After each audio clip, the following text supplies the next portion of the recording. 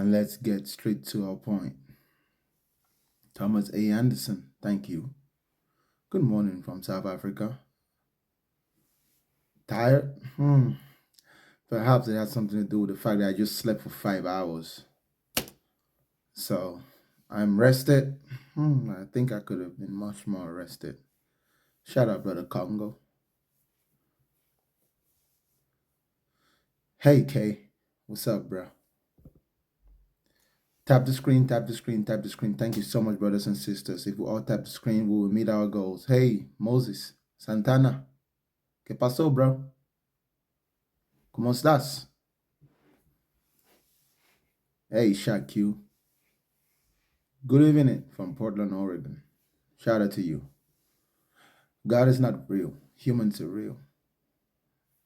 You are early, Venus. When you send your request, go straight to your point. Try your best not to do linguistic gymnastics. I will attempt to be much more disciplined tonight. I keep saying it every day, and perhaps I'm making some improvements, so do let me know. Hey, shout out to you, Mr. T from Dallas, Texas, the great state of Texas. Hey, Samir. Hi, Venus. Hi. That's right. The Bakangalization of the nation is initiated. Send your request, y'all, if you disagree with me. Only if you disagree with me. Go straight to your point. I'll try my best to be disciplined. Without much ado, y'all, let's go. Yo, What up, man? so do you believe that math is objectional? I'm willing to give you a few seconds to finish chewing whatever you're chewing. I said hi, Venus. So do you believe that math is objectional? As in, Calculations. I think that human beings can use math subjectively and depending on the parameters that have been set, develop certain formulas to solve certain problems, but a single formula cannot solve every problem. So yes, the very structure of math indicates that there's a subjective nature to it as far as when you go from problem to problem. Is math objectional, yes or no? Like I said, as in, As in the calculations by deductive reasoning. it's fundamentally abstract. Practically, it's going to be subjective depending on what you're trying to solve. A prior things can be objective. Abstract A prior things can be objective as well. Your point being, Just because abstract exists conceptually doesn't mean that it cannot be objective. it's fundamentally not objective, like I said. Without the practical aspects of it, it's just useless. And stop eating when you're speaking, bro. So you have to answer my question: is it objectional or not? Would you stop eating when you're talking? Can you Can you do something deductive? Can you do deductive reasoning with infinite operations? What does that have to do with God? Because God's infinite. Can you do deductive reasoning with infinite operations? God is infinite, and you know that how? Answer my question. First, answer my question. Can God you is do in the? Can you, God is infinite, and you know that how? yeah. Can you do the? Yeah. I'll tell you why. Just Can you tell me do why. deductive reasoning? Relax. Whether You're I can you're do you're, try, deductive reasoning or not, just tell me you're why. trying to skip a step. I'm making sure you hit all the steps so you get upstairs. You don't have to make sure Can I you hit do any deductive steps. reasoning? If you Yeah. had any point to make, you can make your point without asking me questions. What's your point? Yeah. So do you know what deductive reasoning with the abstract conception of infinite operations is? No, I do not. You don't know what you don't know epistemology. No, I don't. So go to your point. Go straight to your point. Wait, so if you don't know epistemology, how are you atheist? That makes no sense. Did I say I was an atheist? You said, yeah, God's not real. That's atheism. Only in your brain. So, wait, how do you argue about God if you have no epistemology? If you don't know epistemology, By asking you to go straight to your point, which you keep avoiding. you need epistemology to understand what deductive reasoning is. That's the You need a brain. Can you use yours to go straight to your point? Yeah, with a brain, you can understand epistemology, understand the concept, notions, how you can understand things in Are you knowledge. gonna go straight to your point, brother, or not? You said you don't know epistemology. You said you don't know anything about epistemology, but you did reasoning. So I don't know how you're arguing about God existing or not. Is that your point? Wait, how do you argue about knowledge if you have no epistemology? Is that your point? What is your epistemology? Zero. Wait, so you have no objections or arguments then? How can you make an argument based off no epistemology? One last chance. Go straight to your point, brother. Why are you running? How can you make an argument with the zero epistemology? Thank you for your time, bro. Cheer, run a cheer, track star. Why are you running? Because your IQ is too low to contend with me. What I know is that God's not real. If you think otherwise, come up and go straight to your point. Don't waste our time using big words that you don't even understand. If I engage with you, it will prove that you don't even have a sufficient understanding of what you're claiming. So I'm not going to waste my time with you. Anyways, what's up? Bakanga. What's up? I'm a big fan, bro. Don't be a fan. Do you know what epistemology? Bro, you don't know what epistemology is? No. Me neither, bro. I was just saying. I do know what epistemology is, but it's besides the point. Okay, but I Use have a using genuine question because I kind of just wanted to say what's up, but I have a genuine question. Every go ahead. time, like, it's regards to Islam, you know what I'm talking Right. about? So like when I'm talking to like Muslims, usually I'm not trying to like say like a debate tactic, but they say that like I don't know how this doesn't have some kind of like validity to it because they'll say like the universe, like they apparently like the Quran predicted like the universe's expansion or something. What's that about? Or Okay, like now how is that not valid? Because how would the people back then not know like about like how the universe worked? first of all, they don't use the word universe in their book. It's only Wait, inferred nowadays in time now that we do talk about it as the universe. And okay. when we do say the universe is expanding from the scientific perspective, it's intrinsically, not extrinsically. So it's from within itself. So the universe itself is already there as far as space, time. But Uh-huh. matter within the universe is expanding. So you cannot have an expansion without a space to expand into. And that space that matter is expanding into is also the universe. So science is very precise as far as its narrative. It's intrinsic. So Okay, it's so a basically it's like my fault, go ahead. no, go ahead. Basically it's like was what you're saying that like they didn't in the Quran, they didn't really like necessarily like pinpoint it down like Muslims will claim. They just like kind of like guessed and then like in the future it kind of came together. Pretty much whatever the person in the Quran was saying was just completely different from what science says. And Oh, whatever the okay. person in the Quran was saying could have also been deducted from any ancient people, right? If Oh, that's galaxies are another moving thing I wanted to ask you about. if galaxies are moving away from each other, there's a really primitive way to tell. You see, Uh-huh. philosophers and astrologers that are obsessed with the stars, you can just use a measuring tool, right? Using Uh-huh. scale. If there's one Okay. star at the tip of this and the other star is at the bottom of this where the blue begins, Yeah. and 100 years, we have the same tool. For 100 years, we keep putting it in the sky at the same time. And then we realize that at some point it went from right here and then the distance increased to the middle of the blue. Okay. That's an Okay. expansion. You could have easily came to that conclusion just like that. And ancient astrologers did that a lot Okay. Okay. to kind of get a scale of the distance between heavenly bodies. So basically So like astrologers at that time already knew what the Quran knew or even more. actually a whole lot more just because of how the pyramids are structured. The pyramids astrologically have very, very precise alignments with certain heavenly events. That Okay. tells us that though there was plenty of ignorance, astrology was a little bit more sophisticated back then. Now, Okay, to that what makes sense. end? To what end? We cannot necessarily pinpoint exactly because obviously we went there. But they did spend a lot of time studying the skies. And let's not even talk about the fact that before compasses, people just navigated by studying the heavenly bodies. So it's not Oh, so strange that some of what they came to the conclusion is consistent with what we are confirming. But it's not necessarily indicative of anything special because just like they had tools, we have tools as well. We don't completely dismiss their intelligence. We just understand that they overwhelmingly had primitive and superstitious beliefs than we do. okay, okay. And I remember one time we were talking about the Quran, and then somebody brought up the fact that like I don't know if it's true. You can just correct me, but it was something about like embryos or like fetuses or something. Like they knew in the Yeah, Quran about like the, fetuses or something. And the but then you said typically, like in other parts of the world, they had like writings on the wall, and they already knew like in India they already knew that kind of stuff. It's like yeah, bro. Think with me, okay? Do you okay, remember the story of Alexander the Great? yeah, You remember his expansion when he was yeah, expanding towards the east?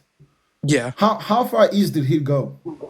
Like wasn't it like barely in India? Like he was literally like right there. What happened when he got to India? He died. No, his armies got stopped by the Indians. Oh, okay. Yeah, he conquered everything all the way to India, but the Indians whooped his ass. Then Okay. then he worked his way back south. Do you know Okay. why? Yeah. The Indians used to fight wars with elephants, massive kingdoms, Yeah. very well trained soldiers, very sophisticated technologies. So the Eastern technology and the Eastern kingdoms were just as advanced. It's just that most of these stories are told from the perspective of the Greeks and the Westerners. So don't make themselves great and demean their enemies and Oh, okay. opponents. So yeah, India was very advanced in its history and very scientific as well. Embryology wasn't strange knowledge to them. In fact, many Westerners used to travel to the East to go and learn, Uh huh. including the story of embryology. If you read the Quran and that description of Jibril, the angel Uh that comes and talks to Muhammad, it sounds just like an Indian guru. huh. For real? I mean, Like, go and read it and study it yourself. The Indians were very, very educated, bro. Like they expanded their empire. They traveled all around. There's even a yeah. tribe in Africa. There's a tribe in the middle of the north of Cameroon.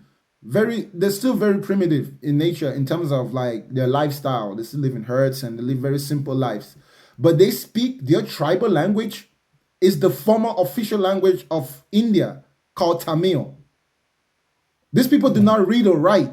They just speak the language. That's their dialect.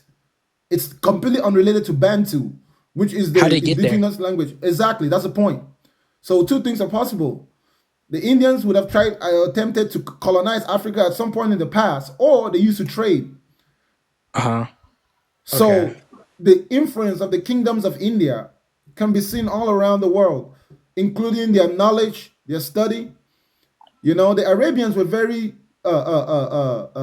intuitive people and very, how do I say, hungry and curious as far as knowledge. So if there was Yeah. ever any rumor of any information anywhere in the world, they just send messengers. And that's how the Quran was compiled. When they compiled the Oh. Quran, they attempted to assemble the most sophisticated and highest knowledge of man. It took them 26 years because they had to send messengers all around the world to go and learn, including Africa. If you even Okay. study the Greeks will tell you they learned all their stuff from Africa. Pythagoras went to Egypt and lived in Egypt for a long time to learn all the mathematics that he came up with. And for the first 5 years that Pythagoras was in Egypt, the Egyptians wouldn't Uh even teach him that knowledge because knowledge was secret. You know, knowledge was power. So people used to, most knowledge was occult, hidden. That's what the word occult means, hidden knowledge. Because if you shared your knowledge, you sold your power. So that's the nature of the world. No one can really claim complete monopoly over discovering something that, oh, how could human beings have known that back then? Human beings knew a lot of things back then. Simple things that we now know. Simple as well. And our knowledge of embryology, of course, is tens of thousands of miles more sophisticated than what they had in the past. Don't allow Islamic apologists to confuse you, make you think that there was anything special about the Quran. The Quran is indeed a good combination of poems. There's poetry in it, but it's up to the perspective of the reader. Where did you go, my brother? You're not on the screen. Is it time for me to go to the next guest? Wait, what happened? No, you disappeared off the screen.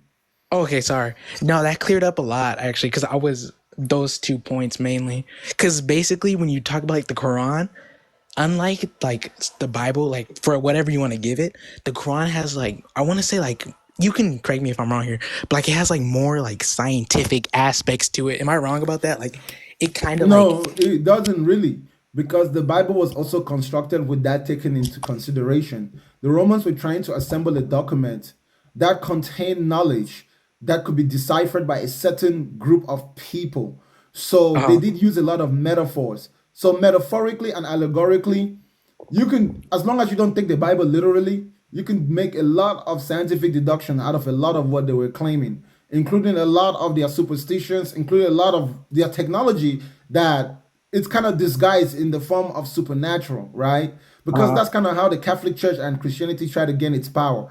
Because it had monopoly over certain technologies, it would just present those technological powers to the poor man as supernatural powers. Now, the Bible has significantly changed over the years. The narrative constantly changes to suit the mentality and the spirit of the time, the zeitgeist of whatever time it is that people are reading that specific Bible to make it okay. relevant. That's why in the future, bro, watch and see in the future, bro, the Bible would say that LGBT people go to heaven. So No it way. changes, yeah, it changes to make itself relevant. You know, Wait, is there an example of that? Like history in it history? used to say when I was growing up and you read the Bible, it used to say it's plain in there. The word homosexuality was in there as a sin. Uh-huh. It's not in any Bible that you can read today. And there's Oh. vague mentions. The word, it was in there. The word, it was straight up mentioned in all those verses that mention people that are going to hell. And that's in my lifetime, right? And then let's consider, for example, the King James version. The old Yeah. English and modern English, to a certain extent, is almost two completely different languages, bro.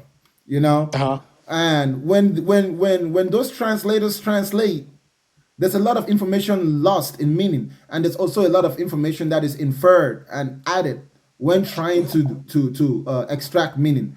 So you have to take that into consideration. These are just books of poetry, not meant to be taken literally. Like I said, you can entertain yourself with it. It can make your mind ponder about what's possible and what's not. But as far as the real world is concerned, it's best and more effective to focus on our recent world. We are producing documents today far, far more valuable than all those books. Even your average motivational speaker today will give you way more than anything in the Bible. It's just that because of how much we've elevated those ancient books, bro, we actually demean modern creativity. Today's writers are amazing. Try reading the book, man. Even Joe Austin could write a better book than the Bible. Like for real?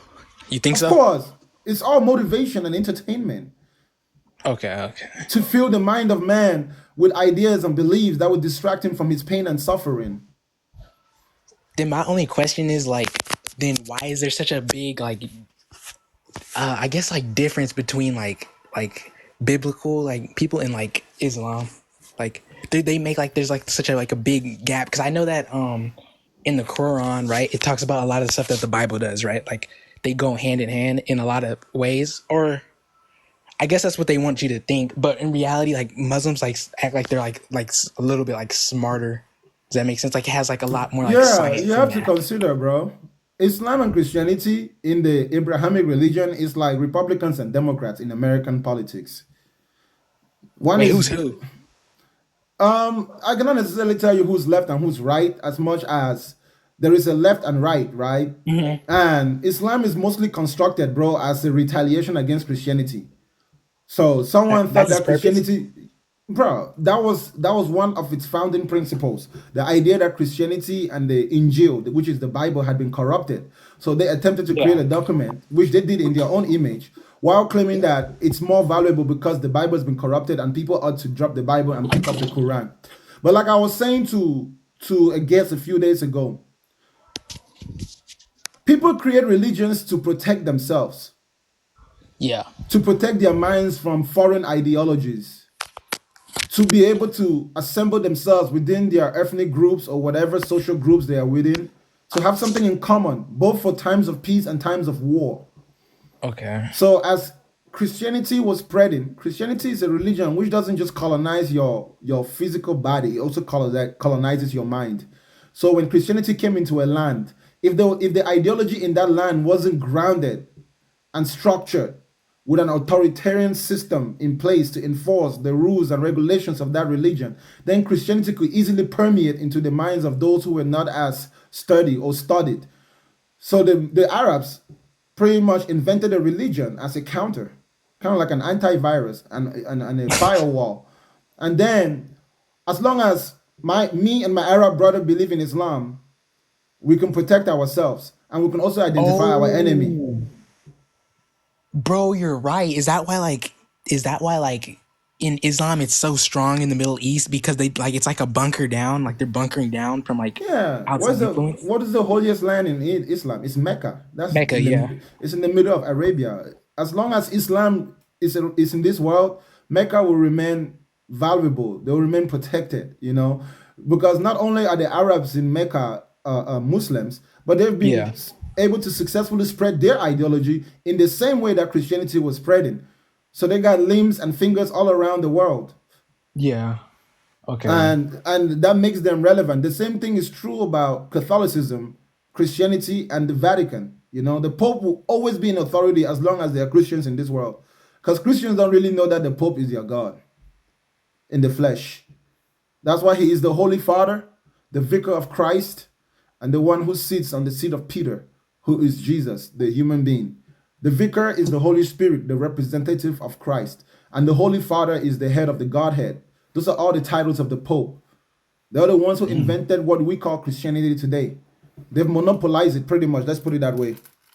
So They do you have think in like the Vatican, or do you think in like the Vatican City, they're all just like role playing, like they're all just having like some like strange like fantasy role play?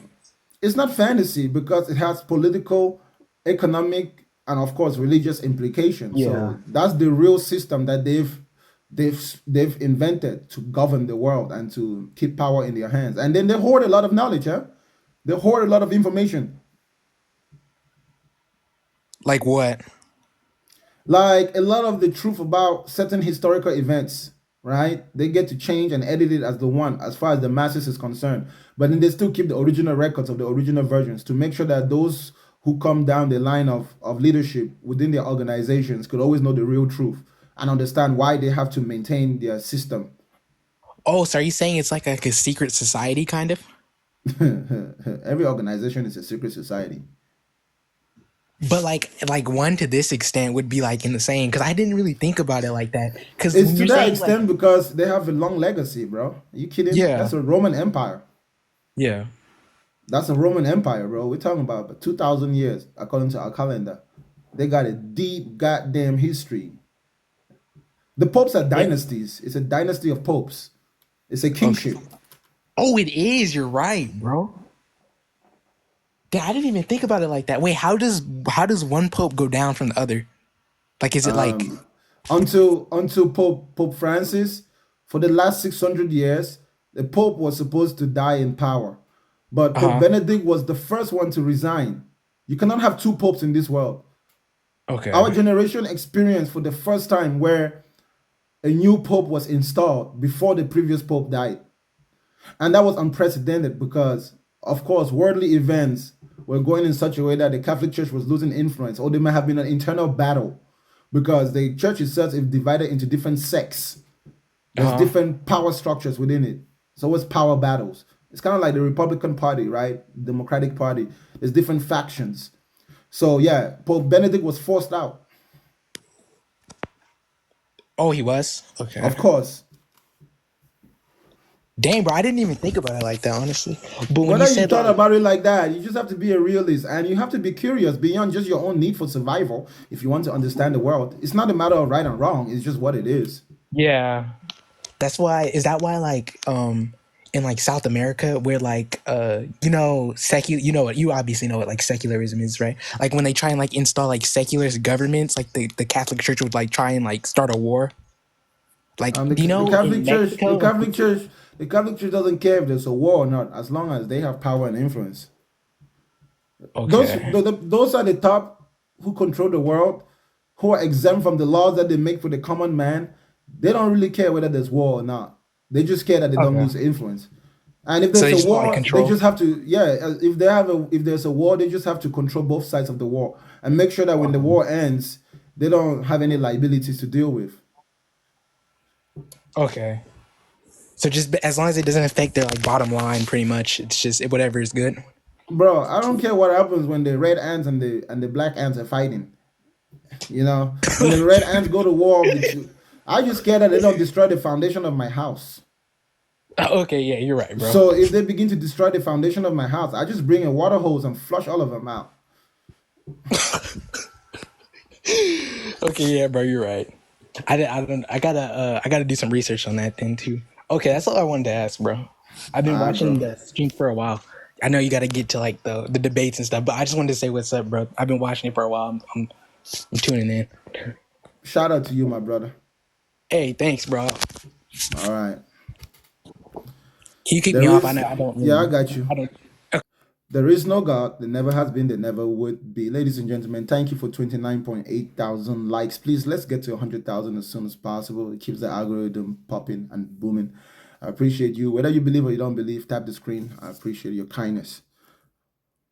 When you come up, please do go straight to your point. Like I said, I'm looking for disagreement mostly. If you come in an agreement, try to be brief. Azure, it's been a while.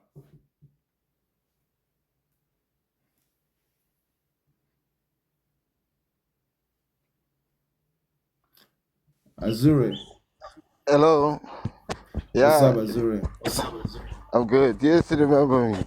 Of course, I remember you. You're one of the original guests that used to come and get Bakangalized.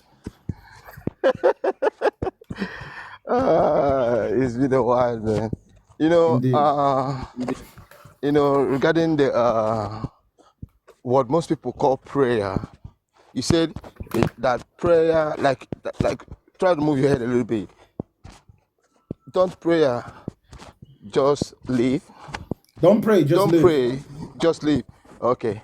I think, for me, prayer is like thought, like you having a reasoning within yourself in order to figure out the way, to solve an issue that is in front of you. That's how I see prayer today. I no longer pray to any God. Yeah, yeah. Of course, I don't. It looks like Bakangalization has started to No, take no, effect. no, no, no, no, no, no, no. Okay, okay. No, no, no. There you To be go. honest, That is you know. wise. That is very wise because that you know See, what that means. Even if you do believe in God, the moment you start praying, that's because you've already acknowledged the fact that God's gonna do what God's gonna do, and you're okay with it. You're just gonna live with God, whatever decision God makes. That's very logical. If you really believe in your God the way you believe. yeah, yeah, yeah, yeah, yeah. It's for me. I'm not looking at God to do for me anything now. You understand? In as much as I believe in God, based on how nature is, but I don't see that thing, the Creator, to be worshipped. I Be don't see it as patient, or something to be Malika. worshipped. Or Malika, be You patient. know, Indeed, I my don't brother. see. Indeed, my brother. I concur with you on You that know, note. That's why my yeah, statement when I say don't pray, just live, it is true whether you believe in God or not. For sure, if you don't believe in yeah, God, why are you praying?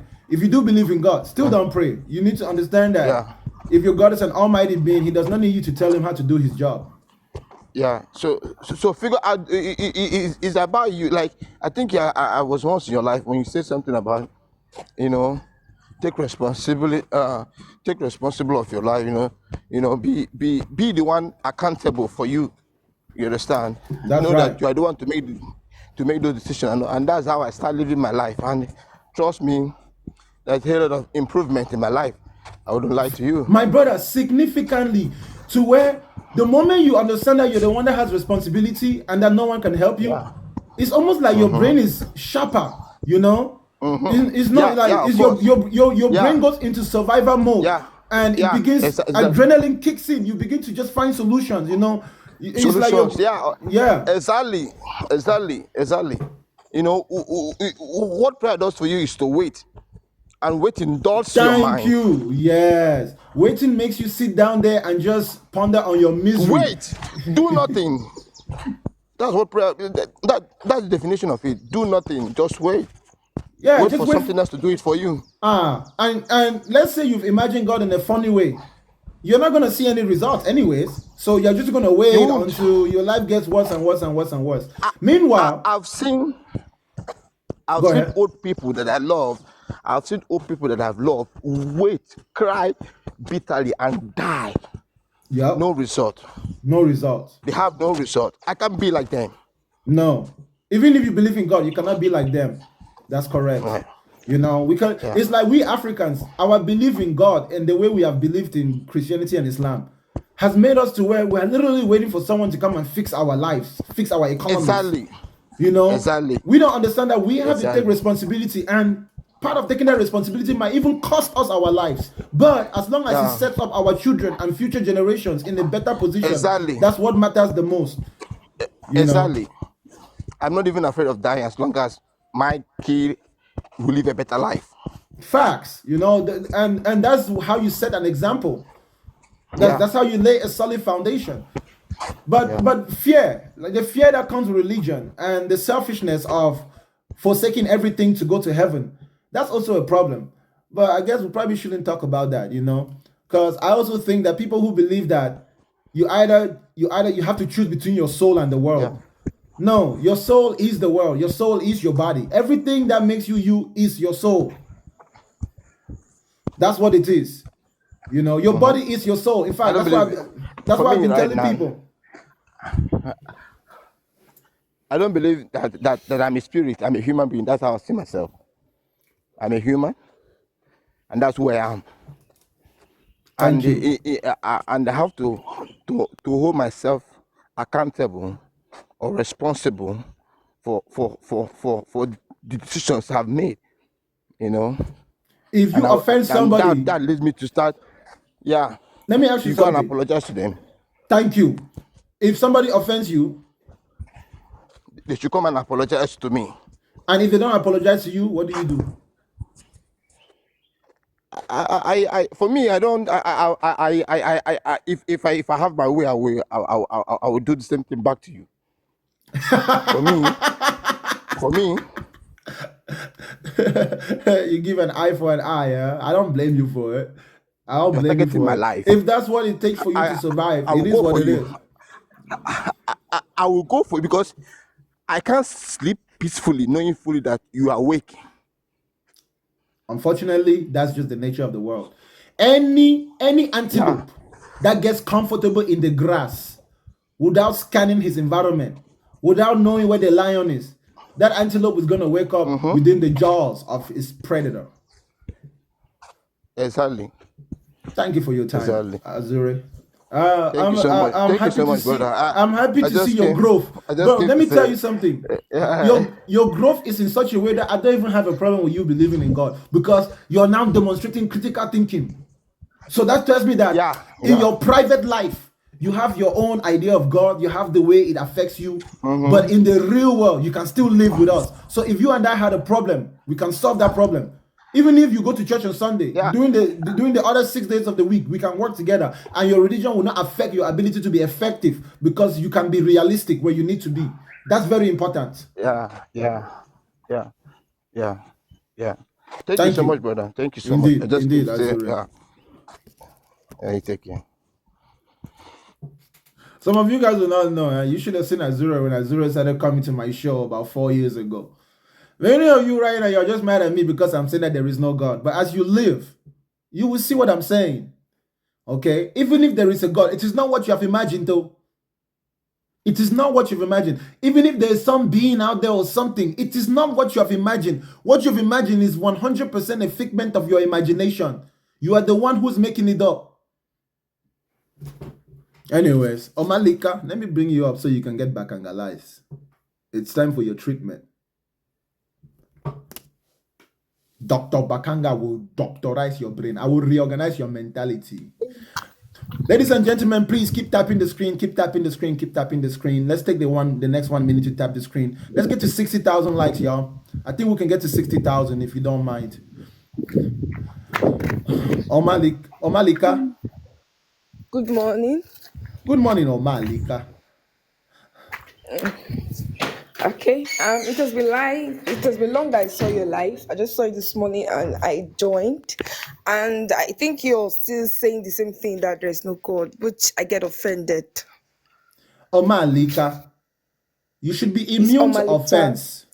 Omalika, please be immune to offense.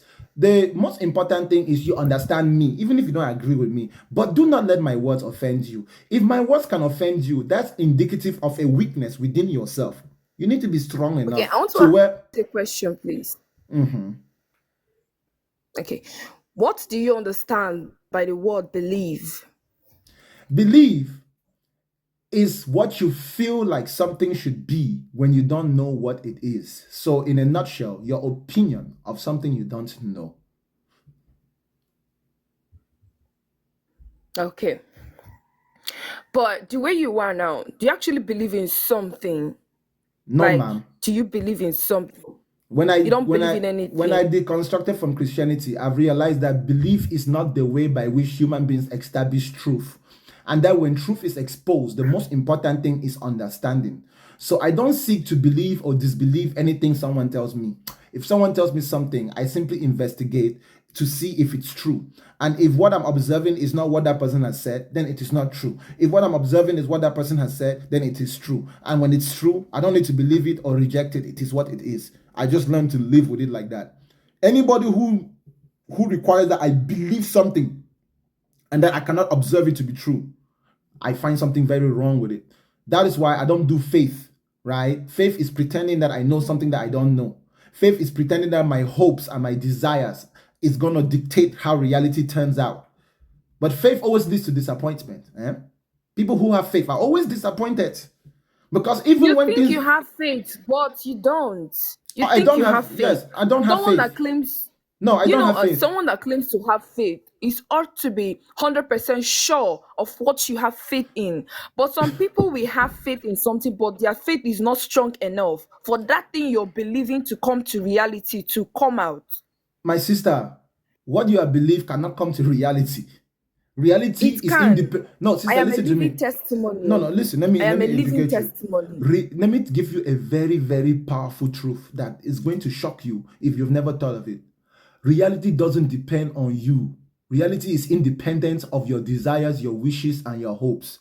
The cause of events, what would happen, depends on so many factors. Your influence is as small as the influence of a grain of sand on the wind. How much can a grain of sand change the course of the wind? Never. But a grain of sand that understands that he cannot change the course of the wind, but when the wind blows, he can just try to navigate that current. He can go with the flow and then try to find a way to survive within the flow. That is the mind. People who believe is like a person who want the river to flow uphill and begin to wait for the day that the river is going to flow uphill. The river will never flow uphill. The river will always flow downhill. So if you want to travel, you either get off the river and walk along the line of the banks of the river, or if you're on the river, you're going to flow in that opposite direction that You're you don't actually want to deviating go. from the main question that I asked because we are actually dragging on these two words now, faith and believe. I asked you what you understand by the word believe.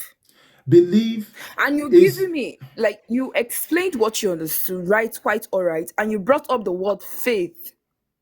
Okay, if I ask you now that I can kill you now, for example, don't get offended, please. use the word That I can unalive. kill Use the you word now, unalive. Don't say kill. Say that unalive. I can unalive you. Do you think, like, will you believe me, or let's just put it like that? Will you believe me? Why? Will I believe you? You will not believe me. Okay. No. That same way, I don't believe that there is no God. Uh-uh. And that is called faith. And you too, same faith you have made you not to believe that I can unalive you. Sister, check this out. Let me tell you why I don't need to believe that you can unalive me. If you can unalive me, then you unalive me now. Can I change it? No. If you cannot Okay, unalive me, after then if after no, you're no, being no. unalived, where do you Sis- think you go to? No, wait, let me finish explaining something. If you say to me that I can unalive you, and then I hear you, I'm like, okay, What do I have to prevent people from unaliving me? I have common sense. I have the ability to make decisions to keep myself safe. So I'm already secured within myself that no external threat would shake the foundation of my security. Now, if there's anything outside of me that can shake the foundation of my security, then it was meant to be anyways. It's going to overwhelm me and I will perish. So be it. Now, if something comes at me and I'm able to defend myself, then I will survive. So the outcome doesn't depend on the threat. The outcome depends on how secured I am, how strong I am. It depends on the contingencies and the measures I have taken to secure my mind and my physical body and my physical environment. It is simply what it is. Now, that's why I don't feel threatened to either believe you that you're going to do it or that you're not going to do it. I don't see any reason why you're going to need to do it anyways. But if you had a reason why you had to do it, all you have to do is outsmart me. If you can outsmart me, then you win. If you don't outsmart me, then you lose. That's just how the world is. It's not a matter of belief or not believing. Now, if you unalive me and I die, what happens with dead people? I've seen since the day I've been alive, I've been seeing people die. They don't go anywhere. We take their bodies, put it in the ground. They So do there's go. no need for me to assume They that I'm do going to go. go, that anything is going to happen to me differently from what happens to all the other dead people. We have a mortuary for a reason. You Okay. saying that people that die don't go anywhere. They do go, my dear. You have ever been there? They have never been there. Okay, how but do you know they do go somewhere? Where do they go? They do go somewhere because okay, Where is this you, like, somewhere? maybe Where is this somewhere? underworld? Underworld. So they go under the Yes. ground. Yeah, that's called the grave. Not the grave, underworld. We have another. we have. Well, listen. We have another world apart from this one we are living in. Yeah, it's called the grave. That's where dead people go underworld. You know why we dig the ground? The grave is to where put the them body goes in. underworld. No, wait. The grave is where the body goes in. The spirit goes to the underworld. Where's the spirit? Where's your spirit right now? My spirit is with me because I'm alive.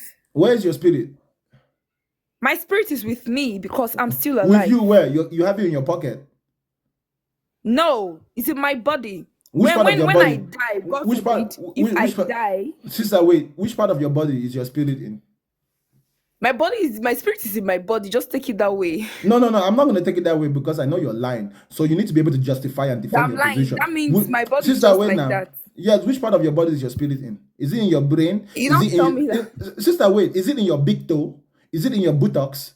Is it in your nose? Is it in the back of your head? Is it behind your ears? Where is it?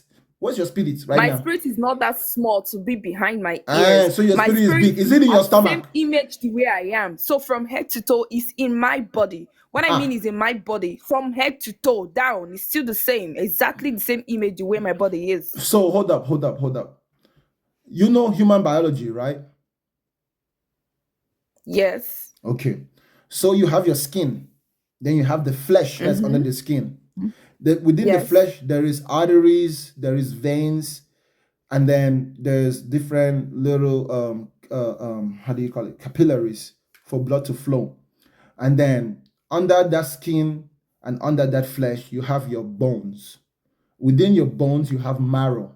That's pretty much the basic structure of a human being. So where exactly is your spirit? Is it in your skin, in your flesh, or in the flesh, or is it in the bone, or is it in the bone marrow? Where's the spirit? Okay. My spirit is in my body, and no human being on this earth can actually say where it is. Just know that it's in my body. When someone dies, hold up. Why? No, sister, wait. You just said no human in this world can say where it is, but you just said that it is in your body. Yes. We just have the knowledge. We just have the knowledge that it is in our body. It's different. See, our spirit, we have the spirit, we have the flesh. When the flesh dies, the spirit leaves the flesh. So you're saying that the spirit is in the flesh? Yes. So if you cut somebody, you're gonna see their spirit come out. You cannot say it. It's spiritual. That's why you don't know the beginning of God, and so you can never know the end of God. When you say it's spiritual, what do you mean? You said what? When you say it's spiritual, what do you mean? When I say when I say spiritual, that's why you don't know the beginning of God, and you can never know Sister, his way. You can't know the beginning of when God. you say it your spirit that it's spiritual, what do you mean? What I mean is spiritual because we can't see it. So anything you cannot see is We a can't spirit. see it. So anything Yes, you it's can't not see is a anything you cannot spirit. see. No, anything I can't see is not a spirit. We're talking about spiritual here. You understand? We're talking Okay, about so my spirit, if and we're talking about the invisibility, spirit and the if flesh. yes, but you cannot tell me that it's spirit just because you can't see it. There has to be a reason beyond just you cannot see it why it's a spirit. I can't So see it because I am imperfect. I don't have the ability to see the spirit because I am not God. so And how I do am you know not it's dead. there? If you cannot see the spirit, how do you know it's there? How I know is there. How I know Yeah. is there is from the teachings I got from the Bible. So Yes. somebody told you there is something in your body which is invisible, you cannot see, and you just believed it. Bible is not a male book that is written by someone's knowledge. It's from the direction of God. Someone didn't just My wake up and sister, start how writing do you Bible. know? No. How do you know that the Bible is from God? How I know from that is from God. Yes. Were you How there you know when it's God? from God? It's from the same teachings. And I have So faith and I believe. sister, wait. So the Bible told you that it was from God and you just believed it without proof. Someone just told me something. I have proof, yes. Okay, I what's have the proof? proof. Why I What's the have proof? proof is Where's the that proof? okay. Why I said I have proof is because I've had so many encounters and God came through for me. Yes, that's why nobody can deceive me that there is no God, because I know there is God. Give me an example of one encounter that you had where God came through for you. Okay. I've been kidnapped before. Tap the screen. Hey, wait. Ladies and gentlemen, please tap the screen. Let's get to 70,000 likes as we speak. Please tap the screen, tap the screen. In fact, I want to get to 100,000 likes before I hit 1 hour. I've been online for 46 minutes already. Chai! How is time moving this fast? Chai! Kokobiako. Please tap the screen, tap the screen, tap the screen, tap the screen. Ladies and gentlemen, please, let's tap the screen. Let's work together. I beg. I'm begging you. And if you're angry and wicked and offended by me and you cannot tap the screen, ask yourself why you're that wicked. But if you're able to, please don't mind. Just tap now. Tap. It's free. It don't cost you money. It doesn't even cost you Holy Spirit. Tap of it, tap of it, tap, tap, tap, tap. Because this sister is about to tell us what happened to her, how God came and delivered her. Maybe God is a Navy SEAL. Maybe God is a Navy SEAL or an Israeli commando or a Russian commando. Or maybe God is a Shaolin master. I want to know how God delivered this sister. Tap the screen, ladies and gentlemen. If we all tap the screen together, all 321 people here, we will get to 100,000 likes in the blink of an eye. If you're interested in hearing this sister's story, please let us tap the screen. Tapping the screen goes a long way. Alcohol is a spirit to some people. It is a spirit to some people. Indeed. Once we get to Alcohol 70,000 is a likes, spirit. The person that wrote that thing. once you see 70,000 likes, sister, you can start talking while people continue to tap to get to Okay. 100. So please, ladies and gentlemen, we're at Okay. 61,000. We're almost getting there to 70. Please. It goes a long way. Thank you very much. Of course, she's going to lie. Whatever she's going to say, she's going to lie. And 99% of her story is not going to be true until the part where she's going to say it was God. That is going to make the whole story a lie. Okay, you're trying to say that me, I'm lying. That means that's my, you no, too, you're that's my lying. You're prediction. lying to Sister, us. wait. That's my prediction. You haven't said anything yet. That's just my prediction, so I could be You wrong. too, you're lying. No, Stop sister, telling wait. us there's no God. There is Sister, God. I could be wrong about your story. I haven't heard it yet. But my prediction is that the moment you're going to mention God, it will just make the whole story a lie. It will just break the whole story out. We're going to see that it's Kokobiaku. Really? I think you're really angry with God, but I pray He opened your eye. Why will I be angry at someone who doesn't exist?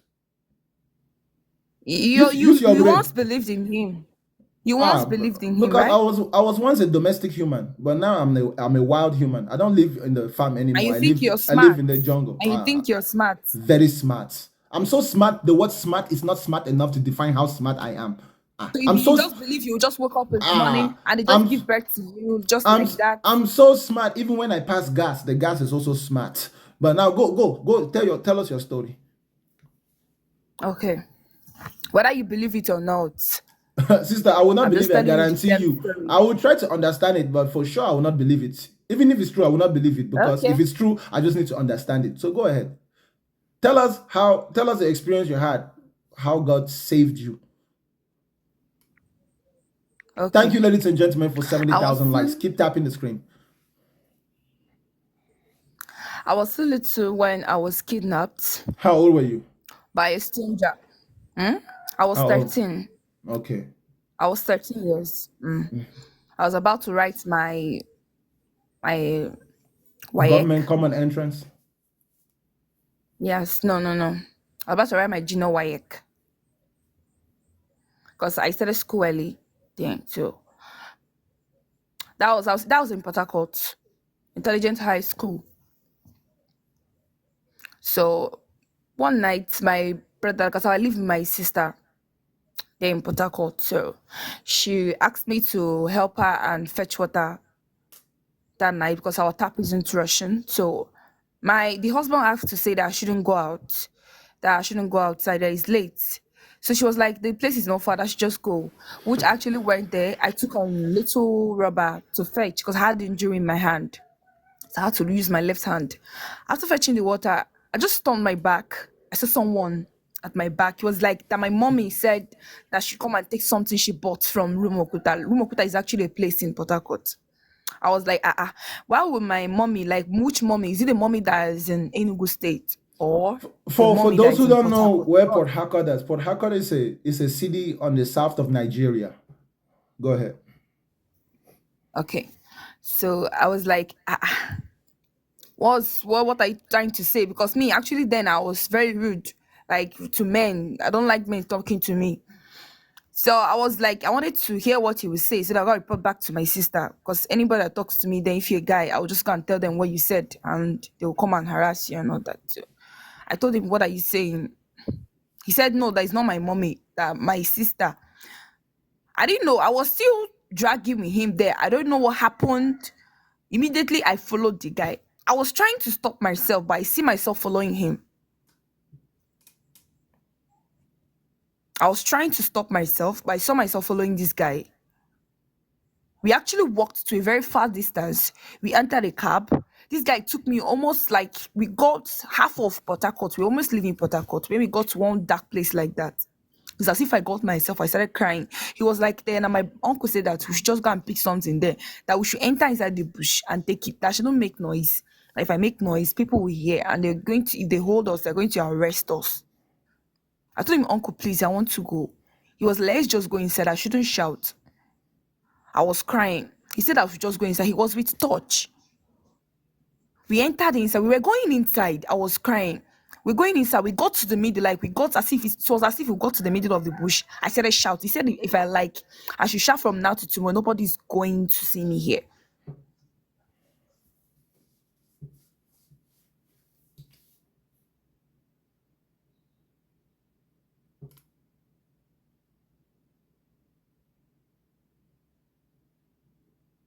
Hello? Omalika? Omalika?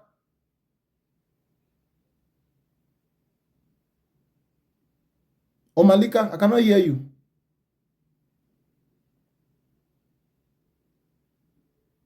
Ah! Hey! God was like, don't you lie on me now. God was like, don't you lie on me now. God was like, I'm taking her now because she lied. Chances is she probably did get kidnapped. Yo, those who don't know, Nigeria is a very dangerous place when it comes to kidnappings. Unfortunately, that does happen. And if she was delivered, it wasn't because of the intervention of any god. It was the intervention of some man somewhere, or due to a fortunate series of events. I don't know where she went. Unfortunately, the network in Nigeria is not always the best. Shit. It's even lucky that they have network. Sometimes they don't even have electricity. So, next guess, I guess. Unfortunately, I'm sorry, guys. We know that story. She left. If I see her again, I'll bring her.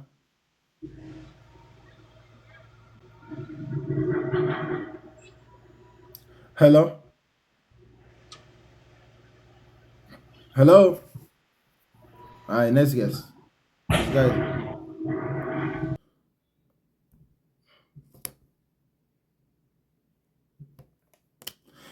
God is not real. Humans are real. Don't pray. Just live.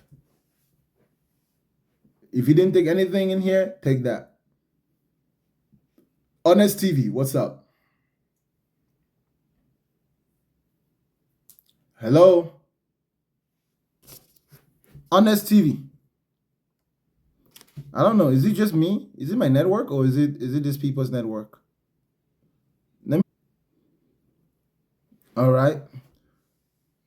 Do not stop tapping the screen. Do not stop tapping the screen. Do not stop tapping the screen.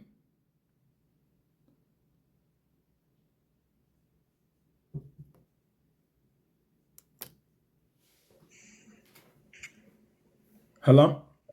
Hey, Bakanga. What's up, Moonlight? Please don't fry me. Please. But honestly, I'm with you. I like you. Like when I see you, I'm like, oh, it's like, I mean, I don't know, you're my inspiration. You are smart as hell. I mean, I don't know what to say.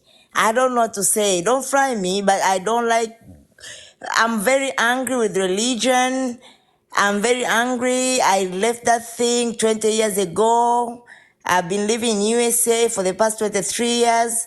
We are not doing anything to help ourselves, and we keep on believing in Jesus all the time. Our people are suffering, and what you are doing, I don't know what to say. I don't know what to say because I don't know how to do it. Well, don't be angry. It's not like I don't know how to do it, but I don't have no support. Because only you can support yourself. You have a brain. And you should I mean, rely on your I'm ability past to think. me. I'm past me, Bakanga. I'm past me. I'm past me. Listen, you're doing a good job already realizing that God cannot help you. And only you can initiate the help you need. So you should also respect and value the human beings around you. Because every problem you have, there is always someone out there that can help you. That is a human being. That's why I said God is not real, humans are real. We should depend on each other. Even if we're Of religious or course, not that's my religious. motive. Don't feel my Yeah, point now. Of course, that's I what I understand. live for. Yes, ma'am. Yeah, but it has sometimes. So me, I wanna take this thing further, man, because it's like I've thought about, like maybe going to Africa, distribute books and not books that are written, distribute this construction in all kind of level. The books are You not bad. understand, The eh? book, We the cannot books. keep on wearing Nikes and this and that, and our people are suffering. I'm Yeah. sorry. I'm sorry. Just, bear with The me. reason why our people are suffering is because we're not working together, and we're not working together because we have different beliefs, and our different beliefs are so different that some people are not willing to compromise. I So as already long, understand all that, and that's what frustrates me. I unfortunately, already know that. the frustration is real, my sister. Makanga. So I told my me, I may, they call me bad sheep or whatever. But I told my mom, because I say, how am I gonna do this? How am I after how am I gonna do this? How can I shake this? Like stupidity out of people. And not saying that I'm very smart. Me, I'm learning from you. You should be president of Africa. Uh-uh. Honestly. That's too Me, much I'm work. telling you the truth. If you didn't discover that, I'm telling you now. Sister, who You knows are what the very, very smart person, humble. You have answer for everything, not because you know everything, but you come with logical that's right. logics. Yeah, That's logic. right. I'm talking Sister, Swahili English. So you this guys excuse is my English, this but is what yeah, this is what I would say to you. yeah. Don't be so focused on changing people. Just live the life that you want people to I observe. cannot live the life I wanna live if it's not my people. I don't have life without my people, and yet I love myself. So I'm content, but I mean I'm good with myself, but I'm not complete without my people. This is bullshit. Sister, I feel your pain, but you and I are both realists, right? You do realize that No matter how much you wish that people would just change, people will not just change. And you have to live in a world where you don't believe in God, but majority of the people around you do believe in God. So unfortunately, you would have to find a way to still That's why work with I them. wanna. That's why maybe I wanna, just like getting small books, because me I listen TikTok. There's some people, write, books. I'm not saying that I'm gonna go by any books. Even you, I don't know your motive. I mean, not motive, but I don't know you are planning on this. You're already doing a big thing, but to me, it's like I cannot do it anymore. You understand, eh? So it's like I wanna just, like people have to. It's like I wanna take a hammer and say, eh. My And sister, not saying that I'm the one who's smart. I didn't say that. But some things my is sister, annoying. You my cannot sister, believe Jesus come in 2024. my You sister, believe in Jesus. my sister. Do you know Yes, that in the sir. early days when our ancestors were fighting to free us from colonization, there were some among us who were very comfortable during colonization? There were some Yes, of I us who remember were very, Mkwawa. I'm from Tanzania. Mkwawa, yeah, they all yeah. fight for that. Where is it now? Where is it now? Oh, hold up, sister. Let me finish. Um, so there's always going to be people who are on the other side of what you think, but you have to consider that this burden of suffering, this change that we need, it comes from generation to generation, and there are always sacrifices for those who want to lead and demonstrate the example that future generations But should the follow. world is moving too fast, Bakanga, my brother. I understand, but the world is moving way so fast. We So are what? just trying to So discover so ourselves. so what do we All do? TikTok is about who's Bantu, who is this and this. When people are trying to reach the moon and they turn around and lie to us. Every Saturday, people in Tanzania, in my community, they go to this, they so-called Jumuiya. They put their tithe, and half of it is going, it hurts. Listen, Me, I my wanna sister, go, full way. sister, Let them kill me. Let them sister, unalive me. sister. Listen to me. We are now past the point where we need to sit down here and begin to say what's wrong. We already know what's wrong. The problem, the next step is to what can we do? And what I'm saying to you is, for the sake of your peace of mind, you need to understand that the responsibility to bring about the complete change is not just you. You are only responsible for your character and your conduct. How you are able to live with the religious people around you will give you the best chance for them to get your message. And they might not even get your message while you are alive, but you just need to live your life completely as that person who doesn't believe in God. Yet you are able to make the progress and be the example that people will look back to. You remember that woman? She was like this, she was like this. Wow, she was right all along. So at this point, don't stress yourself, because the burden is not entirely on you. The burden is on us collectively to be the best versions of ourselves that we can be. That is where we will get peace of mind. And whether But people where believe is our you, collectiveness? our collectiveness is within our individuality, but when we have the same goals. And our goals are not different from the goals of the religious people. What is different is our solution. Religious people, religious Africans, they are tired of suffering as well. You see, you, me, and all our African brothers and sisters, we're all suffering. We all know that. The difference is they are waiting for Jesus to come and save them, and you and I are saying that, well, we can save ourselves. So if we don't lead by example, how are they ever going to see that, oh, okay, maybe Jesus is not going to come, let us put in some effort? And they will not change overnight. It will take a process of time. What That's why other example I have to live by, my brother? thank you. When you have a problem, you don't go to church to pray. You use your brain. Even if it's a Christian, you go and ask them for help. And when they be like, oh, sister, you never pray. You're like, well, I don't have a reason to pray. That's why I have you. Help me. There's many ways that you can demonstrate. Be a person of integrity. Be a person that has patience, joy, love, peace. Even if you don't believe in God, still be the best type of human that you can be. Show them That's that. what I live my life for. Then you are already doing what you need to do. So good job. No worries. Then you're already doing. I That's all love you you, need to do. Bakanga. I That's all. love you. Yet, Yes. Bakanga, I Thank you. love you. Yani, Thank I you. love you. I love you. I Thank you, my love sister. you. Thank you, my Keep sister. doing what you're doing. You're welcome. You're welcome. Please marry my daughter if you're not married. Coco But Biako,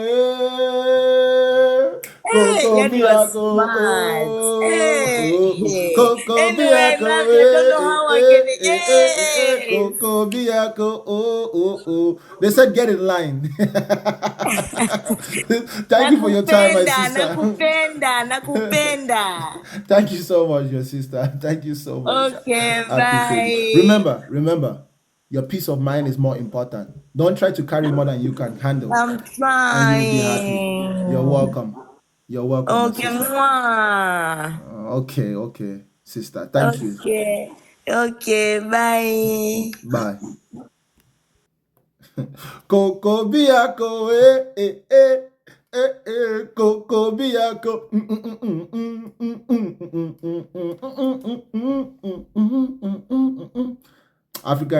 We African men, we don't like to know how to take compliments. You just took my ego. You just inflated my ego. Are you trying to send my ego to space? I've told you guys to stop pumping my ego. I don't like when you pump my ego. You know, because if I go out to space, I still have to come down. Be patient, son. My brother, My brother, what's up, Basia? how are you now? What's up, Cindy? Yeah, Straight to how your you, point. you know it's Cindy, that's right. How things. Anyways, what am I going to say today? We've always agreed. One thing I will say is that religious people, the major problem with them is that they think religion is rational 100%. Now, they need to accept that for them to believe, they have to be stupid. You understand what I mean? Intentionally stupid. Stupid. That's right. And that's Intentionally stupid, not accidentally. Intentionally stupid. exactly. By choice, you understand? They have to admit that what they have done is that they have thrown away the intellectual ability and have chosen by faith something that is vague, that cannot be explained, that cannot be rationalized, and they should stop trying to debate and argue. Because, You're the other correct. day I was telling you that what people don't know about belief is that any day, anytime, a person, an intellectual person, will always defeat you hands down. We always show you that you are stupid because in reality, you are stupid. And it won't be difficult By to point out choice. by choice, yes. And that is what belief is. Now, let's look at what I am saying.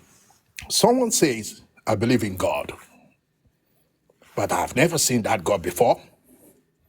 I don't know where he lives, but I believe in him. Not only do they Now, say that, brother, they say, yeah, my God is the real one. I've never met him.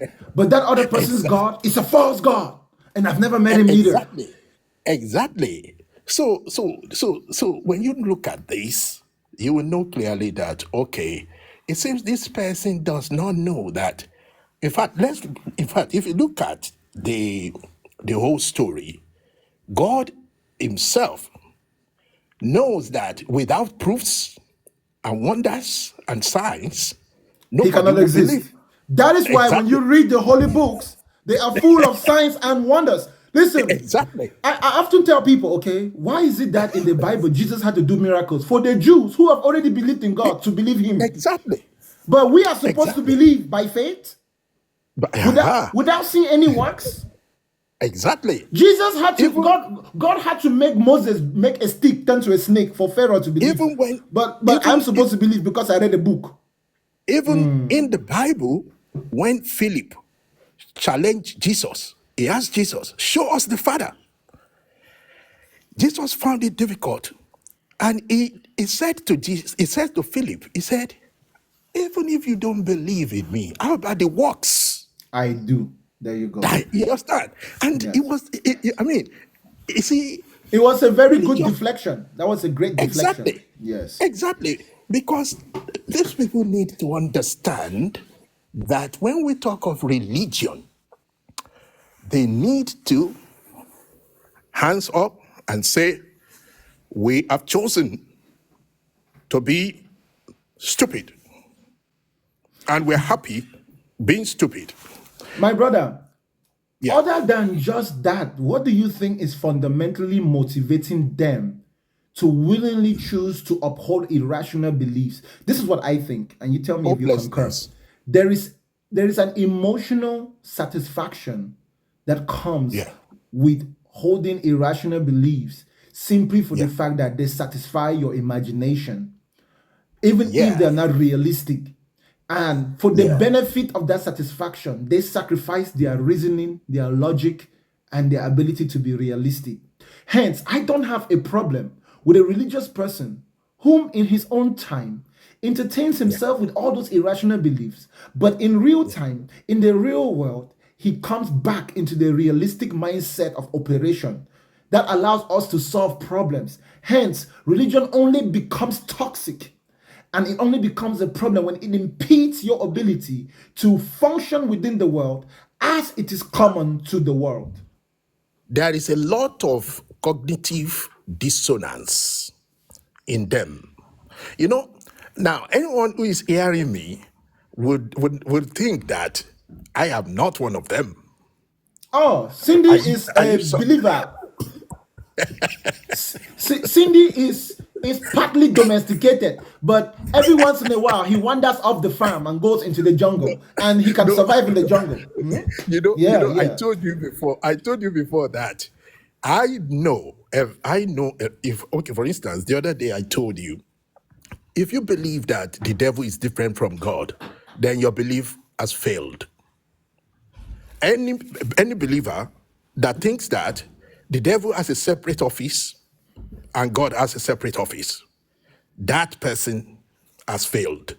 And I was saying that, look, it has to be, if you say there is only one God, one creator, one powerful being, then everything must be by him.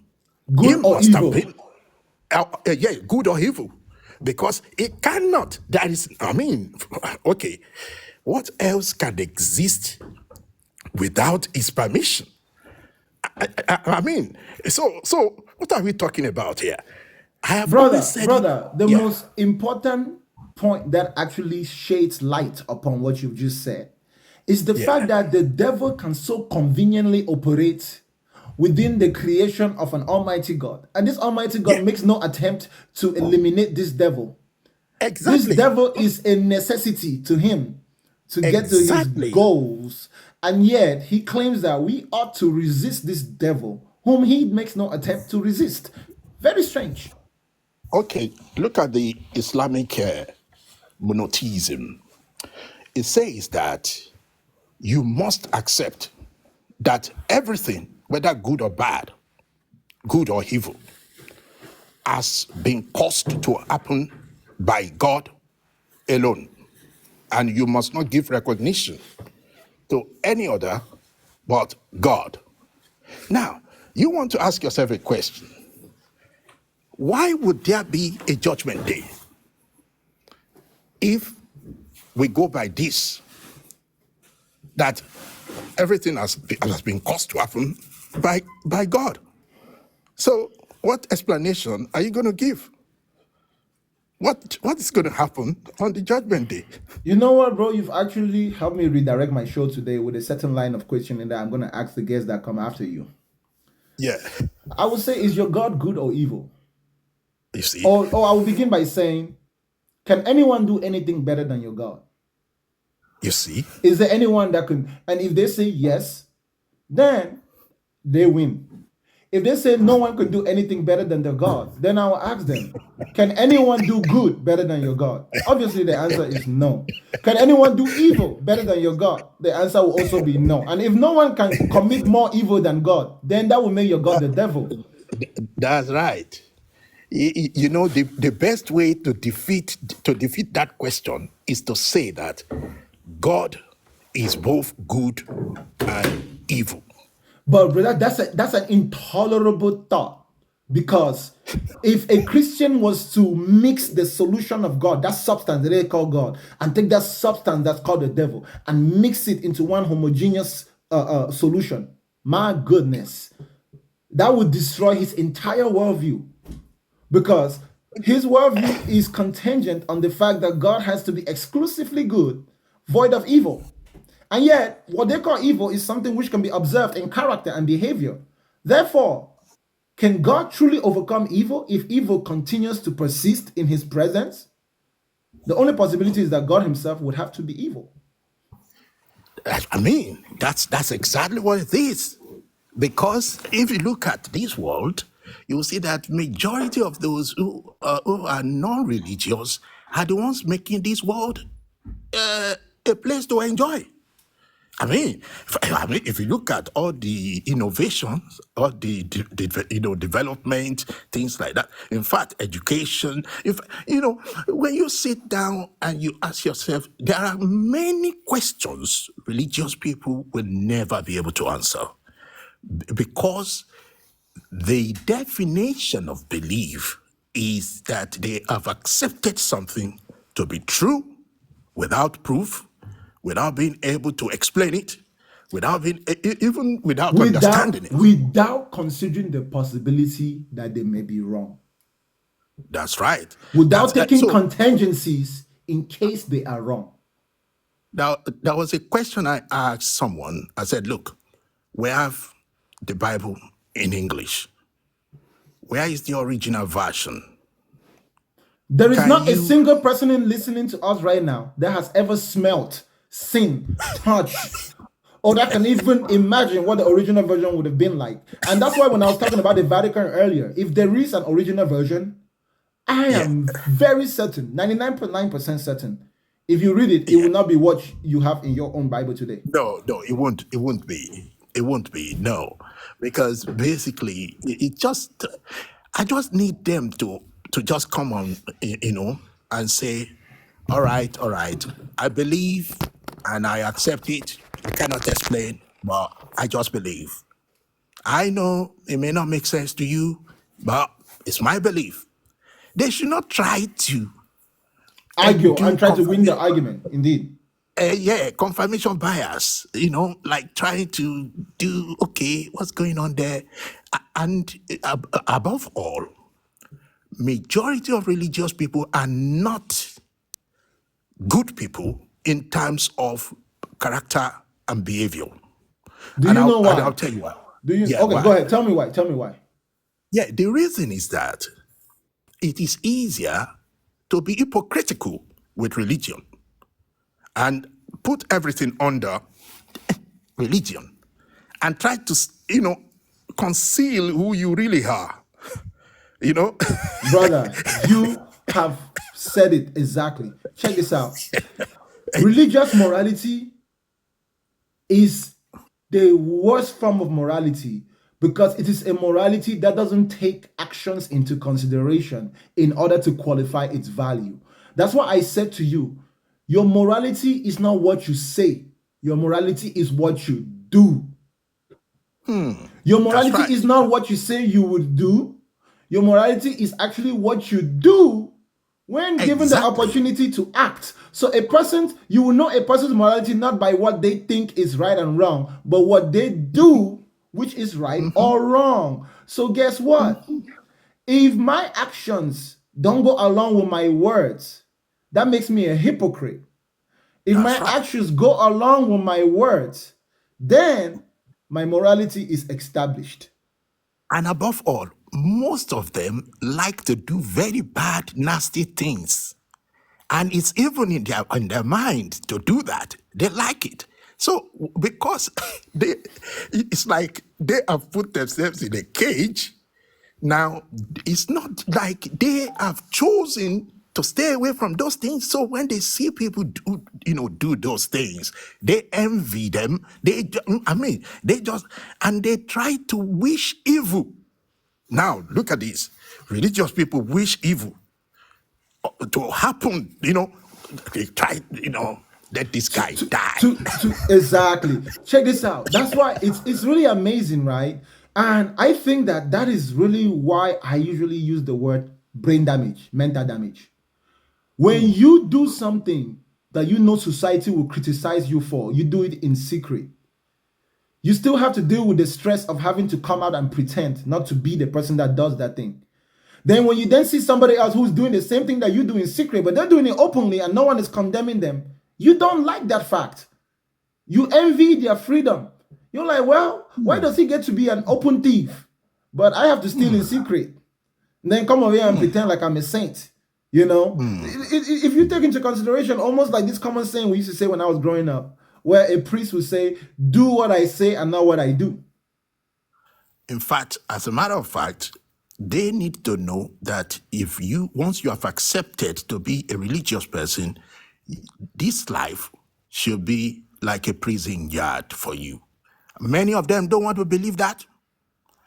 They want to enjoy life as well. And they think they can use prayers to bring good fortune to themselves. That's not Man. because If you want to enjoy life, but especially for Christians, right? Christians much more than Muslims. The Bible does tell them you cannot serve the world and serve God. It even tells them in some place you cannot serve a woman and serve God. How are you expected to have a successful marriage if you cannot even serve your woman? Look at that. Imagine the conflict in the mind of every typical Christian. Let me use the word typical because some Christians know how to juggle this puzzle. If you're reading the Bible and you love your wife, you want to serve your wife with all your might, and your book tells you that you cannot serve her that way and serve your God, that means you have to choose. No doubt you're miserable in your matrimonial home. And then your religion doesn't even give you room for divorce. So when you reach the point where you guys can no longer compromise, when you should truly go your way, you still try to make that thing work. That's why I said there's some women out here who say, I love Jesus more than everybody, including my husband. That's why you're miserable. Bakanga, I'll tell you something now. You see, so any religious person that struggles with you, this is what is most likely the problem with that religious person. And I'll tell you why. The Bible has been designed that your treasure should be in heaven. You should not be struggling or fighting for anything in this life. You understand what I mean? That is what has been packaged for them, right? However, they still want to enjoy and struggle and fight for things. And in this life, when life is based on realism, practicality, I mean, they get themselves in trouble by trying to get involved. They are trying to eat from two bowls at the same time. Exactly. You cannot breathe through your nose and breathe through your mouth at the same time. You have to pick one. Exactly. You have They need to start accepting this, and they will have easy lives. They give me a conclusive statement, Brother Cindy, before I go on to the next guest. This has been a good conversation. Okay. Yeah. Well, I have no I'm going to shock you as you will ask me, brother, why are you still a believer? I know most of no, I know why you're still a believer. I know why you're still a believer. Yeah. The way I see you, Cindy, you are a man who has compartmentalized his mindset. You have compartmentalized your mindset so as not to be completely dependent on any specific way of thinking. That's right.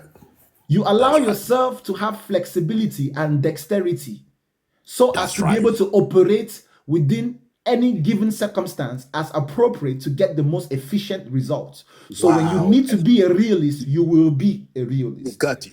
When you need to be religious, you will be religious. That compartmentalization is the first step to reach enlightenment. You see, I have compartmentalized to the point where I don't need to secretly or openly hold those irrational beliefs. I, in fact, can live my life without that part. You are still a That's believer right. because there is a degree within which you need to have that, maybe for the purpose of operating in your society. I live in America, a place where if you're not religious, you're not going to get religiously persecuted to a certain extent. If I lived in Yeah, Africa, my approach would be completely different. So I take into exactly. consideration my environment when I Yeah, when I when I have a certain lifestyle. You we know, all need that flexibility, yes, in order to actually. operate in the world. Exactly. It's what I said, Exactly. compartmentalization of mindsets. You know, That's right. when I'm in church, I'm a Christian. When I'm in the world, I'm in the world. To Exactly. most people don't know that. If you're in church and you're a Christian, then you come out of the church and you want to still be a Christian, you will find it difficult. That's why you're always praying, because you need help. You can't solve problems. I need you, Bakanga, to do this. Try to explain belief, because many people don't know the difference between belief and knowledge. They don't know. It's not so much that they don't know the difference, bro, as much they don't know what's happening in their head when they are believing. So they are not consciously aware of the brain activity, of the of their of their actions when they engage in believing. They cannot separate both. That's why they cannot naturally cross the bridge from belief to knowledge when appropriate, right? For example, they do it, okay? They do it. Let me give you an example. A Christian who is a doctor, he knows very well that he has to depend on his training when it comes time to do surgery. But he does have fears and insecurities that he might not have the discipline to overcome simply by his confidence in his skill. So he will still go back into the chambers of his mind, get into that irrational place, and imagine that there is a God that can help him. When he knows that that surgery is completely dependent on his skill, not on his belief. You know? So does he know the difference between what's happening when he chooses to be like, oh God, help me do this surgery? And what happens when he's like, okay, I've done this 10 times. I just need to understand the principles and execute them. You know, a Christian who's an engineer, he knows that God's not going to build a bridge, but his fear of making a mistake will make him go into the back of his mind, into that irrational place, and be like, Father, Jesus, take the wheel. Jesus is not going to build the bridge. They don't have the ability to compartmentalize. If you can compartmentalize, your religion is sustainable and it's less aggressive and less Okay. unproductive. Okay, let me disagree with you a little bit, Okay. just to complement everything. Now, this title, you said God is not real. Now, you cannot say this unless you know how God should be or should look like. I think the topic is being framed in a manner that will put you in trouble a little bit psychologically, because if you are telling me that something is not real, I'm going to ask you, how do you expect it to look like? Thank you. That's a very, very, very, very, very good question. Yeah. But one of my favorite games to play is chess. If I make a losing move and my opponent bets his money on that losing move, he doesn't know that I was already thinking 1, 2, 3, 4, 5, 6 steps ahead. And that losing move was the sacrifice that was necessary for me to make to achieve my end goal, which is winning the game. I don't use my standard of reality to determine if God is real. I use the standard of the person to whom I'm talking to determine if God's real. Because if God's real, certainly God is not the only real thing. So I Okay. simply need to have my guest or the person I'm talking to set the standard for what is real. That's why I like to establish definitions, right? As long Yeah. as you and I can agree on what the definition of reality is, Yeah. and if you don't argue with my definition of reality, then by that Yeah. standard, I will always be able to prove to you that your God is not that thing. Reality is the state of the world as it is, rather than conceptual, ideological, or notional. The And problem yet, with the this, idea of God is completely ideological. That is why they always say you cannot see God. When they say God is a spirit, that is in a manner of saying God is not something I can see. God is not something I can taste. God is not something I can touch. God is not something I can smell. God is only something I can imagine. If the definition of Okay. reality means that God is not ideological, notional, or conceptual, and yet you only But depend on conceptualization in order to establish God's presence, that will make God but not there's going to real. be a problem here. There's going to be a problem. There's going to be a conundrum here because because this is a negative definition. Now, it's still a definition to say something is not. It's still a definition. But to say it's just negative. It's not positive, like you saying is. It is. It is not. Now, for instance, if you are saying it's not real, now you are standing from the point of I know what it should be in reality, and what you are presenting is fake. Fake. I mean, for somebody to say this, Listen, Cindy, there is, and the way I solve that problem yeah, is by low key, not pushing too hard on the religious person. That in fact, the burden of proof is on them. You see, this comes down to who is the burden of proof on. The moment I say God is not real, that is a counterclaim. That okay, is a defensive claim.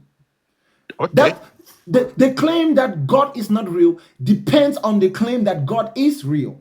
So the person who okay, makes the positive claim has to be the yeah. first person to present evidence. So if I'm not the first person to present evidence, then I don't really need to manufacture evidence in of myself. I just need to be able to debunk any evidence presented for the reality of God. And by default, God will remain a non-existential thing. Then you will both be equal because action and reaction That are is equal why but it is opposite. not a matter of right and wrong from my perspective. They don't get it. That is why It will, that's why from my perspective, it doesn't matter yeah, if I believe or not believe. that's it. Because if you having the burden of proof, if you Yeah, can prove beyond shadow of doubt that God is real, yeah. there is no amount of disproving that I will be able to disprove that would make God not real because you've already proven it beyond shadow of doubt. So you don't even need to Did, prove it 100%. It just has to did, be above 50%, 51%. The problem is that there's no religious person in this world that can substantiate the existence of God beyond anything that's 1%. Literally, that's right. their ability to think is the only thing they have. That is why Did, I always say to them, prove to me that God exists without talking. did they, I realize that even those who do not believe will still have justification before God. That's why my approach is like this. For instance, God sends wonders, signs in those days, not in the books, physically, according to the story. Now, Yes. but at what point did God stop and say, I'm not going to send any because knowing that new generation had come upon new generation, I think that should be a continuous process of How showing physical you are signs. correct. That you are Yeah. correct. And I have a very straight up answer to that. You see, in the early days of the God beliefs, persuasion was dependent on manifestation of physically visible miraculous activity. Miraculous activities which might make you ponder and wonder, amazed and flabbergasted. But I know why there was a level of amazement. That's because of the level of ignorance of the people of that generation. But since the world has evolved, communication has been facilitated. Communication is much more efficient. There is much more accountability. We have cameras and phones everywhere. Those old techniques of persuasion will no longer be effective if those techniques were not genuine, if those miracles were not genuine. That is why we see that it is impossible for the miracles and for all the signs and wonders that used to happen in the religious books to happen today. Because if those people who propagate that idea attempt to replicate it, it will be easily observable that they are nothing more than tricksters. That is why, listen, today, if a person appears to be dead, and somehow they are resuscitated. We have literally physical explanations for what could have been the situation. They truly, in fact, were not dead. They could have been in a coma. Do you think people in Jerusalem knew the difference between a dead person and someone in a coma? Do you think that the people in Jerusalem knew the difference between someone who was truly dead and someone who was just unconscious? Do you think they knew the difference between bacteria and germs and demons? They didn't. There was a level of ignorance that made them wonder when someone would have simply used basic scientific, basic medical techniques in order to cure an ailment. Okay. They think like blind Bartimaeus in the Bible. Jesus spits on the ground, takes the spit on the ground and puts it on his eyes and says to the man, "Open your eyes." And the man said, "I can see." Whatever it is, if that story is true, which I don't think is true, but if that story is true, Jesus can't do that today. You know why? We're going to take him to the hospital where there's other blind people and he will be forced to replicate it. He cannot replicate it. The way we establish truth in 2024 is by checks and balances. Someone will need to check and balance. Well, on the balance of probabilities, when you look at this kind of argument, you are going to look at it from many other, areas or aspects. Because, for instance, if you claim that God is for everybody and God is just, then the baseline of the story that one person must die for the sins of the world is wickedness and is evil. Hence, I heard a man say a few days ago, Christianity is nothing more than a blood cult. Because without the shedding of blood, there is no forgiveness. Christianity is a blood cult. It is a religion, a belief system that literally is built upon the foundation of shedding blood. The very witchcraft, the very black magic, the very abomination that Christianity itself condemns. What an oxymoron. Because they say God so loved the world, he has given his only begotten son, that what should we do with that son? To kill the son so that we may be forgiven? I mean, I don't understand that kind of story and what they are trying to preach. And yet, check this out, Cindy. That's why in my deconstruction, of course, by graduating from Christianity, you also gain the ability to properly utilize Christianity. If Jesus truly existed, of course he wasn't God. Of course, his death was just any common death and he never resurrected. But the only and the most important thing about Jesus, if Jesus truly existed, would not be his death. It would have been his life. So Jesus would have been the type of man that would say to you, rather than saying, should I correct myself? Rather than saying, I am the way, the truth, and the life. No one comes to the Father through me, except through me. Jesus, the real Jesus, would have said it this way, if Jesus was real, okay? Okay. I know the truth of the way that leads to life. No one can get to the Father without that truth.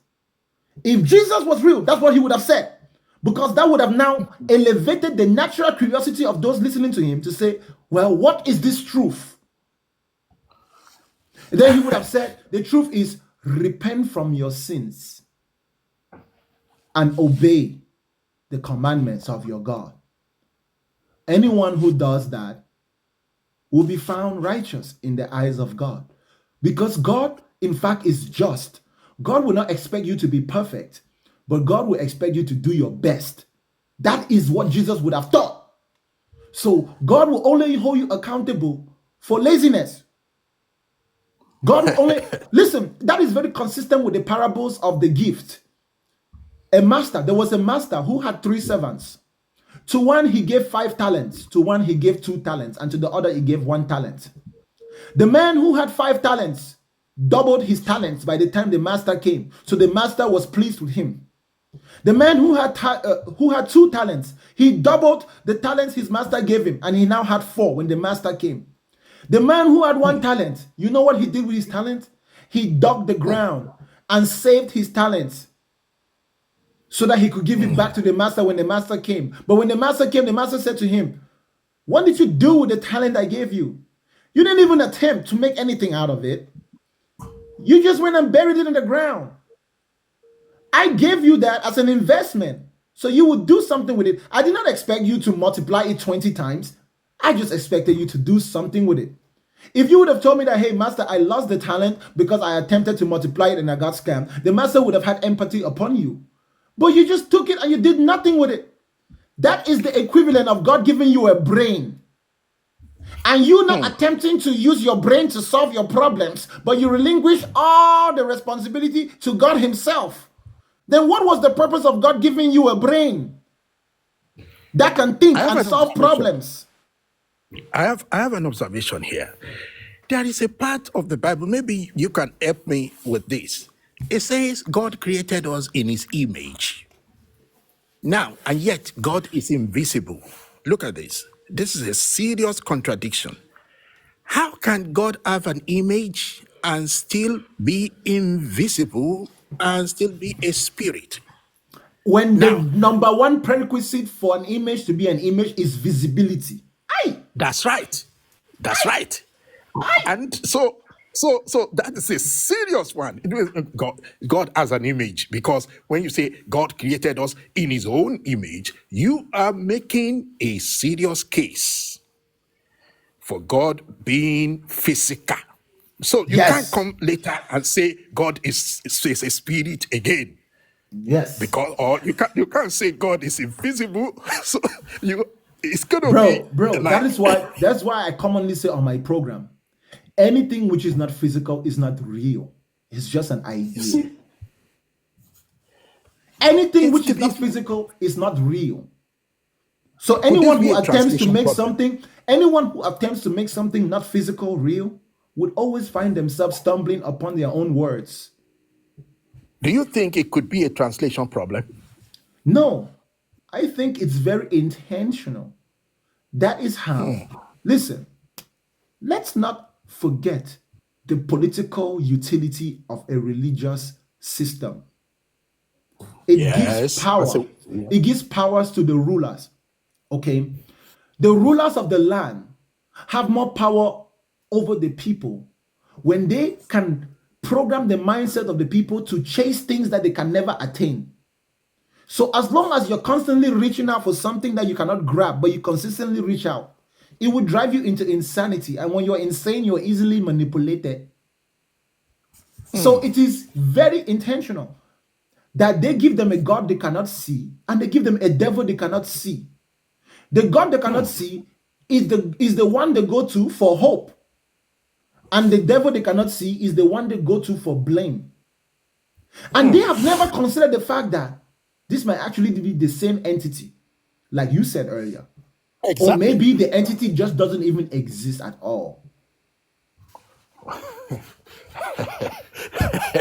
Well, The like I said, invisible factor has already set you up and made you prime for deception and manipulation.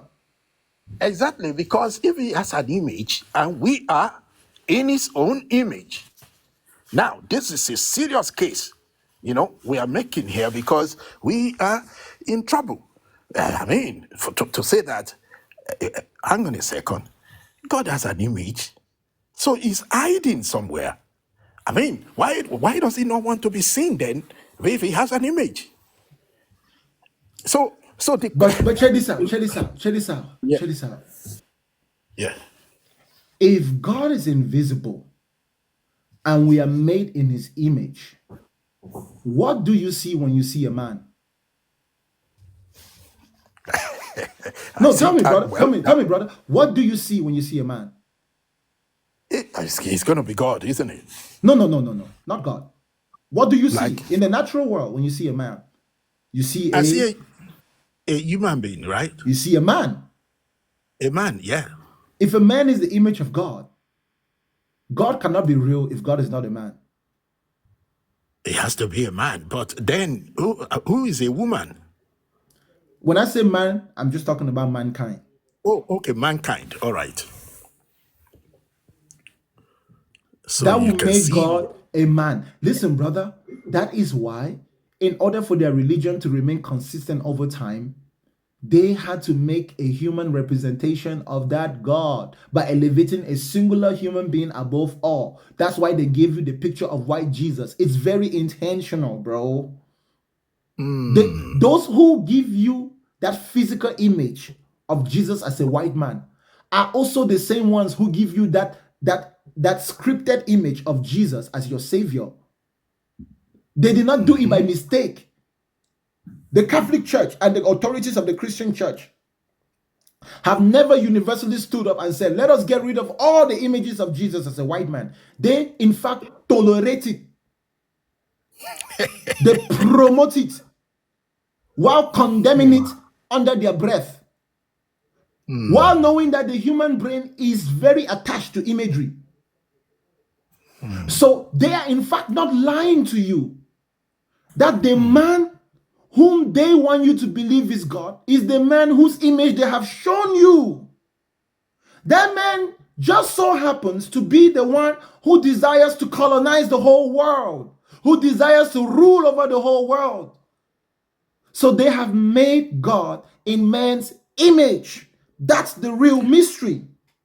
So Okay, the real mystery in this world, it's not who God is, it's who man is. Because we know who God is. God is an idea, a caricature, a product of man's imagination, a product of man's imagination. That means that God is something in man's image. Because that is the claim of the Christians. And that is why many people who question their God will be justified because they themselves, they have made a claim that they cannot defend or justify. I think on this note, believers should accept that they have put they have put themselves in this situation where they have to be questioned. And Of yet, course, what is the primary narrative within the religious world? Don't you dare question God. How can you put exactly. yourself in a position that requires questioning and yet you avoid questioning? I think you Perhaps, avoid. perhaps questioning would lead you to some form of deconstruction, which the only person that will be affected negatively when you ask question is the one who controls the narrative of whatever you believe. So those are your leaders, your pastors, your priests, your popes, and your governors. They are the only ones that will lose influence over you the moment you question God. Because the moment you question the existence of God, you will realize that it's not that even if there is a God, it's not what you are being told by your so-called wise leaders. So then you will be forced to face the problem. Why are they telling us that this is what God is if God isn't that? What is their motive? Their motive is that you are like a cow that produces milk, and milk is a precious commodity to them. They just need you to be in a state of mind where they can come and harmlessly collect that milk when necessary. That is why they impose a taxation upon you in every religious system. In Christianity, they call it tithes and offering. It is just taxes. It is a consistent way of getting monetary gain because money has more power in this world than any other idea. Yeah, it's a way of administering and organizing and governing. My Anyway, brother, let me go yeah, on to the next guest. that's right. That's I right. appreciate you, brother Cindy, as always. Yeah. Thank you. Thank you. As always. Professor. Coco Biako. No be Toto be this. No be Toto be this. Ladies and gentlemen, thank you so much for getting us past 100,000 likes in a little under 2 hours. The next goal is 200,000 likes. If you will not mind, would you please tap the screen? Tap the screen. Let's attempt to get to 150,000 likes. It should be a collective effort. Thank you very much. Whether you believe or you don't believe, please do not be hostile towards me. This is purely ideological. Oma Lika, you have come back. Let me entertain you. But you have to be straight to your point. Don't take too long.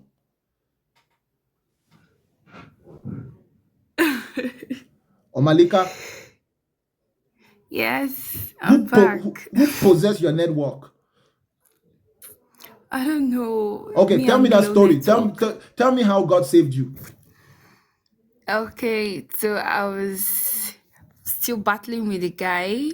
Yeah, you were at the So he point had where to. you were at the point where you were 13 years old and someone came and convinced you that Yeah. your parents or your mother wanted you to do something. They took you into the forest, into Yes. the jungle. So you were at the point where you guys were in the jungle. Yes. Yes. So he asked me to just pull off my clothes. First of all, he asked me if I have my sister's number. I said yes, that I do have her number. So he now said that I have to pull off my clothes and do what he asked me to do. I was like, why do I have to pull off my clothes? He said if I asked him any question again, he's going to slap me. So I was like, slap me. Though I was scared, I started crying. He now said, I can cry, I can shout, nobody will hear my voice. That I should just cooperate with him. I said, okay, fine, please. That I have exams tomorrow. That please, he should let me go. He now started saying he didn't even write any exam in his life. He didn't go to school, so it's none of his business if I'm writing exams. That a woman made him to become a beast that he is today. That he will keep on breaking women, you keep on killing women till someone kills him. Use the word That was unalive. what he said. Don't say kill, say unalive. Yeah. Okay. So that's what he said. I started crying. He asked me to pull off my clothes. I refused. So he picked up a stone. He picked up a stone over there, like block they used in that because that's all completed building. He picked up one broken block there. He wanted to hit me, but immediately he wanted to hit me, but he can't hit me. I don't even know what came over me. I stopped crying. I was looking at him. I became bold. I was looking at him. What I said in my mind, God, if you want me to be unalive this night, so be it. But if you want to save me, save me. That was why I kept quiet. I was staring at the guy. He wanted to hit me, but he can't hit me. What he said, he did it twice. Then what he said to me was that I am an Obanje, which you know what Igbo people do call that. Like someone that some kind of possessed or something like that. That's what he said to me. And I prayed. I started praying in my mind. I said, God, please, can this man just face the window of this building? God is my witness. He didn't even take long. Like, he faced that window. I have to push him with all my strength. I started running. How I escaped from that place, I just don't know. So, if for me, God did save me. Maybe you say, like you said before, I started telling the story that you won't believe me. But that's one reason I should believe in God.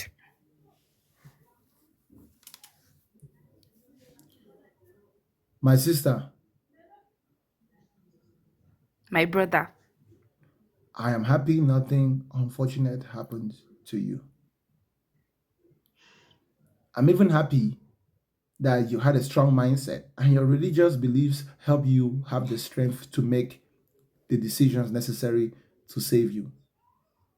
But I can assure you, sister, God had nothing to do with it.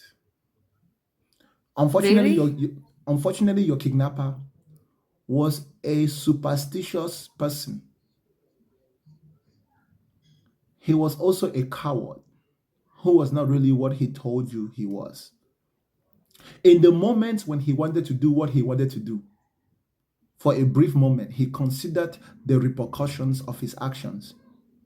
And the coward inside of him could not follow through with what he wanted to do. In that brief moment that he questioned himself, you instinctively saw the fear in him and you took advantage of it to free yourself.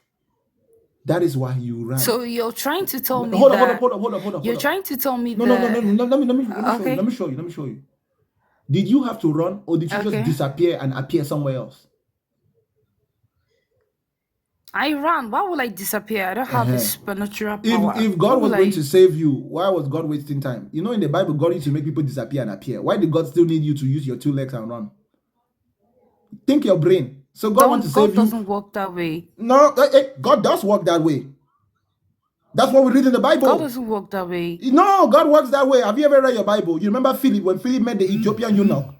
The Bible says the Spirit lifted Philip. Boom! Philip just disappeared and appeared somewhere else. That is very You're very efficient. funny. No, sister, that is very efficient when it comes to rescuing people. If God has the ability to make people disappear and appear in other places, in a situation like yours, making you disappear will not cost God anything. The fact that you had to flee with your own feet shows that your salvation came due to your brain functions and your ability to act upon it. Let's not forget the fact that you did not visibly see any external help. You understand? You are one of a few fortunate people who were able to escape such situations. People who don't believe in God have escaped kidnappings. People who believe in God have been victims of kidnapping. It is an unfortunate thing one that thing you happens have in to our know. land, but it doesn't prove that God exists at all. Now, if you're saying that you will never give up on that idea because that idea was your mindset and your supporting factor in your moment of need, I can understand that. But that alone doesn't make God real. It simply makes the idea of God a motivating factor when you find yourself in trouble. And there's nothing wrong with that. We are not saying that we're not saying that an idea cannot be useful. Like, for example, let me tell you something. When I go to the gym, I imagine myself as Superman. I do. When I am running for exercise, I imagine myself like the Flash. I imagine myself, you know who the Flash is? It's a superhero in American comics.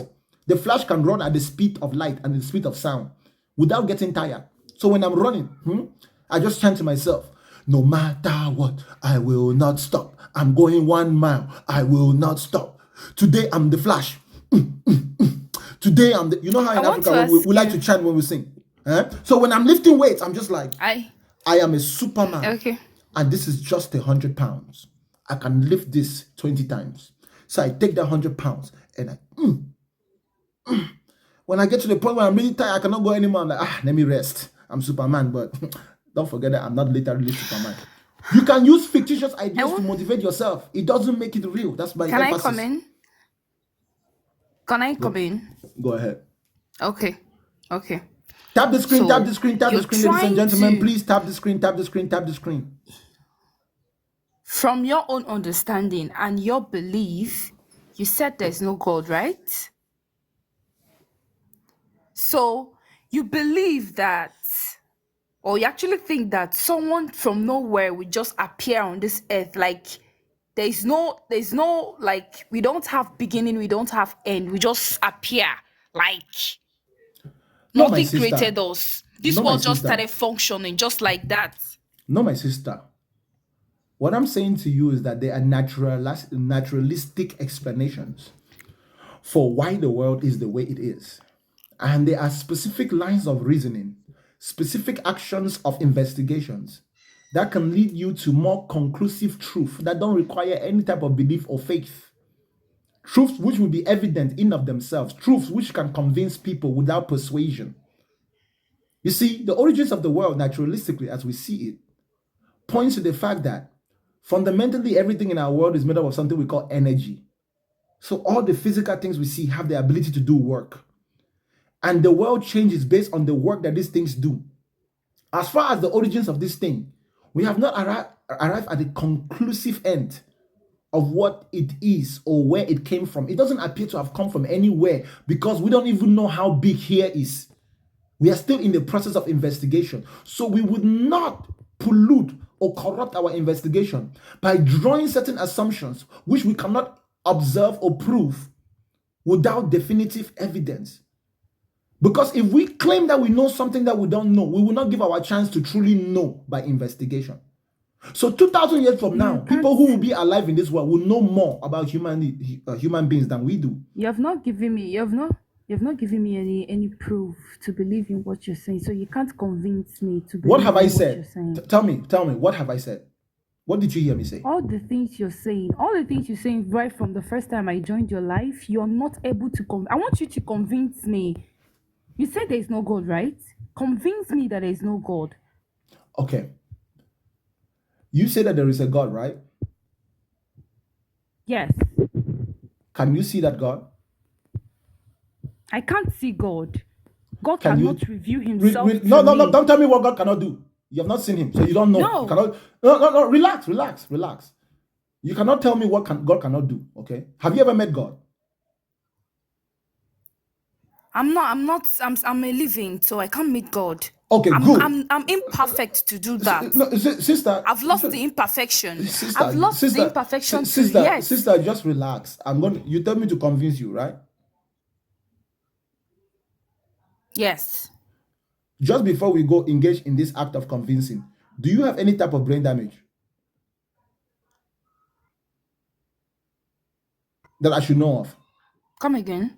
Do you have any type of brain damage that I should know of?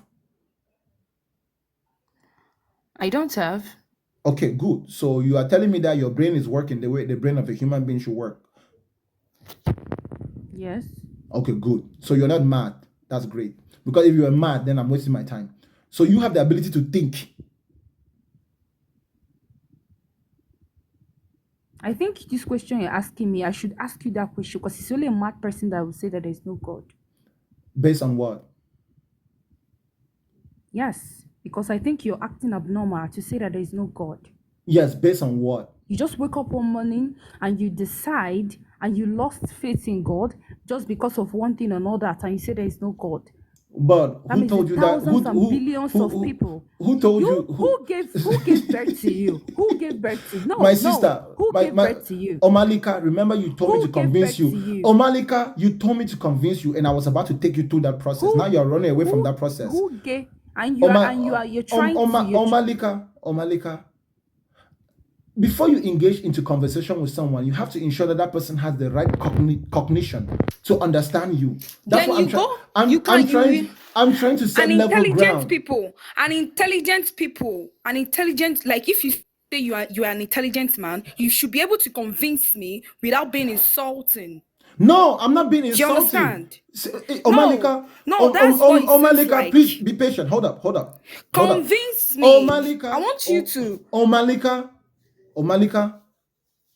if I will be realistic with you, it's only natural that certain things I say might come off offensive. Stop focusing on the offensive nature of it and actually consider if what I'm saying is practically true. I was just trying to confirm that maybe you have some type of condition where maybe your brain doesn't work right, but you've confirmed to me that. Hold up. You've confirmed to me that your brain works fine, and I believe you. I will let it be. That is why I'm now going to engage in the act of trying to persuade you. Okay? You get what I'm saying? Yeah. So I was just confirming. Of course, I don't have brain damage, so I think I can convince you. And then you don't have brain damage, so I think you can be convinced. As long as you can reason, let us reason together. Okay? I'll just take you down little steps of thought. Now, whether you are persuaded at the end doesn't matter. As long as you can understand what I'm saying and attest to the fact that what I'm saying is true. Now, listen. Have you ever seen God? That was my first question. Just give me simple answers. Yes, no, whatever. Have you ever seen God? No, I've not seen God. Thank you. But felt Thank His you. presence alone. No. Don't go. Don't tell me what else. Just answer my question. Only my question. Don't tell me. Don't give me more information than I need when I ask you a question. Just tell me exactly what I've asked. Okay. Have you ever touched God? Okay. No. Have you ever smelled God? No. Have you ever heard God's voice audibly, the same way you're hearing my voice right now? Yes, I've done that. Okay. You see, I was taking you to the five senses. So you've never seen God with your eyes. You've never touched God with your hands or with your body. Have you ever tasted God with your tongue? No. But you said you have heard God's voice. Yes. Okay, good. How did you know that that thing that you could not see with your eyes, that thing that you could not taste with your tongue, that thing you could not touch with your hands, that in fact what you did here was God? How did you come to the conclusion that it was God? Okay. I've been somewhere that I know it's God that told me to leave that place. When I left, they started shooting in that place, which a lot of people died. My sister, that's not my question. You say you have heard God's voice audibly. That's what I want to confirm. Yes. So okay, sister, when you heard I God's have voice, faith and I believe it's God's no, voice. that's not what I'm asking you. I just want to. You see the way I'm talking to you right now. You can hear my voice very audibly. That means sound is traveling through my mouth. The sound waves leave my mouth. They hit this microphone. The microphone Bro, converts you're trying to be in competition sister, with God, which you cannot. Malika, please be patient. Control yourself. I'm not being offensive to you. Right now, as I'm talking to you, I am using my vocal cords to produce sound in the form of waves. The waves hit this microphone. This microphone converts the waves into electrical energy. The electrical energy travels through the frequency, and it comes from my phone to your phone. And then your phone takes the electrical energy, reconverts it back into sound energy, puts it through the speaker, and you can hear me in real time. That's how sound works. So I'm asking you, have you ever heard the voice of God by sound, audibly? That's why I'm saying yes. And Okay, if you don't good. believe me, I believe myself. It's not a matter of belief. When you heard the voice of God, tell me exactly what the words were that God told you, that you heard God say. Okay, I was in area. I repeat myself, and I will say Don't tell me I where was you somewhere, were. Don't and tell me, a voice. no, Omalika, don't tell me where you were. Okay. Just tell me what God said to you. Okay, I should leave a particular place that was standing. No, tell me God's exact words. That was the instruction. No, tell me his exact words. I should leave. So the Okay, words were, so leave God's this words, Omalika, so God's word was, I should leave. So God came to you and said, I should leave. Yes, leave this place. Yes, leave this place. Yes. So God said, leave this place. Yes. That's exactly what you heard. Yes. Did the voice say anything else to you? No, it didn't. So all you heard was, you heard that audible voice. Did it sound like the voice of a woman or the voice of a man? Not the voice of a woman. Was it the voice of a man? Yes. So what would make you think the voice of a man was the voice of God?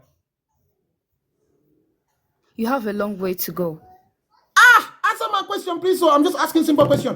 What will convince you that, okay, you heard the voice of a man? Yes, you could not see that man, but what made you think that that voice of a man was the voice of God? I want to know. I'm curious. That's why I said I believe it's voice of God. Then if you don't believe it, then let it slide. It's not a matter of belief. It's a matter of truth. I'm not going to let you just lie just because you claim that you believe I it. believe and I know it's true. Then why That's not do the you want me to Omalika. believe that you're telling me the truth that there is no God? Oh Malika. Oh Malika. Oh Malika. You said you heard the voice of a man.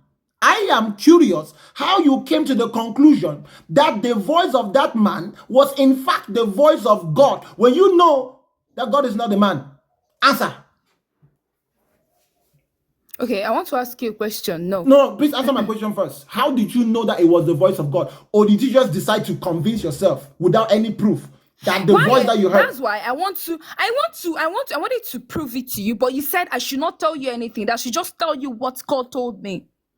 Omalika, let me ask you a question. Is it possible that there was somebody behind that building? That man that was about to hit you could see that person. That person was maybe pointing a gun at him. And you could not see that person. Is it possible? Since you did not know everything that was in that environment, there might have been someone behind there pointing a weapon at your kidnapper.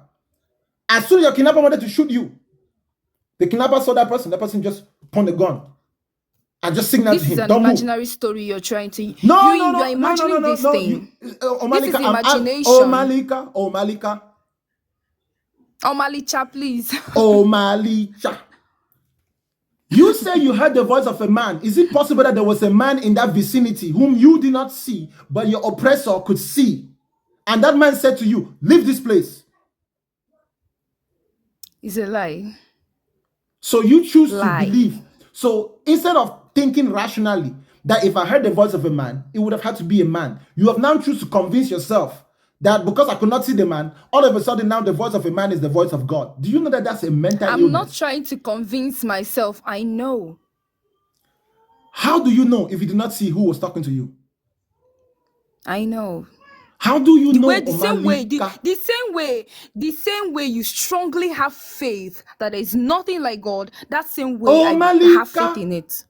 My disbelief of God is not because of faith, though. It's just because there's no evidence. That's what I'm saying to you. If there was evidence, I will not disprove, I will not argue against it.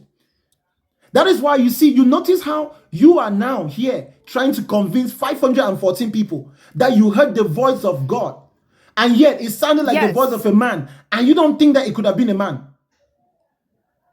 Since when is the voice of a man the voice of God? Just because you cannot see the man who is talking to you. If I leave the screen right now, Omalika, right now you cannot see me on the screen, and I'm talking to you, and my voice is the voice of a man. Does that mean you can now say I am God just because you cannot see me, but you can hear my voice? Listen. You're trying to. Your voice is higher. You're trying to play smart. You keep talking, and you not allow me to talk. You're trying to play smart here. Calm down. That you're being disappointed. Listen. Calm down. Wait. Calm down. That you're being disappointed and you just wake up one morning and decide there's no God doesn't mean other people will follow you. You can't even convince me.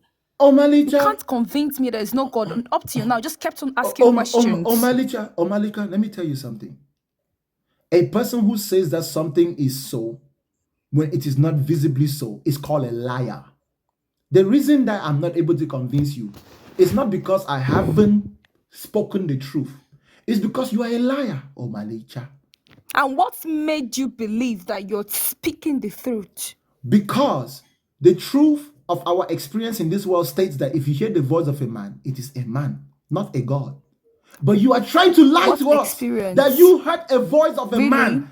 Yes, prove to us that the voice of that man was actually God when it wasn't the voice of God. God is not a man. Is God a man? Really? Let me ask you, do you believe that God is a man? Omalicha, do you believe that God is a man?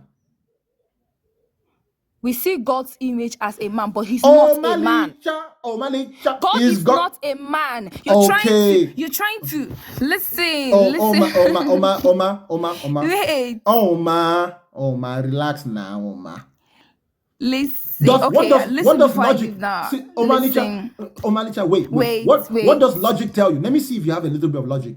If you hear a voice of someone behind you, but you cannot see that person, and the voice sounds like a man, what is that person?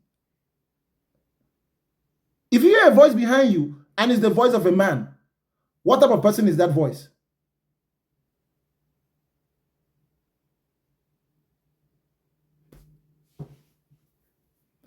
Omalicha, you're not on the screen, no. I know. Omalicha, answer this question.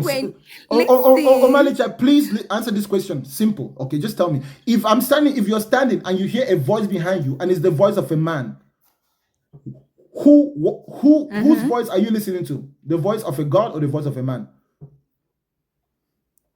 That's not the voice of God. How will you know that it's not the voice of God? I know that's why I said I know when God is speaking to me and when my mind is speaking to me. No. I'm saying based on what you hear. You hear the voice of a man. What does that tell you about that person behind you? That the person is what? It's my mind. No, like when I hear the voice of a man. Omalicha, if you hear the voice of a man, what type of person is that human being? A man, right? Yes. If you hear the voice of a woman, what type of person is that human being? A woman, right? Yes. If you hear the voice of a child, a baby, what type of person is that human being? A baby, right? Yes. If you hear a dog bark, what type of animal is that dog? Is that animal? A dog, right? Don't compare human and man. Don't compare God and people. Omalicha, what I'm trying to tell you is that you're doing. Omalicha, an honest person will never have to lie in order to make their belief true. If you heard the voice of a man, but you did not see who was speaking to you, you cannot conclude that it was God just based on that experience. Even if God exists, that wasn't God, because that was the voice of a man. That's what logic tells us. That's what makes you a normal human being. If you go around thinking that the voice of every man you hear is the voice of God, you're a mad person in the street. That's why mad people So talk to you themselves. think it's only the things you were able to see that exist, right? Only the things that we're able to observe, and we observe through our five senses. That's why I was asking you, have you smelled, touched, taste, or seen God? Because if you cannot And you touch, think that's smell, where life taste, or ends? see it, that is life. That's what's called life. Anything beyond that is not living. Life is, our five senses is what we call life. The way we have defined life is within our experience. What we are experiencing is called life. Anything we cannot experience is not life. That's why dead people don't Really? experience anything. Dead people are stationary. We dig the ground and put them. They're useless. They're not alive. We don't value them. If they had value, And like human being will just wake up and form him or herself and enter inside a woman's womb and come out just like that. Since oh nothing no, like God exists, right? oh no, your father has to fuck your mother. Yes. Uh-huh. So And my then there father will has be to there will fuck be my mother. there will be ejaculation, and then there will be fertilization. Yes. It's a process that we can observe that process. Then who did all those things? Your Them father. themselves. They created Your father. themselves. My father. Yes, my father there is- created himself. No, your father's father. Really? Your father's father had to knock your grandmother. Your grandfather knocked your grandmother, and then fertilization, which is a natural process. That means no one is controlling it. Just like if water touches. You kept on going back. I want you. Before I want to go. I want to go out now. But let me ask you one question, please. Who started this knack and knack? Even before the knack, the two people that started this knack and knack, whatever. Who are they? Then we don't know if there were any two people who started the knacking process. So No. You should know. No. You should know. Relax. Let me finish talking now. Omalika, let me finish talking. Know. Omalika, Omalicha, let me finish talking. What we do know is that a human being cannot come from any other source but another human beings. Human beings come from human beings. So whoever was that first person who was a human. Omalicha, listen. We do see through the process of life that life begins at a cellular level. So the development of a human being begins as a sperm. So the original. Let me finish talking. The original living human or living human form would have had to begin as a sperm, which is a cell. And we know that cells develop through evolution. We don't have any evidence that there is. Omalicha, we don't have any evidence. We don't have any evidence based on biology that there is any who involved. But we see cellular regeneration. You are imperfect. You see, you're coming to the area where that is why you are imperfect. You're not perfect to know the beginning and the end of God. You can't. Because it is not normal for me to tell you that. You don't have the knowledge of those things because you're a mere human being. Omalicha, You're a mere human being. You can't know the beginning of God, because if you actually think you're telling me the truth, you should know the two people that started the knacking and how they came to an existence. Omalicha, listen to me, okay?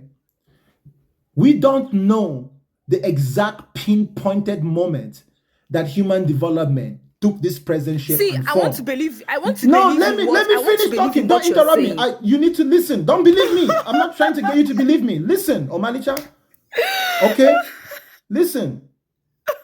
Only a person that has serious brain damage convinces themselves that they know something they cannot experiment, okay?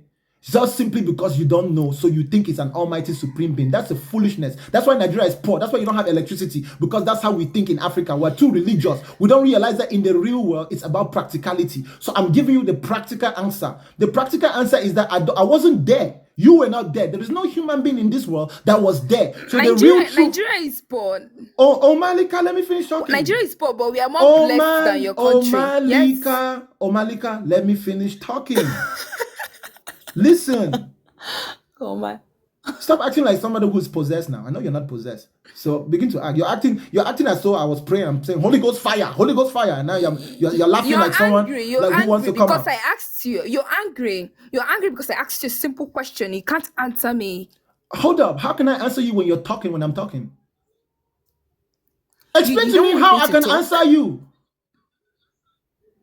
Which part of nobody knows? Listen carefully. Listen. Okay, then listen uninterruptedly.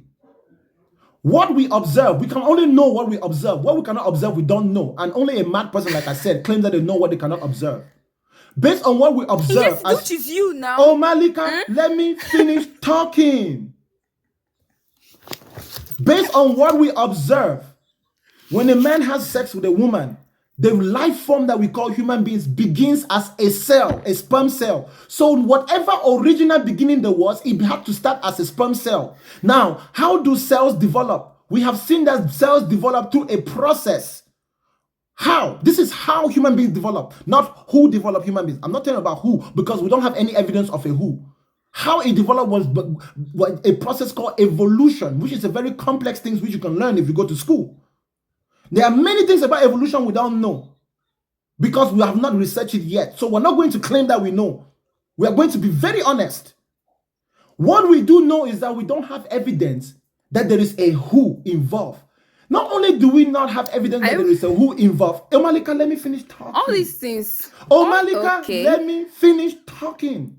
Not only do we not have evidence that there is a who involved, we have evidence that it could not have been an almighty, powerful being because we see mistakes. That's why some children are born, they are deformed, because whatever it is that make human beings humans, it is not a perfect system. Sometimes in the development of human beings, there is a deformation.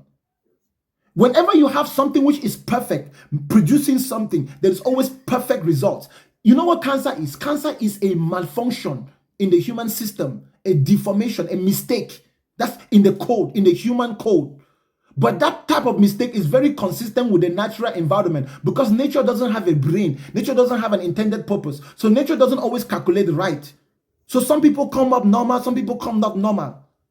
Most people that you see in the world... You believe in scientists. You believe in scientists. Why I believe in God? All these things you're saying now, you're not the one that come up with all the stories because you're telling me a story. Yes. Malika, you're telling me a story. Malika, Yes. tell me the story that You're I just telling told me a you. story. Malika, repeat the story that I just told you. You're telling me, listen. Malika, listen, Malika. allow me. You know the problem is that you Answer my want to question. talk, but you don't want to allow me to talk. Okay, allow me to talk. I will tell you. I will tell you. Tell me the story that I just told you. Then wait, let me talk. No. There's no waiting. Just tell me the story. Just tell me the story that I just told you. Then allow me to talk. Okay, allow me to talk. Talk. Let me talk. Okay. You're telling me a story which you believe. No, tell me the story. Don't tell me that I believe it. Tell me the story. What is the story? Malika, what is the story? Quote the story. You're saying. No, Listen. repeat the story first. Repeat the story first before you criticize the story. Tell me what does. I have to make sure you heard me because if you don't hear me, that means you have brain damage. You're a mad woman. I'm not going to keep talking to you. Repeat that story that you heard me say. Don't say I told you the story. Repeat You're it. mad because you're frustrated here now. Prove to us that you heard the story. Repeat the story, Malika. You've lost it. Malika, You've repeat lost the story. it because if you've not lost it, you're angry. You're angry because I asked a simple question. You can't. You keep on telling me stories here. Malika, what was the story? The stories you're telling me from the beginning to the end, you're all telling me stories which you believe. Okay, repeat the story. Repeat the story. Repeat the story you heard. You repeat what I asked you and you refuse to answer me. Fuck the hell off. You people are just brainwashed by your rubbish beliefs. Listen, let me tell you one thing before I go. Let me tell you one thing before I go. Malika. Something. I have muted you. Repeat the story. Because how can you call your lack of education of human biology a story? Do you really think that the development of sperm eggs conception is a story? Religious people don't argue with sperm and egg fertilization. Even a religious person can have enough brain cells to know that it is a real thing. It's not a story. It's simply our reality. That's why I wanted you to repeat what you think is a story that we believe in. Your behavior is consistent with schizophrenia, my sister.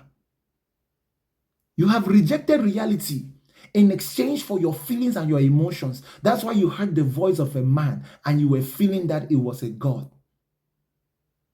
That means that if God was now to come to you, you will not recognize God because you thought that God was the voice of that man. Malika, just in case you know, you are muted too. No one can hear you.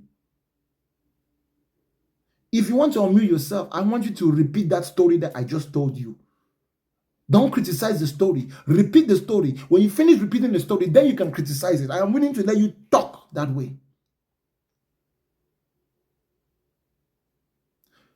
You cannot, listen, ladies and gentlemen, you religious people have a very faulty reasoning, okay? When you say, well, tell me, where was the first man? Where was the first woman? It's like you asking a detective, tell me who committed the crime. And then the detective tells you, well, we don't yet know, we are still investigating. But the evidence proves that Mr. Bakanga did not commit the crime. He wasn't at the crime scene. He has a strong alibi. He was somewhere else. You're like, well, if you cannot tell me who committed the crime, then Bakanga committed the crime. If you cannot tell me who, where the first man came from, then God was the one that made it. That is the mentality of quite literally a stupid person. That is the mentality of a stupid person. That is a stupid mentality. You do not ask the detective to tell you who committed the crime in the middle of the investigation, and then claim that if the detective doesn't tell you, you're just going to accuse who you want without any evidence. You cannot tell us to say, where did the first man come from? And then claim that if you don't tell me, then guess what? God made it. That is madness. That is madness. That is manifested craziness. That is indicative of a discrepancy in your brain waves.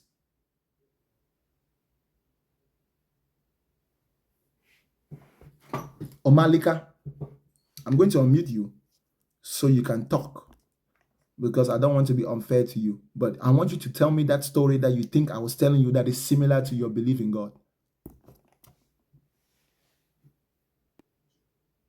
What was the story? Answer my Omalika? question. Omalika? I don't care if you like be unfair to me. If you're unfair to me or not, Omalika, it's not my Omalika, business. I'm Answer gonna my give you- question. Omalika, what was the question Then you asked me? you can take me down. I don't care. Answer my Omalika, question. what was the If you know question that you asked you're me? proud of what you're teaching, you're Omalika, teaching us, right? Then what was answer your my question? question. What was your Who question? was it? Who was the two people that started this knacking, and how did they come to an existence? That's my question. We don't know who the two people were that started it, and they came into existence You through don't evolution. know. Really? Really? Omalika, why are you talking when I'm talking? Let me finish. We don't know who the two people are that started this process, but we know that they came by through evolution.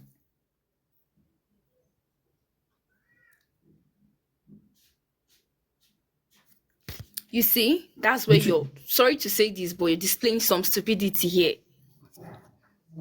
What is the stupidity? Tell me, what is the stupidity? Yes. You're like, you can't even answer my question. And you believe that all these things Omalika, I just here, answered you're your right. question. I just answered your question. You did not answer my question. You did not answer. You said you don't know. So who told you that all these things you're saying that you're right? What did I say that I didn't know? You don't know. You said you don't know how they came to an existence. No, that's The not two what I people. said. You don't, That's not what nobody I knows said. them. That's not what I It's a said. lie. Oh, Malika, listen again. I'm going to repeat myself again, okay? Listen carefully. If you're going to criticize me, at least criticize what I said. We don't know who the first two people were, but we know how those Why first two don't people... you know? Because we were not there. Because you were not there. Were you there? You were not there. Were you there? And two, you were not there. You two, you were not there when this world was Malika, created. So why do you want to compete with God? Malika, why do you want to compete with God? Malika, are you an Obanje? You too, you're not Banje. Yes, okay. You're mad. I think you've lost it. So listen. We don't know who, because obviously we were not there. But our research tells us how. It's through a process called evolution. There was no person that was there making it. It was a natural process. It was a chemical reaction through Natural nature. Process. Yes, it was a physical reaction through nature. Dear, if you go to school, you can learn this information. Really? You can even become a medical doctor with this information. You can become an engineer with that information. It will give you skills and talent. It's not a matter of belief. It's a matter of practicality. Oh, Malika. You see why? Do you know? I would say I'm wasting my time with you because you are not able to answer my question. So goodbye. Thank you for your time, Omalika. When you are able to answer my question, yes. Omalika, it's not because I did not answer your question. God will prove himself to you. Say that I told you this thing. God is going to prove himself to you one day. Omalika, it's not because I didn't God answer your will prove question. himself to my you. sister, it's not because I didn't answer your question. It's because you're mad and you cannot understand the answer. The answer was very simple. 500 people, we have 500 witnesses that I answered your question. You just don't like the answer. So you choose to pretend as if I didn't answer. God will prove himself to you. When? It's a lie. You did not answer me. Hold on. You didn't answer me. I asked you a simple question. Simple as ABC. I said, who was, since you claimed that everything you're saying that you're right, and you said that knacking, how I came to an existence was my father knocked my mother, and that was how they gave birth to me. And Doggy I asked style. you a simple question. Doggy style. Who was Your the father, two people your father that knocked started it doggy the style. knacking? Yes, even missionary, doggy style, any style you like. But who was the two people that started the sex?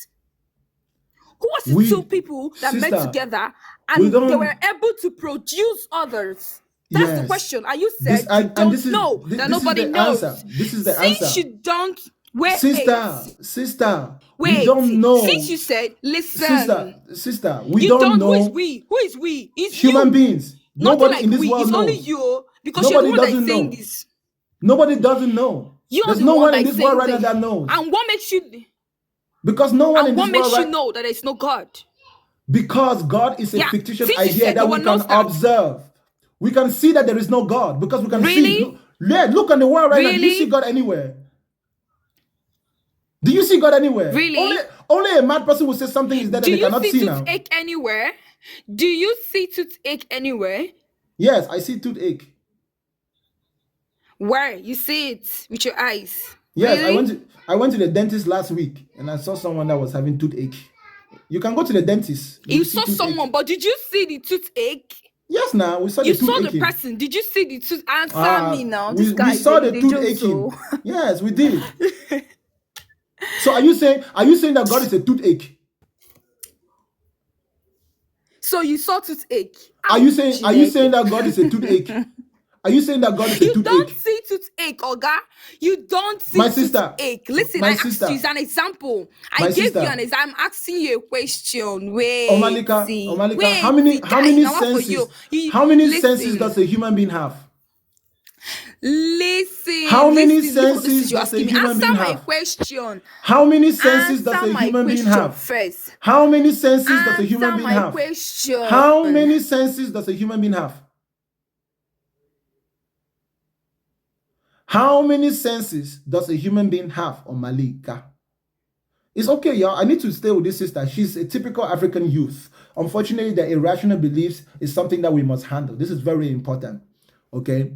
Be patient with her. Omalika, how many senses does a human being have? You're not on the screen, no. You need to come back on the screen. If not, within 10 seconds, I'm going to drop you. I'm there. Okay, how many senses does a human being have? You can drop me now. I don't care. How many senses? Of course you don't care. I know that. Like I said, a foolish person who doesn't care about truth will not care. That's why you don't care. You don't care because you're the one that is foolish because you don't. Omalika, how many senses? How many senses does a human being have? How many senses? Answer the question. How many senses does a human being have? Omalika, how many senses does a human being have? How many senses does a human being have? 5. Okay, can you name the 5? Can you name the 5? Okay, I think touch, the organ of like touch, smell, taste, hearing, and sight. Yes. Okay, what do senses do? Please tell me, what do senses do? Sense is like when someone, my sense could tell me when someone touches me. My sense could tell me when I hear a particular smell. Why? So why is that? That's the primary school questions. But okay, that doesn't touch my question. I'm asking you. Omalika, you have already answered your question. I've answered you. Omalika, answer my own. Of course. Look, Omalika, if you don't stop talking when I'm talking, you will not hear the answer.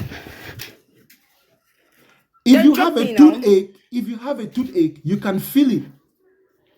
So a toothache is an experience that you can detect by touch. Then why did you say you've seen toothache before? Because that process is called observation, and observation is a way of seeing. But only an educated person would understand that. Omalika, I was just assuming that you're educated. Really? And you think you're... Yes, I'm just thinking that you went to school now. I'm not gonna assume that you're a foolish woman.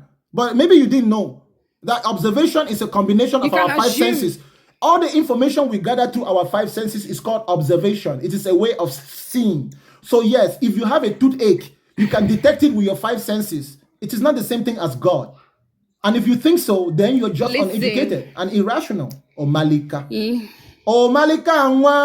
Oh Malika. Too much of thinking I do know is a problem to some people, which is someone like you. Too much thinking is never a problem. It leads to solutions. It leads to technology and development of one's own environment and country. Ask yourself why Nigeria doesn't have electricity in some places. Because you're not using your brain. You think that Jesus will come and give you electricity. Start using your brain. Leave it for us. Start using your brain. We are living it for you. Foreigners, why are they not able to stop their earthquake and all that? They should stop it since they are intelligent. Yes. Because obviously there are some things that are overwhelming. That's true. No, you don't have to give me any reason. You don't give me any reason. Since they are intelligent, they should be able to stop that. Malika, so Nigerians that are not intelligent, why are some of Nigerians defrauding the foreigners? Yes, and they kept on crying on internet. They've not seen anything. I love my Nigerian people. Don't get me wrong. There's an internal criticism. No, you don't love them. You don't love them. You don't. You Malika, you can't make us better with these things you're saying. Malika, how old are you? You can't make us better. Me. Malika, You don't have the right to ask me that. Okay. You might be younger than 20. That might explain your reasoning. Really? Yes, you don't sound like you're mature. And that person that is younger, that person that sounds like she's younger, asks you a question that you that is an adult can't answer. Is that not stupidity? It's only stupidity because your youth did not allow you to understand the answer. When you're done with this life, go back and make a research on this question, because I know this question hit you so hard. Go and make a research so that when next someone asks you can be able to answer. Malika, you the don't answer will be defend the what same. you don't know. Malika, the answer is that you we don't know. Defend what you don't know. Malika, so let me ask you the question. Who were the first two people to start the fucking process, the knacking process? Adam and Eve, yes. Okay, where did you get that information from? From the Bible. How do you know it's true? How do you know it's true? I believe it's true and I have faith that it's true. Okay, so let me ask you, was Adam and Eve a white man or a black man? White. Adam and Eve were two white people. Where did black people come from?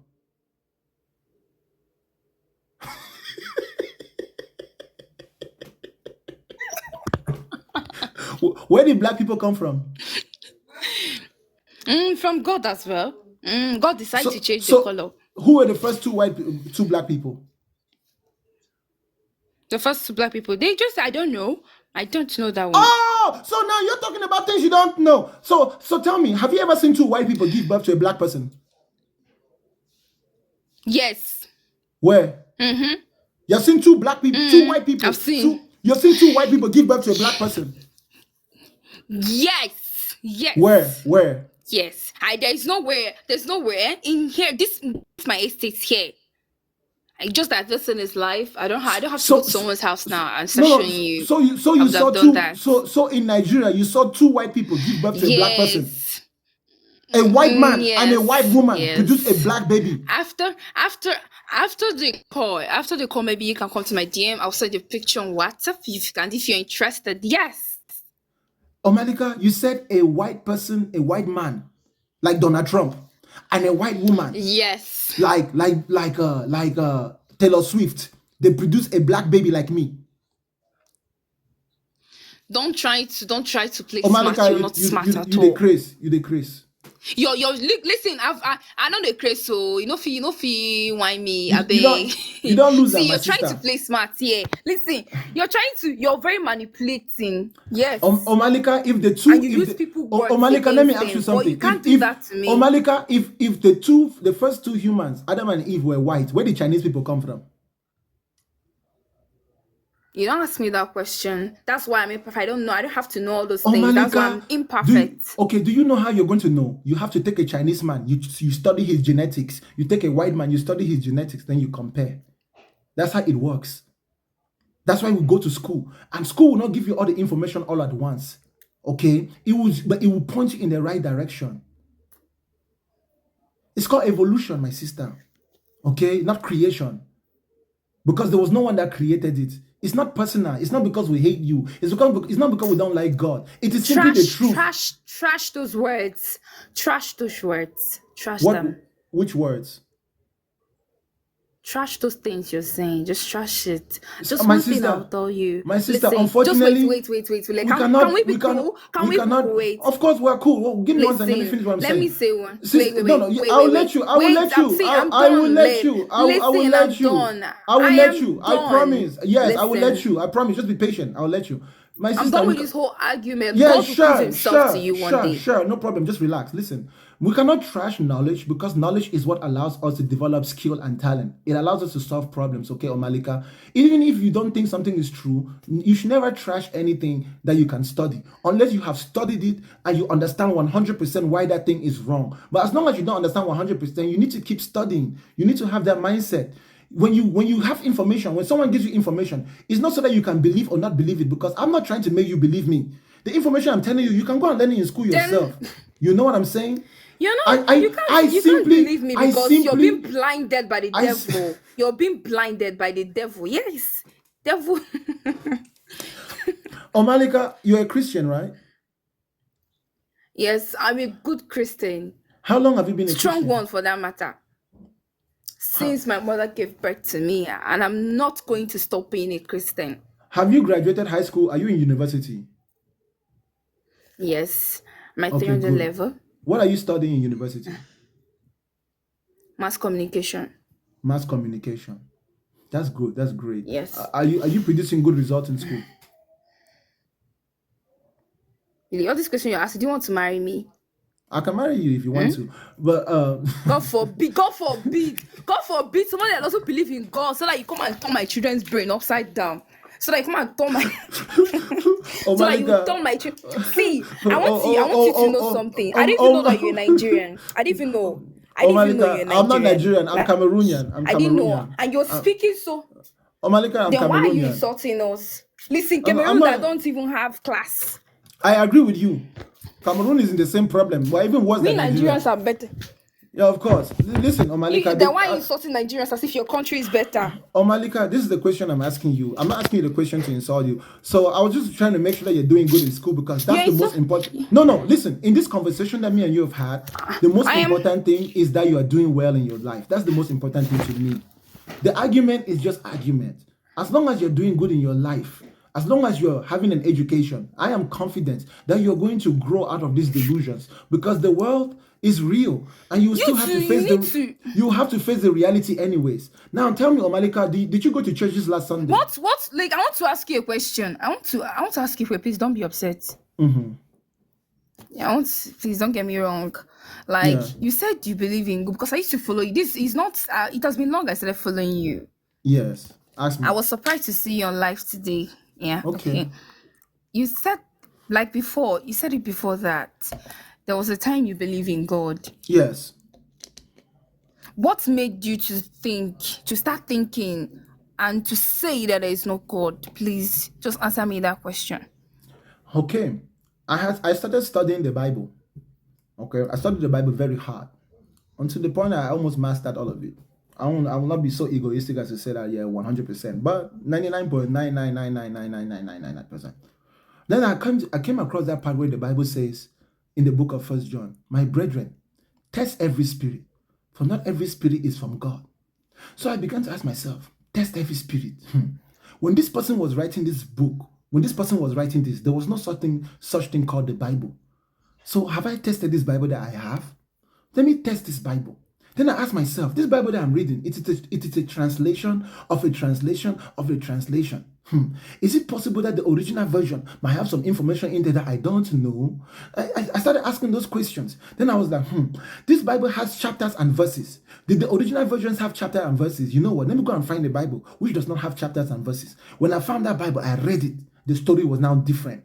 Then I began to ask myself, we think that Islam is a false religion. Hinduism is a false religion. But I have never been a Muslim. I've never been a Hindu. What makes me just say that Hinduism is a false religion? How can I say something is false that I don't even know? But then my religion tells me that I should not go and look at those things. You know what?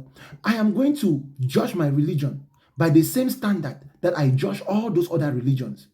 So even if God exists, okay, is it possible that God can exist even if my own religion, Christianity, is a false religion? My answer was yes, God can still exist. God is not a man. Of course, God can exist. Even if Jesus is not God, even if Christianity is not right, God can still exist. So once I had that thought, I now took Christianity and I compared Christianity to all the other religions in the world. And Christianity was worse. There are so many lies in the Bible, so many false prophecies in the Bible, so many contradictions in the Bible that I was like, let God be true and let man be a liar. The person who gave me the Bible was not an angel from heaven. It was a human being. And that human being can also lie. The claims in the Bible was written by the hands of man. It wasn't written by the hands of God. So why is it that in the Bible, God used to talk to people face to face or talk to them audibly, but now we have to read the book? Why is it that in the Bible, God had to do signs and wonders? Take a stick and split the water open. But he cannot do it for us. We will have to believe because white man came to us. And I asked myself, why do I need to believe in Jesus? My ancestors never believed in Jesus. Where did my ancestors go when they died? If they did not believe in hellfire and they did not believe in Jesus, are you telling me that everyone who came before me is now in hellfire? Why would I want to go to a place without my ancestors? And sure enough, slowly but surely, it took time. I graduated my way out of Christianity. And I had peace of mind because I'm not a Christian today because I hate Christianity. I still love to read the Bible so I can communicate with Christians. But I now can tell you exactly how it is false. We can even go into the book step by step, read it step by step, and I will show you how it's false, how it's not consistent with our reality. Now, there's also one important thing about the Bible, Omalika. Do you know that the Jews, the Israelites, they were not the biggest civilization in ancient times? The Greeks, the Romans, the Babylonians, the Indians, the Chinese, and even the Africans, those were more advanced civilization than the Jews. But when we look at the history of those people, when they tell us about where the world came from, we just consider it evil without even examining it. And then we consider it mythology. And yet, we choose to believe the mythology and the story of a small country called Israel. Something is not right. Why is it that Christianity only came to Africa when the white man decided to come and conquer us? Why is it that the people who gave us Christianity, they themselves don't follow what they are telling us to follow? Why is it that the more we follow Christianity, the poorer we become? Does God hate Africa? Two things are possible. Either God does not exist or God hates Africa. You get it? So that's when I now learn. What did my ancestors believe? What was it that was sustaining my ancestors for all the millions of years that my ancestors were in this world? Why did my ancestors not believe in God the same way that the Bible says? If God is just, if God is fair, why would God hold us up to a standard that we cannot live up to? Those are all the questions that I was asking. That's when I realized that the reason why there is different gods in different countries is because God is a man-made idea. Human beings make it in order to explain things that they don't know. And there's nothing wrong with that. The only thing that is wrong is that you make it in your head, and then now you want to force the next person that is next to you to believe what you have made up. No, allow them to have their own religion. Allow them to have their own God. But that's what you're doing. You made it up in your head and you're forcing us to believe you. What did I make up in my head? Yes. Let's say a man wrote the Bible. What did I make up in my head, God Omalika? used his personality and abilities. Please tell me this answer. I'm not sure what you're saying. What did I make up in my head? What? That there's no God. But how can I say there is no God if somebody hasn't said there is a God? Someone first has to say there is a God. Then I'll be like, what do you mean there is a God? Then the person will be like, hey, look here, look there, that's God, that's God. But if you say look there and I look, there is no God, then I'll just say to you there's no God now. The reason why I'm saying there's no God, God can use because you're doubting him and review himself to do. You don't tell Okay, God what to but do. Omalika, why does God need me to believe in him for him to be real when everything else which is real doesn't require belief? When I look at the sun in the sky, the sun has never told me to believe that it's real. Oh. I can just look and see by myself, and then I don't argue. You and I cannot even argue if water is real because water is just there. We can just see it. If God is real, why is God not like all other the real things? Why is God something that resembles things that don't exist? Why is God invisible? Does God not have the power to make himself visible? What is God afraid of? Now, if God is so great and God is so mighty, why is it easy to offend God? Do you know that someone who can be offended is somebody who is emotionally unstable, like human beings? It's because we have emotions and we're not perfect. That's why we can be offended. But if God is almighty, God is all powerful, how can me, a simple human being, offend such a being? Something is not right. Somebody is lying. The question is, who is it that is lying? The person who says that there is a God when they don't even know. So even if there is something out there, Malika, let me tell you the truth. Okay, you can take this and do with it what you want. Even if there is something out there that is almighty and that is great, you have never imagined it. It is not what you have believed. And the day that thing will come to you, you will not recognize it because you have filled your brain with lies that is based on your feelings and your emotions. Let me tell you something. If there is a God there and that God comes to this planet, that God would appreciate me more than he will appreciate everybody else. Because a good Really? master, yes, let me tell you why. Because I have chosen, let me tell you, listen, if there is a real God, that God will respect me more than everybody else because I have chosen not to get into the confusion of human beings. I was able to differentiate between man-made ideas and the reality of the world. If there is a God, God is not going to go for the one who believed in the Christian one, the Muslim one. Because I know. Omalika, where are you? I need you for you to be listening to this. Hey. Omalika, let me tell you something about the way we describe God. If God is almighty, that means God is not lazy. God does not need servants.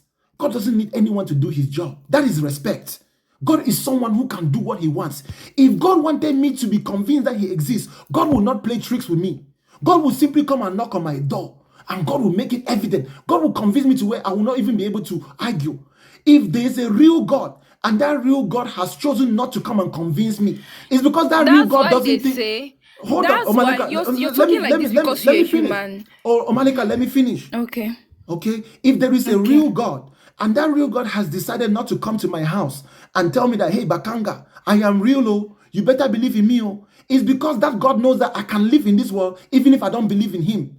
And that God has nothing The against ways me. of God is different from the ways of Oh, man. Malika, that's just a man-made idea. God did not tell you that. That was a human being who told you that, and they can still be lying to you. You need to be smart enough. If not, somebody will 419 you. If God did not tell you that his ways is different from the Come ways and of try man, it. you cannot just believe any human being. Okay? Let me tell you something. If you want to know God, don't try to know God through somebody else. You should want to know God face to face. And if God has not yet come to you face to face, you should wait before you decide which one is the real one. Because even if there is a God, it's a possibility that it could be the Muslim God. The God of Islam could be the true God. You don't know it because you have allowed somebody to dupe you. The true God could actually be the Indian God, but you don't know because you haven't investigated. And if the true God is the Indian God, he will punish you. You still go to hellfire, even though you believe in Jesus. So why are you going to put yourself in risk? Don't you know that that's called intelligence? That's called being Let me get diligent. That's called wisdom. A wise man will please. never rush. Excuse me, please. Let me answer call. I'll be back. That is if you add me up. Oh, Malika, let Please. me tell you, before you answer call, I have one thing to tell you. One last thing, Okay. very short. Oh, Malika Nwa, you have been bakangalized. Thank you for your time. Okay. Do you know why they laugh when I say they've been bakangalized? Because it's the truth. It is the truth.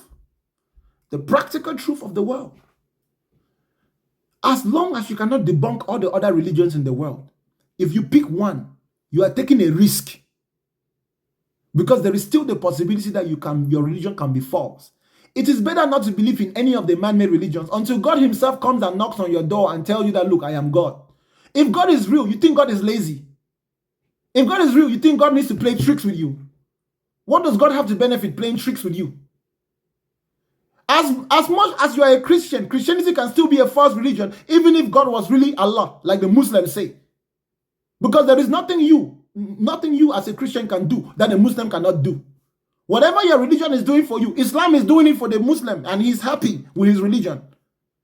Whatever Islam is doing for the Muslim, Christianity is doing for the Christian. Whatever Christianity and Islam is doing for the Muslim and the Christian, Hinduism is doing it for the Hindu.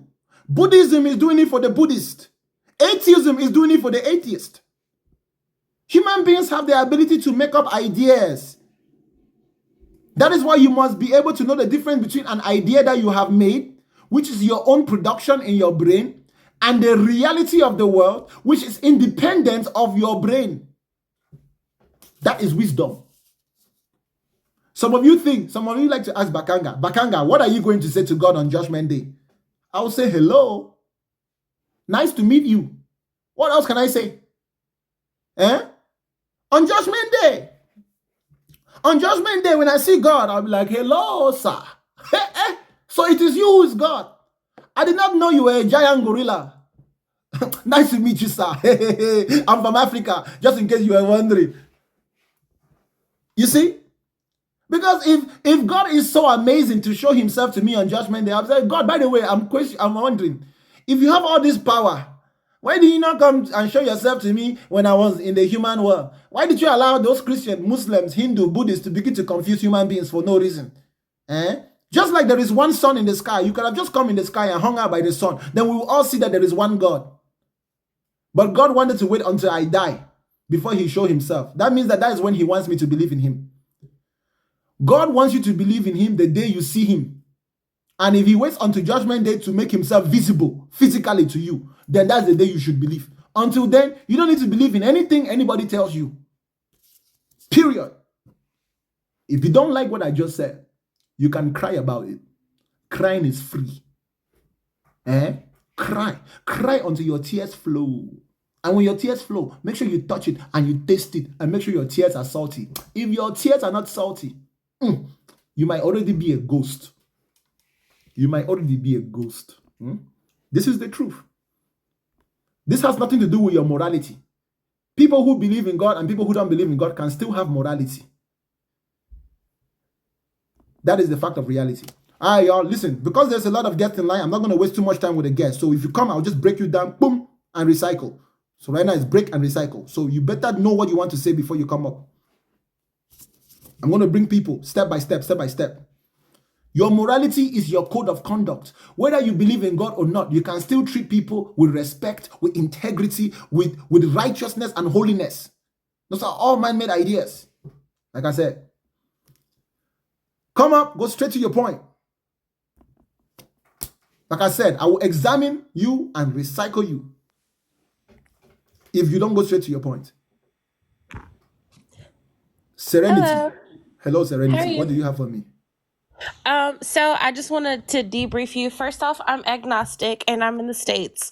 I just wanted to say I appreciate you so much to what you're doing because people don't really understand like the gravity of what Christianity has done to our community all over, both in like all over the diaspora. It's really putting our people at a very poor mindset, and they don't see it because the Bible teaches you so many things in so many different ways of how not to like make yourself better as a person because you're so confined by these strict rules that like most that the preachers don't even follow, like unrealistic standards.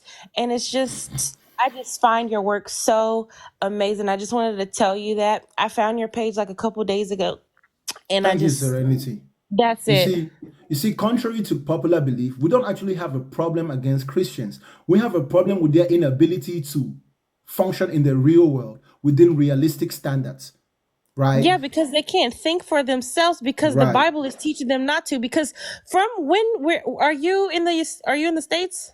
Yeah, I'm What? in California, Okay. unfortunately, and I've lived all around the States too.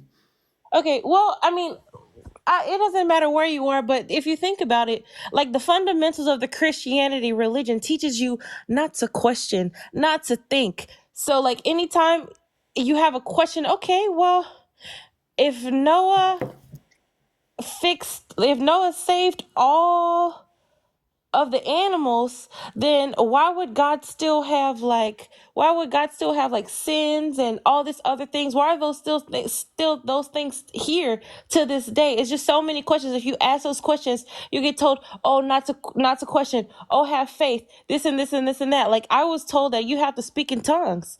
Everybody doesn't speak in tongues. It's a delusion that they come up with there in their head. So it's just so many things you get told not to question, not to question, not to question, not to question. And that transfers to different relationships that you have throughout your life because you're not questioning things. When you go to school, you're not questioning things properly. What you're doing is just following doctrine that you're getting taught in school. So it just trickles down to so many things because you've been programmed through your religion and they get programmed at home, and then we just become this poor group of people all throughout the diaspora of the world. They make it think that we're so different, but we're all the same.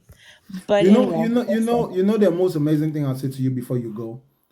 In your journey of investigation, try your best not to form any animosity towards them. It should just be a matter of comprehension. Like you just seek to understand them. But you have a responsibility to demonstrate that it is possible to live life in a practical way without that religion. That is the biggest message that will bring about a change in your community. So you have, now that you don't believe in God, or if you're agnostic and you're not sure yet, you still have principles that govern your mentality. You still have a moral standard. Just make yourself the type of person who practices what she preaches. And you will find that there is no one that can stand against you because you are who you say you are. The biggest problems Christians face is that we don't see through their actions that they are who they tell us they are through their words. They say, for example, that their God is not the author of confusion. And yet the confusion in the Christian religion is staggering. They can't even agree on doctrine. They can't even agree on the identity of their God. They can't even agree on the nature of their God. I mean, if Christianity was a united front that had one single narrative, I think Christianity would be more beneficial. But that confusion translates into our communities as Africans, as Black people, as white people. And if that religion was to govern the world, we just forever remain confused. And we are saying that we don't want that. We want a community, a world where we can come together, have a common way of understanding each other, know the difference between our similarities and our differences, and being able to still coexist. And yet, that religion teaches you that the world is passing away. The religion teaches you that the world is filthy, that you cannot live in the world and serve God. Of course, it demoralizes a person. Why would they want to make their countries better when they think that Jesus is coming to destroy it? You and I both see that. And the only way that we can shed light is to be the example that we want them to be. I know that sometimes on TikTok, even I use strong language, but make sure that in your personal life, your relationship with Christians is full of empathy and compassion because they need it. They're not getting it from each other. Thank you for your time, my sister. Of course. Have a good one. You too, Serenity. Bye. Bye. There is no God. There never has been, and there never would be. The real mystery is not who God is. We know who God is. God is a superhero, a mythological character, a figment of man's imagination. The biggest mystery in our world is who is man. The identity of God is not a mystery. It is the identity of man that's a mystery. And we're not going to know that if we don't study man. That's why I said to you, God is not real, but humans are real. God is not real, but humans are real. You want to start with what you know. You want to start with what is real. Listen to my words.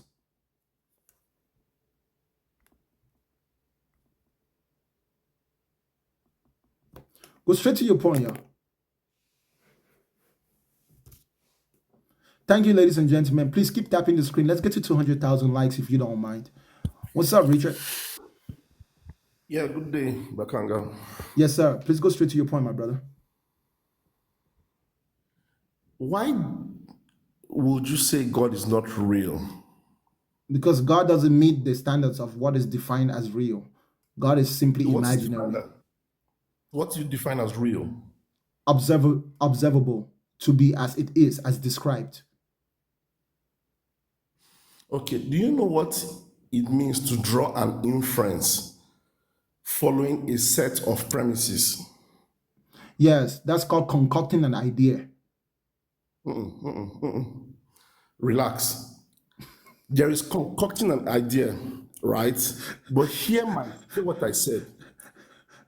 Drawing an inference based on a set of premises. You sound very educated, so you should know what I'm talking about. We call it deductive syllogism. Sure. I'll give you an example. If this, blah, blah, blah, then that. So listen, this is a practical example.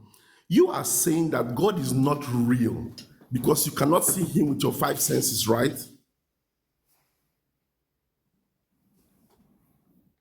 Hello? Are you not looking at the screen when you speak? I said, yeah.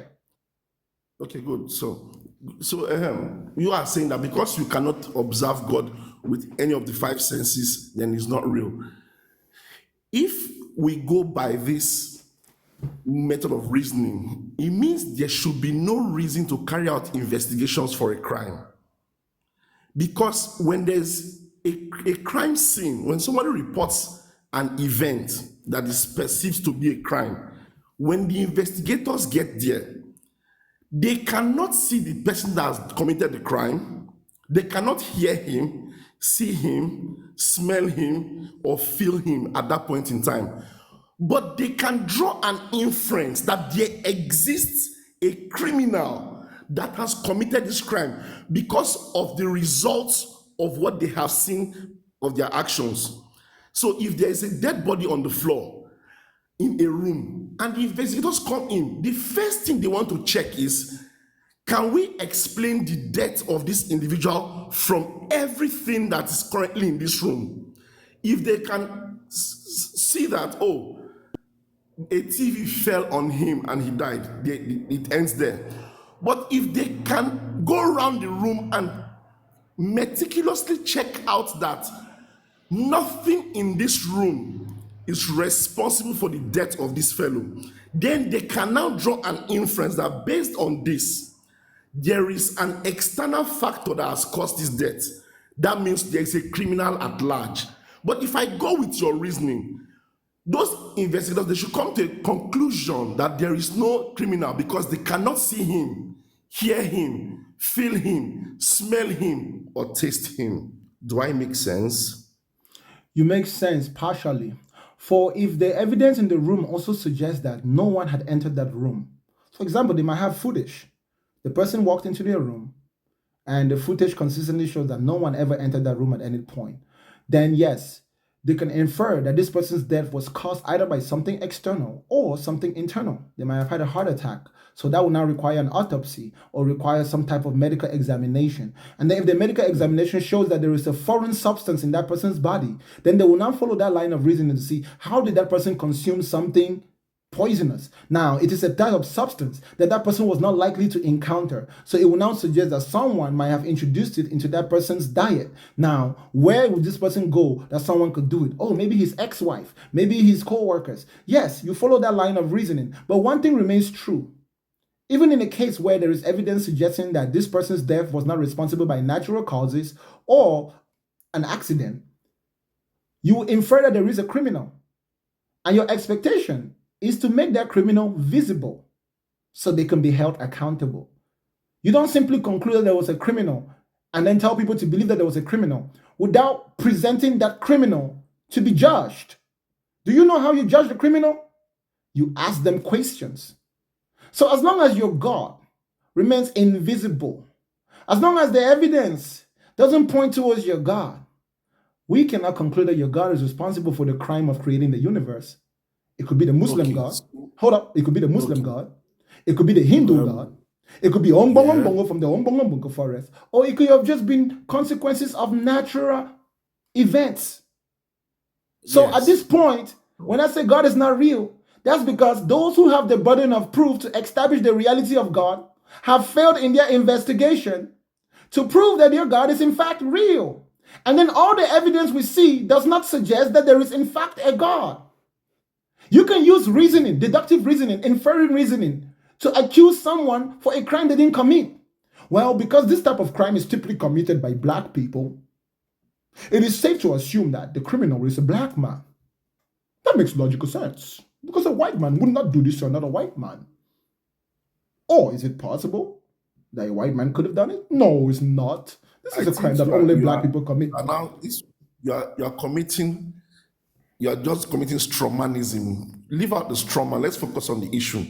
So, in response to what I said, you said the fact that there is no criminal physically there does not mean that they can even as a criminal.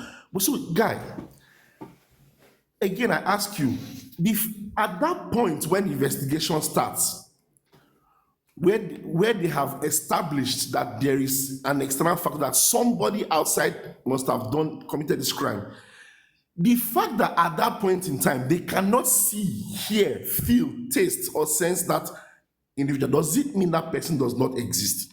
No. The person very much exists. Listen. You're not getting. You're not. No. Hold on, real quick. You're not getting my argument. You see, let's get to the point where we conclude that there is a criminal. Do you know what we will not do? No. Listen, bro. Listen. Do you know what we will not do just because the criminal is invisible? We're not going to assume that it was a ghost. That's the problem with religion.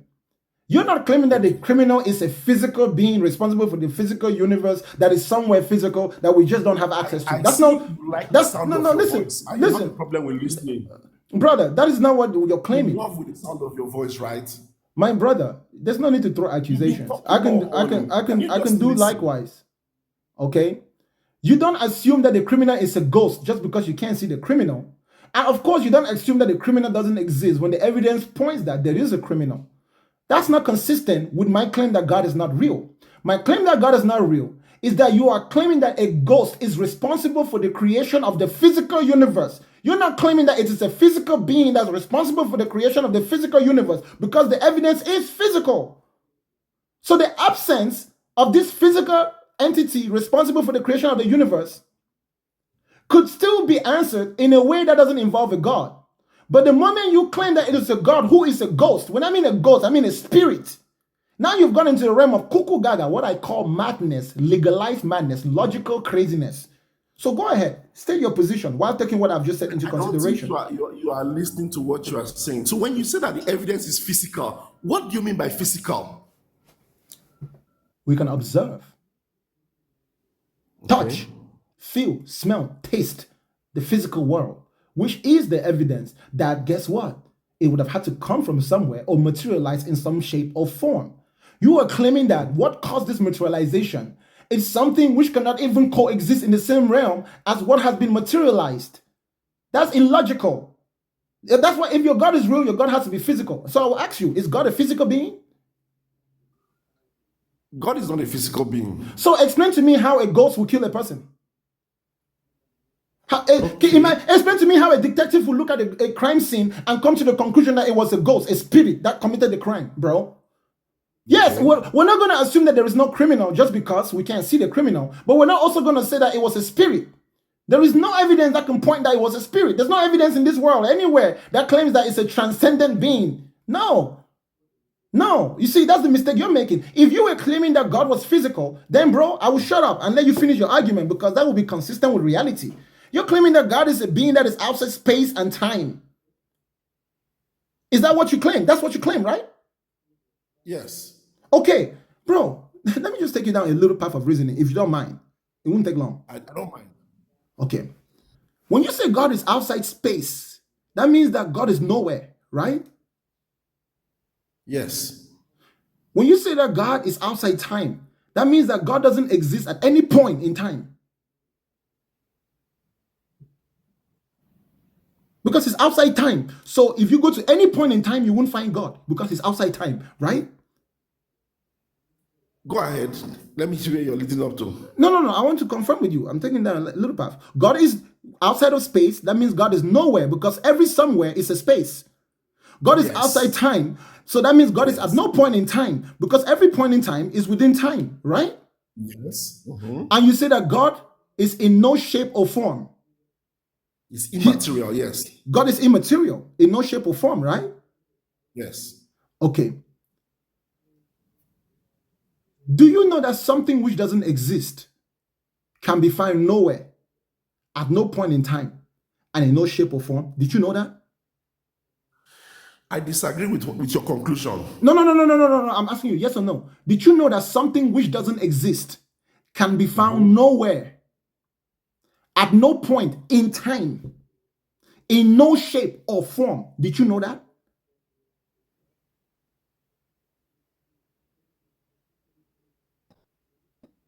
Hello?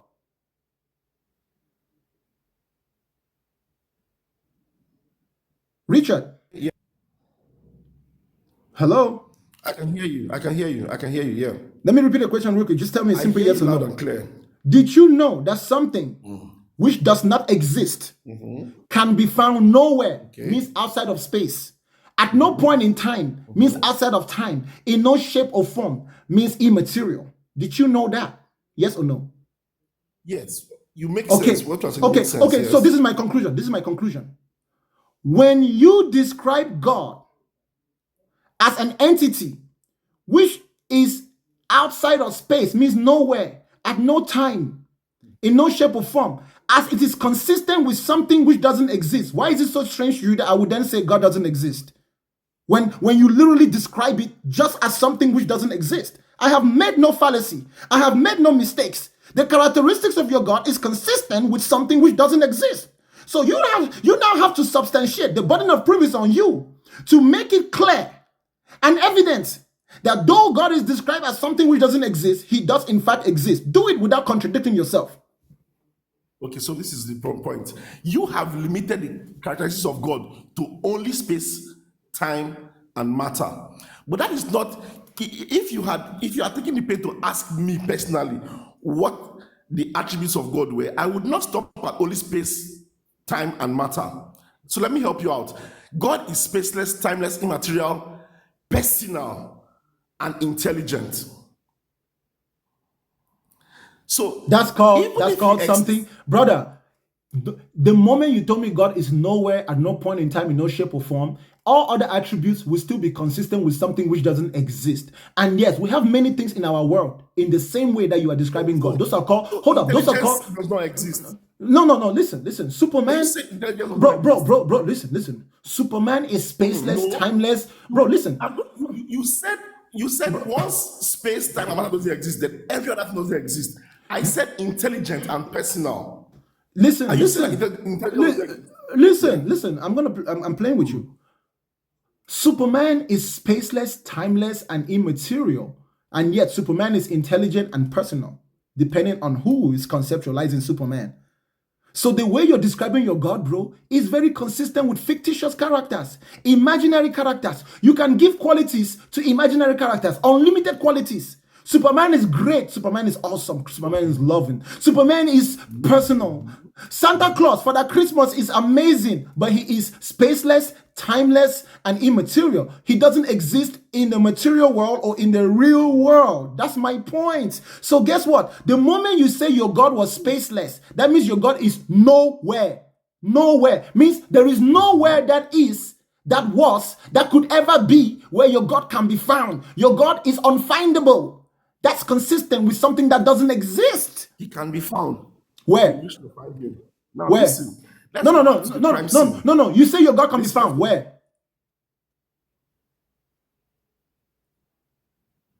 He can be found if you wish Where? to find him. Where? Put your knees to the ground and seek him in sincerity. So where will I find your God? Find Where? him. Where? When you open the pages of the Bible, you will find him. So I will find God in the book. When you look at your fellow human beings, listen. When you look neighbors, myself, you will find God. But that is space. That means God is not spaceless. That means God is within space. If I have to look within this space to find God, that means you lied when you said God was spaceless. Now, so listen, all right? I know you are obstinate and you want to remain in your tracks, but listen. You should have asked me how I concluded that God is intelligent. Don't tell me what I should have asked you, because I have a Okay. brain of my own to ask questions that is relevant to what I want to know. So I ask What? you questions Okay. appropriate with what I want to know. Tap the screen, ladies and Exactly. gentlemen. Let's get So to you don't want. There 200,000 are likes. things. In other words, there are things. Okay. So there are things that you don't want to know. Okay, that's fine then. No. It's all not right. that. It's just that I have a priority and a system of asking questions. Before I can engage in the definition of God or any other attributes of God, I have to make sure that one of God's attributes is that God meets the standard of something that does exist. Means God needs to be somewhere at some point in time in some shape or form. If you can attest that that's the fact, then you can go on to tell me not just what God is, but give me the opportunity to go and seek it out myself, because it is somewhere. That means it's attainable. It is at some point in time. That means it's conceivable. And then that also means it's in some shape or form. That means I can interact with it.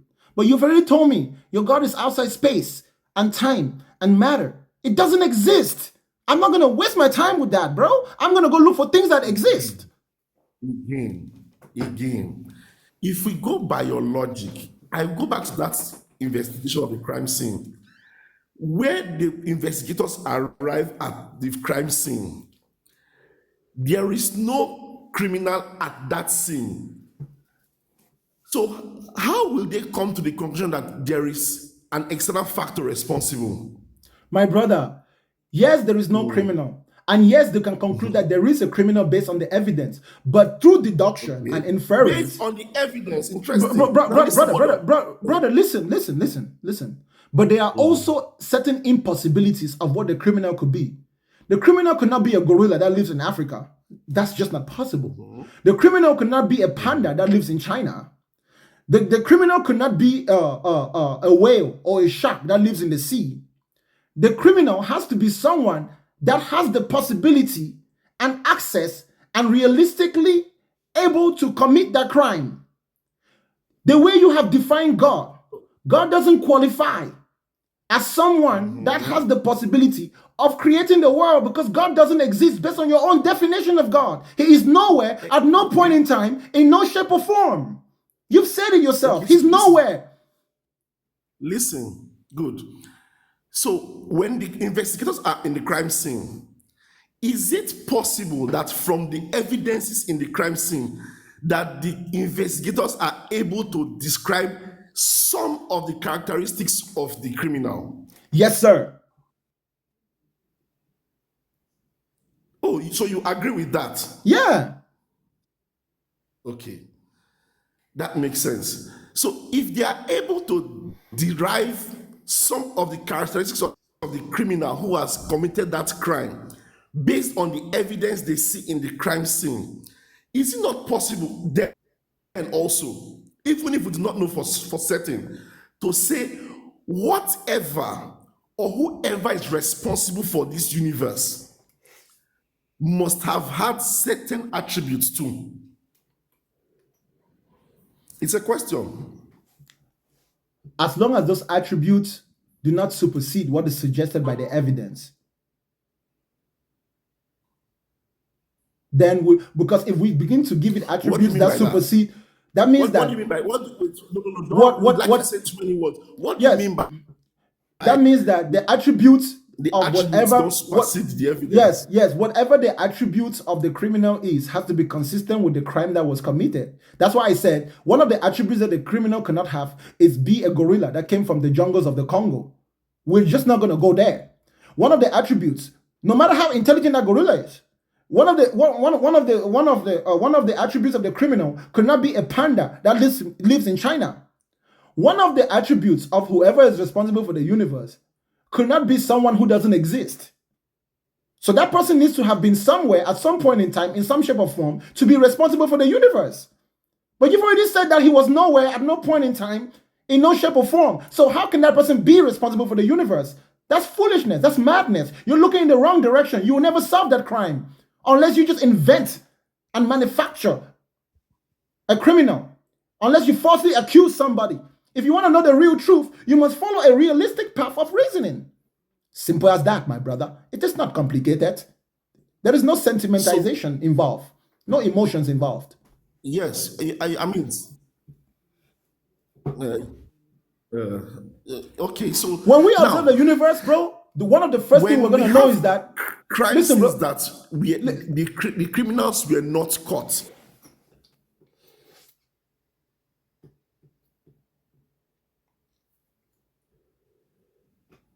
bro, keep talking. I'm listening. You said something about the criminals not being caught.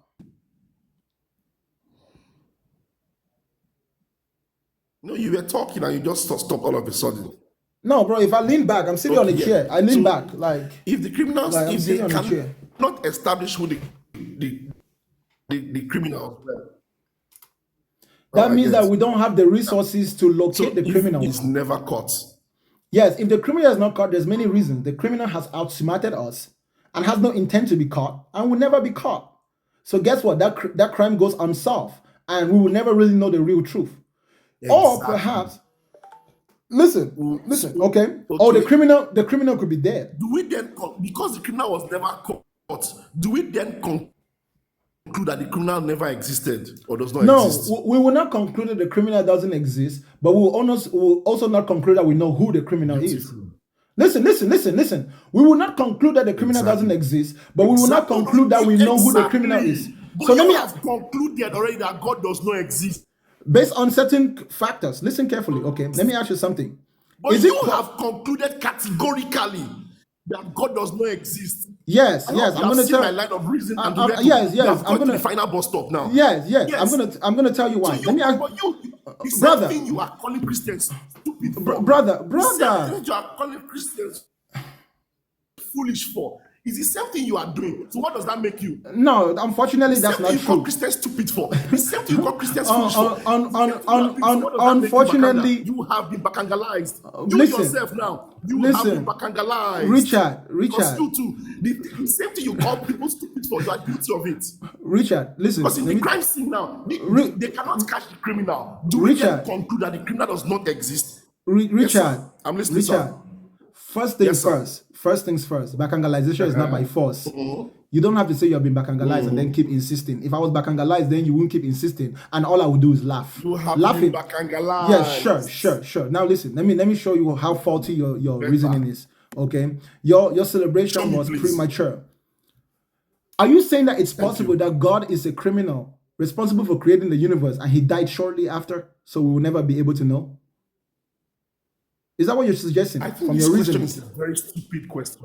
No. Just answer the question. Don't say no. Don't straw man. Don't straw man. Don't straw man. That's ad hominem. Hey, Mr. Educated. That's ad hominem. Do not attack the question. Refer to the question. Is it possible that whoever created the universe or initiated the initial cause that led on to other causes, that person is now already dead? That's why we will never be able to know. Is it possible? I'm just asking you. Is it a possibility?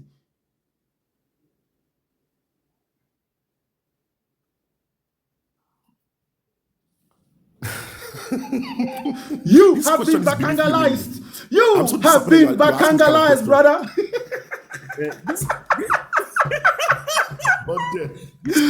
Thank you for your time, my brother. Thank you for your time, my brother. Have a good night. Have a good night, my brother.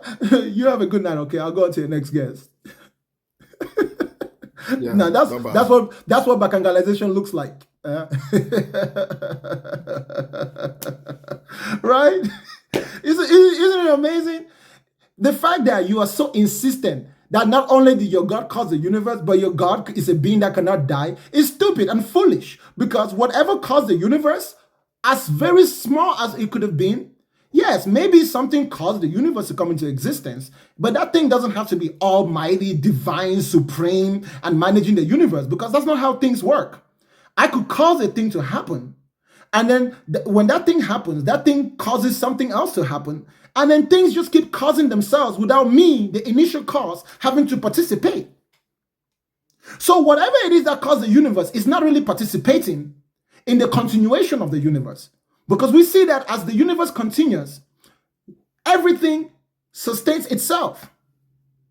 That is why whatever caused the transformation or the materialization of human beings, we see that thing is not responsible for the reproduction of human beings. That's why humans make humans. Dogs make dogs.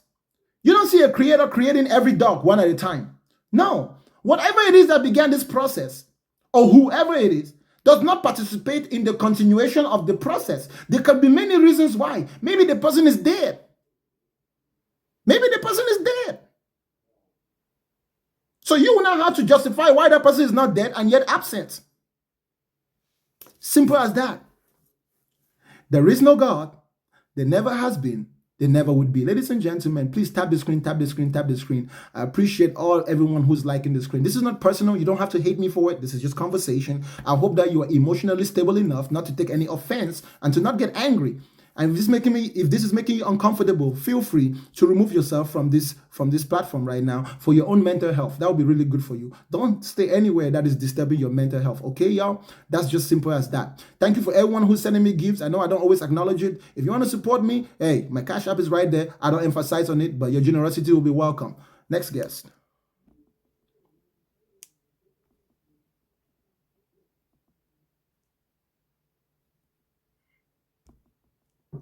I'm going to try to alternate the guests, y'all. Male, female, male, female, male, female.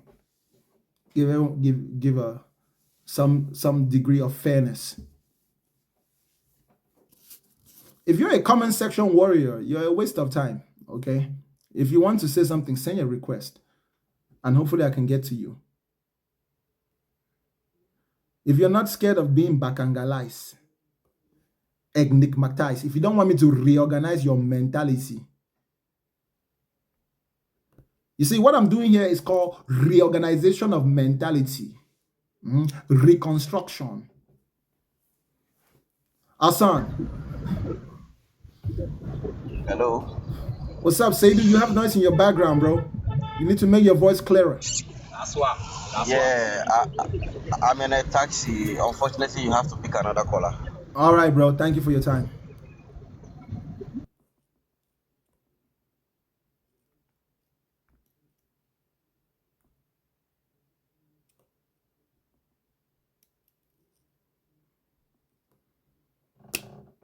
Let me bring our comment section warrior. Let's go. Finally picked me. Let's go. So you had no argument for Richard. I don't understand what your argument was. You Maybe made a it's because presupposition. You made a maybe presupposition, and then you try to throw it back on him and said, "Oh, it's burdens on him." That made no sense. But go ahead, bro. you said that you say you didn't understand what I was trying to say. You didn't even understand what he said, inference, and then you try to Is switch it it up. You went is off it screen. You is try to it Google and chat GPT, but you whatever. That's different. brother? You Then said you you got didn't triggered, and then you dropped him. That's crazy, bro. You got to use brother logic. brother. You said that you didn't understand what I said. I never said I never said I didn't understand. I said you never understood what he said. Did you understand what I said? What you said made no sense, though. Okay. Is it You possible that just it did a makes no presupposition. Did you not? brother? Okay, what did you Let, do? let, Okay, let go me ahead. finish. Let me Explain. finish articulating Sorry. myself. Is it possible that what I said did not make sense to you because your senses don't work? Everything with you is it possible? So you sound like the No, same people that's what that I'm believe just in God, asking. right? I'm just asking, bro. I'm just curious. Yeah, you Is been asking, bro. is it possible that it doesn't make sense to you because you're cuckoo? Okay, let's go deeper into logic then. Let's help you figure it out then. How about that? Are Yes, you willing Pin. to do that? Yes, Pin. Wh- Yes, Pin. Bro, you can't Yeah. your brain can't Yes, fathom Pin. what God is, bro. Like you don't Yes, even know Pin. what God is. It could be anything. It doesn't have to be a human. It doesn't have to be personified. It doesn't Could it have be? to be Could anything it? that you think. It doesn't Hold even up. have to Hold be up. Hold alive up. forever. It doesn't Hold have to up. experience time. It doesn't have to do nothing. Like you Yeah. put conditions onto it. You Yes, you know Pin. what you set up? You set up a contingency argument. This is Yes, not for you. It's Pin. for everybody. Okay, go ahead, Yes, bro. Pin. Please You stop. ain't ready for the smoke, Stop but going keep roller going. coaster. Did you You're just not say to ready me for the that? smoke. Did you just say to me that God could be You're not anything? ready. Did you just say to Sorry? me God could be anything? I never said that. I said it can be undefined. I said it could literally be undefined. God is like zero. You know zero? Hold on. You know what zero is, right? Of You know course. when you divide Of something course. by zero, you know when you divide something by zero, what does your calculator spit out?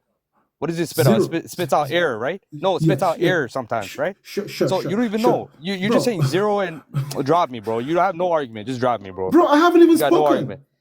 Go ahead then, speak. I'm waiting. So you're saying that God could be anything, right? Beyond my imagination, right? Brother, I'm saying your No, brain I'm trying to make can't, sure. bro, Are you our are you brain saying can't figure that out. It won't okay? compute. Okay, You good. understand what I'm trying to say? Good. I get it. I get it. I get what you're saying. So you're saying that whatever God is something that we cannot imagine. We can't comprehend.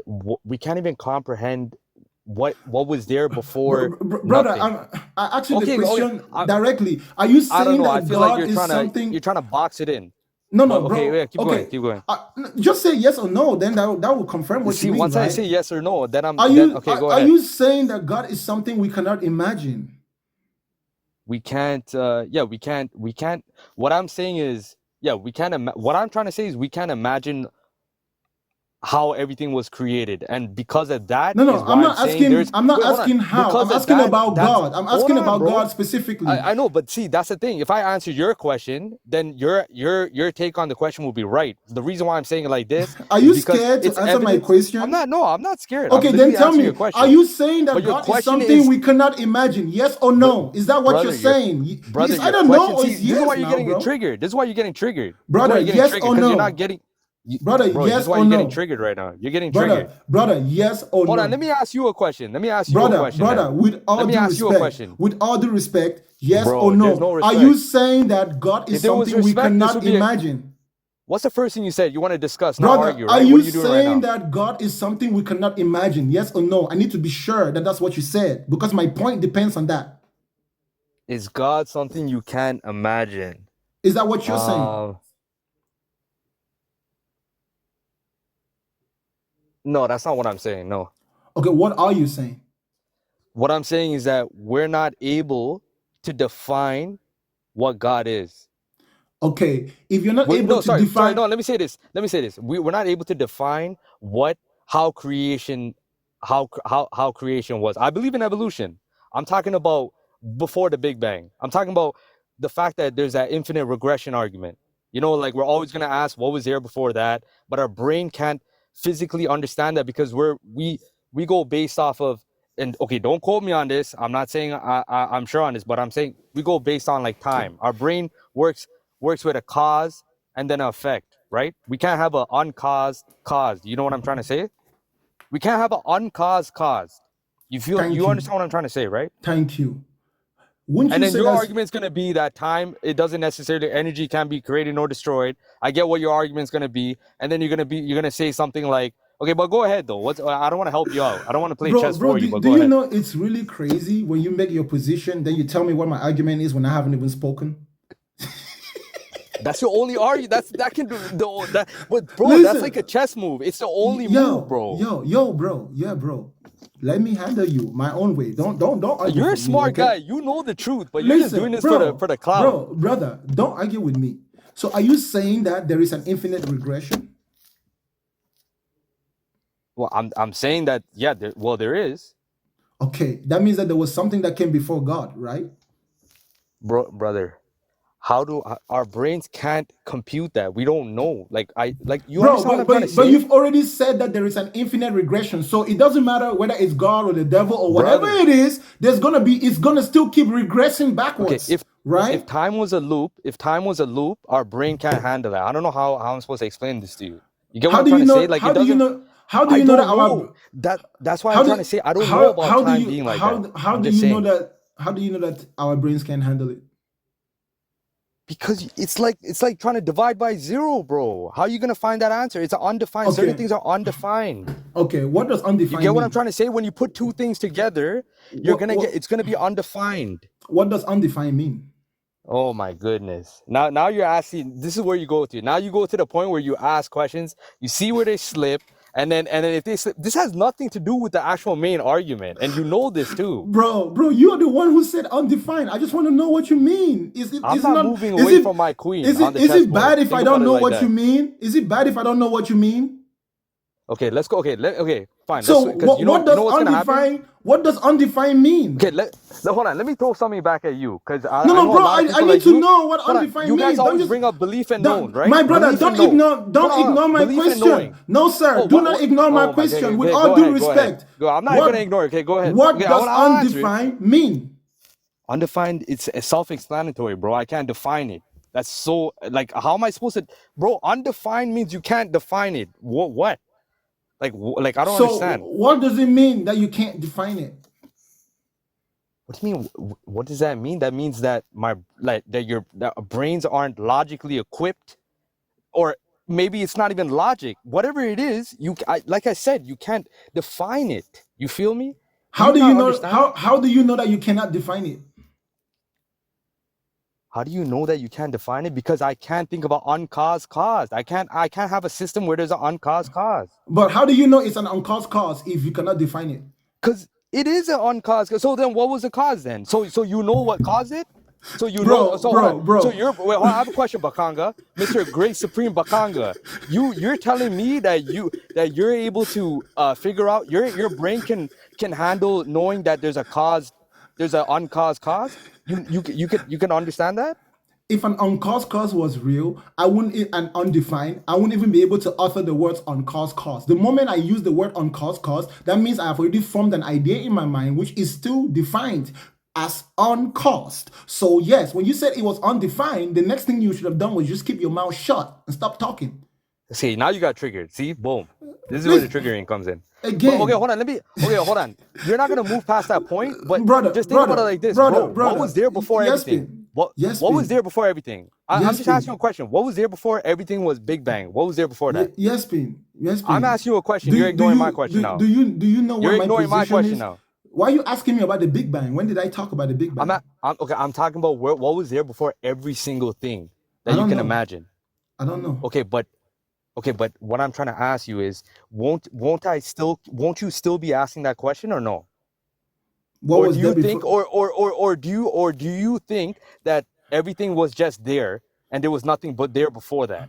I wouldn't ask what was there before everything because I don't yet know what everything is. So I need to first. Okay, and Let me finish talking. exactly. Let me finish talking. I don't yet know what everything is, so I have to first learn what everything is. Then once I get the knowledge of everything, then I can ask myself, what was there before everything? And unfortunately for me, my lifespan is not that long. It's going to take humanity a long time to learn what everything is. So of course, the question asking the question, what was there before everything, would be an irrelevant question that you either be forced to acknowledge that you don't know, or you're going to make something up called God.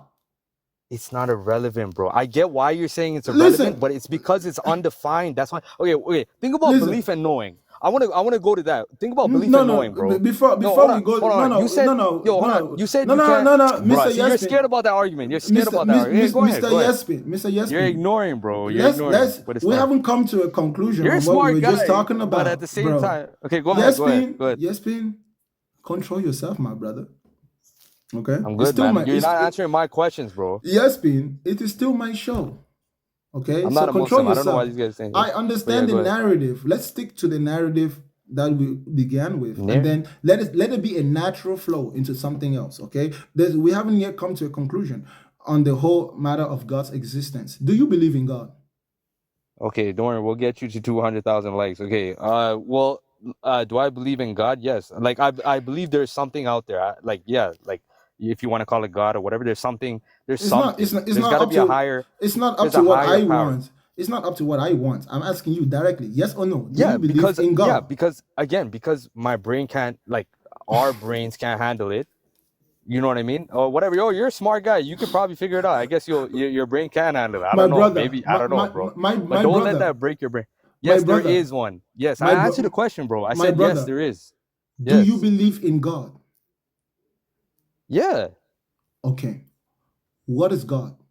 Or in a God, or maybe there's some, or there's, I don't know how it is. I don't know how it's formed. I don't know how it's split. Brother, you already said yes. You already said yes. I know what yes means. What is your question? Bro, this is a ridiculous question. No, I'm not out of respect, bro. I'm just saying, this is like a nonsensical question. Yeah, go ahead.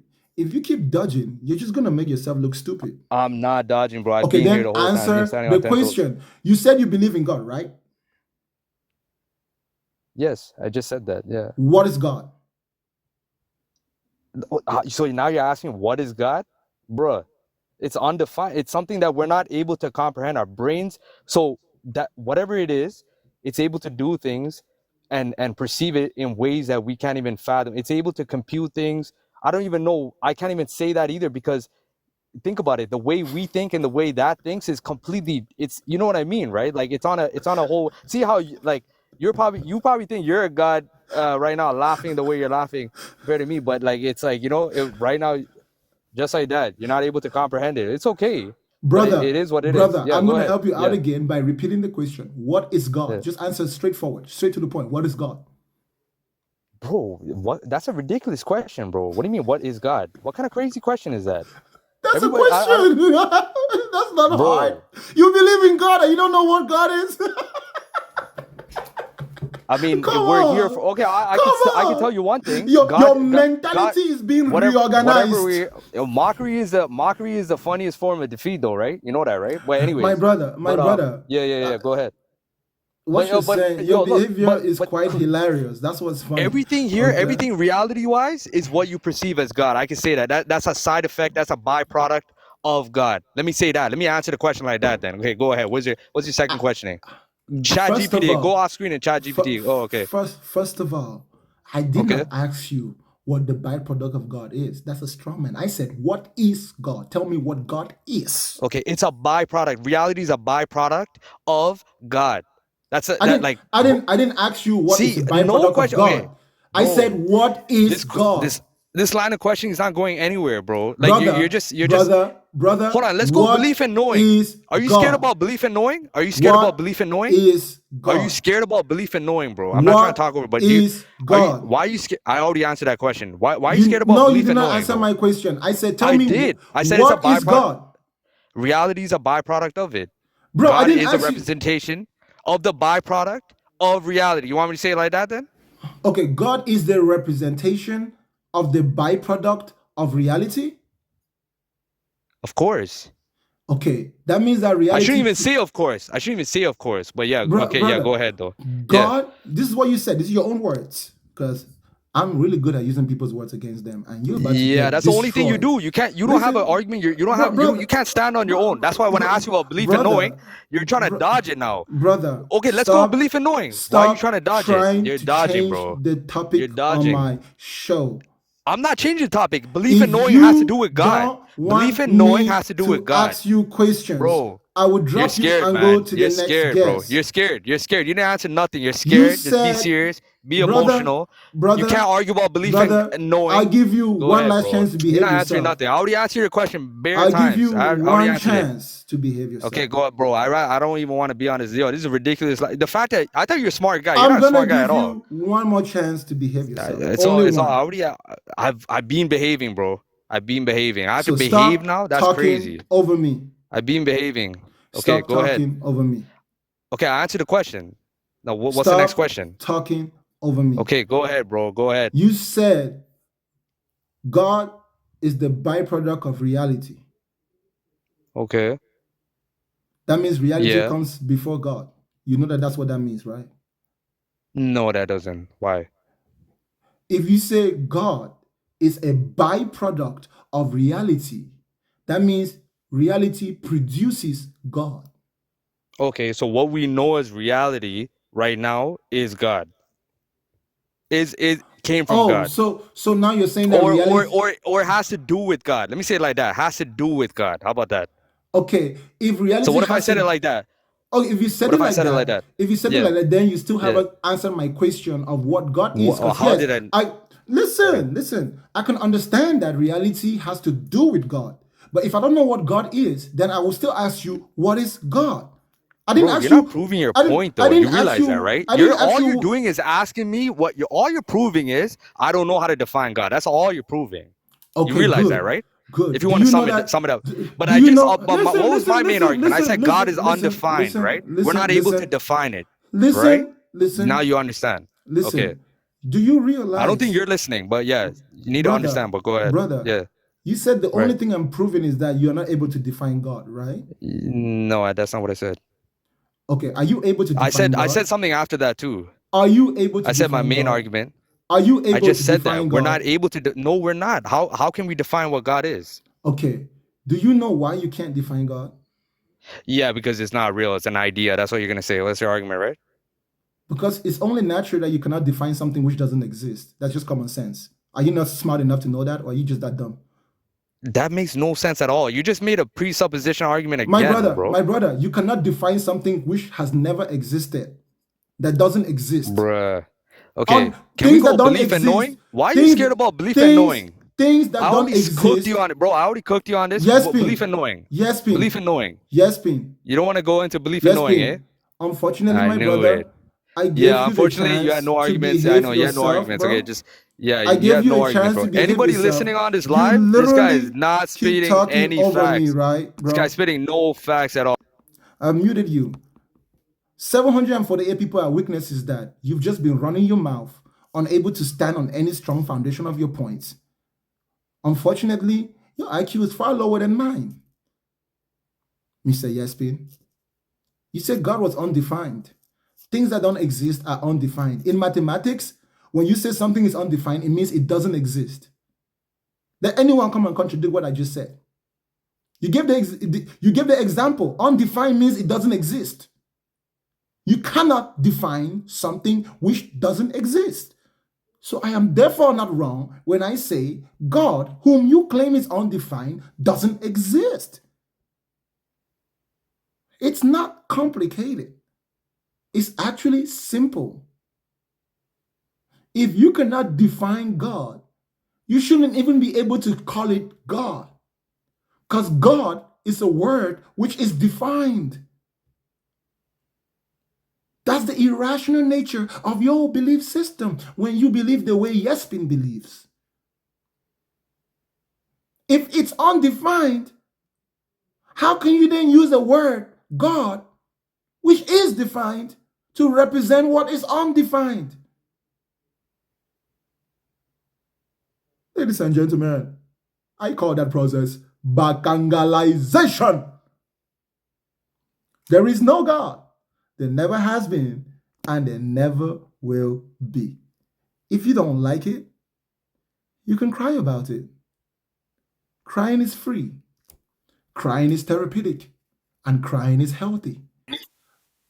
Crying would help you get over it. Yes. So, quick question for you. Let's offer respect. You said that you believe in science, correct?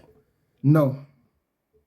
Okay, do you believe what you see? Like when you say that you believe in what you see is what you believe, correct?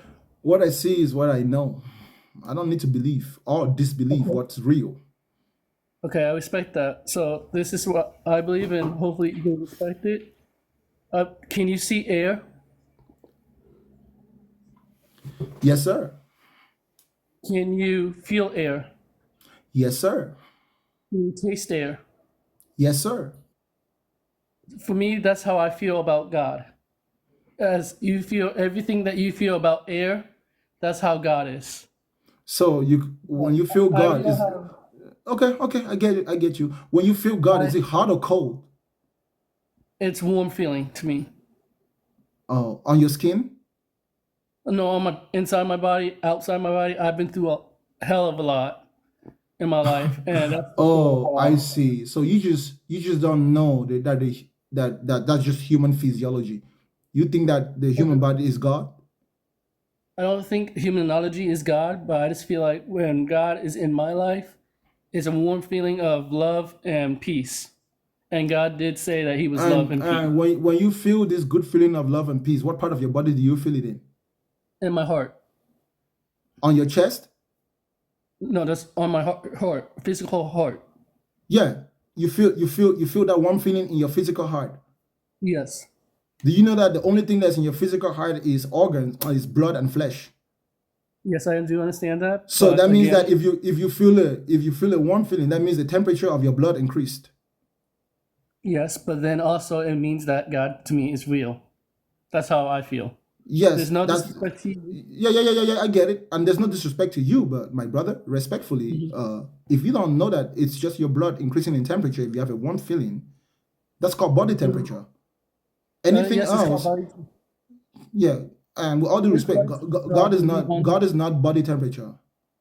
It's not body temperature, but I do believe God is real, and I've experienced it. I've went through hell and back. I've almost died twice. And that's the fact. Congratulations, but God is still not body temperature. Okay, that's a physical explainable process. So whatever God is that you might believe in, at least you learned today that it's not body temperature. You still need to go and look some more. Okay, I understand that. but Yeah. that's just how I feel. Yeah, But yeah, I yeah, have yeah. respect for And your feelings and your emotions don't change reality. It only tells you what state your mind is. That's what emotions are. Your emotions is your state of mind. And I think the heart you were talking about is really your mind, your ability to think in the way you think. It's not your physical chest. Anyone who thinks that God is in their physical chest has a mental illness. I don't think you're mentally ill. You might just not have all the information you need. maybe not, but that's just personally again how I feel. I went through a lot, and Yeah. that's And something that let me tell you, this is how you will know you've grown up. When you can see the world as it is, independent of your feelings and your emotions. So that means you're on a journey. You're still growing, right? well, So I'm going at once, if that's how you feel, there's nothing wrong with feelings. But what's wrong is when you think your feelings is reality when it cannot be observed to be so. Well, is it okay if I say that I'll pray for you and hopefully you'll get your answers? Don't pray for me. Pray for you. Okay, well, I'm gonna pray for this you personally and me as well. No, don't pray for me. If you really have some prayers that can work, pray for those kids in Palestine that are getting killed by Israel. Pray for all the I do hungry pray kids. for you. No, pray for all the babies in the world that got cancer. When I see that those babies stop having cancer, man, I will come to you and ask you to pray for me. But I don't want you to waste your breath on me. You know what I'm saying? If you really have a prayer that can work, I can think of far better things than myself. Please pray for all the hungry kids in the world to stop being hungry. Pray for all the homeless people in the world to stop being homeless. Okay? As soon as your prayers work, bro, come and look for me and pray for me too. No Yeah? problem. Well, God Yeah. bless you, and I hope you have a good day. Donald Trump bless you too. And you have a good day. Okay. Bye. No problem. Bye. You continuously give yourself reasons to be illogical, my brothers and sisters. Good intentions is not indicative of truth. No matter how good your intentions are, it doesn't translate to truth. Someone that has good intentions can still be a liar. Asan, I see you, bro. Someone who has good intentions can still be a liar. So yeah, if you feel like God is real, that's just your feelings and your emotions. It ain't shit more than that. It ain't shit more than that, okay? There is no God. There never has been. There never would be. If you don't like it, you can always cry about it. Okay, I'll bring you up next, Hassan. What's up, Cam? How are you? Fantastic. How are you? Do you believe God exists? Do you believe God is real? Read the screen and you will know my stance. You are saying, yeah, God is not real, humans are real, don't pray, just live. But prayer works. Then pray for all the kids in the world to stop having cancer. God knows everything. You can't limit God. You cannot. You said God. You said prayer works, and I just thought of something that can be prayed for. Can you pray for all the kids in the world to stop but having we cancer? can like some atheists make up excuse and say, why is there so many children starving? Yes, that's sad, but brother, God knows everything. Brother, you said that prayer works, right? Of course, all the time.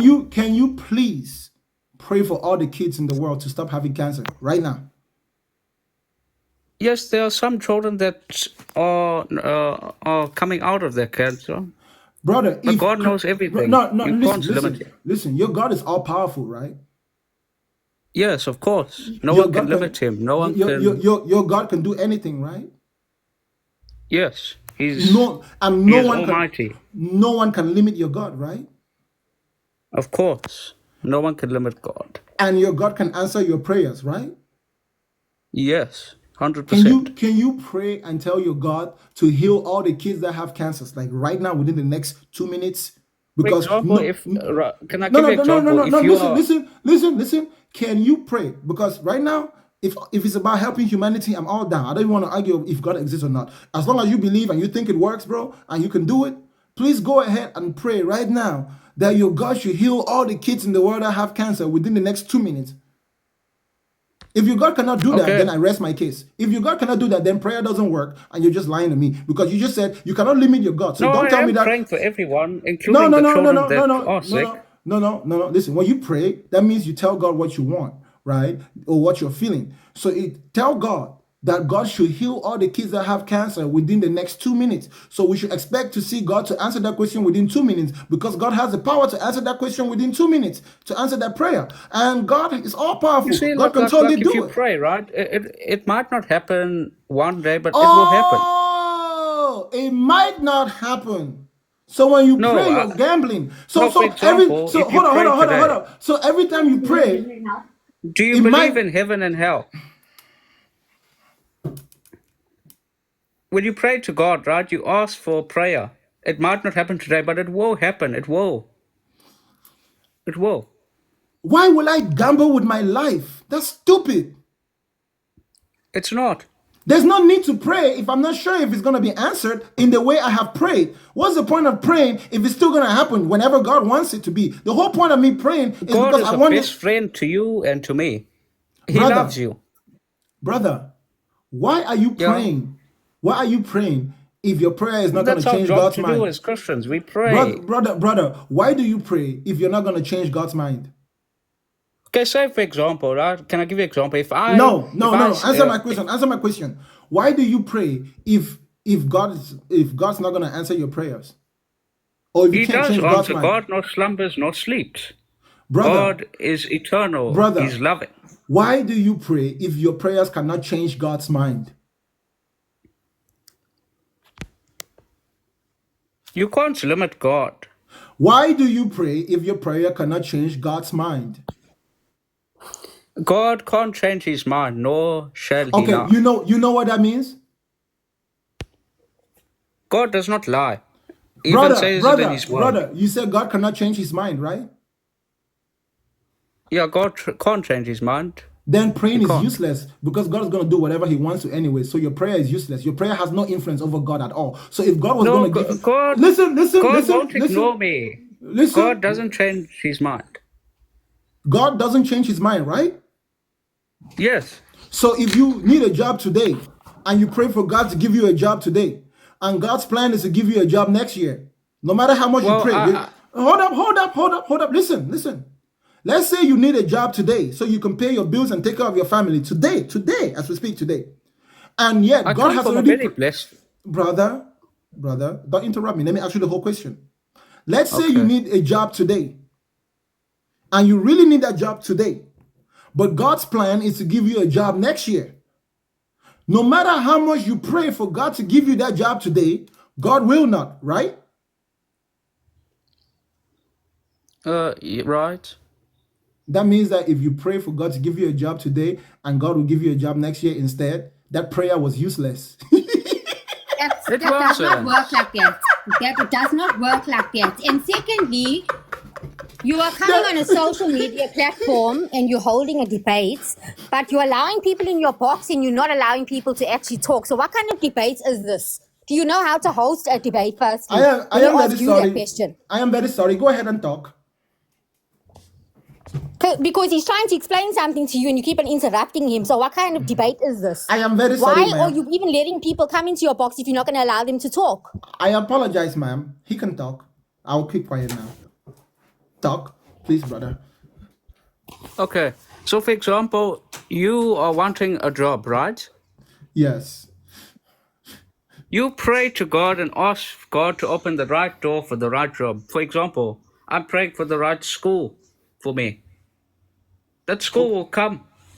That prayer will be answered. It will. The Lord will make happen and right. You see, Okay. people out there like naysayers, they can laugh at the Christians all they want, but they'll never take the anointing away from you. They'll never. So people can laugh at me, like for example, you can laugh at me, it's fine. If I've got God, Okay. I'm not lost. I'm not. I don't want to be rude and say you are an intelligent person, right? Everyone's intelligent, their Okay. own way. And you are wonderfully made in God's image. When God created you, God was like, wow, I've made the beautiful image ever. For God so loved the world that he gave his only son, and whoever believes in him shall live eternal life. You see, the reason why these people don't believe in God is because they don't like to conform to something called principle. That's simple as that. God is equal to principle. You need to follow certain principles. And because atheists cannot follow certain principles, therefore they come onto social media No, but you and say see, dumb things like God is not real. God is real. So, you know Who what? d- Wish okay, them wait, well. wait, Wish wait, them Chen, well. And just, Caleb, get yourself... Okay, wait, Caleb, Chen. Caleb, your Brother, wife is can I right. give you example? Ca- Can I no, no, give you an Ca- example? no, hold on, Caleb. Your wife is right. We should live by No, not principles. wife, my mother. Your Even mother. is saying wife, but Hold it's up, not. Caleb. Sorry. Your mother is right. You should follow principles. There is one principle I Yeah. follow that you don't follow. There is a principle God that is you not should. an imagination. No, wait, my God brother. is My real. brother, wait. You should not pretend. I follow these principles. I don't pretend that something is there if I cannot prove that it's there, just because I feel like it should be there. That's called honesty. An honest person will never bear false But why do you witness. think we read the Bible? You read the Bible and you believe it's the word of God, but God never told you that it was his word. Did God tell you that it was his Ask him, word? can you see... No, hold on. Ask him, can you see air? Ask him, can you Can you see air? see? Can you? Wait. Can I give you an example? When Yes. someone, See when air, but we someone, know that wait. it's there. Let me. I can see Wait, air. Can I give you an example, brother? Can I give you an example? Yes, give me an example. You see, when someone's building a house, right? Okay. Someone has to be the creator of building that house. And your life, who created your life? God. Who created your family? God. But how do you know that? You're just claiming. Can you prove it? God created you. How do you But think? How did you live your life all this time? Who maybe, do you think maybe, created? maybe it was aliens, not God.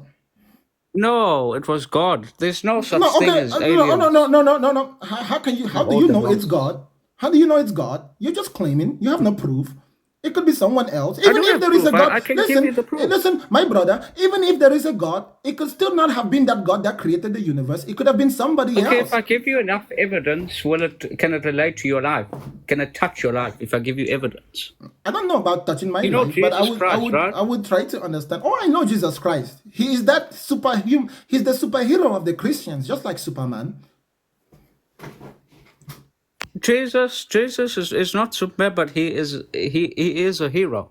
He is a hero. Yeah, Jesus Christ. he's a superhero. He's the Son of God. Which God? God of Abraham and Isaac. I pray to one God. No, the God Jesus. of Abraham. The God of Abraham and Isaac said he did not have a son. I am God, and I am one, and there is none like me. There is none with me. That is what it says in the Old Testament. Jesus is God. Did you know that? He claims to be God, so he is. The God of Abraham said in the Old Testament, I am not a man. Jesus was a man, was he not? No.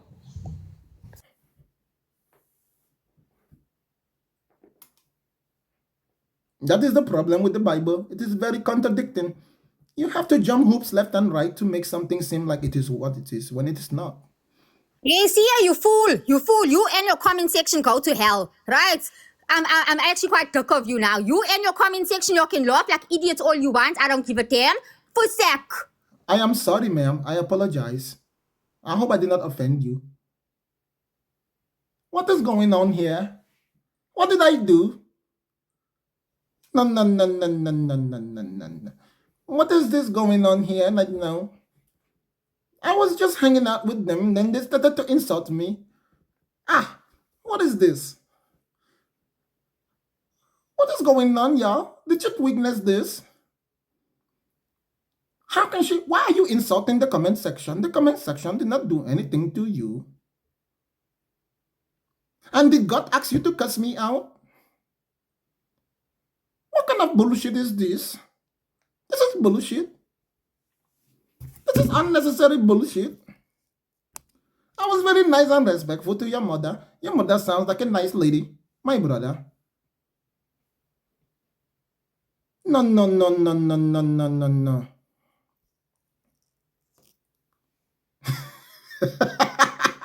Ladies and gentlemen, what you have just witnessed is what I call bacangalization, familiar bacangalization, mass bacangalization, reorganization of mentalities.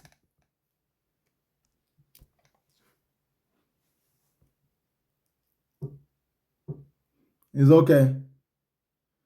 You will know Bakanga, and Bakanga will set you free. You will know Bakanga, and Bakanga will set you free. Ladies and gentlemen, you know how the Bible says, you shall know the truth and the truth will set you free? I say, you shall know Bakanga, and Bakanga will set you free. Where are you, Mel? You better come up on the screen. If not, I'm going to the next guest.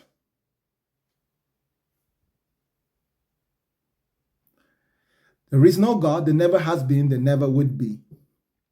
If you are not able to handle that truth, you may cry about it. Crying is very therapeutic. Remember when you were a baby, when you were younger, when you cried about something, what did you do? You got over it, right? When you were a baby or younger and things didn't go your way, you just cried. Yeah. And if your parents ignore you long enough, you finally just got over it. So you should cry. If you don't like what I'm saying, cry. Please cry for free. Hello, Lorraine. Hi, good morning. Good morning. What you got for me? It's morning here anyway. I'm in the UK. All right. I've been listening for a while, and what I think is that there is something greater than all of us, and we can all learn something. We're all coming from something, and we're on our way somewhere. And this life is about learning and becoming enlightened. It's not about being angry or pressing our views onto someone else. So I get what you're saying. I totally get it. I've been to church. I've done that. And my experience was there wasn't any love. There was just a lot of teaching. There was just a lot of teaching by force. And I had to leave or unlearn to be able to learn. You understand? And I'm much happier for it. I think at the end of the day, everyone makes their choices and they live by those choices. You understand what I'm saying? If that was the understanding of our religious brothers and sisters, then no one would really have a problem with them. The problem is that what they have imagined in their heads, what they have chosen to live by, they don't feel secured within that belief system unless they convert everyone around them. And if they fail to convert you, they make an enemy out of you. Yeah. And that hostility is indicative of a malfunction within their cognitive ability. So that belief system is actually messing them up. That is why people like me emerge as a natural response. As a natural response, be it as it may, I myself was within that system. But I found my way out of that system without anger, without hatred. So I have the ability to navigate in and out of it in order to explain to the people that something is going on in their mind when they feel a certain way about people who don't think or believe like them. Absolutely. If you step out of your religion, the first thing you're going to notice is that a Muslim is just as much a Muslim as you're a Christian. They just want to live. They just want to live. They just want to take care of their family. And because they were exposed to Islam, Islam is the best tool for them to get what they want. If they will be persuaded to become Christians, it ain't going to be because you force them. It will be a natural reaction, a natural curiosity. After all, human beings are very curious entities.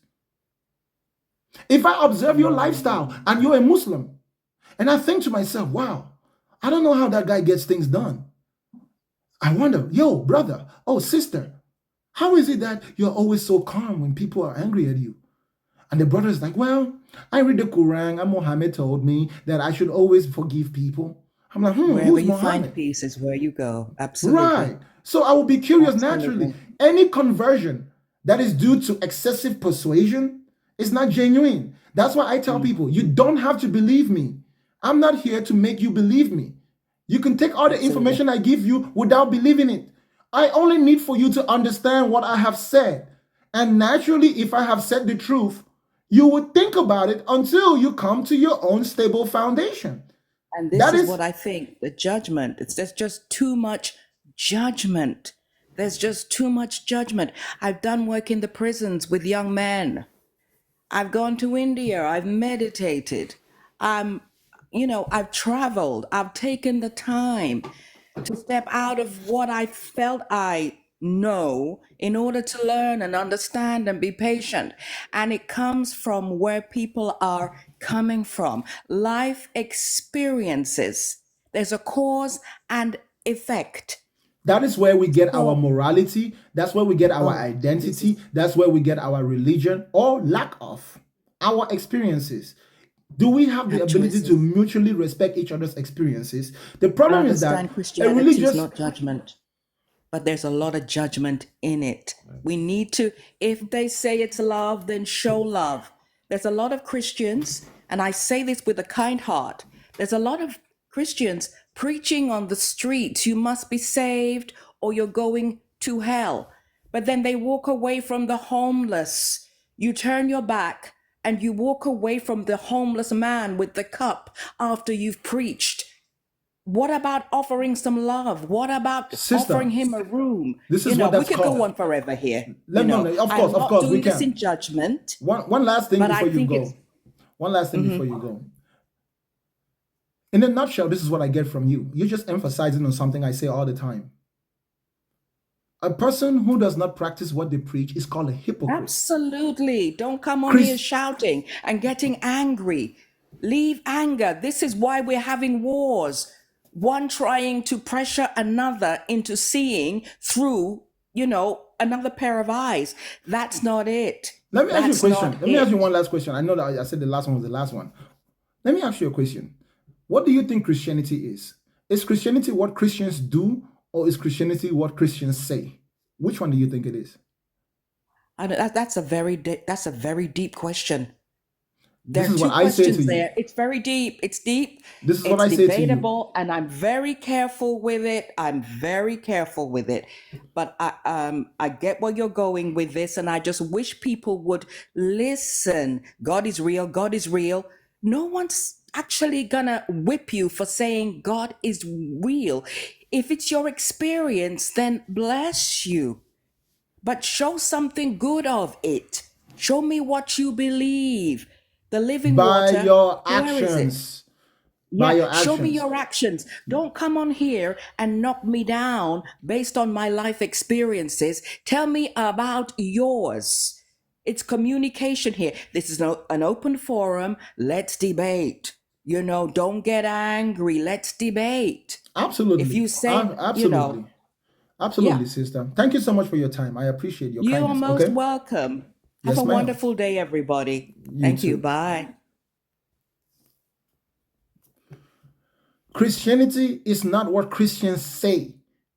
Christianity is what Christians do. Islam is not what Muslims say.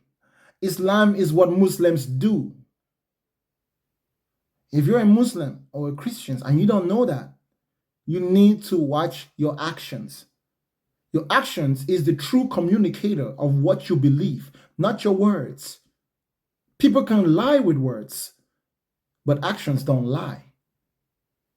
A person is what they do. You understand? An engineer is not an engineer because they say they're an engineer. An engineer is an engineer because they can do the work of an engineer. A doctor is not a doctor because they say they're a doctor. A doctor is a doctor because they do the work of a doctor. A businessman is not a businessman because they say they are a businessman. A businessman is a businessman because he can do business and actually does do business. If you didn't know that, now you know.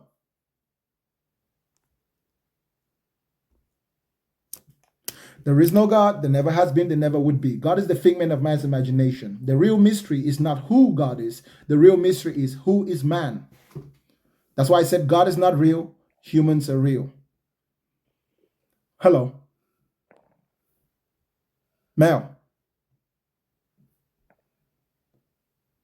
Hello.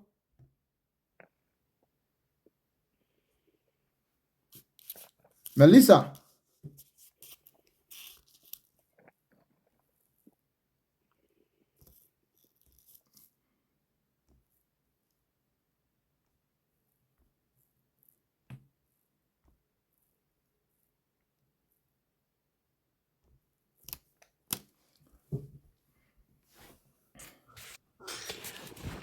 Oh my God! Finally made it. Hassan, you can't just watch my show without coming up. You know I like to give a chance to those who haven't come up before, but go ahead.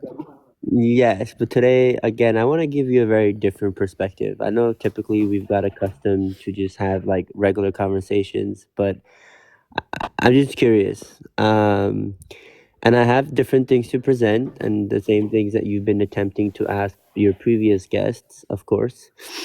So you and I would assume that both can agree on, realistically speaking, that I or nor can you prove the necessary existence of God or prove that God does not exist. Neither of us can do that. No, However, sir. No, sir. No, sir. I do not agree with you on that.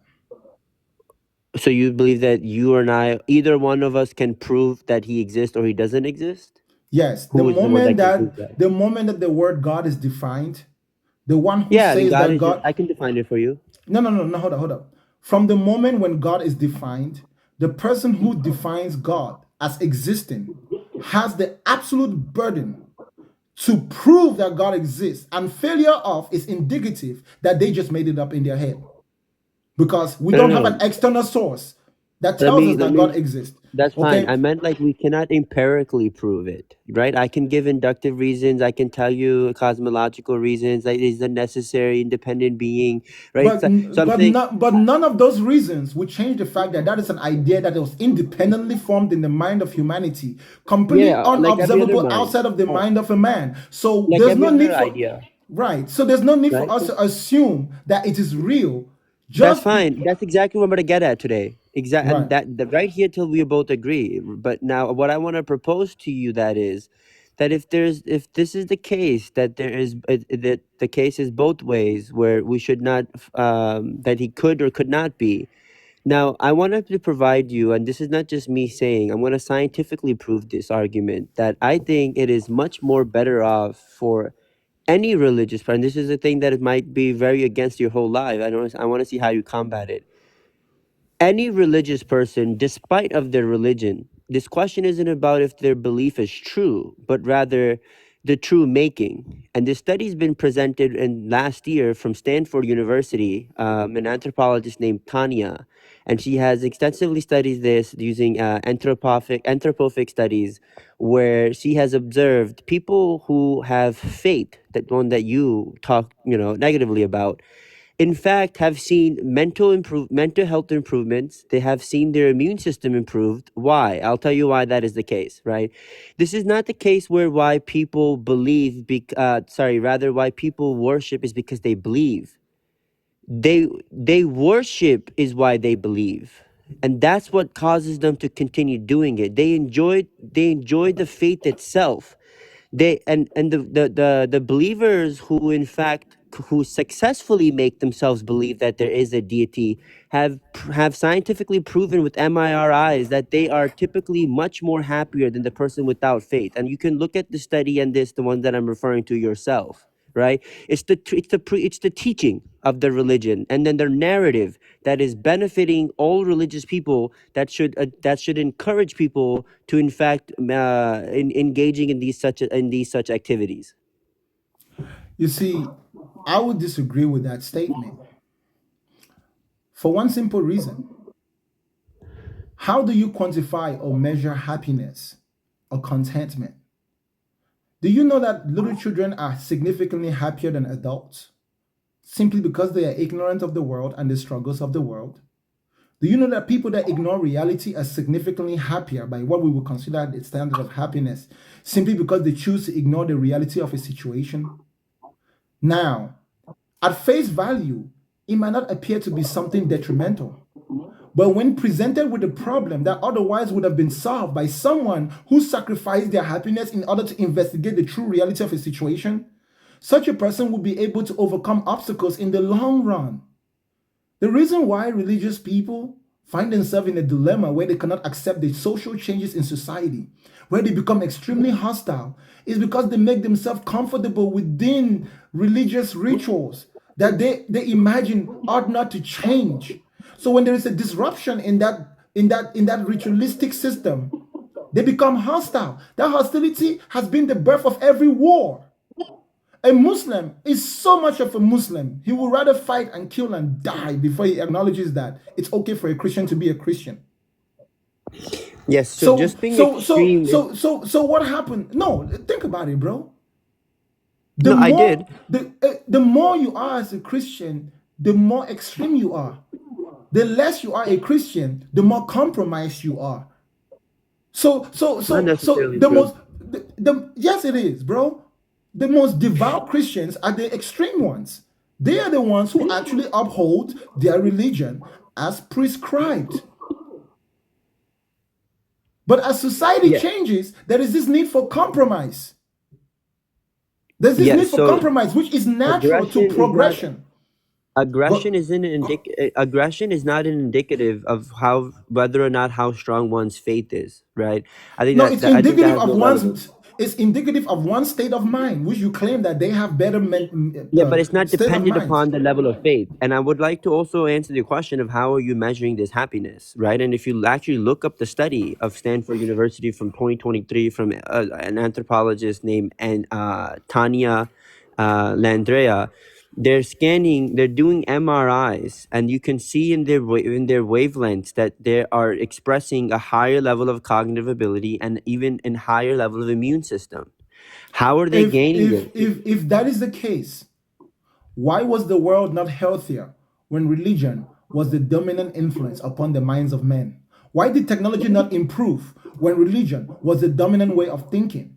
Was it not rebellion against the religious system that has led to the exponential growth in technology, which is the direct product of our cognitive ability? Was it not religion? Was it not our hostility towards religion that has led in the significant growth in the medical field?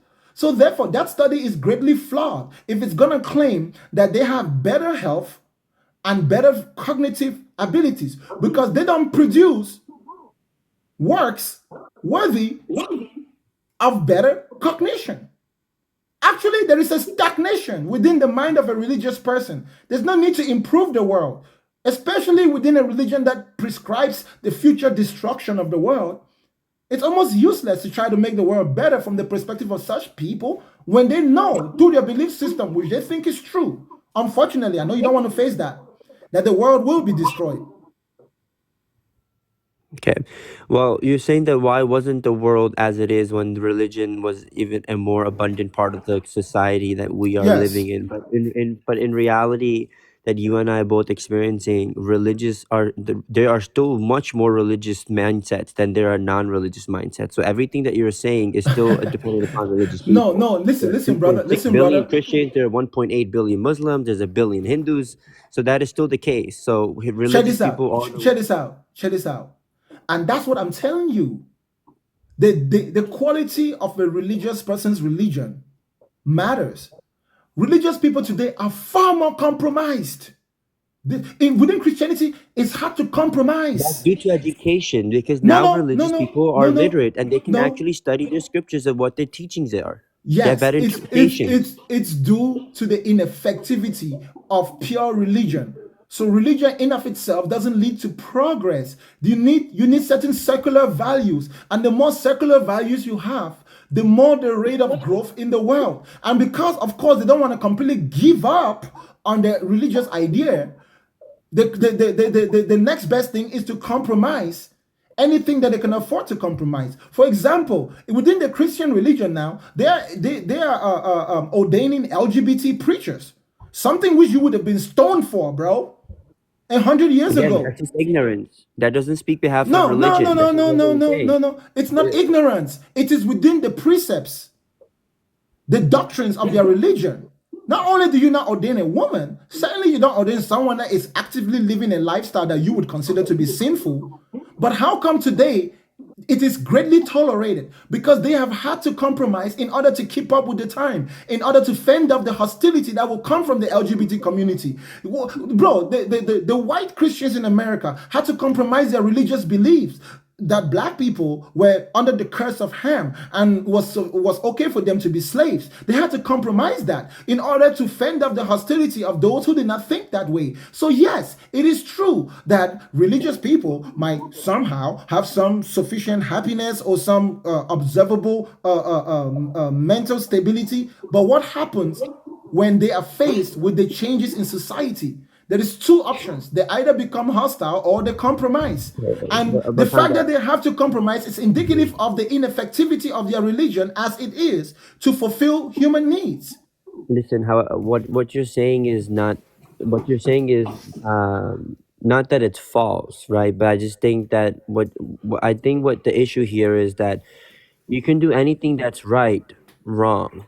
You're not really attacking why the religion practices and narrative is wrong of itself, but rather why are I people never hold up, said that. but rather, but yeah, I know you didn't say that. Exactly what I'm Yes. complaining about, but rather what you're attacking is people utilizing it and implying it wrong. Hold up, people can imply and utilize anything wrong. People can use the scientific method wrong and think that instead of giving an hypothesis, they need to give a guess. People can make the scientific method misuse it. That doesn't negate the fact that scientific method itself is a useful method of determining things. That's just the flaw of the individual. So But check this out. Check this out. you saying that these religious people are doing extremified things doesn't attack the religion practices, but rather oneself. But that's the problem. You're not getting it. That's why I emphasize often Christianity is not what Christians say, Christianity is what Christians do. Are you a communist? No, Do you think communism is great? no. Have you ever read about communism on paper and its promises and its hopes? Hmm. By the Well, same again, standard, I no, no, get no, that. no. By the same standard, you should say that nothing is wrong with communism. It's just human beings that don't know how to apply it right. You see, if an idea is fundamentally flawed, it won't be able to be put into effective application. That is why we condemn certain idea like Nazism, right? Like the Nazis. Maybe Nazism is not wrong. Maybe it's just the application of it. But then again, the ideology itself is flawed because in the attempt to put such an ideology, it Okay, is so now tell me what the detrimental. ideology of the narrative and the religious practices are wrong. How is that flawed then? Just attack the narrative itself. What's wrong about it? What's wrong about? I'm gonna give you a quote, right? Thank You you, keep thank you, saying, thank you. No, no, I can tell you what's wrong with it in one word: unrealistic. okay, I believe on the contrary, right? Like if you look Okay, at okay. the The religious only way practices, you right? can listen. The only thing that can make a belief system realistic is its ability to be put into practice as prescribed. Yes. So as And I there was is not a saying, right? single religion in this world that can be put into practice as prescribed. They always fall short, and that discrepancy leads to violence and uncountable problems for us that we choose to ignore and we choose to obviate their responsibility. In fact, they have a scapegoat within those belief systems to blame for their lack of ability to practice their religion. They call it the devil. In Islam, they blame the jinns and they blame Shaitan for their inability to practice their religion and the conflict that arises when they can't agree with those who don't believe like them or those who believe slightly different from them within the same religion. In Christianity, they blame the devil for tempting them about their own desires that they form in their own mind. You see what I'm saying? It is an unrealistic belief system. The scientific method, on the contrary, is very realistic because the scientific method can be consistently used to produce consistently productive results. That is why society has significantly improved. When we replace the religious method with the scientific method allows for checks and balances without emotions being involved. If you do an Bro, experiment and it if you're validating the scientific method to be accurate because of its consistency, religion is also consistent, right? religion Doesn't consistently produces war and violence. Hey, wait, hold up, because we were asking you to tell me why the religion practices itself is wrong, and you said that they're not reliable, and you said whereas the No, no, no, scientific no. method I is said I said they're consistent. unrealistic. Unrealistic. Okay, it's there's nothing unrealistic about stating like there's this hadith where there was a case, right, that someone I was reading that happened to be someone shared it to me, right, and just that a messenger, some dude came up to Muhammad, right, and he was like, Prophet, oh Allah, do I tie my camel and do I not tie my camel and put my trust in Allah and I go, or should I tie the camel and then put my trust in Allah and she'll travel? And Muhammad responded with, you should tie your camel and then trust Allah, right? That shows us that for the fact that you say all that time, why don't you pray, or why don't you just tell Allah to do it? That they make it very clear in the scriptures, if you actually educate yourself, that there's a very distinctive thing between practicality, and things and whereas to believe in the supernatural. Like, you're not going to hear a Muslim saying that I would expect Allah to feed my dog or Allah to do my midterm test. We're going to put all of our efforts in, and then we're going to say, all right, Allah, we put all of our efforts in. If you shall allow us to do it, please do so, right? We're having this connection with it. That, again, So let me ask you a question. it Let me ask you a enhances the question. experience. Well, hold up. If you would compare a non-religious person putting the same 100% effort and going in the test versus a religious person who put 100% effort and who also is communicating with Allah of allowing it to do so, we have seen, again, scientifically, that the person who is capable of creating these relationships mentally using creativity from the supernatural are performing better. They have a higher level. False. And you were going to ask me something. How is that false? Because the same thing is true for our greatest thinkers, the pioneers of our world, right? They literally improve the more that they distance themselves from the idea of an intentional almighty God. Now, let me give you an example in that story of Muhammad. So Muhammad told the person, tie your camel, then trust Allah, right? Yeah, he said tie the camel along with trusting Allah. Don't just leave it open and then keep putting your trust in Allah for him to not run. Yes. Okay, yes, I get it. But why do you need to trust Allah? What does that do? Right. So just in case if you haven't tied it correctly, or God forbid the wind doesn't chuck down or lightning doesn't chuck down the tree, that everything stays good as it is if Allah wills. If you've tried everything on your own. Okay. So what happens when you tie the camel and you tie it good, and then when you come back, you realize that the camel is not there? Again, the camel, I mean, this hypothetical that you're engaging with, the camel is there, right? Since he tied him and he put his faith in Allah and the camel was there, he got to ride back home safely to his family. No, you come right back and the camel is not there. You step away and then you come back. And for some reason, the camel that you tied that should be there is not there. And you had trusted Allah for the camel to be there. What happens when the camel is not there? That's where the devil comes in, eh? Thank you! You blame. Listen. The hypothetical should have occurred. That should not have occurred. No. Hassan. Should be an external variable. Hassan. Mm-hmm. For a person who doesn't believe in God, if I come back and my camel is not there, I go into detective mode if I really want to know why. And I will consider the possibility that I might have made a mistake and take responsibility for that. And next time, I will intentionally take actions, even if it means to hire someone to observe that camel for me, rather than blaming the devil. The moment you blame the devil, you've absolved yourself from the responsibility that you ought to take for your own mistakes, or from the possibility of investigating what truly happened to the camel. I was being sarcastic to just say that it's not analogous, right? Because if you're creating a hypothetical using the same prerequisites and then just changing the conclusion, I don't see how that's quipped. But yes, sometimes I get. By the way, just to go back, you answered my question. Hold up, Hassan. You answered my question appropriately, like you said.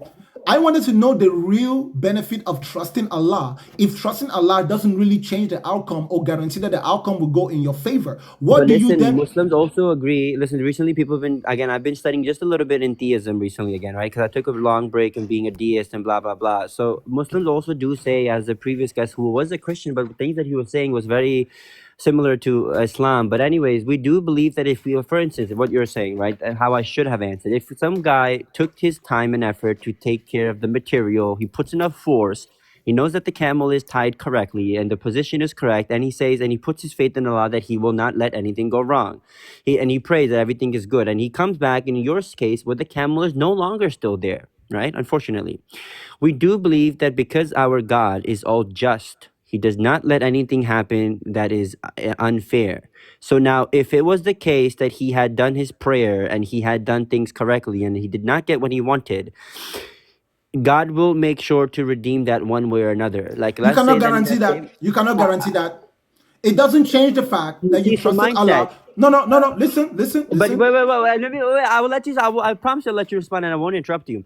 It's about the mindset. Now, if what I'm saying, and if you can genuinely believe this, It's called gratitude. It's called seeing things positively over negatively. Now, I can stand there and say and cry about it, right? And say, oh my God, where did my camel go? Oh, I prayed to God. Why didn't he listen? Or something happened wrong. But rather saying, okay, this might have not happened, but something along the line, end of the day, something might happen good for me. My mental states are going to get improved right there, then and there. My cortisol, the chemical that releases when you're stressed, is not going to be released as frequent as it was otherwise. So it just, I guess, in the grand scheme, it helps us still, even if it's not true.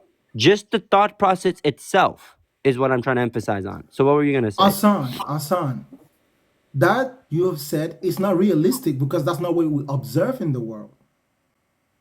You see, that's my problem. That's why I said to you that belief system is unrealistic, because the moment where that person doesn't see their camel, no matter how much they trust Allah, the emotions, that loss of something which was theirs, they will have to take that blame out on someone.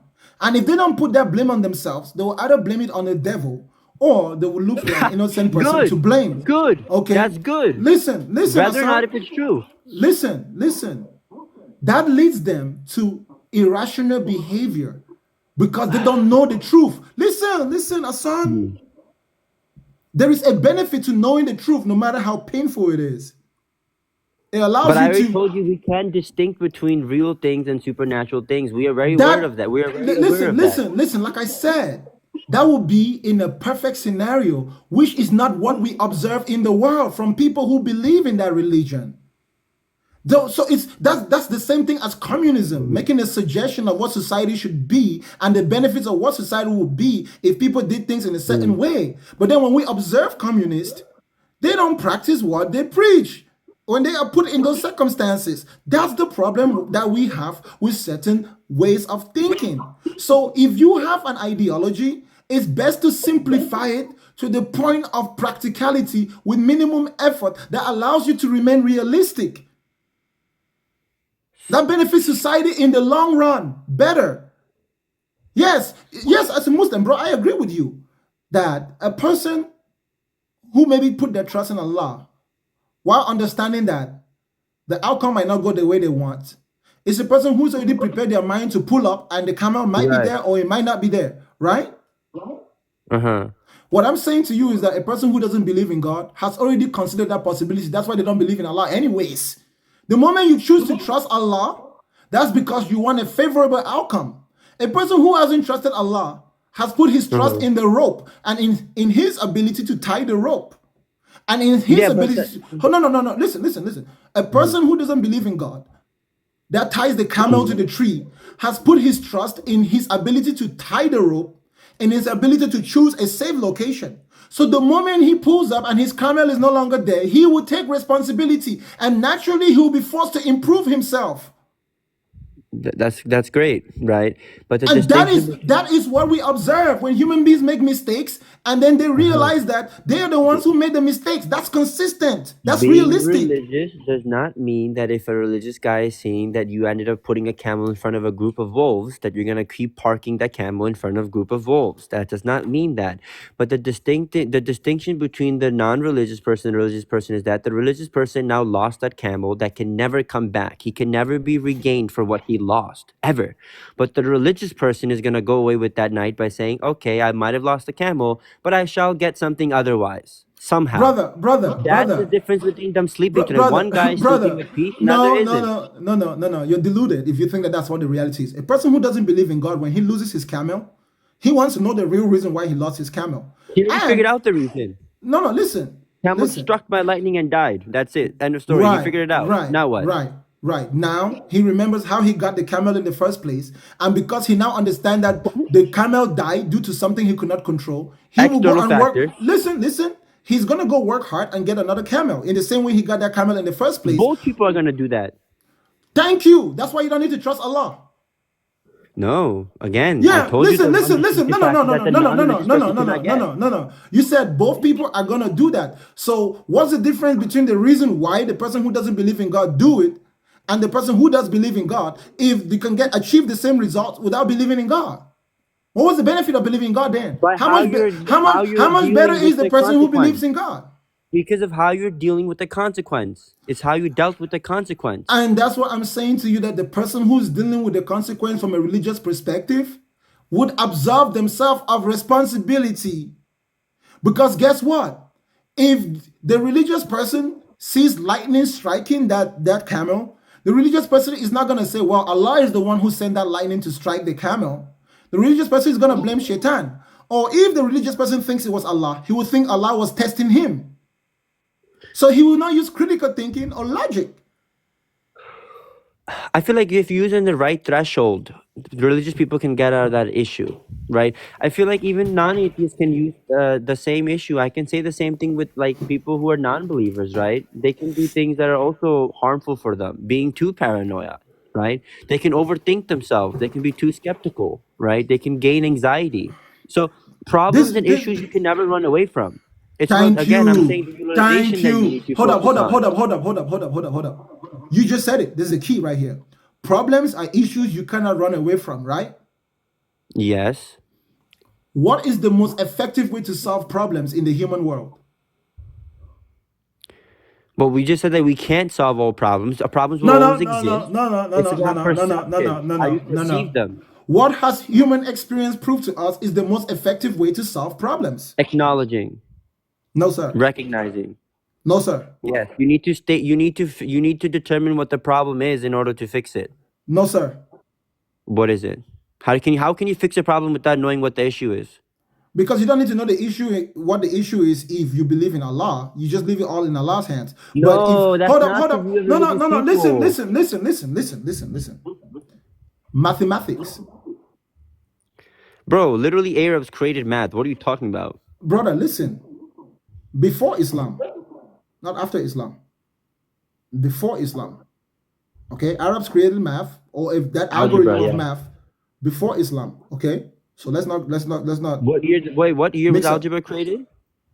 I said it's much older. Yeah, I said, but yes. we Muslims believe Islam was always the word of God, by the way. But anyways, listen, you can believe whatever you want to. That's not observable to be true. That's your problem. Okay, yeah. Listen, Hassan. You can solve every problem by addition, subtraction, multiplication, and division. How are you gonna fix that problem with my breakup? Explain. You just broke up with your girlfriend? Well, yeah, a month ago, 2 weeks ago. Okay. Why did you guys break up? How the fuck are you gonna use division? What? I'll tell you. Listen, I'll tell you. Why the hell did you guys break up? Quote unquote, you're too obsessive. Whatever the fuck that means. She thought you were too obsessive? Yes. Okay. Were you too obsessive? I mean, I don't think so. You don't think so? Nope. So I would just ask. You can solve that problem by addition. What am I adding? What are you referring to? Add another woman to your life and run the whole show again. No, brother. Are you saying my ex was my only first relationship? No. Every time I've added someone. No. Listen. Bro. She has been subtracted from your life.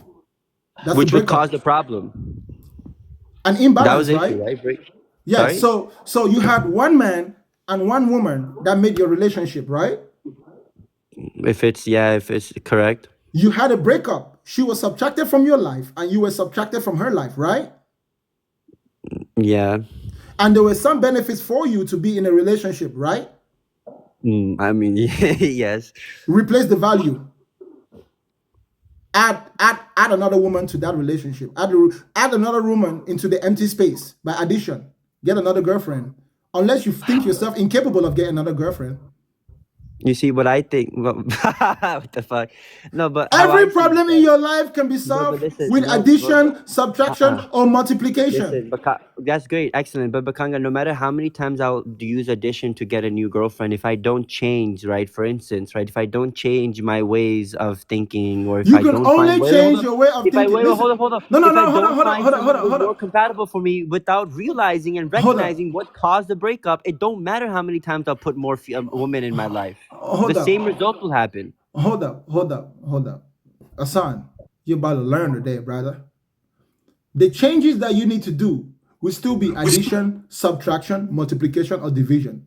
You're either going to have to subtract something from your mentality or add something to your mentality or divide certain extreme aspects of your This guy with mentality. his choice of words is too fucking good, bro. If you're gonna just use, Hassan, listen.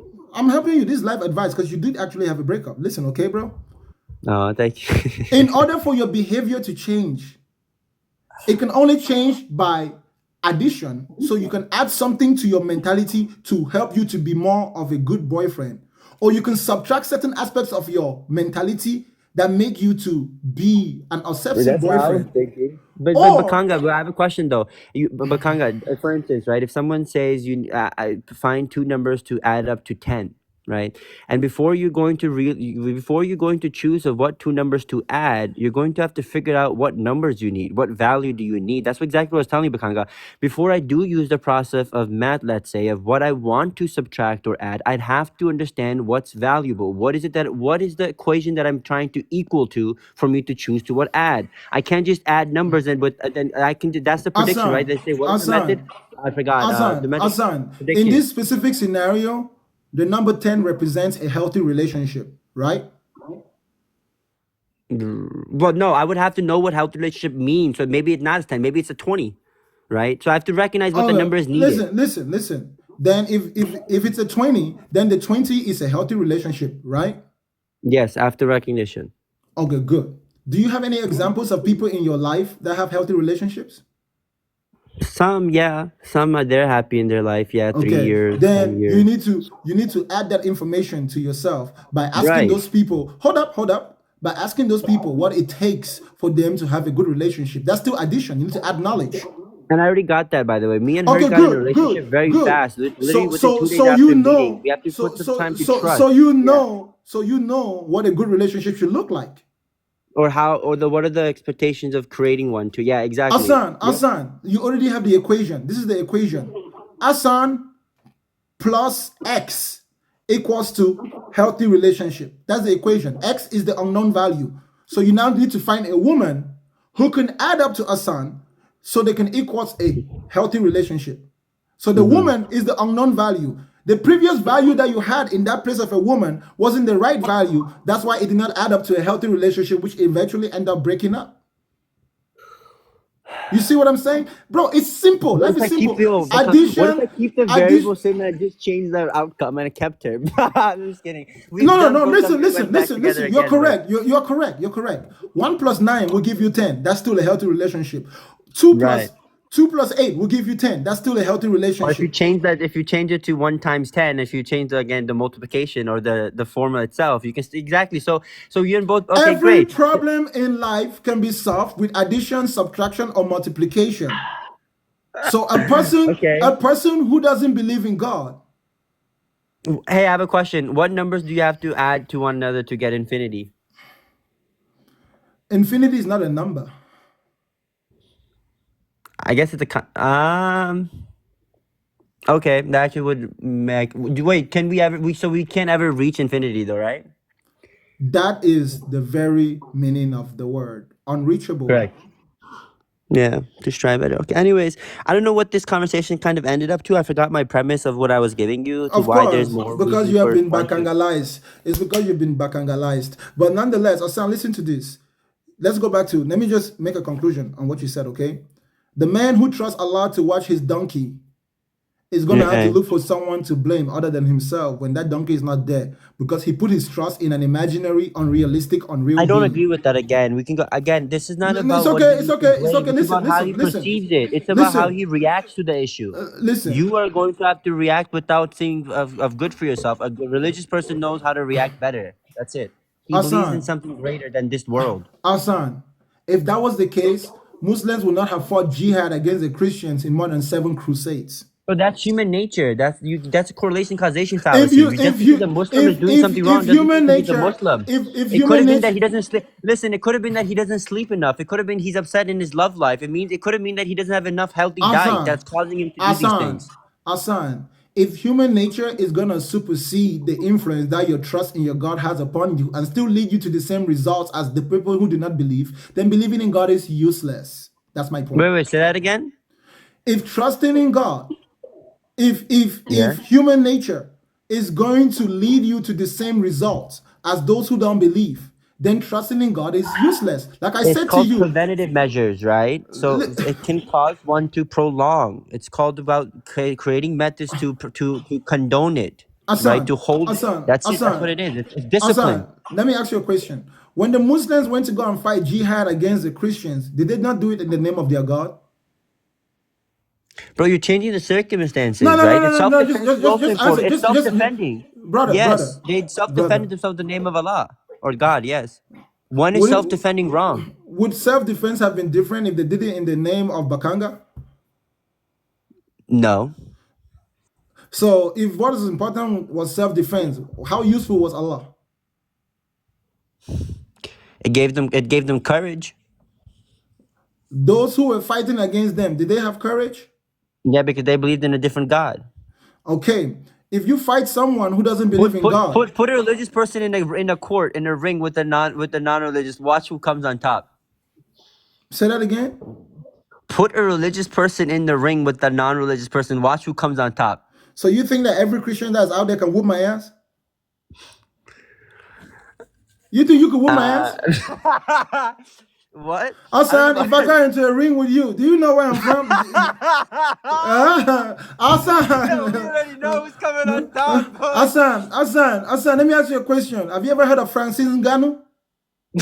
Yes. Do you know? Who messed up? What's it Listen. called? Do you know? Have you ever heard of Mike Tyson?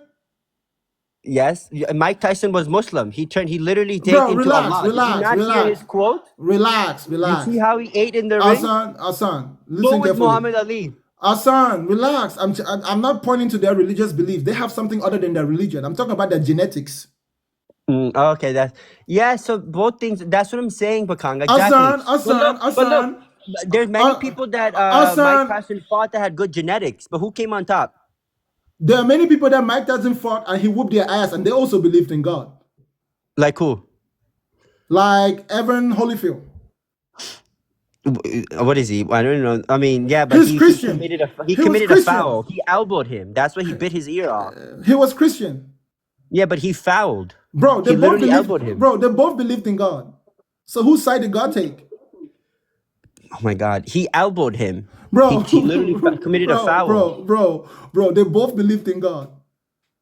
I don't know, man. I guess, it's the same variable in the both, but again, he elbowed him, but I don't think that's analogous. Listen, Hassan, you really think if I got into a ring with you and you believe in God, you think that you're guaranteed to win that match? I have more determination than you would. Oh, why do you have more determination? I have a greater purpose. You don't. You can't ground purpose to yourself. So what's your greater purpose? Sorry? What's the greater purpose that you would have? I believe that me myself is not enough to fight external factors. I need to have to put my full effort, and I would need to still have, according to God, to allow those things to remain good. It would keep me in check. It would keep me humble. I would calculate every single step of mine. Good. Do you want to know what my purpose is? If I get into the ring with you? Or how would you reach to it? Yeah, what's that? Okay. What are you racially? What will you identify as? Asian. You're Asian? Yes. Okay. Every time the Chinese people came to Africa and exploited Africa. Bro, I'm not Chinese. I'm not Chinese. Why did you refer to Chinese? Bro, you said Asian. You said Asian. That's ridiculous. You said Asian. But I'm not Chinese. Okay. For all the African people who are suffering in Asia, I will take on that responsibility and take it out on you in the ring. So that's my motivation. For the sake of my brothers, my sisters, and my ancestors. So if I was fighting against a white person, I'll just imagine myself as a slave on the plantation. Boom! If I was fighting against a Muslim, I'll remember the Arab slave trade. Boom! If I was fighting against a Christian, I'll remember colonization. Boom! If I'm fighting against another African, then we're just having fun. And guess what? My tribe is the best. Boom! Even as a person, you can't get motivation. Hassan, even as a person who doesn't believe in God, I can still find enough, sufficient, and greater motivation within my experiences. It's my discipline that I put to train my body that will ultimately determine who wins in the match, okay? Your belief system will never make you whoop somebody's ass in a freaking ring. It's who trained the most, who is most disciplined.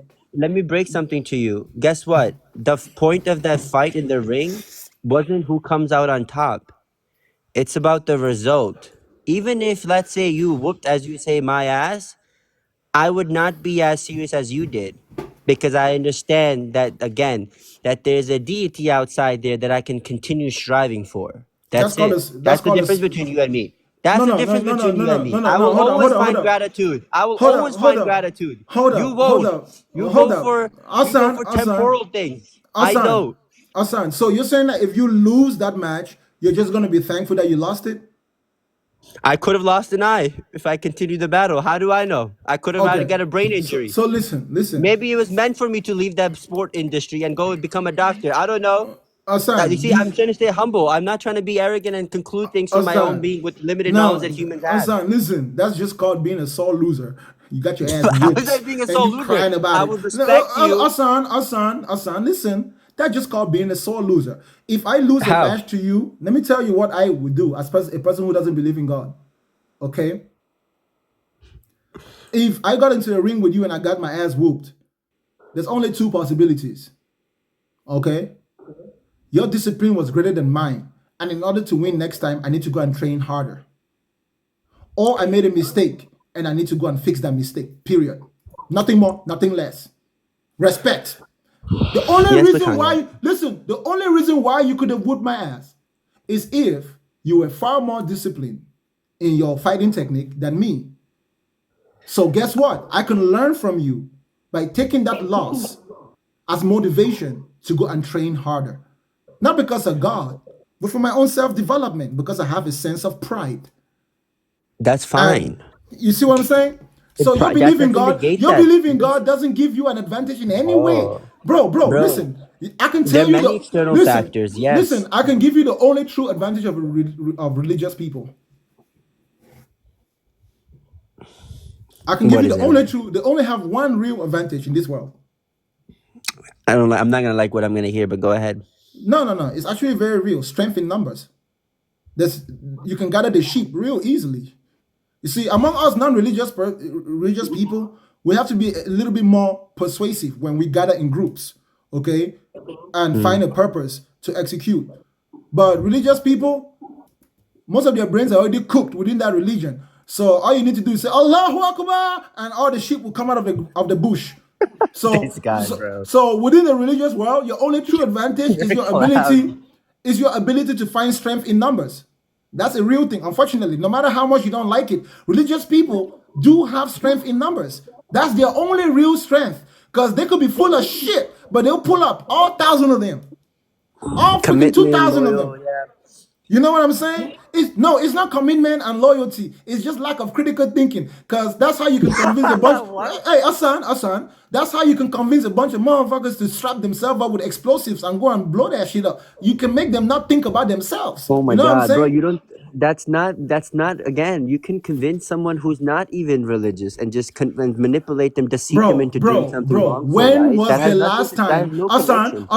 When was the last time when a person who doesn't believe in God strapped themselves up and went and exploded? Just And what is the ratio between the people who are believers and non-believers? That's I'm not just obviously you're not gonna Hassan, have I enough. want you to just give me one example or maybe two examples. When there was the last time when a person who did not believe in God put on a suit, right? For just simply reasons that they don't believe in God and went and exploited themselves to kill a bunch of innocent people that they did not know personally, they had not offended them. I would argue that the person who even did that wasn't even religious to begin with. He has no idea what he's doing. Listen to me. That's what's fucked up about your religion. Because when you make mistakes, instead of taking responsibility, Duh, that's like saying a you doctor or just surgeon you messed up a just surgery separate and you start yourself from saying it. science is wrong. Wait, that's like saying if a surgeon messes up its surgery and then we start pointing fingers at the science, rather the surgeon who probably hasn't studied well or didn't know what to perform things, right? That doesn't make sense. That's like saying a cop Listen. who unalived someone on accident and starts saying that the justice system is wrong because this cop or this individual messed up. That doesn't equate to one another. If a doctor, Why is one individual's listen, action being indicative of all as a whole? It makes no sense. no. It's not indicative of it as a whole. It's indicative of that specific practice. Because you want to know Why? what's amazing? Hassan, I'll tell you why. Because the extremist Muslim, it's taking Muhammad's words literally. Okay, what word did Muhammad? Okay, please tell me right now. What did Muhammad say that would cause people to go strap themselves and to do this? What you're referring to? What did he ever say about that? That promotes that. Um, What is it? he promoted jihad as self-defense. Where? What did he say that? When did he say it? You just said that Muhammad said it. Where did he Listen, say it? listen, What did he listen, say? listen, listen. Doesn't it say in the Quran that you should fight your enemies in self-defense? Am You're I not? pivoting, Bakanga. Listen, You're listen, pivoting. You listen, said that listen, strapping listen, people is in the religion. Word of Muhammad. listen, Where? listen, Hassan. Mhm. Because you're about Where to does it say stumble. that? You're about to stumble on your own feet. Does the Quran Interesting. say, or does it not say, that you should fight your enemies in self-defense You should using fight. any means necessary? Yes, you should. Yes. Again, if you're being harmed, you are told that you can do the Hassan, necessary Hassan, a Hassan, force back. Hassan, Only that's Hassan, necessary. Hassan. If Does the someone comes in my Quran, house, if someone comes in my Hassan, house, I don't need to Hassan, unalive hold them. up, I can just bro, put them unconscious. hold up. Does it or does it not say that? Yes or no? Does it say what? That you should defend yourself in Yes, self-defense yes, using any sure. means necessary. Yes. Okay. The needed necessary needs. Yes. Not yeah, well, it's the same thing, I guess. Sure. Using any means Yes, necessary. whatever's necessary for you to defend yourself. Yes. Okay, good. Now, who gets to determine the standard by which a Muslim needs to consider that they need to have self-defense? Who determines that standard in 2024? The circumstance. The circumstance, right? Yes, of that you're given So, at a set so, environment, which is so, not the same due to the hey, time period. hold up. Mhm. There's a bunch of Muslims in the north of Nigeria. They consider themselves Boko Haram. Okay? Boko Haram in Yes. Nigeria. Okay, interesting. Yes, in the north of Nigeria. They don't like the spread of Christianity, and they can't stand the Christian influence in their government. They feel like they are being stepped on and they're being oppressed. So guess what? They strap themselves up and attack different churches. They burn Okay, them that's down. going off of feelings. What they're doing is not necessary. That's Bro, blissful. it You're is not supposed to be doing necessary that. because they are defending themselves against an oppressive force. What's the oppressive force? What would have happened if they haven't done that? They would have been forced to become Christians eventually, and their children would have been exposed to Christianity, which is haram to them. Yeah, but I still don't think that was necessary. That's There's an you. alternative. That's No, you. that's not me. That's necessary by definition. Wait, no, Bakanga. That's necessary by definition means that you can't do otherwise. You cannot Yes. determine. Of course, what other means do they have but to initiate conflict? Oh, so are you to saying? spread. Wait, so whoa. Are you saying that they could have not done anything else in order to deal with the issue that you're saying? Not based on their mentality and their No. circumstances. That's what I'm saying. So that's their mentality, not the religion's mentality. That's what I'm saying. Hassan, then the Muslims should have just left Jerusalem to the Christians and stayed in Arabia and not fought the jihad.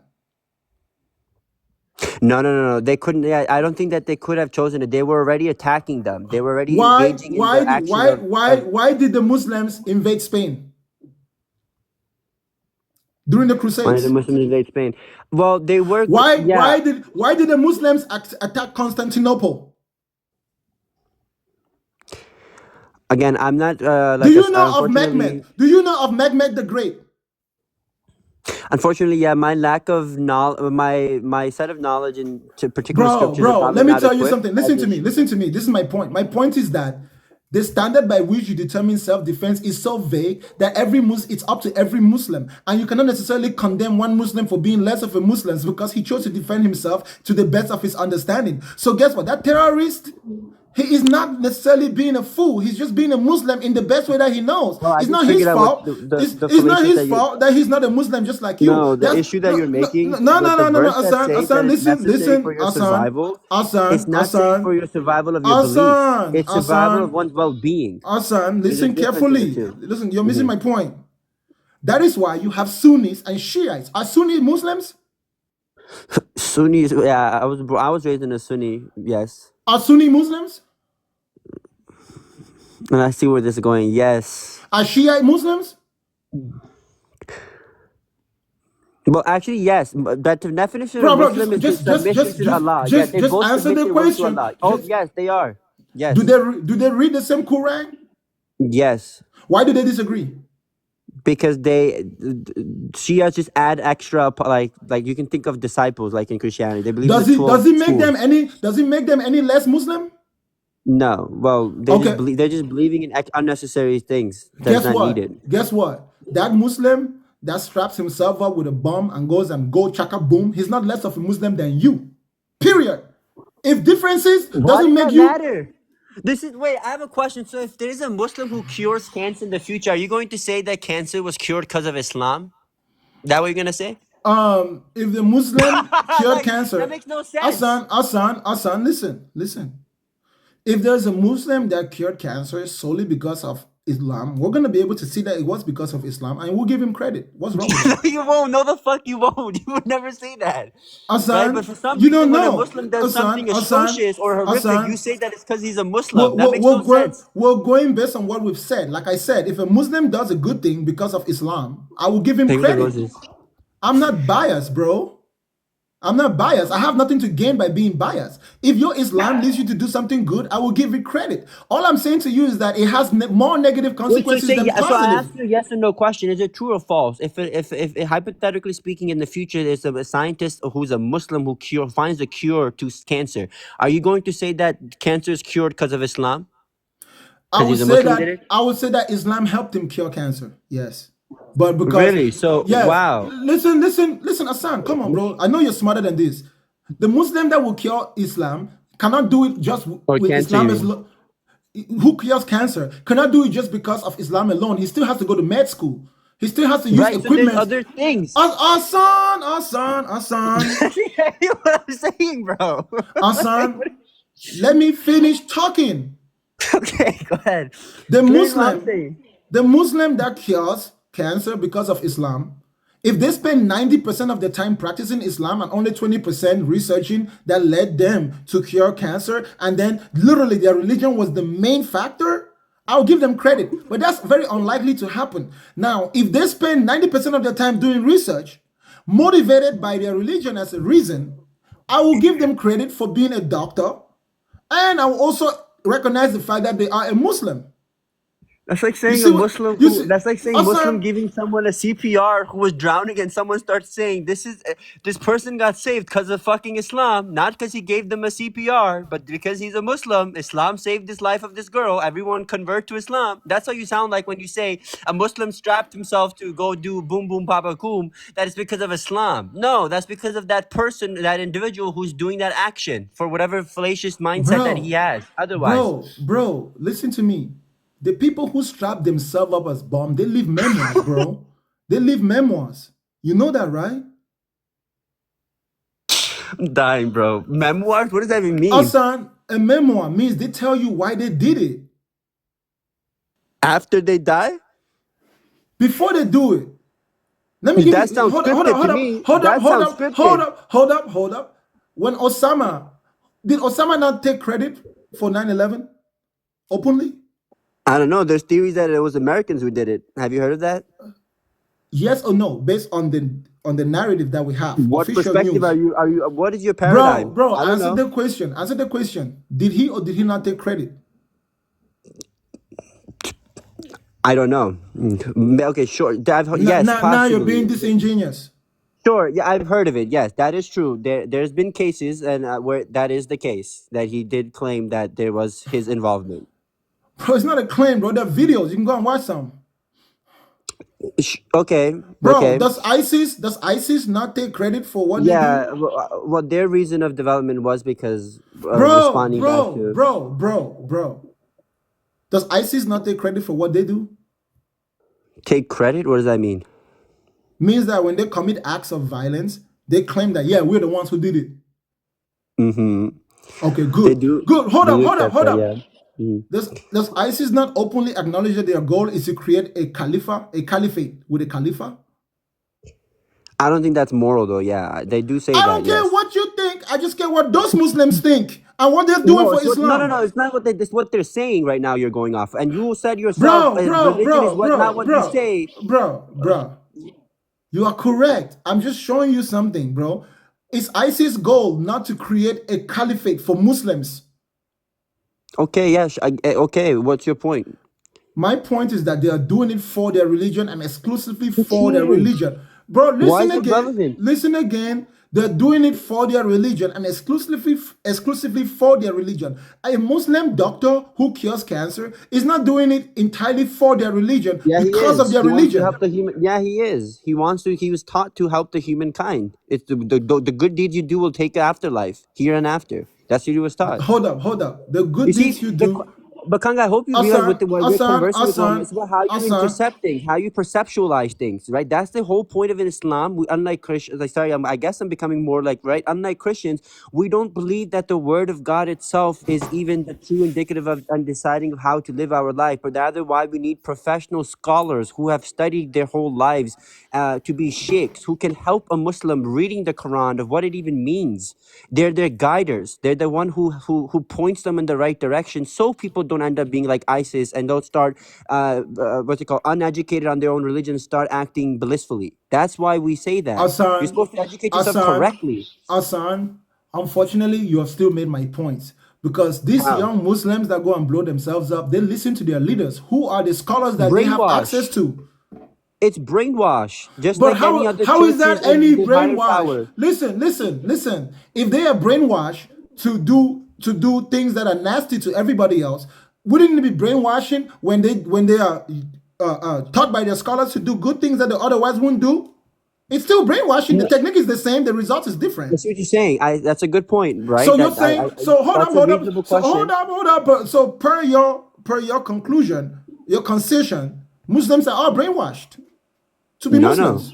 You ask me a Yeah. question, so I Yeah, I'm gonna answer, right? bro. You That can't ask means me a that, question and then brother.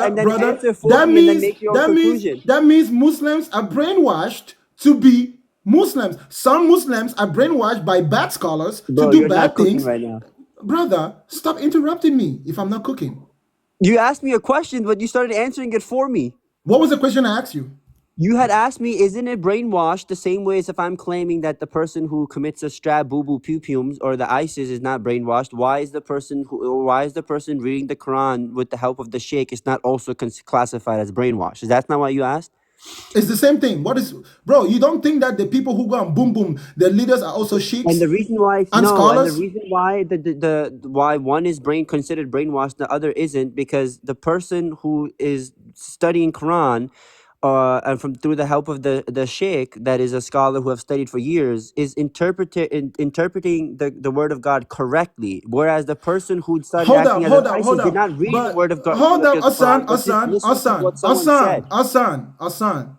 You're talking too much and you're shooting yourself in the foot. Nobody gets to determine the standard of how it's correctly. You only think that it's correctly because you like the results. People who sympathize with the terrorists would also think that they are interpreting it correctly. Who sympathizes with terrorists? I don't know what that means. Let me I give you an don't know. example. Iran is a Muslim country, right? Majority, yeah.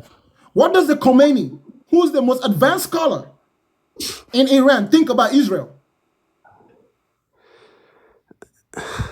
Yeah, I mean, there's an issue of this. I don't know. I Now, can't bro, justify that. Yeah. answer my question. Answer my question. What does the Mm. Sheikh, the Khomeini, right? Who is the highest authority in Iran? Iran is a theocracy, a country ruled by religion. Okay, he's a scholar. He has access to Islam in the same way that you might. What does he think of Israel? Harmful, negative, dark. So just because you don't like him doesn't mean he's not studying the same shit that you study. He just comes up to a different interpretation. And your religion's ability to be misinterpreted in the first place shows that it's not the word of Allah, it's some You need man-made to book. validate it with hadiths as well, then, in order for us to know if you can Bro, act my upon it. point to you is that whether a Muslim interprets the Quran onto good behavior or bad behavior from our perspective doesn't change the fact that it is still brainwashing. Because if you think that the terrorist is being brainwashed, then the missionary is also being brainwashed. Okay, Then are you the not? Wait, philanthropist is anyone also can being make. You know, brainwashed. anyone can give that argument, right? But Kanga is brainwashing people right now. How are you gonna combat that? Anyone can make that argument. Because I don't need anyone to believe me, and I'm begging you, don't No, believe me. no. Not that you don't make them believe. No, in fact, the religious people don't say believe. They say that you need to know that Allah is the only God. That's exactly what you do. What do I do? You say the same thing. You would brainwash people by saying that what I am So saying is therefore to believe hold that there up. is no So God and do what I'm saying. Hassan. So That's you're saying brainwashing. that So I'm you're under saying your that, logic. hold up. So Muslims don't say you should believe in Allah? No, they say that there is Allah. We should know. We should acknowledge Him. Hassan. So Muslims don't say they believe in Allah? No, they say that we know is only one and true God. And they don't say you should believe that? No, they tell you to come and realize that as well by reading the Word of God. Hassan, why are you lying? I'm doing what you do right now, and Hassan, why are I you guess you taught lying? me well enough. What? Hassan, why are you lying? I'm not lying. That's literally what Muslims say. Bro, Acknowledge that there's only when one true God and one God only. Allah. That's what they say. that's what they believe, right? That's what we know. That's what we've been taught. That's what we've learned. Do you know it because you were there, or do you know it because you believe it? I know it because I've been given this revelation through Allah Himself. How do you know that it's Allah that gave the revelation? By reading the Word of God. And you believe it, right? I read it. I learn it. Yes, listen. How do you know it's the Word of God? Because of the evidence that the Quran gives. What is the evidence that the Quran gives? Multiple. And Mathematical. how do you know that came from God? That's what I'm asking you. So are you asking me to provide the evidence that's stated in the Quran? Like we had known before, prior to knowing that the species of ants have this particular, this precise civilization and the ability to communicate. It's so intense that even humans can comprehend. And it's stated 1400. Wait, hold up. It's stated 1400 years ago in that Quran that no one even had any idea of prior. And I can get the verse and chapter. How do you know that the Muslims travel all around the world to know what all human beings knew? Someone said ants. Bro, hey, Hassan, answer the question. Because What? if you were not there when Allah was giving the word, I'm sorry. I genuinely sorry. What did you ask me the question again? Hassan, if you were not there when Allah was giving the word to Muhammad could have lied. Wait, no, ask me the question again. What were you asking? Were you there when Allah was giving the word to Muhammad? Allah didn't give the word to Muhammad. Angel gave, he was getting same thing. Yeah, Angel Gabriel came down that God sent to Muhammad. Okay, I wasn't there then, but I'm reading the Quran that came from that time. I don't care. The Quran could still be as impressive as any book that has never been written. Let me tell you, let me tell you why that's not. Okay, I'll let you finish and I'll respond to it. Okay, let me finish. Go ahead. Yeah, I'll respond. Let me finish. The Quran could still be the most impressive book that was ever written, even if it didn't come from Allah. Did you know that? I'm gonna let you finish. I'm gonna respond. Bro, the Quran could still be the most impressive book that was ever written, even if it didn't come from Allah. Do you know that? I'm listening. I'm asking you, do you know that it's possible that the Quran could still be the best book that was ever written, even if it didn't come from Allah? Without the knowledge of God, without the knowledge of God, that cannot be the case. Why not?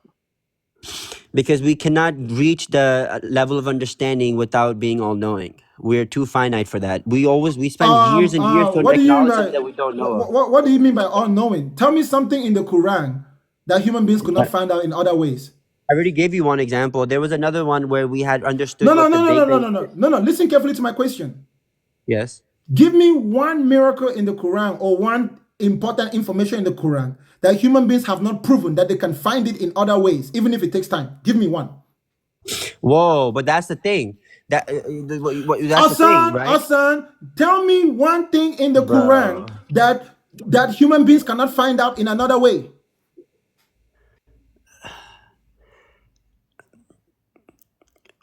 Okay, well, God have created. Tell me one thing in the Quran that human beings cannot find in another way.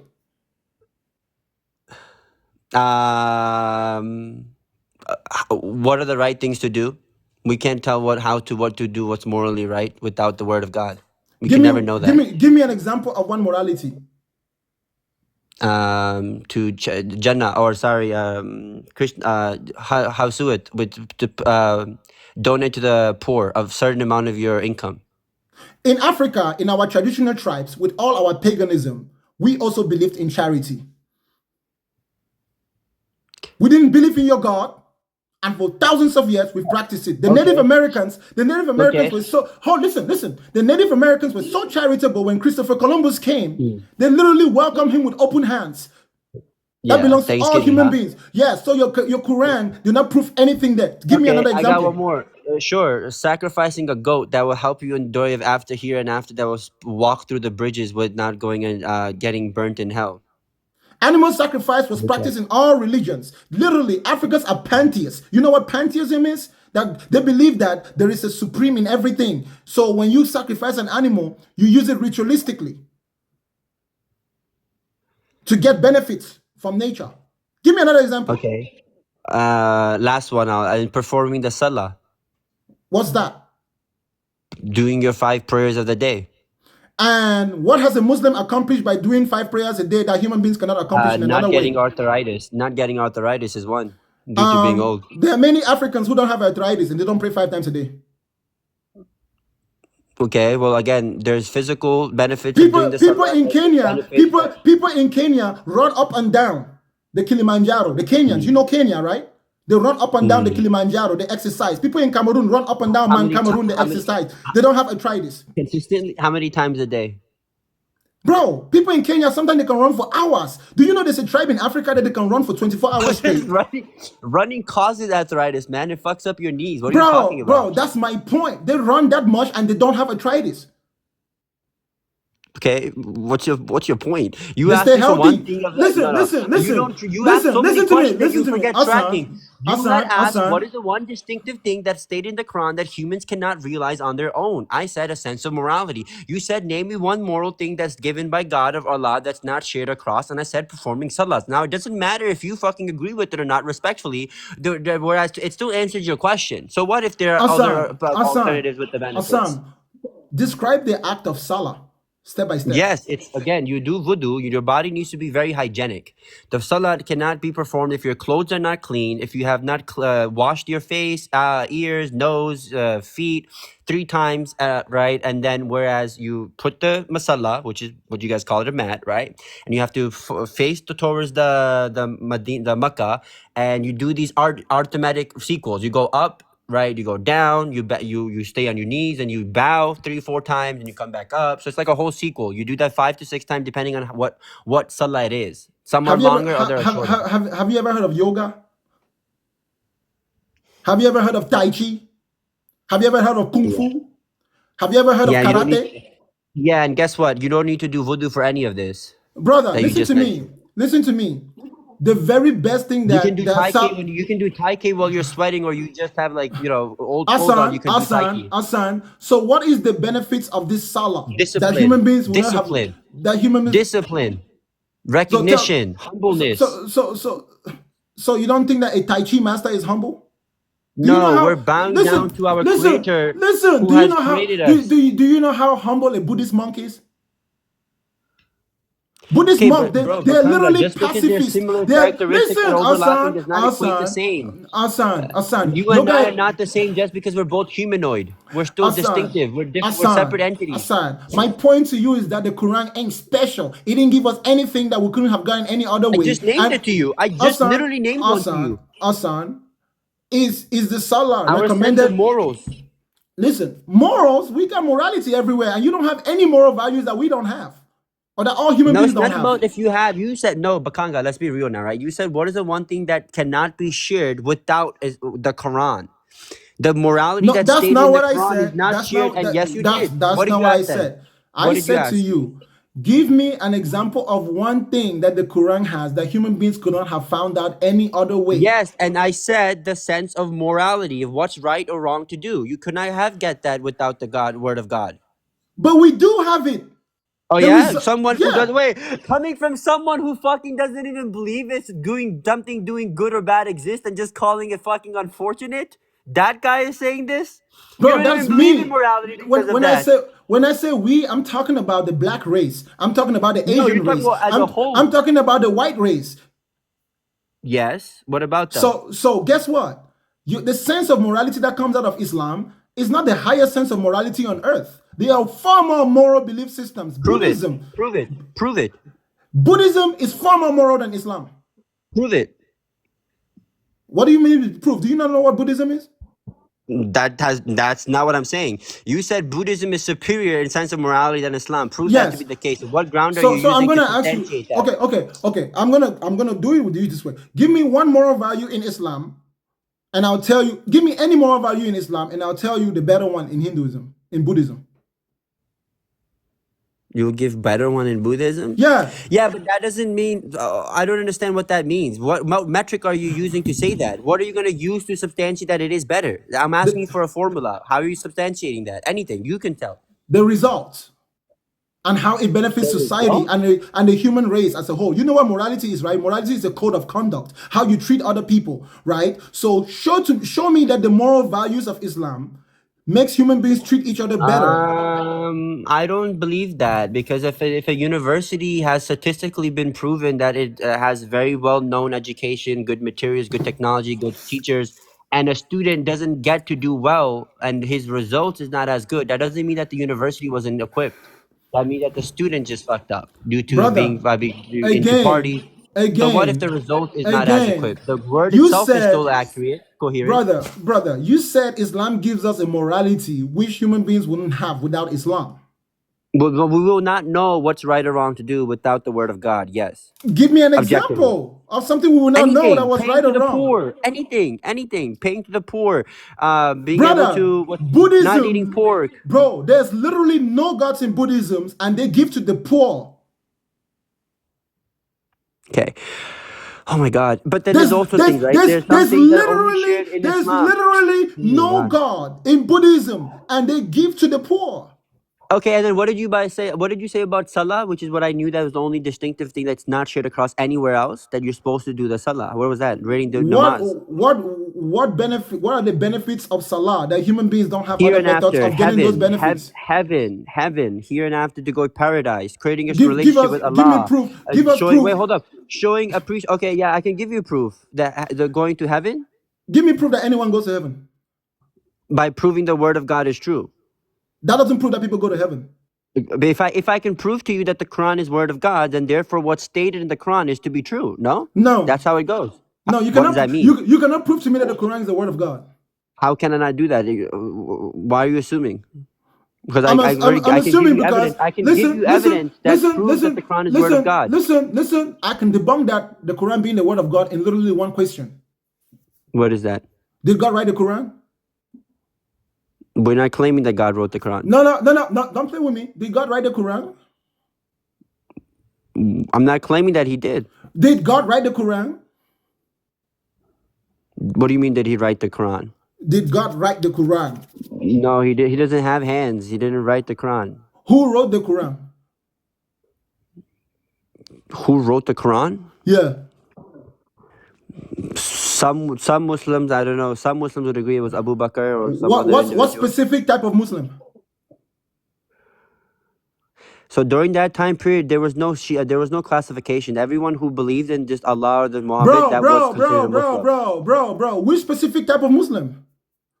There's only one kind of Muslim. It's who submits his will to Allah by definition. Listen to me. Okay, let me tell you. I'll help you out since you don't know. The Arabs wrote the Quran.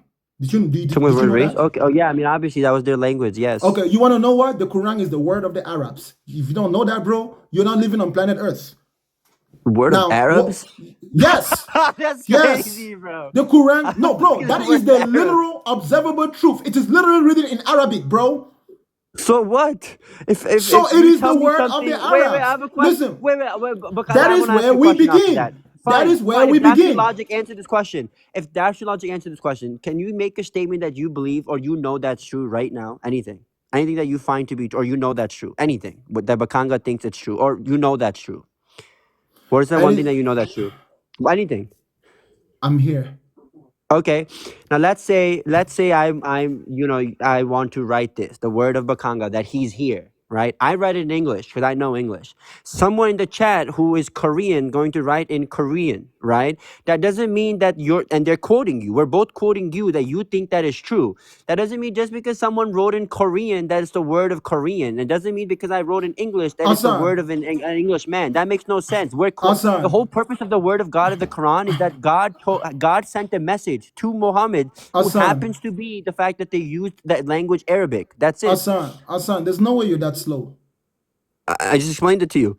If you write in a note, Bakanga said, I am here. Those words are still your words. No, it's your word. You told me to write this word. Bakanga, you tell someone to write something, doesn't matter what language they use. Hassan. It's still the word of Bakanga, despite the language. Hassan.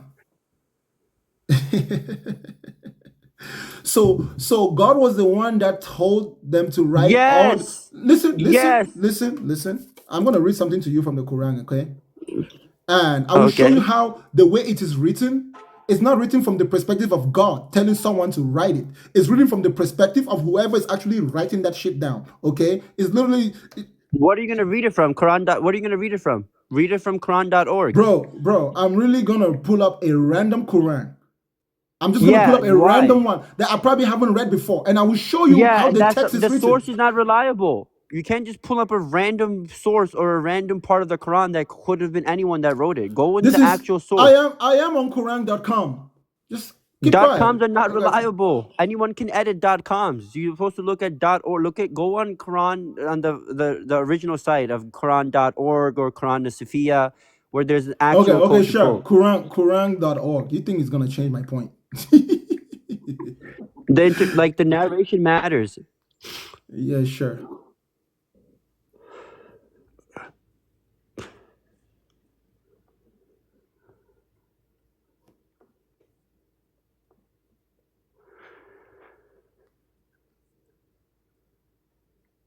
See, I'm gonna pull up one too. Hold up.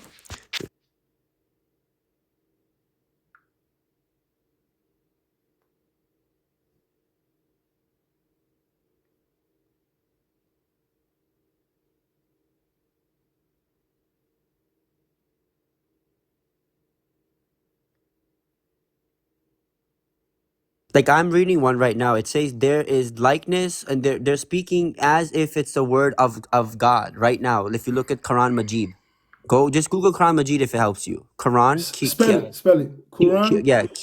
yeah, Quran Majid. Majid is as Majeed,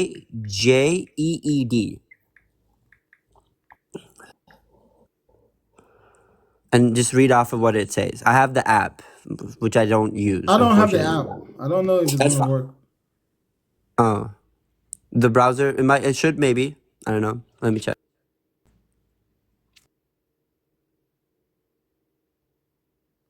But that shit's in Arabic. I can't read no Arabic. Look, it says they're lightning as snatching away from them. Those Bro, who don't I'm just gonna pull one dumb, up on the deaf. internet. Yeah, so those who are dumb, those who do not believe are dumb, deaf, blind. Their heart has been heartened. Yeah, that's speaking as a third person. If you just pull up the direct, you could have just typed Quran Majid English translations. That's all you had to do, and it would have come up.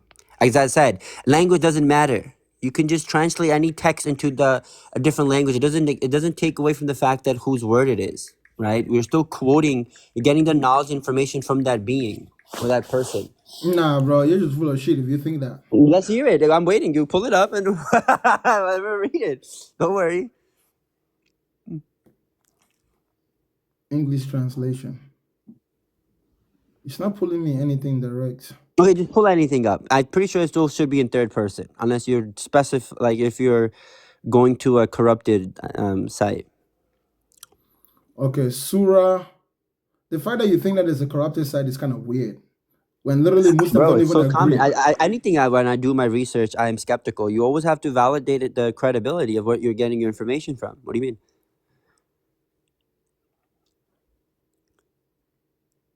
Okay, so I'm looking at Are you purposely trying to find something that's taking you that long? 4:1. What's the source? Quran.com. Okay, what does it say? Quran. Bro, still found calm. Okay, what does it say?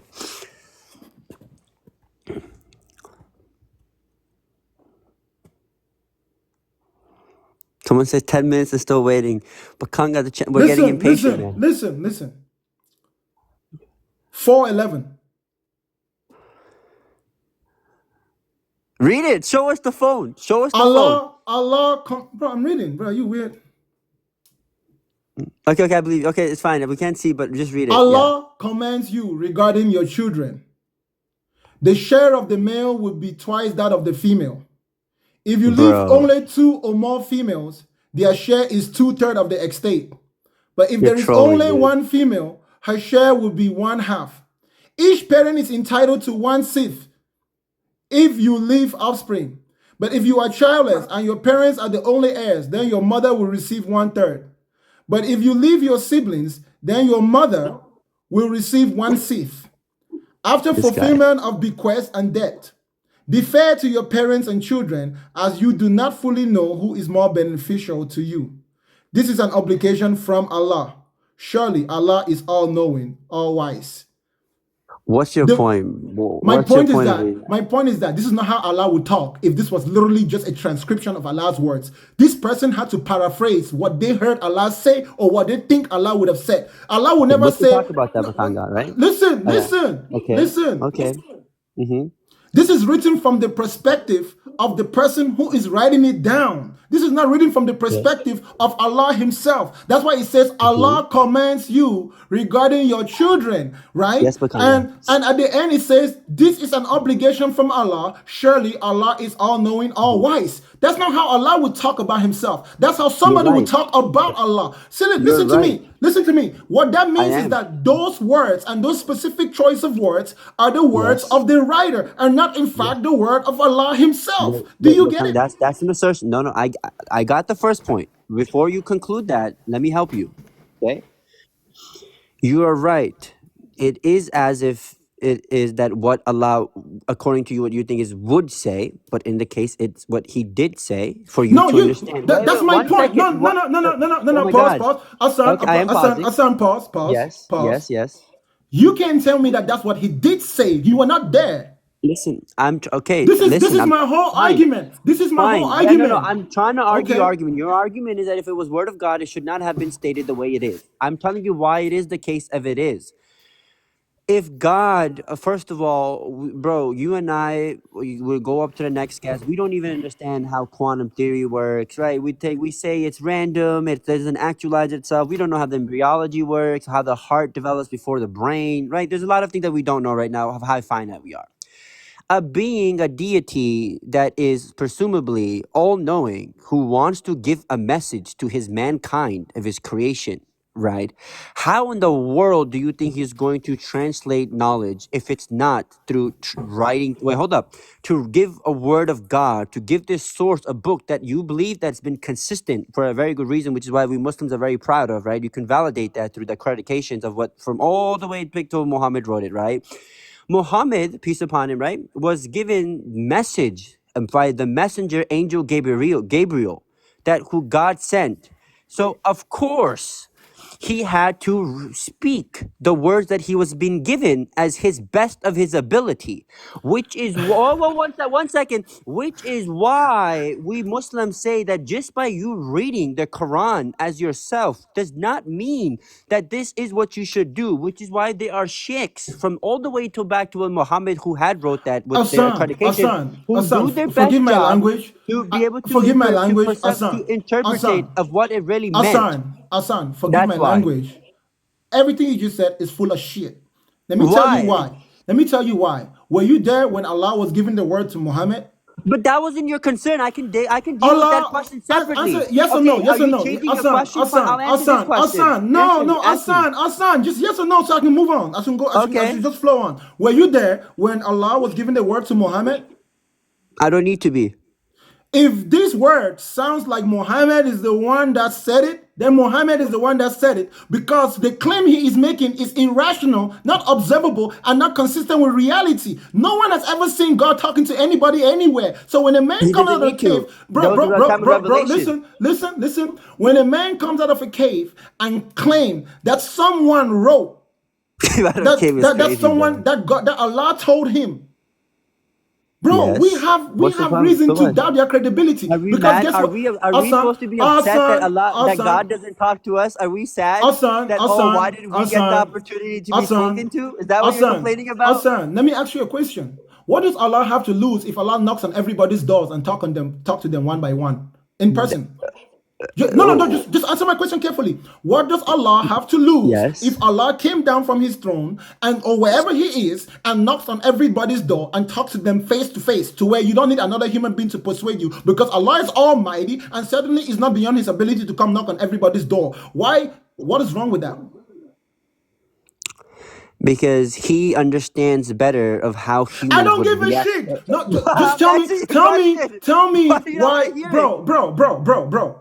Tell me what is wrong with Allah coming to knock on everybody's door, to talk to them, to avoid confusion. Everyone will have first-hand experience. Everybody will do. We will not have to go through a language that is not native to us, depend on Okay, sheiks, and be persuaded by things that we can so easily doubt for valid reasons. Why can Allah not knock on everybody's door? That's what I'm asking you. Is because why?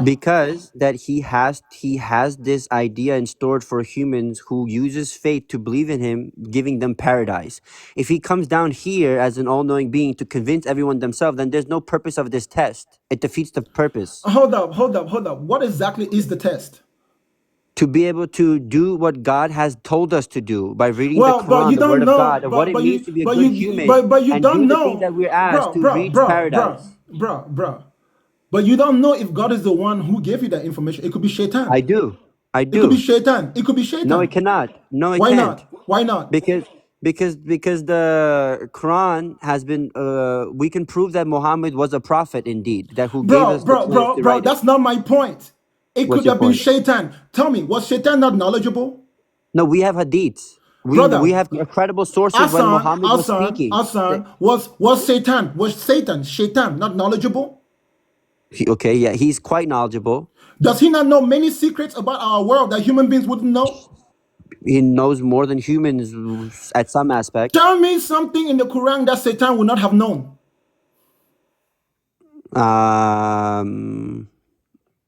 Yeah. Tell you something that Tell me Shaitan would not one have thing in known. the Quran that Shaitan would not have known. The hadiths that support what Muhammad did in his lifetime. He would I not have known said, that. tell me something in the Quran that Shaitan would not have known. I just told you. Something in the Quran, not in the Hadith. Hadith is not Quran. Something inside the Quran that Satan would not have known. So if Satan was trying to pull a trick, Hassan, listen. Yeah. If Satan was trying to pull a trick on Muhammad, he could have just came and played God and give Muhammad a lot of impressive information, which will be impressive to Muhammad. What if the God who sent Jibril was actually Satan? How would you know? You never met that Allah that sent Jibril. And guess what? Allah knows that in order to convince human beings... Wait, but I have a question. That doesn't make sense because why in the teaching of Quran there's nothing negative and he asks to... No, but it's contradictory. If it was Shaitan, then he would not tell us to pray to Allah. Why is he telling us to commit and worship someone he hates? Why would he do that? Bro, it's called reverse psychology. He has nothing to lose as long as he gets to impersonate Allah. You get it? So you're saying, wait, so your claim that Allah doesn't exist, so who created Shaitan? Are you just giving another name to God? Wait, listen. Who created Shaitan then? Bro, listen, you're not getting it, Hassan, and a good attempt to deflect, okay? Listen very carefully to me, okay? Shaitan is a crony guy who likes to lie, right? Okay. He's a liar, right? He is deceitful. Can Shaitan tell you that he was Allah even if he's not? Allah wouldn't allow that. What? He wouldn't allow. He has boundaries. He can't defeat purposes like that. That's not allowed. How do you know that Allah would not allow it? Because Allah is just. As I said, he doesn't want to knock on doors because he's just. He doesn't allow devil to. That's why. Wait. I have a question. Hold up. Hassan. Why wouldn't Shaitan start unaliving people? No, Hassan, what's hold up. stopping of Shaitan unaliving people? Hassan, There's clearly things that he cannot do. Hassan, you said because Allah is just, right? Yes. If Allah is just, why does he expect me, a black man, to believe an Arab man when the Arabs bought and sold black people for a long time? Why would Allah... let me finish talking. Why would Allah hold it against me when I choose not to listen to anything an Arab tells me simply because Allah was busily watching the Arabs buying and selling Africans for a long time? Why, if Allah was just, why would Allah then punish me for not being a Muslim because I didn't believe them? First of all, if Allah is in the business of sending prophets, why didn't Allah send the prophet to my village? Okay, if Allah is just, why did Allah not make the prophet a Mogamo man from Cameroon? if he's just. Certainly, Allah is not just because Allah picked one man out of the human race in a diverse world, a man that came from a group of people who certainly are not perfect. So Allah cannot hold it against me that I choose to not believe someone that comes from a group that has historically been hostile towards my people. That would be like me believing my enemy in a war. You see what I'm saying? So if Allah is just, not only did Allah not get rid of Shaitan when Shaitan sinned, where's Shaitan right now? Tell me, where's Shaitan right now? Bro, I want to respond to your thing that you asked. You just go to the next point. Where is Satan right now? He is. I was gonna joke about it, but then you usually just kick me out when I'm joking. He's also like very much similar to God. He's also shares the attribute of being everywhere. He's not in one particular place. Hold up. You just said that Satan is very similar to God? He has similar attributes. He has knowledge over humans. He has mobility. So that means Satan could have given Muhammad the Quran. Bro, that doesn't make no sense, bro. Because again, the Quran is stated to support Allah. Bro, no, you just said the dude is just like Allah. He could have given Muhammad the Quran. Bro, just like Allah. I said he shares some characteristics. Hassan, let me hit you with a bomber that you don't know. Because by the way, in this world, Islam is not the only religion. There's a religion called Christianity. Do you know what the Christians believe? They believe many things. What domination are you talking about? I'm talking about Christianity as a whole. Again, that different Christian believes different. Hassan, do you know what they believe about Allah? They don't believe in Allah. Yeah, they believe in Allah, but they just don't believe in Allah the way you do. Do you know what they believe in Allah? They believe that true God is a man. Just tell me yes or no if you do. Do you know what Christians truly believe about Allah? Yes. Who do they think Allah is? A man. No. Yes, they think a man who is supposed to be a prophet is God. No, that's what they think about Muhammad. No, they say Jesus. They say Jesus was God, a man who was born with. Yes, but God to the Christian is not Allah. That's what I'm saying. They believe the man is a God. Yes, but the man that they're calling God is Yeshua, and what they mean by God is not what a Muslim means by Allah. Do you know who the Christians think? Somebody just put in the comment section. I just saw it. They think it's the devil, bro. They think it's Satan. Christians believe that Allah is Satan. And that Muhammad is the false religion of the Antichrist that was prophesied in the book of Revelation to take over the world. Let me ask you something, Hassan. Hassan, hold on. I'm going to show you. Do you know much about Muslim eschatology? Muslim eschatology? What is that? Yeah. When the Mahdi, who's the Mahdi? Do you know who the Mahdi is? I think it's a tribe of a particular societal group. I don't know. No, in Islam, the Mahdi is the savior of the world who comes at the end. The last prophet. The 12th Imam. Yeah, 12th Imam. Okay, I guess from one of the schools of Islam. Bro, you don't even know your own religion, and I'm like a rookie in Islam. I don't subscribe to that school, but yeah, we do believe that the 12th Imam, they were, according to the prophet, there were going to be 12 Imam before the end of the world that will come after him. Okay, what about them? Okay, do you know who the last Imam is? The Mahdi. No. Okay, do you know who Dajjal is?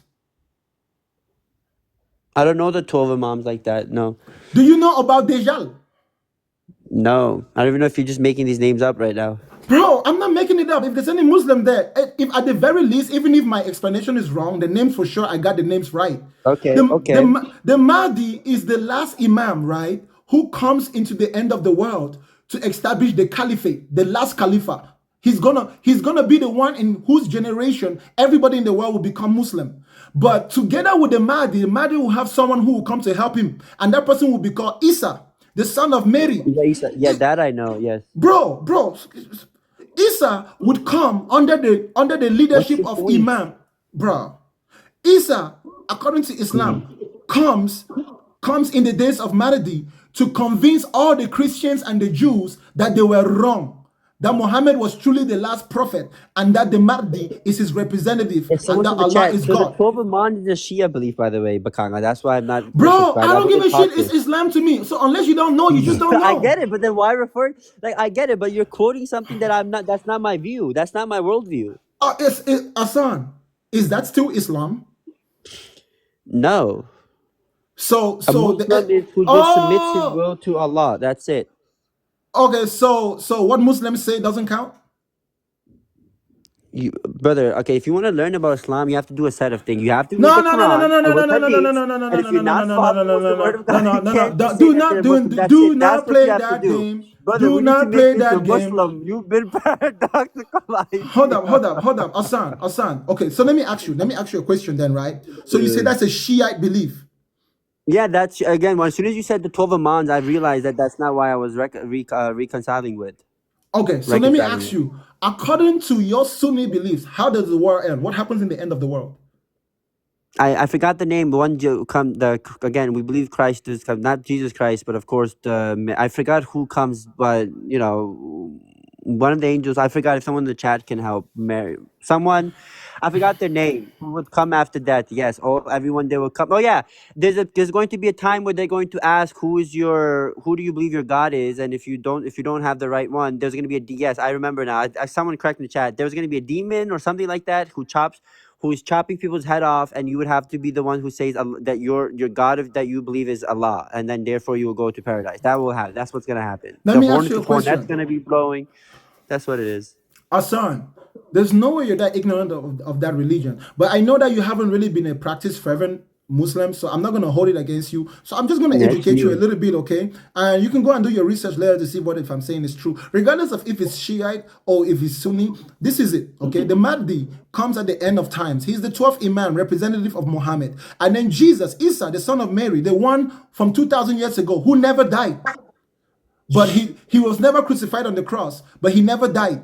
They believe that Allah took him and he's going to come back in the end times in the days of the 12th Imam to convince the Muslims and the Christians that they were wrong, that he's not God and that Muhammad was the prophet of God and that guess what? He's going to bring them into the fold. Now, there is going to be another impersonator of, according to the Muslims, okay? There's going to be another impersonator of Isa. His name is going to be Dajjal. He's going to do a lot of miracles. And he will have a lot of Christians following him. And he will make war against Isa and the Mahdi. And he will actually kill Isa. That is when Isa will die.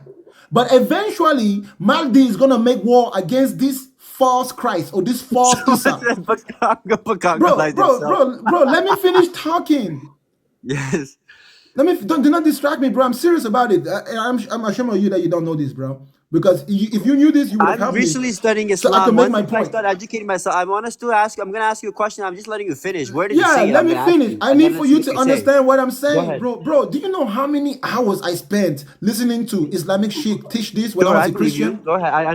I know. So go ahead. I'm listening. I'm listening. When I was a Christian, I spent hours learning about Islamic eschatology. When I started getting exposed to these Christian preachers who were claiming that the Muslim version of Isa is actually going to be the Christian Antichrist. Now, according to the Muslim eschatology, the Mahdi would mark every true Muslim. Where did you read the Muslim eschatology from? Bro, let me finish. Let me finish.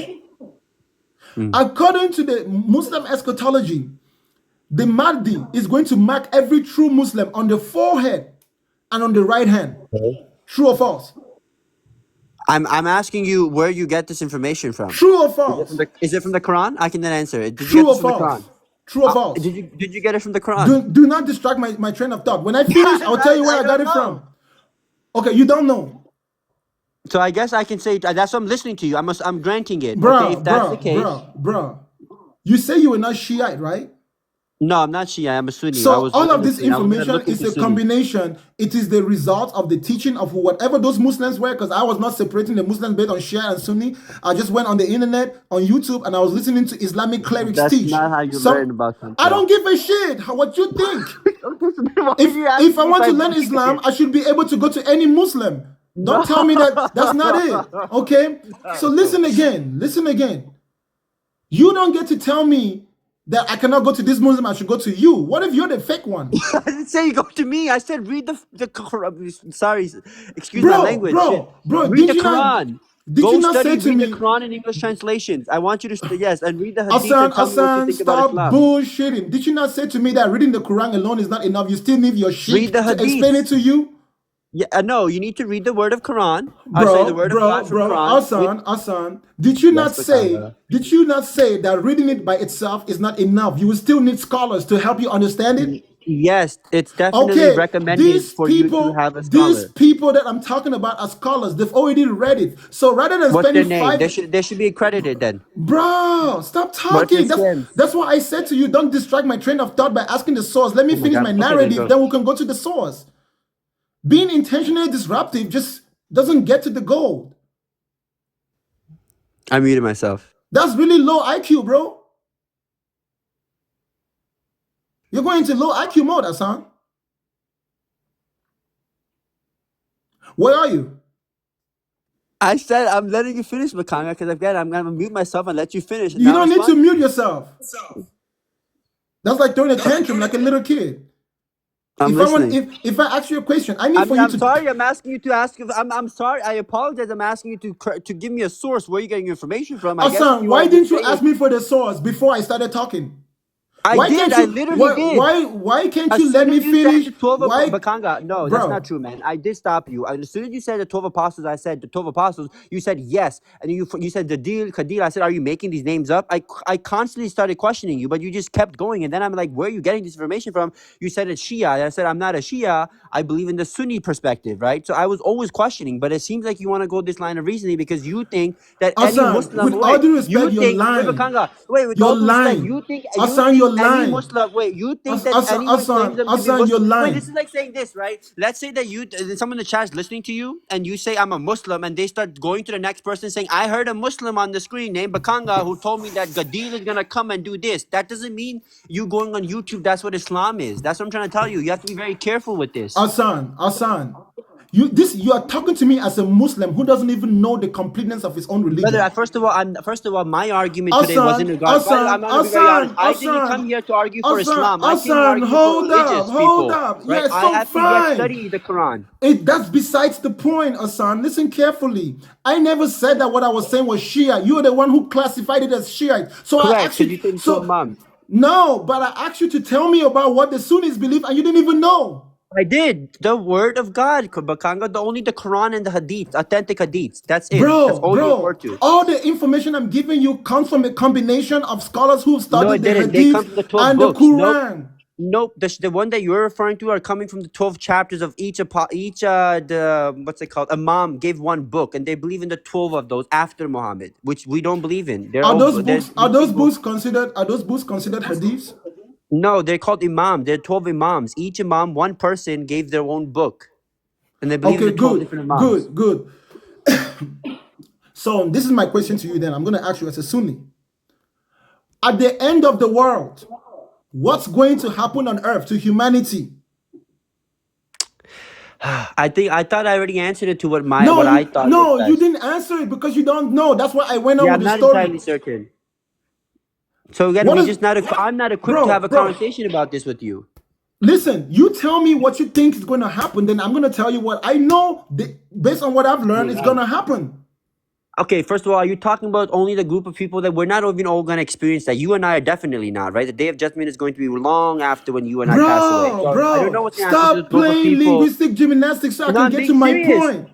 Hassan, you as a Sunni, what is going to happen at the end of the world? What happens to Isa at the end of the world? He comes back. Yeah, they come back to. Who's they? Isa, again, I've heard of Isa. Yes, Isa will come back as a Christ, as people say, to come. I don't know. I'm not entirely sure. I know the hornets will go off. Everyone will go unconscious. The word of God will come down. That's all I've heard. People will wake up and then they will be asked a question, and if they answer correctly, they will chop. So you confirm to me that Isa is gonna come back, right? I want to say yes. Okay, good. Now, this was my original point. I was telling you from the Christian perspective what they think of Allah. But you just kept on rambling. You didn't let me to put my point together. Sorry. Because now you're going into the whole argument between Muslims. They can't even agree among themselves. It's not my fault that there's Shiite and there's Sunnis. That's why you have to be That's confused. not Islam's fault either. That's like saying if a person starts arguing about evolution, that doesn't mean evolution is not real. Islam. Hassan, stop distracting me and listen to my point. Go ahead. I'm listening. It's almost as you don't want to say it. So Go ahead. I'm going to give you the narrative from which Christians conclude that Allah is the devil. You want to listen or not? But why should I hold on to their worldview? That's their worldview. Bro, you don't even hold on to your worldview because you don't even know it all. Well, I agree. Bro, you are not educated. You are not educated enough as a Sunni to tell me if there's some elements of what I'm saying is even true. Till I come next time. But I still need to complete my point for the sake of the audience. So okay, listen. exactly. For the sake of argument, I'm listening. I'm granting under their moral, Okay, under good, their worldview, what the case is. You need to listen to what I'm saying carefully. So when you go and study, you can come back next time and tell me if I was wrong or if I was right. I got you. Because I'm talking to you about something about your religion which you don't even know and you haven't studied. Okay, go ahead. In the end times, the last Imam, who is the representative of Muhammad, according to the prophecies, okay? Bro, you went right back to Shias. Bro. I thought you were talking about Christian worldview. Why it's a devil. Bro. Okay, man, whatever. When I was a Christian, a bunch of Christian preachers started preaching that Allah was the devil. And I didn't want to take the word of the Christians. So I went to the internet and Google Islamic teachers who teach on the Islamic version of the end times. What Muslims say is going to happen at the end of the world. That's called eschatology. Do you know their names? Bro, that was literally 10 years ago. Okay, so that exactly. Okay, guess so. Go ahead. This is important though. But okay, but bro, are you telling me that, bro? If you don't, you either let me finish what I'm saying, or you sit down here and you recite the whole Quran to me because you quote the Quran without telling me the exact verses and chapters all the time. I can go and do this research later and educate you. You can still let me finish my narrative. Do you understand? That's true. That's true. But again, the Quran is an objective thing that's shared upon all schools. That's your opinion. That's your opinion. Because among Muslims, there are Shiites and Sunnis. You don't all agree. It's only objective to Hassan. It's not objective to all Muslims. Okay, so I guess you think evolution is not real because people come up and say otherwise. Maybe that's we're not talking about evolution. Well, I mean, under your logic, if someone disagrees I'm with not evolution, talking about logic. That evolution doesn't exist because people think differently. I'm not talking about logic. You have to look at the facts, right? You have to look at the evidence. You can't. This is the real fact, Hassan. This is the real fact. What you ought to do right now is keep quiet and let me tell you what I know about the Islamic. You can tell me that I'm wrong later after you've educated yourself on it. You asking me for sources that you don't even have access to is a little bit hypocritical. Let me finish my narrative. I will tell you why Christians think that Allah is the devil. Then next time, okay. According to these Islamic teachings that I got exposed to, that I studied, okay, there's going to be 12 imams after the prophet dies. And it's going to happen in the days of the prophecy that Isa will also come. And the last imam will be called the Mahdi. The Mahdi is going to be like the savior and the ruler of the world. And the reason why Isa, who is Jesus, comes back is to convince the Christians and the Jews that they were wrong. That in fact, Muhammad is the prophet and Allah is God. Then there will be another false prophet called the Dajjal. And that Dajjal will have many Christians following him. And that Dajjal will make war against Isa, who is on the Muslim side. Okay, cause discrepancies. Okay. And then that Dajjal would defeat Isa. Interesting. Okay. That's when Isa would finally die because he never died 2,000 years ago. That's what the Muslims say. Now, the Mahdi will mark every human being in the world. Like right before Judgment Day, he will mark every human being in the world. He will put a mark on them. Okay. Yes. On their right hand and on their forehead. And anybody who doesn't have that mark will be destroyed and killed. Now let me flip the page to the Christian narrative. Wait, is that the end? Bro, let me flip the page to the Christian narrative. I'm making a point, remember? I need to I finish know, I telling get it. you. I understand. I know, I So understand. I'm so just saying, is that the listen. end of the Muslim view So that you're referring listen. to? No, Okay. I'm going back and forth so you can understand the context, Okay, Hassan. okay. Okay, okay, okay. You're supposed to be smart, bro. Okay, okay, go According to ahead. the Christian in the end times, before Jesus comes, there will be a false prophet who will come to the world who will claim to be Jesus. The Christians call him the Antichrist. Based on the Christian teaching, when they compare it to that Islamic teaching that I told you, that Antichrist will be that Islamic Isa, that Islamic guy who will call himself Jesus, who comes to convince the world that the real Jesus that the Christians believe in never actually died, never resurrected. And he will try to convince the world to follow Islam, the religion of the Mahdi, which was seeking to be the religion of the whole world. But then when that Isa, the fake Isa from the Muslim side, him and his Mahdi, they will mark all those on the forehead and on the right hand. They will mark all their followers. But the Bible says that is called the mark of the beast. That mark that will be given by the Muslims to their followers. The Christians call it the mark of the beast. And the way the Muslims will do it is that when they give those marks to everyone on their forehead and their right hand, those people will be true Muslims. Everybody else who doesn't have it, they're going to kill. Under the Muslim view? Islam view? No, yes, under the Islamic view. Okay. So the Jews and the Christians are going to get one last chance to convert. And when they don't convert, everyone who was converted will be marked, forehead and right hand, with the names of Allah.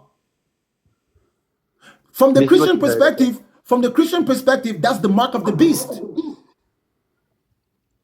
The Christians believe that there is going to be two beasts that will come in the book of Revelation. One would be the false prophet, okay? And one would be the Antichrist. So you should know about the Christian more better, right? So where in the Christianity they're saying that there's going to be the case of referring to Islam? That's Revelation chapter 13, bro.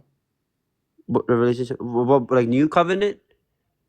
Bro, are you weird? Revelation chapter 13. Are you going to go read it right now? No, I'm not going to read it right now. Let me finish my narrative. Stop asking me where. You can ask me later. That's one long narrative. I'm listening. I'm just trying to I'm trying to understand. But I'm trying to engage actively. It requires understanding, my brother. Yeah, exactly. So I'm just trying to get asking me some where context. Right now. Okay, write it down. In fact, go and read the whole book of Revelation. Promise me you're going to do it. I don't make promises that I might not do, you know? Bro, then you're a lazy debater, my brother. Why wouldn't you want to educate yourself? How long is the Revelation? It has 22 chapters. It has 22 chapters. 22 chapters. I don't know how long a critical chapter I want takes. you to go and read the book of Revelation in the Christian Bible, not so you can believe it, but so you can be educated on the subject. Yeah, so sure. when you come to the internet, look, are you saying that are they referring to what the Islam says to be able to negate it? Bro. This is how Christian scholars interpret the book of Revelation. And then when they compare it to the narrative from the Islamic side, they see it as the Antichrist. That's why they think that Islam is the religion of the Antichrist. Are you seeing a pattern here, Bakanga? Right. So just from this conversation, I hope you understand something, right? Despite if I haven't read the scripture or not. Again, if I would read scriptures, it would be a different ball game, right? Which I'm going to start reading at least in terms of the Quran. But more importantly, what I'm trying to illustrate here is that it all boils down to one person reading the same thing or something different to interpret it and make a conclusion out of it. You have to be very careful with this. This is exactly what I'm saying. Haven't even read. Hassan. You just gave 10 minutes of what you heard from YouTube, right? So these messages are being spreaded and collated. Where in reality, like one second, Bakanga, where in reality, no, there's no 1 second here. I've taken this long to study Islam for a very good reason. The day when I study Islam, it's going to be accurately. It's going to be, I sit down, I look at the Quran, I make sure what I'm reading is adequate. I can do crossovers to validate it and not just speak out of ignorance. With all due respect, I don't give a shit how much you study. Your opinion is still always going to be your opinion. It's not going to be any more. Let me finish talking. It's not going to be any more valid than the opinion of any other Muslim who's also studied the way you said you studied. Okay? We're going to have to prove it. We're going to have to give arguments. I'm going to look up the name of these people that I'm telling you because it was 10 years ago. I just wanted to finish my narrative. And I will send them to you personally. And I'm going to show you that they have more credentials than Muslim than you would ever be in your entire life. Bro, I dedicated hundreds of hours to study this, okay? So I have, because I was a Christian at that time, I needed to understand why Christian preachers were preaching that the Muslim eschatology proves that Islam is the religion of the Antichrist. You will have to go dedicate that amount I'll of look time into to it. study. You get I'll it? definitely certainly look into it. Yeah, you should definitely look into it, but you have to let me give you my narrative today. Fully understand what I said, even if I'm I wrong, accept. so that I accept. when you educate yourself aside, you can come back and tell me, hey, by the way, Bakanga, what you said wasn't Are right. you tipping? Okay. Makes sense. That According makes to sense. Christianity, there's going to be two false prophets. And when you compare it to what the Islamist says there will be the Mahdi, the 12th Imam, and then there will be a Isa, which is a Jesus. According to Christianity, there will be two antichrists, one who is a false prophet and one himself claiming to be Jesus. But those ones are going to give the whole world 666, and anyone who doesn't take 666, they will kill. That's what the Muslims say. Yeah. That's what the Muslims say that their Mahdi and their Christ will do. Then eventually, according to the Christian, the real Jesus will come back, riding on a white horse, to wage war against all the armies of the earth, which at that time would have become Muslim. Because the Mahdi would have killed all non-Muslims, and the only ones left are those who have the mark. The Mahdi will go all around the world and gather all his armies, and they will make war against the Christ, who is Dajjal, according to them, Dajjal, the enemy. Whom the Christians will be following, because the Christians consider him to be their Jesus, right? They will fight that war, and then the Christian Jesus will kill the Muslim Jesus in part 1 of that war.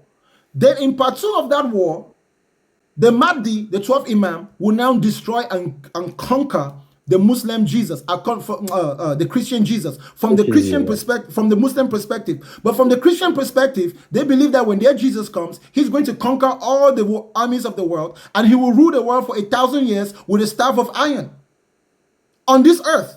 The Christians believe that Jesus is coming back to this world to rule, just like the Muslims believe that the Mahdi, the 12th Imam, the representative of Muhammad, is coming to this world to rule. The Christians also point out to the fact that the Islam comes after Christianity, regardless of what you would like to say. There was no religion called Islam before Muhammad, okay? And the book of Revelation had already been written. And because Muhammad comes... In their narrative, yes. In their narrative, that's true. Yes, from the Christian perspective. Yeah. Because Muhammad comes like 400, 500 years after Jesus, claiming that the original gospel which was given to the Christian had been corrupted, claiming that Jesus Christ is not God. There's even a verse in the book of John that says, anyone who claims that Jesus Christ is not the Son of God is the Antichrist. It literally says it word for word. And the Muslims, whether Sunni or Shiite, you guys claim that Jesus Christ is not the Son of God. So the Christians see your religion as the religion of the Antichrist, and the God of the Antichrist is the devil. And the religion of the Antichrist will be as influential in this world as the religion of the true Christ, which is Christianity. The two most influential religion is what? Christianity and Islam. Statistically speaking, so from the Christian perspective, Muhammad is a false line prophet. Yes. Who was sent by a God called Allah, who is really Satan in disguise. And Satan sent his false prophet to gather armies together so he can fight against Jesus when Jesus comes back. That war began with the Crusades. That's literally the narrative that was running the Crusades, bro. They fought 7 Crusades. There will be a last crusade, even in our day and time, which has already begun in our day and time. Look at the Middle East. That's how, I'm going to say something, right? What you said is just, it kind of adds up to the fact that that's how history works, unfortunately. If you look at history in lens of Romans, it seems as if one is the bad guy. If you look at the lens of like Europeans, the whole meaning of the story changes, the way you have you. So, bro, you see, now that we've arrived here, I know you've already forgotten, but my original point to you was that the revelation that was given to Muhammad, you can't prove to me that it didn't come from Shaitan, because Shaitan, even within your religion, is a knowledgeable individual who could have given... I let you finish now, respectfully, but that does not mean that that's what I need. I have any obligation to hold to that view, right? Because you're using Christian worldview. I'm not asking you. Yeah, so why should I subscribe to that then? I'm not asking you. I'm not asking you to subscribe to it. I'm just telling you that, just in case you know, I have a valid reason to disprove all the listening to Christians' worldview. No, That you not the don't even Christian. so then why are you using Hassan, Christian worldview to negate it? because I was giving you an example in context, and if you had stopped interrupting me, the thought would have flowed. My original point was that you claiming that the Quran is the word of God doesn't prove that it is the word of God. It could very much be the word of Satan, just like the Christians claim. Even though I think that you're both all full of shit, because they are all But the there's words of evidence in the men. Quran that can prove that it was the word of God. There's reasons that I can prove that Give me, Muhammad was okay, a okay, prophet. bro, And if bro, Muhammad was bro, prophet, and bro, then bro. therefore the word of God was true. Bro, that's what I said to you. Give me an example of something in the Quran, any piece of knowledge in the Quran that Shaitan would not have known. Oh my God. Yes, give me just one piece of information Why is that, that a requirement in order to understand that it was not word of God? I don't understand. bro, if there is nothing in the Quran that Satan would not have known, then Satan could have been the one who sent a messenger to Muhammad claiming that he was Why would God. an angel listen to a Satan? Because the angel was also an impersonator. And you have no way to confirm because he simply said he was Jibril, and you look at the fact that he was impressive and you took his message. You have no way because you have never met the real Jibril. You've Yikes. never met the real Allah in person. So you will know if it was a counterfeit. And if you're just depending on the knowledge itself, if you're depending on how amazing the knowledge is, I'm saying to you that Shaitan could have given an amazing revelation to Muhammad and, Yeah, and that's logically while coherent. claiming to be God. That's logically coherent. But my question to you is that then how is it that we understand that Muhammad was also doing miracles and he was as a prophet as it is? How is Shaitan Because then Satan why can Muhammad also being do miracles. Satan, the genes. wait You what? believe But you said bro. Shaitan told Muhammad to disguise of being Allah, but then how is Muhammad an actual prophet then? Because bro, doesn't Satan control the gene? Doesn't Shaitan control the what? The gene, demons, Jinns. Yeah. genes, and genes have supernatural Well, powers, right? by the way, Shaitan is a jinn by race, by species. There's like Of course, bro. He just controls a race of supernatural beings that have he supernatural did, powers, but he right? lost. No, he lost authority of that. He got banned. Bro, let me finish talking. And The point is that genes have supernatural powers, right? jinns are supernatural abilities. They can possess supernatural abilities. Yeah. Okay, good. And human beings can work with genes, right? There's been interactions. Yes, we do believe in that. Tell me any miracle that Muhammad did which could not have been done by a jinn. Are you fucking saying there are jinns doing this now? Bro, I'm showing you how your religion defeats itself. Yeah. Listen, bro. I'm showing you how your religion defeats itself because your religion proves that it could literally be the very devil that you are fighting against, that you don't like. Tell me one miracle that Muhammad did which could not have been done by Shaitan himself.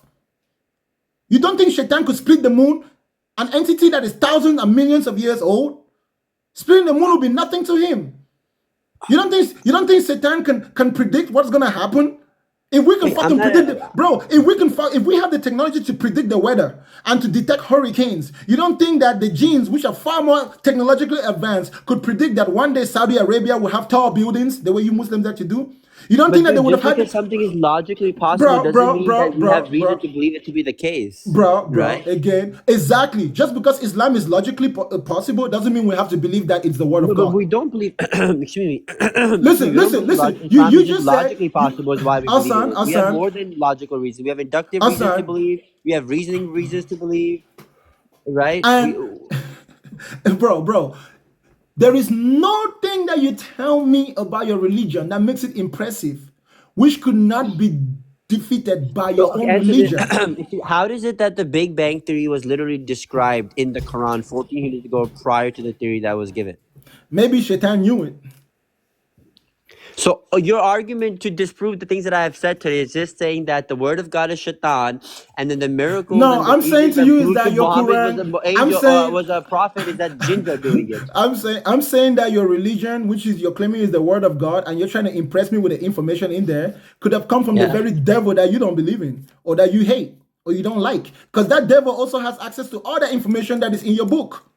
So you can't prove until you prove to me definitively. If I just said no to you, if I just had said no to you, like someone would have, like the what's it called? Shaitan does not possesses the same knowledge as God. Then therefore, this argument wouldn't have been equipped, right? I would have debunked you because I do know, according to Islamic, and this one is not exclusive to just the Shiites or the Sunnis. All Muslims believe that the jinns have supernatural powers.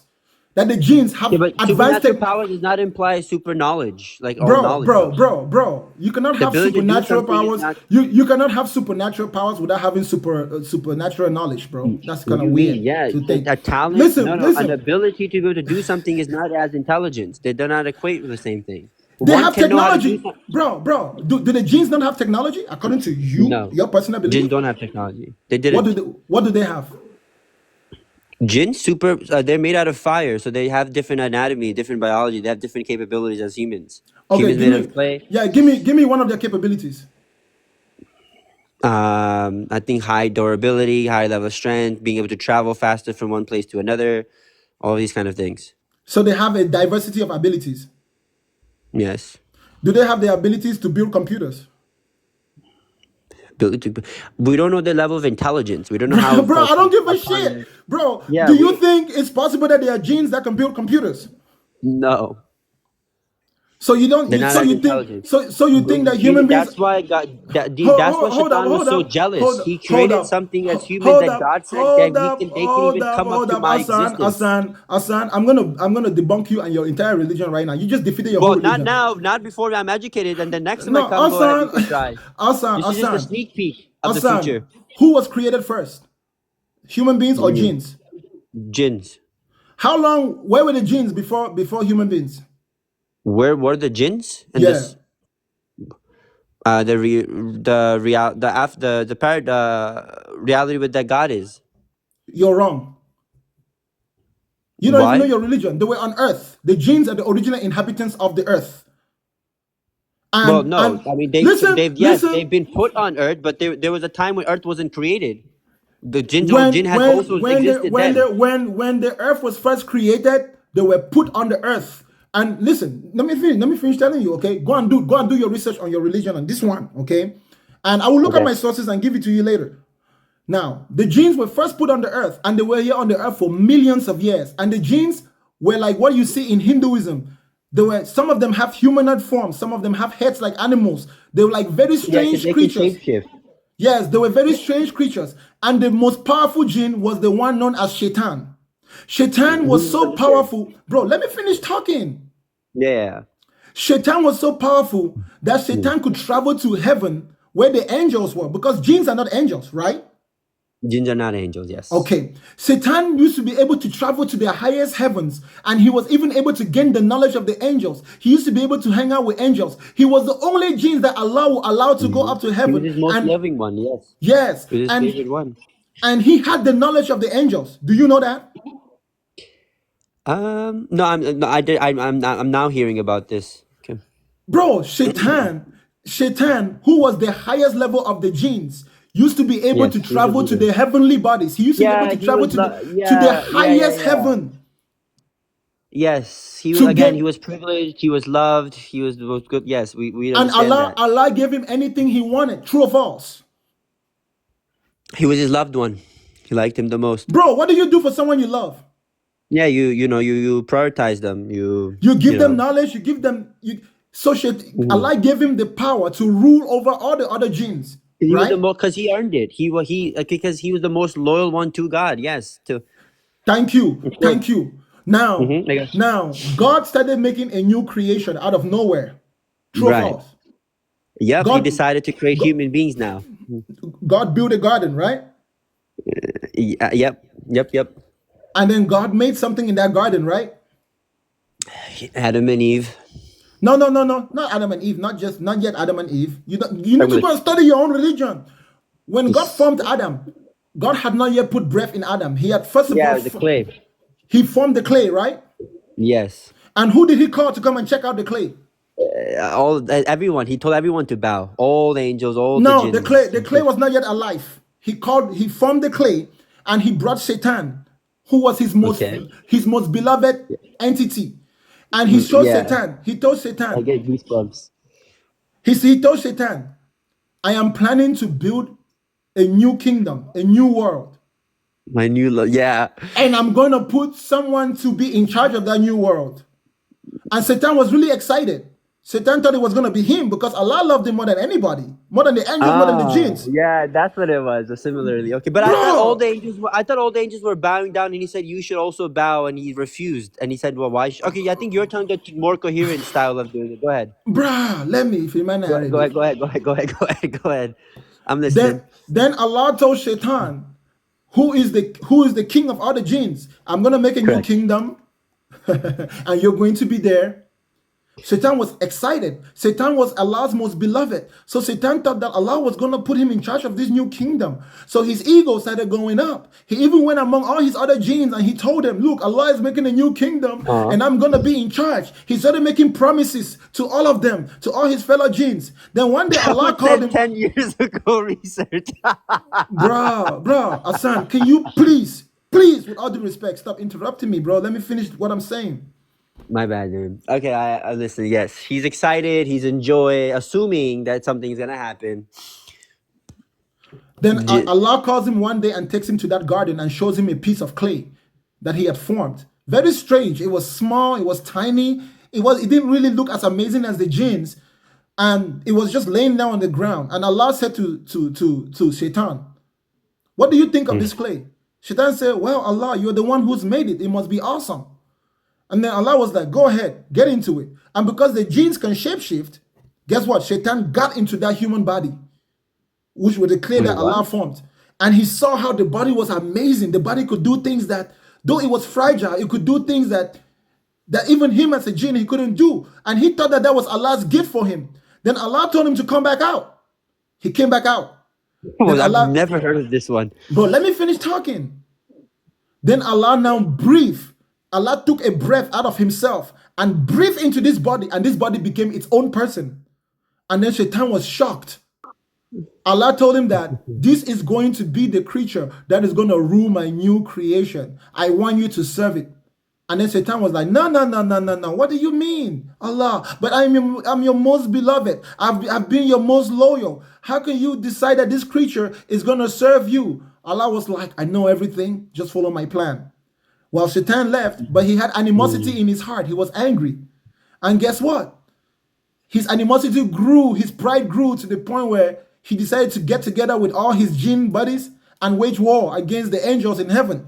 And because they had similar technologies to the angels in heaven, they literally went up into heaven and attacked heaven. But they lost.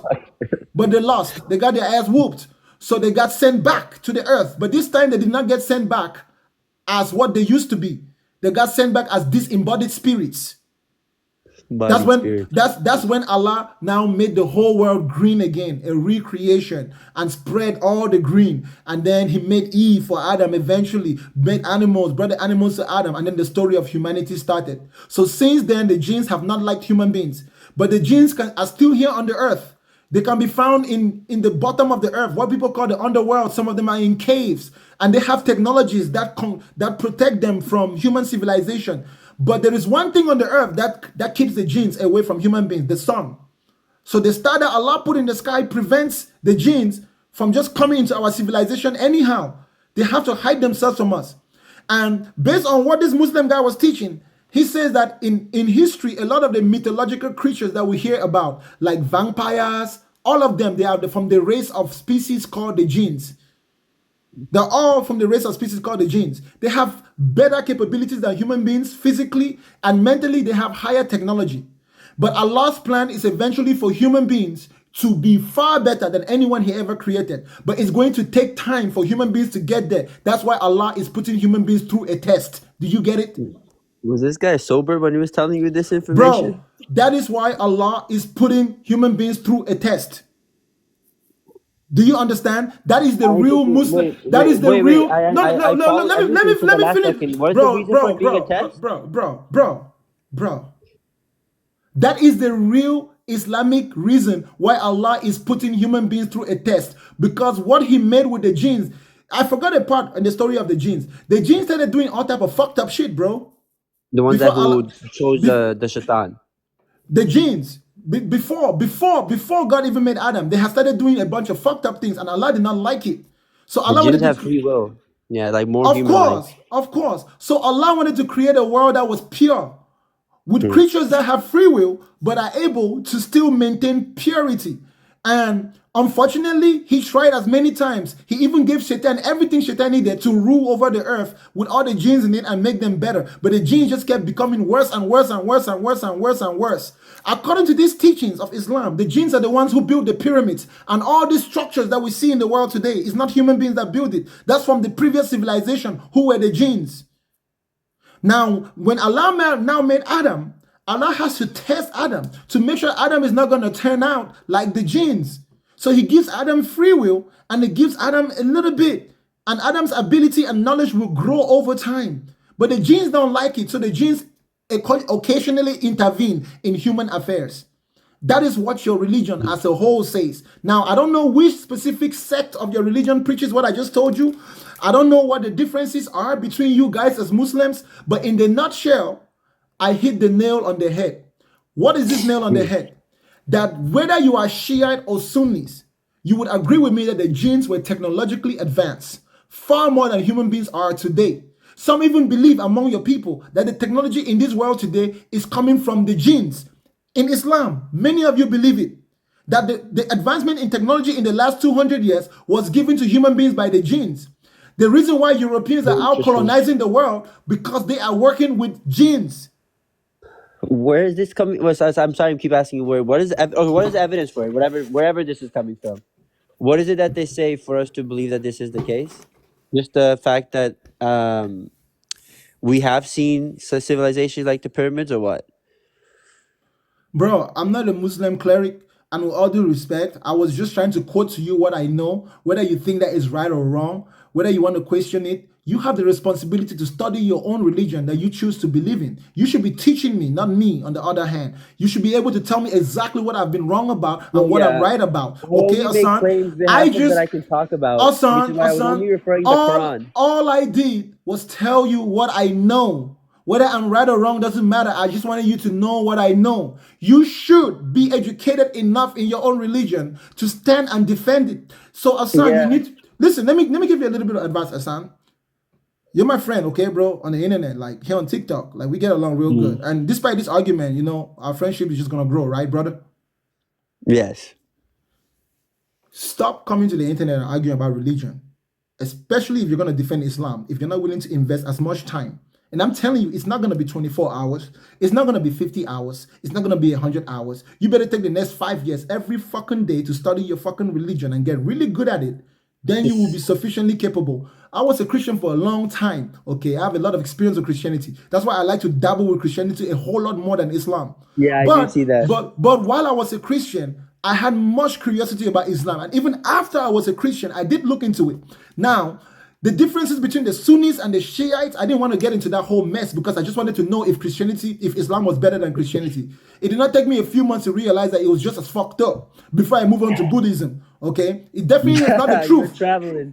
Yes, no, it's but definitely. I didn't come up today to argue for Islam. It was more so to argue about religious people, why it's more reasonable for them. If you remember what I was quoting the Stanford University for us to see that if you follow the rituals and the practices, it's better for off, right? So I then quoted just one thing in Islam as an example to demonstrate what I was saying, and then you just kind of kept questioning me, and that's how we got here. I never had intended a purpose to defend Islam. You chose to steer the wheel here. Is this your first time on my show? Definitely not. Okay, you should already know that on my show you don't sneeze and think Bakanga is just gonna let it go, right? I know, I did. So, okay, I mean, that's what so the moment you took the side of Islam, even if it was just little like a wink. Religion. Listen carefully. Carefully. This is what you've learned from me today, despite all the old argument. Before I let you go. Hassan, stop coming to the internet to argue as a theist if you're not willing to put in the work it takes to master the specific brand of theism you're standing for. It's best if you just remain as a deist, okay? Don't take the side of it. Don't take the side of it. You understand, my brother? Gain a mastery in your specific school of study. Like I said, you as a former Muslim, you as the one who's on the side of Islam, you ought to be teaching me about Islam. You ought to be able to take it down, break it down scripture by scripture, point me out to what hadith. You ought to be able to tell me, hey, Bakanga, you're wrong about this. So if you're going to criticize my religion, at least you need to know that this is what it is rather than this. You cannot be vague. There shouldn't be Right, I'll anything use about your like religion that I philosophical know better than arguments to you. prove Islam correct. Yeah, and I might be able to do a decent job, tell you the logical inconsistencies of why. Okay, sure, yeah, I guess I'll look into the theism if I would make a claim on the live, rather sticking with deism, right? Yeah, you've done really good as a deist because you don't have to Yeah. point out to any specific doctrines or any specific Yeah. mythologies. But when you go into that realm, and bro, I wasn't a Muslim for that long, or like I didn't really go into the depths of it, but I can hang in a But how conversation. else was I supposed to provide an example when you had directly asked in order to prove that the Stanford University have used MRIs to be able to measure the level of gratitude or happiness was much higher for a religious person than a non-religious person? And I gave you an example of some narrations or the practices that they engage in. And I've been a Muslim, or I associate with Muslims more, so I just gave you an example of one of the practices. So, Brother, I can debunk that simply by asking you, did they test out people from every religion in the world? yeah, they gave me name. They did Black Israelites. They did one of the dominations of Christianity, Protestants, and Muslims, and 5, 6 more that I don't remember. Certain Did they like 10, 8, did, 12. did they do, bro? That's what I'm saying, bro. Because the definition of a religious person is not exclusive just to a few denominations. It's the most diverse thing in this world. But it It's was really consistent throughout all 12 it's religious people. did they test the brain of a terrorist? No, they didn't. Oh, that's a religious person. Did they test the brain of a white supremacist? Those are also No. religious people. Facts. So you have to take into consideration that yes, no one is saying that religious people cannot live moderate lives, have peace of mind, have good mental health, but it's not exclusively because of their religion. So if you're gonna do an experiment like that, bro, it ain't gonna be a study that you just do an MRI in Stanford. It's gonna be a universal work from all top universities in the world. And even so, the data is not gonna be as accurate as it is because most religious people in the world don't even have access to these institutions. The most impactful religious people in the world. So that thing that you're giving me is just bullshit. I call it professional bullshit. I just call it Christian propaganda within the academic system. What you have learned today, Hassan, is you need to go and educate yourself on Islam. Even if you don't want to become a Muslim, you really do need to educate yourself on Islam. And while you're at it, go into the Christian Bible and read the book of Revelations. Book of Revelations. Okay, Yeah, I do guess I'll that. do that first. And hopefully the next time you come, I would have had some of those sources where I got my information from and share Right, it because with I'll you. be coming with I'll be like reading stuff where I can actually kind of combat back. All Oh right, sure, yeah, I'll be doing that. and don't forget this. I'm going to throw a last punch before you go. The Quran is the word of Shaitan. Yeah, that was actually hilarious when the way you're It's saying not that, and the hilarious. fact that you can, It's a fact, the fact that you can get away with that without being able to dispute it is kind of scary, you know. So that's bro. It's unfortunate, I guess. because it is realistic. I'm a realist, bro. You cannot define the devil in your religion as someone that has But did you access to get? the But very. you didn't answer the question. Why would then Shaitan enforce what to be able to worship Allah as someone who he hates? Why would he because ever that enforce that? because that's what I would do if I was trying to impersonate someone. Okay, so tell me one thing that he enforced in the Quran that shares his own set of values of to despise humans or not to be able to go against the word of God or The fact Allah. that What is the it? Quran is designed to where it's capable of making people extremist. The fact that the Quran, that some people can read the Quran independently and become extremist is the true goal of the Quran, because Shaitan is going to need human beings to become extremists when he wages war against Allah, the real Allah. So are you Who devil? Or the someone real would? Are you the hold on, devil hold on, when hold on. someone listens to you The and starts real being a the real nihilist who Allah, listens to you and takes it extreme? hold up, Hassan. The real Allah who might be the Christian God. Wait. Are you? Yeah. Okay. Are you the devil? Because what if someone listens to you and become an extreme nihilist and literally commit unaliving themselves because they think that it's no point of life anymore since there's no here and I after? might not be the devil, but I'm Would you be? devilish. Are you the? Interesting, right? So then, so if you're not the devil, just because someone becomes extreme from that set of information, I don't think that would be a good enough reason for me to believe that it was the devil, because people Bro, just take it to an if I extreme. see, listen to me, okay, bro. When you're talking about Allah, Allah is a perfect being, right? Under the Islamic view, he is, yes. Can Allah produce a perfect document that cannot be misunderstood? With the limited knowledge of humans, no. I don't give a shit. I'm talking about Allah's power. Does Allah have the ability to produce a document that a limited being can read and not misunderstand? Does he have that power? Yes, he does. Okay, if the Quran is not that book, if the Quran can be It is that book. misunderstood, then it's not the product of a perfect being. That's what I'm saying to you. No, I would just say Allah did create the perfect book. And you asked me earlier, right? Do you know what I would have done if I was Allah and I wanted to give a message to humanity? Do you know what the most effective way to communicate that message would have been? Yeah, I forgot what exactly I had asked you, but yeah, you asked what me would that something be? like that. Do you want to know what the most effective way? That's how I know I mean, Allah is I not would real. just argue that this Bro, is the most effective way. hell no. I would have just put it in the DNA, which is a code, which is a written code based on what you guys believe as religious people, right? Unless Allah How is would just you, a how would we then have to utilize faith to Bro, be tested? no, you don't need faith to learn how to breathe. No. I'm saying how would we utilize faith in order to be tested upon that if you would follow? Then you wouldn't even need faith. Exactly, but that's what I'm saying. It defeats the purpose of the test to see if you Listen. What is the purpose of the test? To see if you believe in the word of God to accept Him. Why does Allah need to see if you believe in His word to accept Him? Why Because does He He need that? gave us the opportunity to live, and He wants to see if we actually show appreciation in return. Okay, so if He gave us that information in our genetics, and then He took a step back and let us live in this world, then people will decide what they want to do with all the information that's in their genetics. Okay, so then people would still then refuse it. Then are you saying that people would still refuse? Yeah, the people could information? still. Now people How's can that still more choose. of an effective way? Bro, people can still choose to do things that doesn't appear like the human body was designed to do. No, right? I'm asking you, is there a possibility where they could be confused, whereas what their own genetic code is of why they are the way they are? Is that No, possible? because it will be their Okay, so then nature. it negates that there's no faith needed anymore. No, you That's why still that's need not faith. You still need faith that Allah made you that way and gave you those genetics for a specific reason. You still need faith if that's what the game is about. Because first of all, faith is a dumb So shit, bro. again, Like, so you're saying no, it's possible for people to listen. still not believe into the same thing, even if they're born with a genetic code. But Is the that possible? point, yes, it's possible. But the Okay, point, so then there you go. listen. My point is that you wouldn't need to go to the Arabs. Listen, let me be honest with you, okay? Be consistent for everyone. Listen, as human beings, I have love and respect for the Arabs, okay? Historically, the Arabs were not really always nice to us black people, bro. And even till today, there's lingering racism within how some of them refer to us. And the fact that some Arab kids can refer to black people as monkeys shows you that they didn't just learn that from the sky. It didn't just fall off the sky.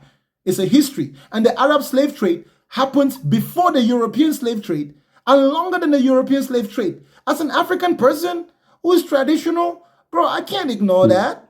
Right? You know what I'm saying? So if the Arab is going to bring Allah to me, Right, I'm gonna ask myself. The question. Notion. Yeah, I'm gonna ask myself, where the fuck was Allah, bro? When y'all were treating our people like monkeys, you know what I'm saying, bro? Like, bro, you know when the Arabs attacked North Africa in 600 AD, North Africa was all black.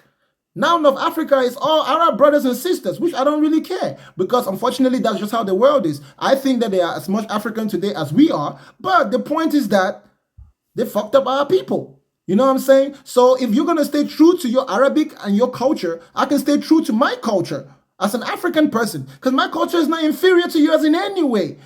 If you think I need your God and I need your tradition, then hey, you better be ready to take my culture and my religion as well. That is why anytime a black African becomes a Muslim, he takes a freaking Arabic name. That shit is weird as shit, bro. That shit is colonization. If Allah was not smart enough to know that there will be human beings that understand that, and have a natural instinct to resist any type of hostility from outside, then Allah is just not a good communicator. Or he might just be the very devil we're talking about.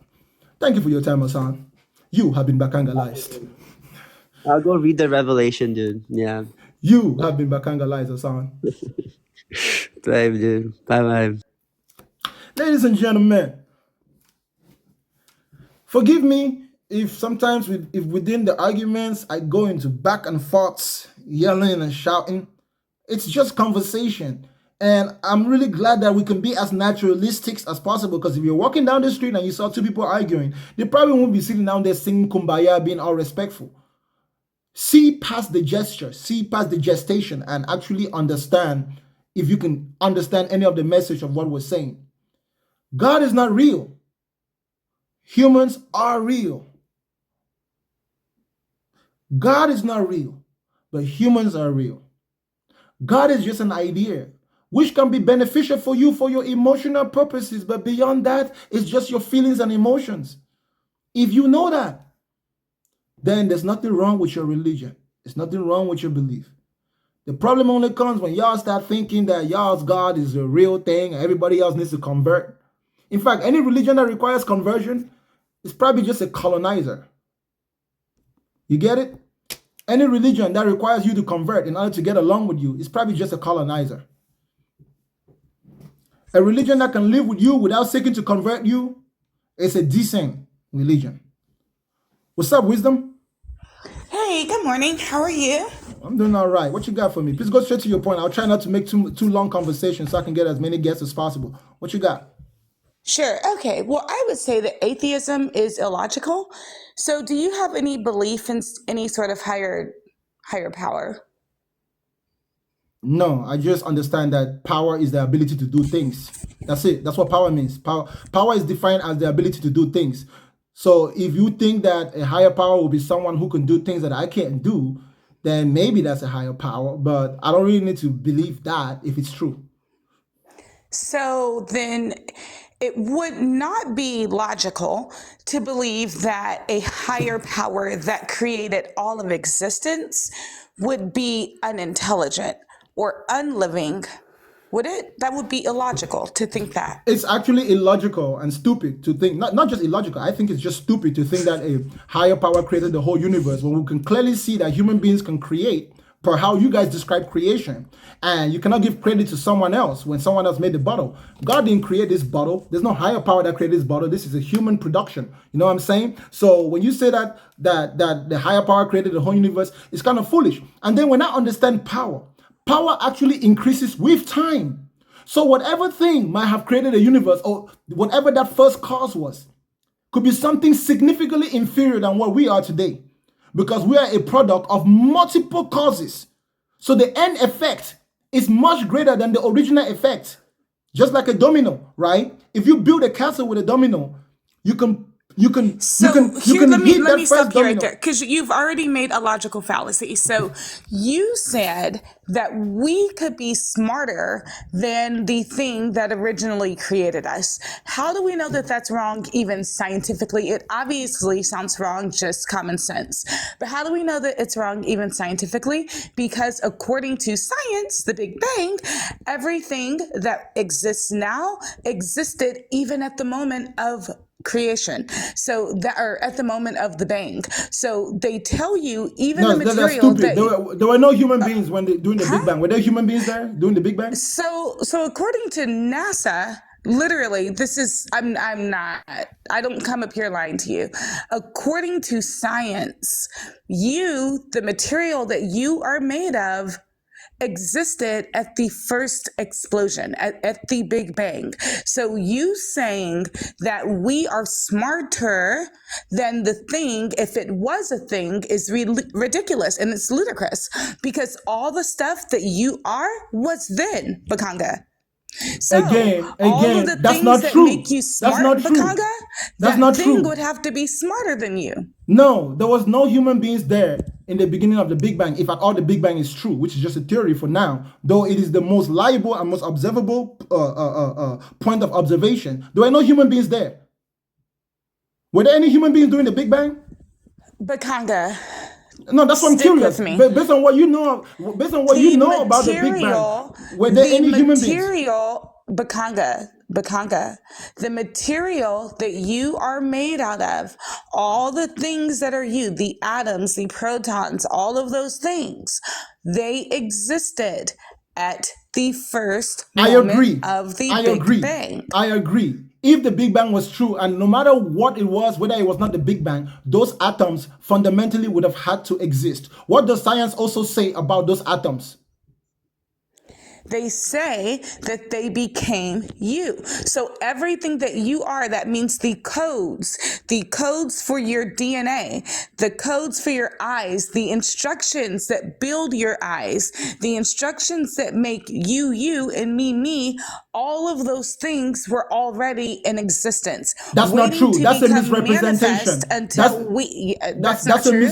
That's a misrepresentation, because The code that makes us who we are is an ever continually increasing, evolving, adapting thing. It was never what it is right now at any singular point other than right now. Because even 100 years from now, the code would have changed a little bit. You understand? So you claiming that the code was already there, that's a little bit of a lie. It's like you saying that there was an iPhone 16 100 years ago. No, when the phone began, the phone was a big ass room. But then with time, it changed. Though it be artificial evolution, meaning technology, it becomes more complex with time, which is what evolution is. Evolution is defined as the changes throughout time from a simpler to a more complex state. And the more complex something becomes, if it remains in an orderly manner, that's indicative of intelligence. So in the beginning of a thing, there is less intelligence, and at the end of a thing, which is orderly, there is more intelligence. That is what it is. You can't tell me that the DNA was... The point, you're missing the point.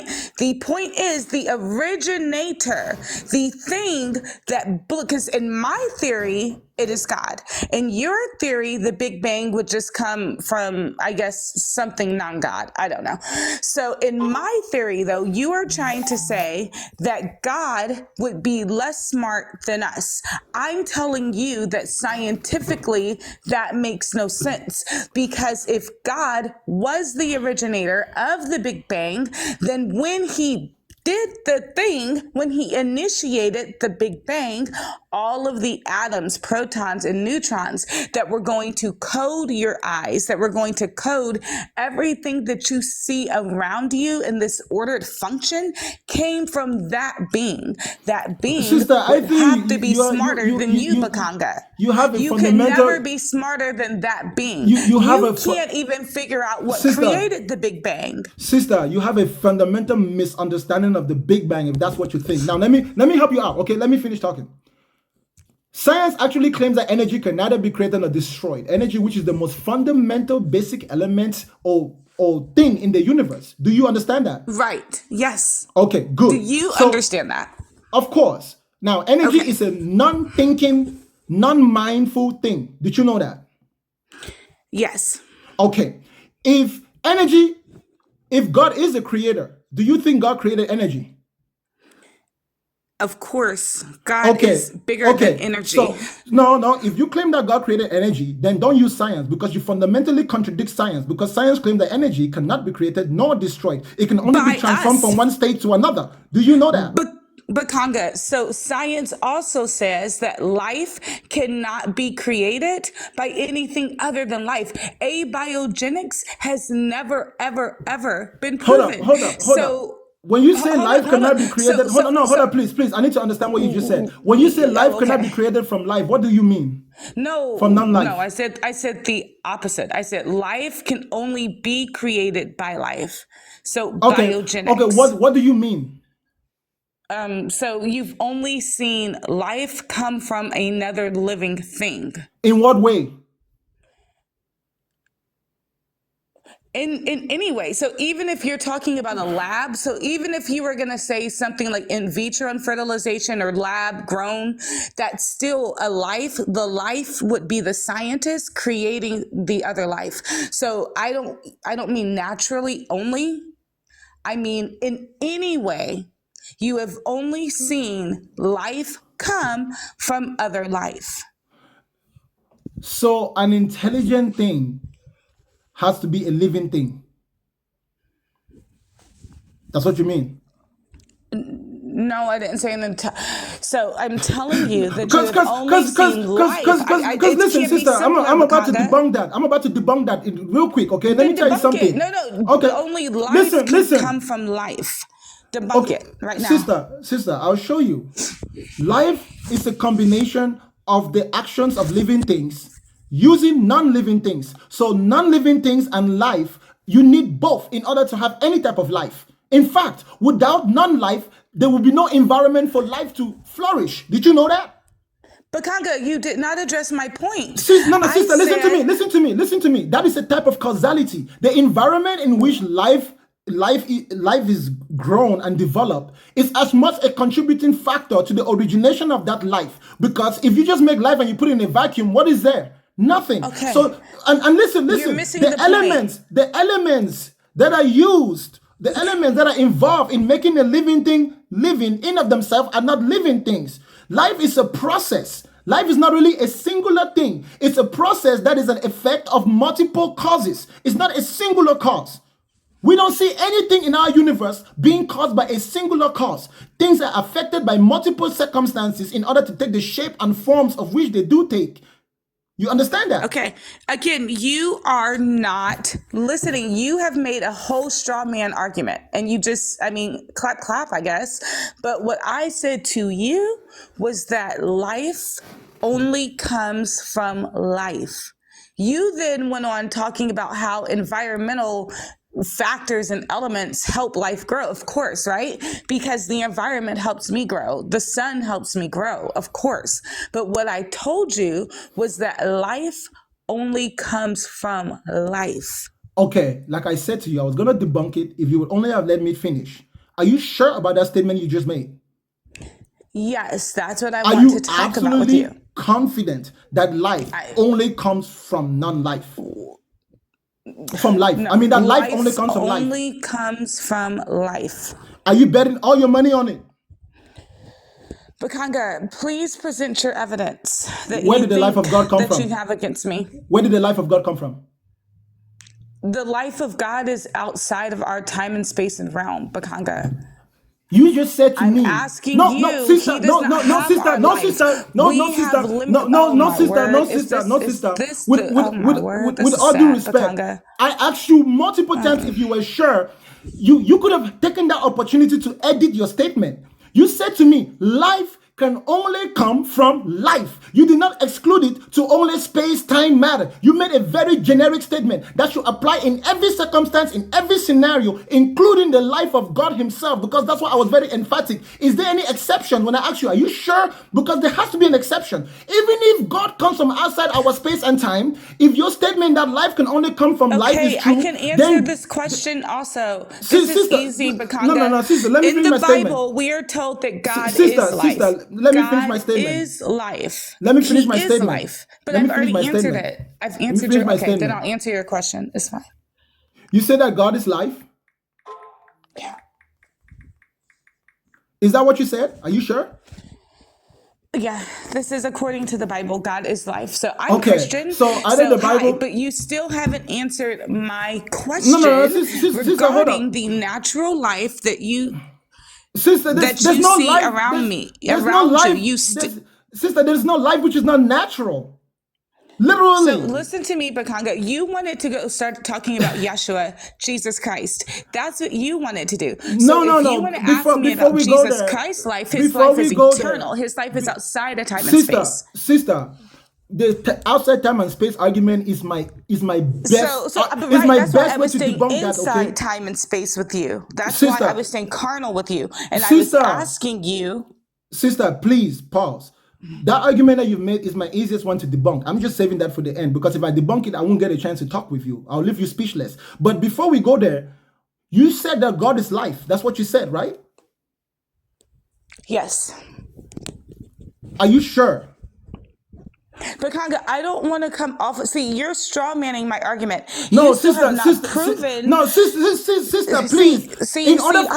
I'm not done, Bakanga. In order for me to establish my point, we need to have certain points of agreement. That's why I'm simply asking you if you're sure. Bakanga, you asked me to prove to you that God exists. And so Sister, my now you're proof to strawmanning you, my argument. You're trying to take away my ability to make my argument.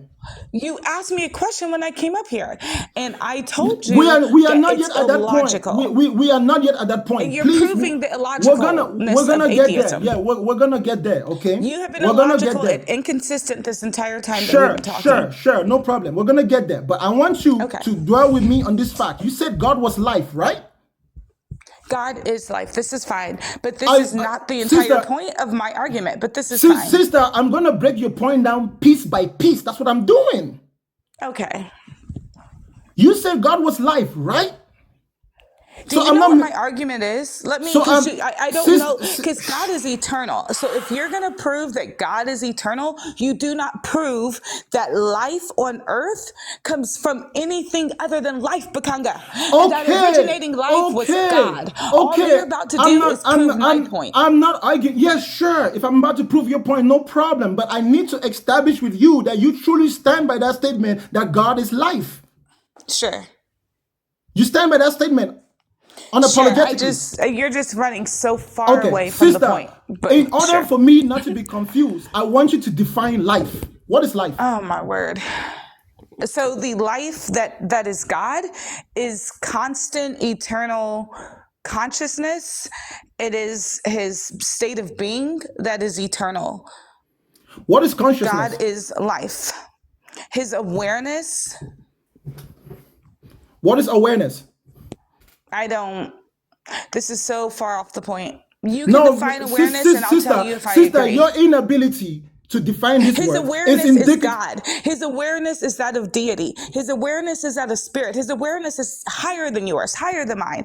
I cannot tell you all of God's awareness because what I am is here on awareness? earth. What is awareness? No, and then I told you his understanding. And then you said, "What is his awareness, bro?" I don't Sister, know the awareness of what God. is awareness? Not God's awareness. Just what is awareness in general? Okay, so you're like you're knowing, you're seeing, your state of being, your perception, your perceptibility, how you perceive. You said God is formless as well, right? God is spirit. So it's immaterial. Of course, it's immaterial. Explain to me how something immaterial is conscious. Consciousness is immaterial. Are you serious? Okay, what is consciousness? Consciousness itself is not even material. And again, you are so far off the point. You are running Wisdom, like a track wisdom, star. wisdom, You wisdom. are running like a track Wisdom, star. please You stop still have not attacking my proven point. Stop abiogenesis. attacking my point. You're trying to make me Bro, deflect. you're not You're making trying a to deflect. point. I'm taking You're you down a train deflecting. of reasoning. I'm asking you these questions because I'm trying to ground my debunking. Like I said, you don't know what consciousness is. Bro, You don't I've know got what to go to awareness. work. I teach seventh grade and I've got to be there soon. Sister, you don't know what consciousness is. You don't know what awareness is. You can't define those things. You're only claiming that God is things. For you. Sister, you are claiming that God is things that you don't know. Let me tell you what life is, okay? There's only one definition of life because we human beings have never been exposed to any type of life other than what we define it as observed. So your idea of this God that is outside space and time is purely a product of your imagination. You made that shit up the same way we make up Superman, Santa Claus, and all of it. Life is defined as the condition that distinguishes animals and plants from inorganic matter, including the capacity for growth, reproduction, functioning activity, and continued change preceding death. That's life. There's no other form of life that we can define that makes anything living which doesn't meet this criteria. It is a condition. It is not a thing. It is not an object. A God cannot be life. If you say God is life, that just means God is an idea, a condition, like the weather, So when have like you temperature. seen abiogenesis? You still have not proven abiogenesis. Sister, Prove you it said, to me. Sister, I'm not talking about That's what I'm abiogenesis. talking about. That's what I'm talking about, Sister, bro. you are deflecting from this definition that I just gave you. You lost. You are deflecting from this definition that I just gave you. I affirm the information that you just gave me. Now, here's the Okay, thing, bro. hold on. Can you repeat that information? Can you repeat that information? Can you repeat what I just said? Life was? Read yes, I can repeat the information. Then tell me, what is life? Based on what I just read. What is life? Hold on. What is life? Let me talk. Let me answer. No, tell me what it is. I want you to repeat the definition I just read. Tell me what I just read to you. I am. You read the dictionary definition of life, which is the natural characteristics that make up plants and animals that make them living versus things like rocks that don't make them living. You literally read, I know what you read, okay? So here's what I'm saying to you. The entire conversation between you and I was that abiogenesis is illogical because you have only ever seen life come from life. And even using, hold on, even using your definition, it just reinforces my point. You wanted to make a second argument, which was, is God life? That's a whole second argument. So the first argument was never addressed. The first argument was that you have never seen life come from anything other than life. So then the first originating life must be life. This is what you don't. Now, what nature of life that originating life is a whole second argument. But you still have not figured out the conundrum in your natural world. Then you want to go to the conundrum in your spiritual world. Wisdom, be patient with me, okay? Be patient with me. When you said that abiogenesis, life only comes from life, right? But you don't even know what the definition of life is. Because if you understand the definition of life, you will understand that it is simply a condition that distinguishes between organic and inorganic thing. So something being inorganic in of itself is not just life. There's a distinction. That's why it says the condition that distinguishes animals and plants from inorganic matter, including the capacity for growth, reproduction, functional activity, and continual change preceding death. Within the definition of life, there is that inclusion of death, right? The condition that makes life life is contingent on multiple things. It is not a singular thing that can exist outside of the distinction between animals and plants. There is no other form of life that human beings have ever encountered. There is nothing that human beings have ever met. Let me finish talking. This is how you can beat me. Just tell me one time non-life has created life. Let me finish talking. Stop interrupting me. Question. Listen, I'm going to mute you because you keep interrupting me so I don't drop my point. I am debunking your point right now. Okay? The condition that distinguishes animals and plants from inorganic matter would tell you that animals and plants are organic matter. That's life. Life is organic. There is no other definition of life outside of organic matter. So if you're claiming that God is life, then God has to be organic. Now, does animals and plants, is the building blocks of what makes animals and plants completely organic? Yes. I agree with you that based on what we observe in the world, living things produce living things. That is a true fact. How living things began producing living things is something that we have understood through the evolutionary process. The evolutionary process begins at the cellular level. You are correct. What are the initial conditions necessary for something to go from organic to inorganic? Chances is it is not something that occurs regularly. Okay? Based on my theory, which is not necessarily the Big Bang, because the universe is fundamentally made of elements that are chaotic, right? A multitude of elements. The conditions that were necessary to originate life is a once in a trillion type activity. So the first cell, the very first cell, in order for life to begin, you just need a single cell to be formed. And that can happen due to the interaction between certain elements in the right conditions. And those right conditions is not something that you may be able to find every day. It doesn't necessarily have to be an intelligent design. It could be a product of natural selection. That is very valuable. And then once life began, life cannot multiply without the influence of life. So you are correct when you say life comes from life. Because we have not yet discovered how life could come from non-life. But it is not an impossibility. Now, if you claim that God is life, does God have the ability to reproduce? Does God have the ability to grow? Does God have the ability? Let me look at that definition again, word for word. Does God have functional ability? Does God have the ability to change? If God doesn't meet all those requirements, God cannot be considered to be life. Okay, so I would like to first of all say just simply yes, he does. Secondly, you have not answered the question, so I've got to get ready to go. But I'm just going to ask you. I said to you that I agree with you that life comes from life. There's no argument there. Fine. Okay, good. So here's the only question I still have left. Can you please show me one time, Bakanga? You can debunk God this way. This is how you can debunk God. Show me one time in this natural world where life has been made by something non-intelligent and non-living? Show me one time. Do you think that sperm is intelligent? Does Answer the sperm damn come question. from the man No, that no, no, no, is no, no. using? I'm talking about sperm itself. I'm not talking about the Okay. testicles where it comes from. Is sperm So does the intelligent? Yes or sperm no? jump? Okay, let me ask you a question. Does the sperm just jump out of there without the man initiating it, or does it have to be initiated by the life of the man? Which one?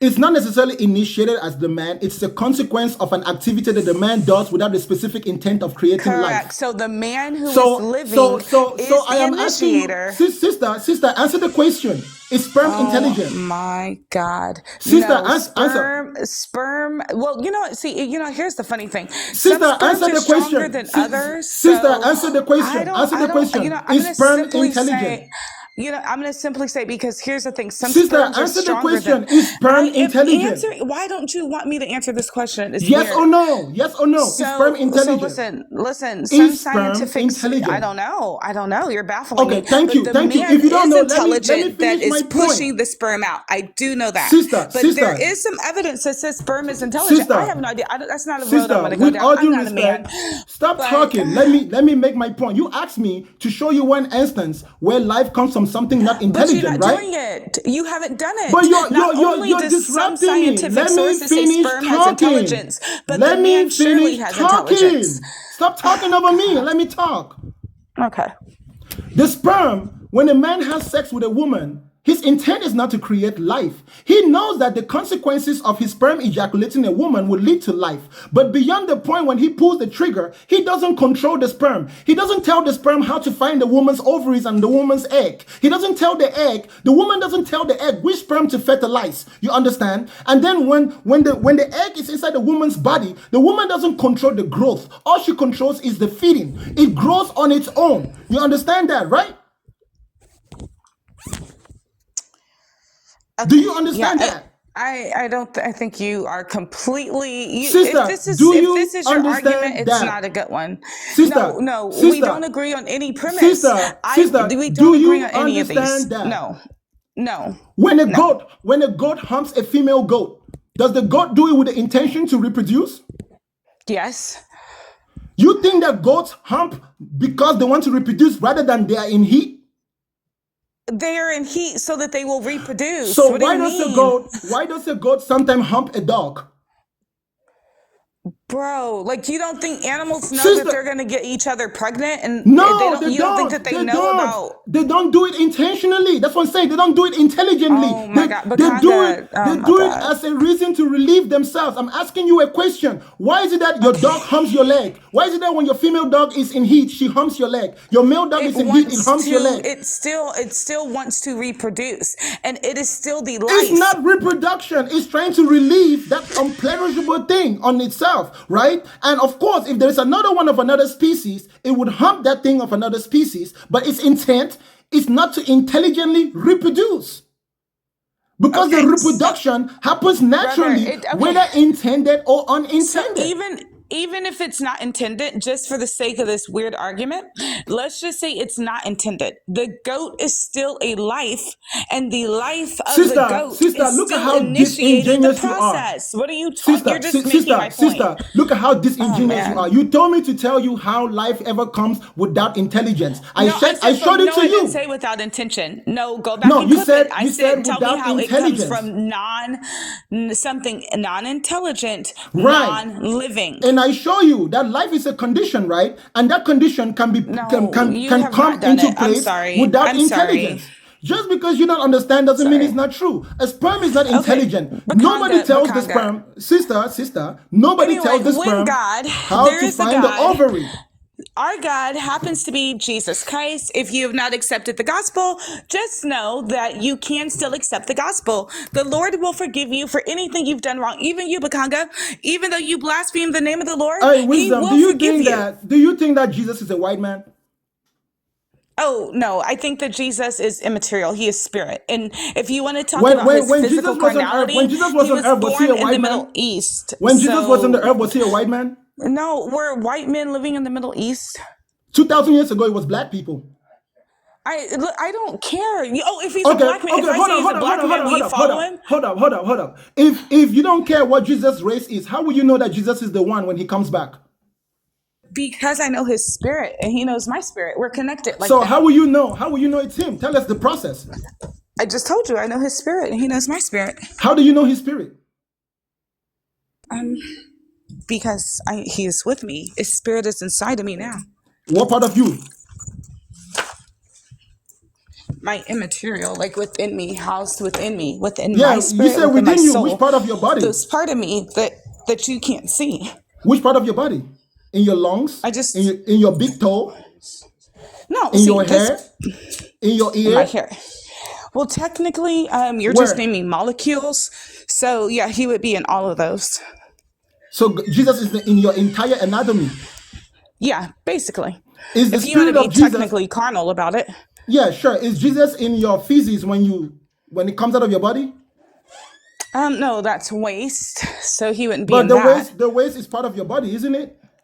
Well, again, the Lord will, if you want to think about You those said sort to of me things, that atheism was these are illogical. things that you could, I've never pondered that. So I don't actually, Yeah, I've that's what never I'm saying. But you pondered. said to me So, that atheism was illogical, and yet you No, have atheism, illogical you've proven beliefs. that though.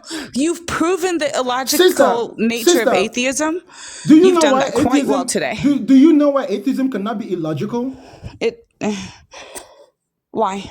Because there's no logical reason to be a believer in something which is invisible, that you claim to be spiritual. You talk about spiritual like it's definitively proven to be something consistent. You can't even tell me which part of your body your spirit is in. It is your belief in God that is illogical, because your God is an invisible thing, which is a product of your imagination, and yet you try to make it seem like it's something real. When I was arguing with you about... Because it has forces. Sister, Just like gravity is an invisible thing that I can say is real because I can clearly see the forces. you cannot see the forces that make God God. You're assuming out of your feelings and your emotions due to your lack of education. You cannot experience a force called God. You're lying. That's a straight up lie. That's a straight up truth. And you claim that atheism is illogical, and yet you believe that a snake can talk. Okay. So and yet you never believe that a asked me. snake. We never even talked about the Garden of Eden. Sister, you believe that Moses dropped a stick on the ground and it turned into a snake. You believe that, no, and actually you don't believe it. I was going to say you believe that inorganic matter creates life, but you didn't even give me one I proof told of you that I was going to debunk your point with one simple thing, right? Bro, we've been talking for 2 hours. Sister, or answer my question. 30 minutes or something. I don't know. Don't worry, this is the last thing I will say to show you that you're full of shit and your religion is full of shit, respectfully, okay? If you truly believe that life comes from life, how did the stick that Moses dropped on the ground become a living snake? Explain that shit. Explain that shit. Explain how a stick, which is a non-living thing, turned into a snake. Explain that shit. So you have spent your whole time making my point the whole freaking time, because you are the one who believes that life can come. You're just proving my point, Bakanga. I want you to explain to me how the stick became a snake when you believe that life only comes from life, because the stick was not alive and it turned into a snake which is alive. Answer it. Answer that question logically, with logic. Answer that question with logic. I will keep quiet now. I want you to explain it. Explain it. Okay, yeah, sure. So if you go to the verse, it tells you that through the power of God, which is the life, the staff became a snake. So in this case, the life was God, and he created the life that was the snake. See how I rest my case. Ladies and gentlemen, I rest my case. I rest my case. Bro, I rest my case because I asked you to show me 30 minutes saying that life cannot come from non-life. Now she's just claiming it's called God of the gaps. It's called God of the gaps. Whenever religious people cannot explain something, they just claim that God did it. The gaps. Tell me how the snake, which is non-life, became a living thing without using the whole excuse it was the power of God. But that's what the scripture tells you. So if you're going to accept the scripture doesn't say it was the power of God. You're lying. Let's go read the verse. It doesn't say it was the power of God. Read the passage. Then tell me how it happened. Okay, I'll read it. So, because I'm pretty sure you're talking about where Moses, who was sent from God, and was doing things in the power of God. So if this is not what you're talking about, then, but please, let's read it. This is why I'm telling y'all, okay? If you're gonna come to the internet, make sure you're grounded and you're ready to use your entire belief system. Life doesn't come from non-life, but a stick turned to a snake. You defeated your whole point.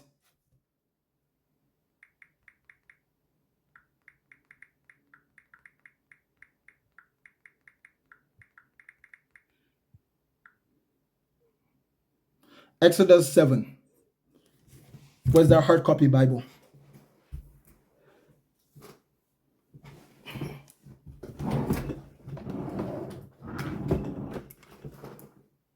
Somebody came into my house and stole my Bible. Where did I put it? You know what? I'll just use this other phone. Life comes from non-life, but a stick turned to snake. Exodus 7 from verse 8. Let me just type it in. Exodus. And it's really sad 7. that you have to go to the Bible to try to find proof of abiogenics, because if it were real, then you would be able to find it in real life. Sister, but you can't. Sister, did I not tell you that I agree with you that life only comes from life? So I don't agree with the Bible. I don't think it is possible that a stick could have turned into a snake, because I am the one who believes that life comes from life. You are the one who believes that life comes from non-life. I just played you to make my point. So when I bring this up, you debunk everything you said. No, you haven't. It's just we're going around in a circle now. Oh, you it's clearly not a circle. have lost. Not a circle. Listen. And the Lord said to Moses and Aaron, when Pharaoh says to you, perform a miracle, then say to Aaron, take your staff and throw it down before Pharaoh, and it will become a snake. So Moses and Aaron went to Pharaoh and did just as the Lord commanded. Aaron threw his staff in front of Pharaoh and his officials, and it became a snake. Pharaoh then summoned wise men and sorcerers, and the Egyptian magicians also did the same thing by their secret arts. Not only did Moses throw a stick on the ground and the stick turned into a snake, the Egyptians did that shit too. So you tell me it was the power of God that made the Egyptians turn their sticks into snake. Your Bible teaches that.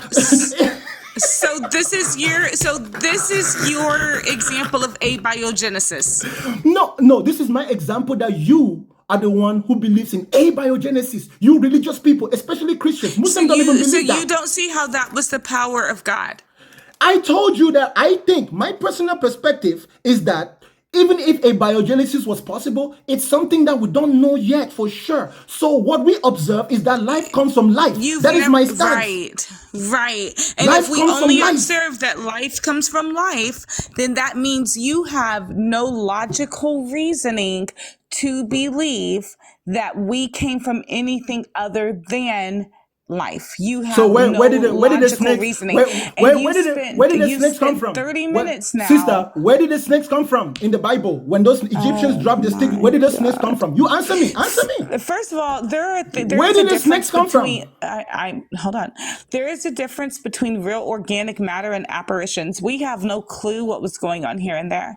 Okay? What I'm talking to you about is real organic matter, Bakanga. Not okay. Real organic matter. You have not proven anything. And this is quite sad. But I'm going to go because I've got to teach my students now. So I hope that you have a wonderful day. Okay. Before you go, please, give me 1 minute. Let me finish actually reading that. Pharaoh summoned the wise men and sorcerers and the Egyptian magicians, and they did the same thing by their secret arts. I want to prove to you that this was not an apparition, okay, sister? Each one threw down his staff and it became a snake, but Aaron's staff swallowed up their staff. You tell me how apparitions can swallow up physical matter. The freaking staff of Moses swallowed the snakes of the Egyptians. That is literally organic. That's real. That's not apparitions. So you can go now. Thank you for your time. Okay. You are the one who believes that life can come from non-living things. The Christians are the real abiogenesis, y'all. Just so you know that. Don't ever let them deceive you. Sure. Jesus Christ is Lord also. So have a nice day. And Donald Trump is your God. Have a nice day. Yes, ma'am. Listen, to those of you who don't realize my strategy of argument, I would never argue with you as a Christian without taking into consideration your entire belief system. From the very beginning, I could have told her that Moses turned a stick into a snake, and then the argument would not have gone there. but I had to take her down through the definition of what life is. Take her down. That step process. You know what I'm saying? So she would make, you remember, I kept asking her, are you sure? Are you sure? She kept deflecting. So the best thing was to let her make her argument, which is life comes from life, which I did not disagree with. Then now hit her with that questions from the Bible. And if you're a Christian out there and you believe that life only comes from life, explain to me where that stick came from. How a stick turned to a snake with your illogical beliefs. If life only comes from life, is it logical to believe that a stick turned to a living thing that can swallow another snake? My dear Christians, you will be bacangalized. I will reorganize your mentalities. It's allegorical. Hey, Toto. So now it's allegorical. So it was not a miracle. It's just allegory. Look at you. You're just lying. You're lying with every breath. This is not to hate on you. I'm just showing you that you've been scammed if you believe these stories to be literally true. Maybe you are right. It's allegorical. Okay? Next guess. Sorry for the delay.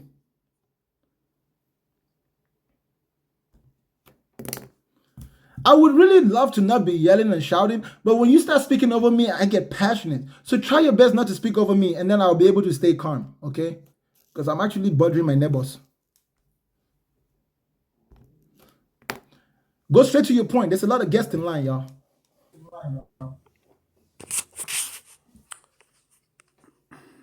What's up? What's going on? What you got, bro? I'll go ahead and tell you I won't be on here for long. I did think that you talked over her and interrupted her quite a bit, but I won't stick on that. Anyways, couple of points to make. I really don't even want to get too far down this path because it's really missing the forest for the trees, no pun intended. But the whole stick thing with Moses, first of all, branches are wood and wood is organic matter. Secondly, even if it was allegorical, as you're claiming, it's really irrelevant to the core of her fundamental argument, which is that abiogenesis has never been empirically observed ever once. I agree. I agree. Third, right, exactly. So thirdly, you know, even if the stick, the snake, whatever, even if it wasn't allegorical, it still required an external, separate, supernatural event in order to make that happen. But it's really all irrelevant because it's still living matter, number one. Number two, it's not. A stick is not living matter. You're deadly wrong if you think that, my friend. You lack education. Trees are live. Trees are live. But It's like dead. I said, I'm not getting It's dead. stuck on Once this. once it's I'm not disconnected gonna from once it's disconnected from the ground, my brother, it becomes inorganic. It dies literally. It's dead. It's now inorganic I'm not matter, gonna- bro. Organic matter is alive and breathing. Okay, here. That's why I made the point. I'm going to let you have the fact that it's allegorical because No, it's not allegorical. It was literal. The story tells it like it's literal. You can't just get away with that shit. I'm sorry, bro. Okay. It's not an allegory. I just read it. I still got it in front of me. The Lord said to Moses.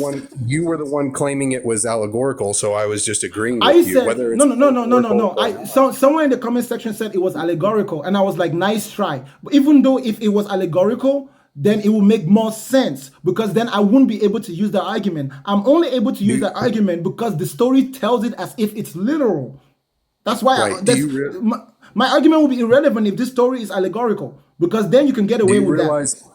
Do you realize that you are, because I mean, I could drag out this stick and snake thing forever. It's ridiculous. Do you realize that you are hyper fixating on an extremely minute detail while forsaking your apparent lack of understanding on how, like, you are completely stuck on dinosaur. I don't mean literal, I mean as in ancient. You are stuck on dinosaur Newtonian physics. You don't understand quantum physics. Quantum physics proves the spiritual world. If you want to go down the quantum trail, I'll go down that trail all day with you.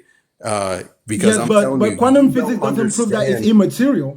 Does quantum physics prove that it's immaterial? Quantum physics is proven to be prime reality. Prime reality, quantum physics shows that the things that are seen that we deem quote unquote physical are derived and composed from things that are unseen, which interestingly enough is verbatim, word for word, taken out of the scriptures. Told us that a long time ago with that old stupid book. But quantum physics are literally the compilation or the comprising of things that we deem physical are comprised of things that are not physical. It's 99. Science doesn't argue with that. Science doesn't argue with that because guess what? Fundamentally, the reason why it's unseen is because it's so minuscule that the human eye cannot observe. So we build tools and equipment to help us observe these things. That's consistent with science anyways. Energy is not necessarily visible to the eye unless it takes a visible form. Fundamentally, it's not always visible. That's understandable. But that doesn't prove the spiritual realm because it's still material. It's of course energy is not always immaterial. material. It's not immaterial. Of course, energy is not always material. In fact, I would argue that its original state is immaterial. Exactly. Now, though we've used quantum physics doesn't point to any life form at that level. So we don't have evidence of quantum life yet. Everything is still in a non-thinking, non-intelligent, non-living state. Let me ask you something real quick. Before, because like I've studied this stuff for 35 years. Like I'm never going to run out of material on 5 hours of TikTok with you. For 5 weeks on TikTok, I wouldn't run out of material. Like I'm not even remotely intimidated, but I'm going to keep it respectful because it's not about having an ego. It's about having, respectful conversation, even if I disagree. And I doubt that the other lady can still hear me if someone can relay a message to her. I thought she had a beautiful spirit for whatever that's worth. But anyways, what I wanted to ask you real quick, because again, she seemed like a nice lady. She seemed like a nice lady. She seemed absolutely lovely. She just got her ass whooped by herself. Like I said, I could go down the intellectual route with you all day long, but that's actually not even what I'm most interested in. And it's if someone wants to say I can't back up my claims or whatever, I don't really care. I have a lot of stuff to do and I got to get going. But anyways, I've been on this stuff for longer than a lot of people have been alive. So I can assure you, I'm extremely confident. I was not raised as a Christian. I was not raised or told to be anything. In fact, I'll tell you what's interesting. I'll tell you what's okay. Well, fair enough. I'll tell you what's interesting. Bakanga, if I'm pronouncing that correctly, I'll tell you what's very interesting is the majority of my evidence came out of intentionally trying to prove it wrong. You want to know why? Because the inner fallen man that we all have, man, woman, whatever, the inner fallen nature that transcends the physical has a desire to be its own king or queen or whatever. And so I wanted to throw God away because that's much more convenient for my carnal fallen flesh, right? So I wanted there to be no boss, no authority other than my own, right? Like Satan's mantra, do what thou will, right? So that's what I wanted to be true, not necessarily worship Satan, just worship myself, right?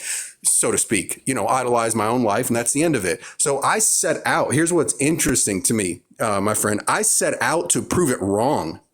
And I spent a lot of time doing it. And I'll tell you what, I had an incredible amount of biased interest to prove it wrong. And I still could not get to that point because I could not honestly look myself in the face and go over all of, I studied this from evolution. I've spent probably thousands of hours studying evolution. Now, to be totally fair, honest, and transparent with you, I can't recall like every single bit of it off the top of my head because it's so old news 101 to me that was like 15 years ago. You know what I mean? Now, if I were to go back and study it again, it would all come back to me like in a waterfall flood very, very quickly. And I could still, memory recall some of it, but not anywhere near what I stored in there because it was a long time ago. But my point is that I studied every angle possible. I'm talking philosophy, nature, science, Newtonian physics, quantum physics. If you don't mind, my brother, all the intellectual in a stuff, nutshell, I understand. In a nutshell, I understand you're very educated. Can you draw a point and give us a conclusion? Or perhaps you can let me prove to you that despite all of your education, the fact that you still end up believing in God is a shame. Because I can debunk everything you just said. I can debunk It's everything you not. just It's said not. So with a to few you, series of questions. to you it may be, but to No, me it's no. not. I can debunk it just with a few To series of you it may be a questions. shame, but to me it's not. I can debunk it with just a few Say it series again. of questions if you want me to attempt. I can attempt to ask you a few series of Sure, questions. absolutely. Okay. Now, here's the thing. I can't promise you that I have an answer off the top of my head, but I can promise you that I'm 0% intimidated, and you're welcome to fire away, friend. Okay, cool. I don't think so. I don't think you need to be intimidated because I'm not going to ask you anything too scary. You said something about the inner man wants to be its own boss, right?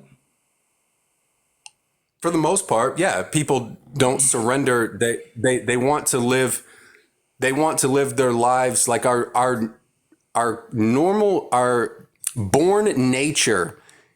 We have to be taught to strive and achieve toward the higher road. The low road, kids don't need to be taught bad. You know what I'm saying? Like that fallen nature is part of our fallen nature. So yes, we have a fallen carnal desire. I don't understand. I don't understand when you mean by We have a carnal fallen desire to do what thou will. I don't know why. I don't know why you're calling our human nature fallen. Is there evidence that human beings have another nature? Yeah, is there evidence that human beings are fallen? Yeah, look around, turn the news on. It's been that way since the beginning of time. Yeah, it's been that way. Exactly. Has there ever been a time when it wasn't that way and we have proof? Not in this fallen realm. No, of course not. Okay, thank you. So you cannot tell me Which that is it's exactly a fact. what the scriptures say. No, It's listen. The scripture, is there any evidence that human beings used to be in another realm? I'm sorry, say that again. Is there evidence that there is organic matter anywhere else? Is there evidence that there's organic matter, outside of Earth? Yeah. I wouldn't be an authority to speak on that. Not that I'm aware of. I'm not sure. So we can assume for now, based on what we know to our current level of knowledge, that the evidence points that human beings developed and evolved in this world or were created in this world, whatever you believe, right? Say that again. I apologize. We can assume that human beings evolved, developed, or were created in this world, regardless of what you believe, right? You said we're to assume. My phone cut out. You said we're to assume that human beings evolved. Human beings evolved, were made, or created in this world, regardless of which one you believe, right?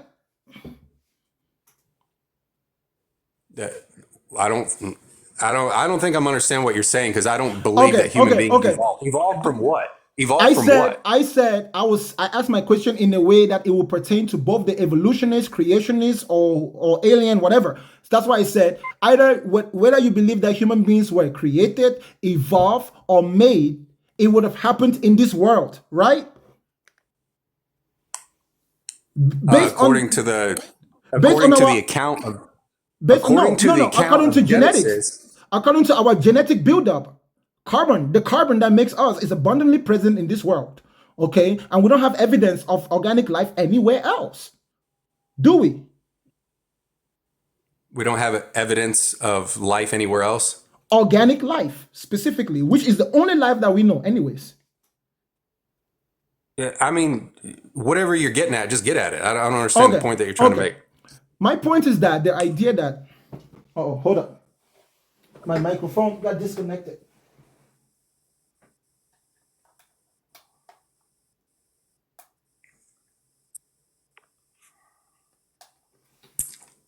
Sorry, my microphone got disconnected. I still do have my core question for you, Bakanga, before I dip out here. Hold up. So, first of all, the idea that human beings are in a fallen nature is a stupid, foolish assumption from religion, because human nature is getting better with time. It wasn't better in the past, now it's getting worse. That's just foolish to think, and you will literally have to be a superstitious person to infer that. The fact that human beings make mistakes is very consistent with evolution rather than creation, that we start out from a simpler state to a more complex state, and the more complex the world becomes, the harder it is to deal with problems, the more mistakes we'll make, but eventually we make mistakes and learn from them, we improve in technology. That's what we observe in the world. We've never observed anything contrary to that fact. So claiming that human nature is a fallen state, you shouldn't use that statement. Human nature is simply human nature, whether it is positive or negative. Can I interject on something that you're saying there real quick? Sure. Okay, so technology does improve. That's a given. Any 2-year-old can confirm that. Totally agree. Technology does improve, although we do have some suspicious things going on in our history where there's been some, some strange history cover-ups, whatever. That's a rabbit trail I'm not going to get into. But anyways, yes, generally speaking, technology improves, obviously. Here's what I think you missed. The nature of the human condition that I'm referring to as fallen continues to devolve.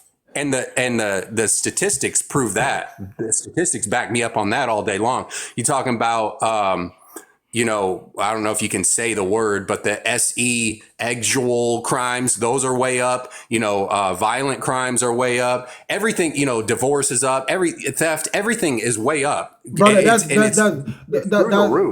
an infant like so man's observation. fallen nature. Hold on, real brother. quick. Man's fallen nature. Hold on, 2 seconds, brother.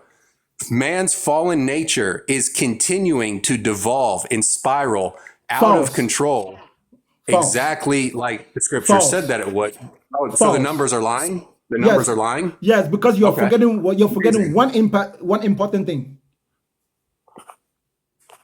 By proportion, the numbers are actually going down when you consider that our population is increasing significantly. So yes, of course, some of these things would appear to be more. But in the past, no, that's wrong. That's wrong. You can look it up. It's per capita. Per capita is going up. It's not just population. Per capita, crime in every regard is up. Period. Brother, that's not true. Like if you can't see that the human soul has a hole in it, brother, that's not true. That's not true. Let me show you how that's not true. If you would just listen. First of all, how are we able to keep track of all the crimes happening in the world today? Because we have better communication, right? Right. Do you know how many crimes would have happened throughout history before we had phones to record and that just went unknown? Do you know that in the Western United States? Do you know how many still go unreported? Dude, like honestly, I mean this respectfully. Brother, I get it. I am gonna take that into consideration. Just hold up. Let me finish talking. Okay.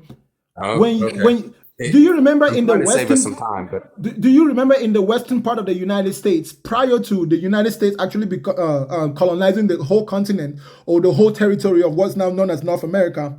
Do you know that it used to be called the Wild West?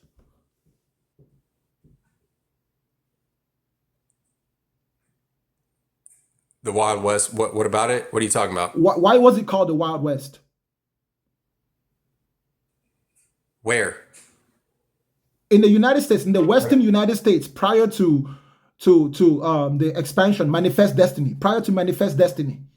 Okay, yeah, the Wild West. What about it? Why was it called the Wild West? Bro, how this has anything to do with the existence of God is beyond. If you answer my question, I will connect. I just want you to work with me. Why was it called the Wild West? But don't make me participate in your experiment. Go ahead. I'm listening. I'm giving you my ears. That's enough. Brother, do you know why it was called the Wild West? Let me ask you that way. Yes or no? Your phone cut out. You got to say it again. Sorry. Do you know why it was called the Wild West? Enlighten me how it disproves God. Because you could be killed at any time by anyone, anywhere. No one was held accountable. There was no rule of law. Human beings were autonomous. Do you know why the barbarians were called barbarians? Do you know why kings ruled the world and kings had absolute control over people? Do you know how much of the dude? There's always been evil. Brother, let me finish talking. Okay, do you know why kings used to rule the world and why human beings were classified literally between nobility and peasants in just about every society in the world? Do you know why there was always constant invasion in the past? People like the Vikings could just invade lands and do whatever because human beings did not have a network of communication where we got to know each other like we do today. Crime by today's rate, if the world was still functioning like the way it was 1,000 years ago, bro, millions of people should die every day in this world. In fact, you should have no stable piece of land in this world. The Vikings cannot just go and invade a land anyhow. It's just Russia invading Ukraine got the attention of the whole world. That stuff doesn't happen at the same rate that it used to happen before. Of course, when you consider the fact that we're 8 billion today. Dude, bro, when was the last time that the human population was 8 billion? So of course, even if we have like 100 million people who are criminals, or if we have even 500 million people that are criminal, it's still significantly more, right? Do you know how many wars used to Like, take hey, place? bro, like Bro, you gotta lower your blood pressure, man. Like seriously, it's not that bro, I'm trying to like explain hold something. up, just relax for a second, man. Relax. I want to ask you the question that I wanted to ask you from the beginning. I'm Bro, gonna dip how out of is it here. that how is it that I can't finish what I was saying? You just interrupted me in the middle of what I was saying. No, because I have nothing to argue with you on. Like, yeah, I But agree. I did not get to my conclusion. I did not get to my conclusion. Let me get to my There's conclusion. been sin from the beginning. I No, agree. that's not that wasn't my point. My point is that we are significantly better today. Our condition, our empathy, our kindness, literally human beings travel cross-continental to go help each other out, something which would have never happened in the past, not just because they lacked the means, but the desire wasn't there because most people were struggling. You understand? The world is just so much better today. I don't get why you guys cannot understand that. We share information, we share knowledge. Okay? It doesn't mean that we live in a utopia. Yeah, we live in a utopia. I got it. No. Here's the question that I wanted to ask. No, brother, hold up. We do not live in a utopia, but we live in a world significantly better than it was at any time in history. Yes. This is the best time that has ever been in human history, and this is directly proportional to man's evolving nature. Black people were literally slaves. Black people were literally slaves 100 years ago. Dramatically better. I got it. All right. Here's the question that I wanted to ask you. Because like, I'm not going to go down the intellectual route because I know what that leads to. I've done this for 100 years. I know what it leads to. Nothing but people banging their head against the wall because no one's actually trying to learn anything. And I can tell by the way that you host this live. Brother, ask the question. Brother, ask the question. I mean this respectfully. I can tell by the way you host that you're not actually like genuinely here to probably learn, to be fair, right? Let's be fair, right? And it's not that I'm not here to learn. It's just that there are not many people. Hold on. I let you go on that whole tangent. Hold on a second. Brother, can you ask the question? But in case one of the 800 people here has an interest, which congrats on a poppy little live there. That's good numbers. And so my point is that in case anyone here has an interest in what I'm saying, I can tell you don't, and that's fine. I don't hold that against you. That's totally fine. But here's the question that I wanted to get to that's brother. Off of all the intellectual stuff, because honestly at this point all that stuff bores me. It's so old and like run through. I'm so tired of like going round and round with people who don't even want the information.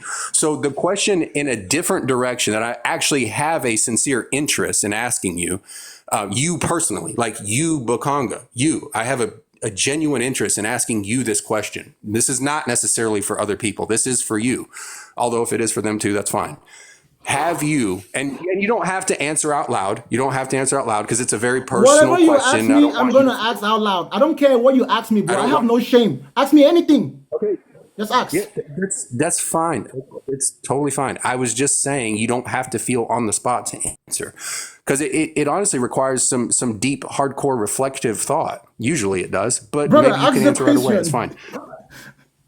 Yeah. So have you, I don't know your age. You don't have to tell me, but in however many years that you've been alive, has there ever been a point where you have truly, deeply, with every bit of your existence, pursued the knowing and the relationship with a creator, if a creator existed? This is giving me the hypothetical, if a creator existed. Okay, fine. Then that changed the question. That changed my answer. Go ahead. Ask the question. Yeah. Is there ever been a point where with everything in you, you pursued to find this creator? Yes. Okay. And I found the creator. I did. That's why I have. Listen to me, bro. I did find the creator, and that's why I have the arrogance that I have. Yes, I did. The creator's you. The creator's you, right? No. No. No. Who is it? Nature. An unintended consequence of interactions in an infinite, chaotic, immeasurable expanse. It is a non-thinking entity without specific intent. That's what I found. And all other gods and all other conceptions of creators are just made up of people's insecurities, personifications of man's fears, man's shame, man's guilt within systems of politics that have evolved throughout time. The true originator of the world is a non-thinking condition. Life in of itself carries no meaning beyond the moment of life. There is no design and purpose meaning to our lives beyond the space between our birth and our death. It is what it is, and it's so hard for us to understand because the way we have evolved, we feel insecure when we lack knowledge. And in that lack of knowledge, we feel the need to make up ideas that allow us to feel safe mentally. If I'm in a cage, I just have to convince myself that it's a mansion, then I feel safe. Then I forget the fact that it's a prison. There is no personalized God that can have a personal relationship with me. That is why the idea of God is literally subjective, and every man imagines it different in their own head because it's just an attempt to relieve ourselves from that good old fear of death called thanatophobia. And it usually takes, out of all the gods in the world, out of all the gods and creators in the human world, if you look at them very carefully, it always takes the shape and the form of whatever man invented it. The European God takes the shape and the form of the Europeans. The Arab gods take the shape and the form of the Arabs. The Hindu gods take the shape and the form of the Hindus, right? It is just a human thing. Hence, the biggest mystery to me in this world is not who God is or who the creator is. The biggest mystery is who the fuck am I? So as soon as I got over the whole idea of God, I went on a journey of self-discovery. And I got to learn. Self-discovery is absolutely phenomenal, but that's not mutually exclusive with there being a God. In fact, something that I think you failed to see. But there is no earlier, God. The point is that there is no God. Okay. Well, if I can reply, that'd be great. So something that I think you failed to see, and I'm sure you have an answer for it or whatever, that's fine. But something that has been created by definition doesn't create itself to begin with. Like an iPhone is not making iPhones. The creator has to be outside the creation. So that is why we don't observe a literal creation. I don't live in a creation. That's one thing I also learned, right? So when I say creator, it's a figure of speech. We don't live and we don't observe any form of creation. Like you said, something cannot create itself. You want to know why we do? You want to know why we do? No, listen, hold on, listen, bro. No, I'm about to dispute what you just said. Yeah, hold on. Before you dispute, what I said doesn't stand independently. Actually, you know what? I said we don't live in a creation, right, bro? And you said that there is a creator, right?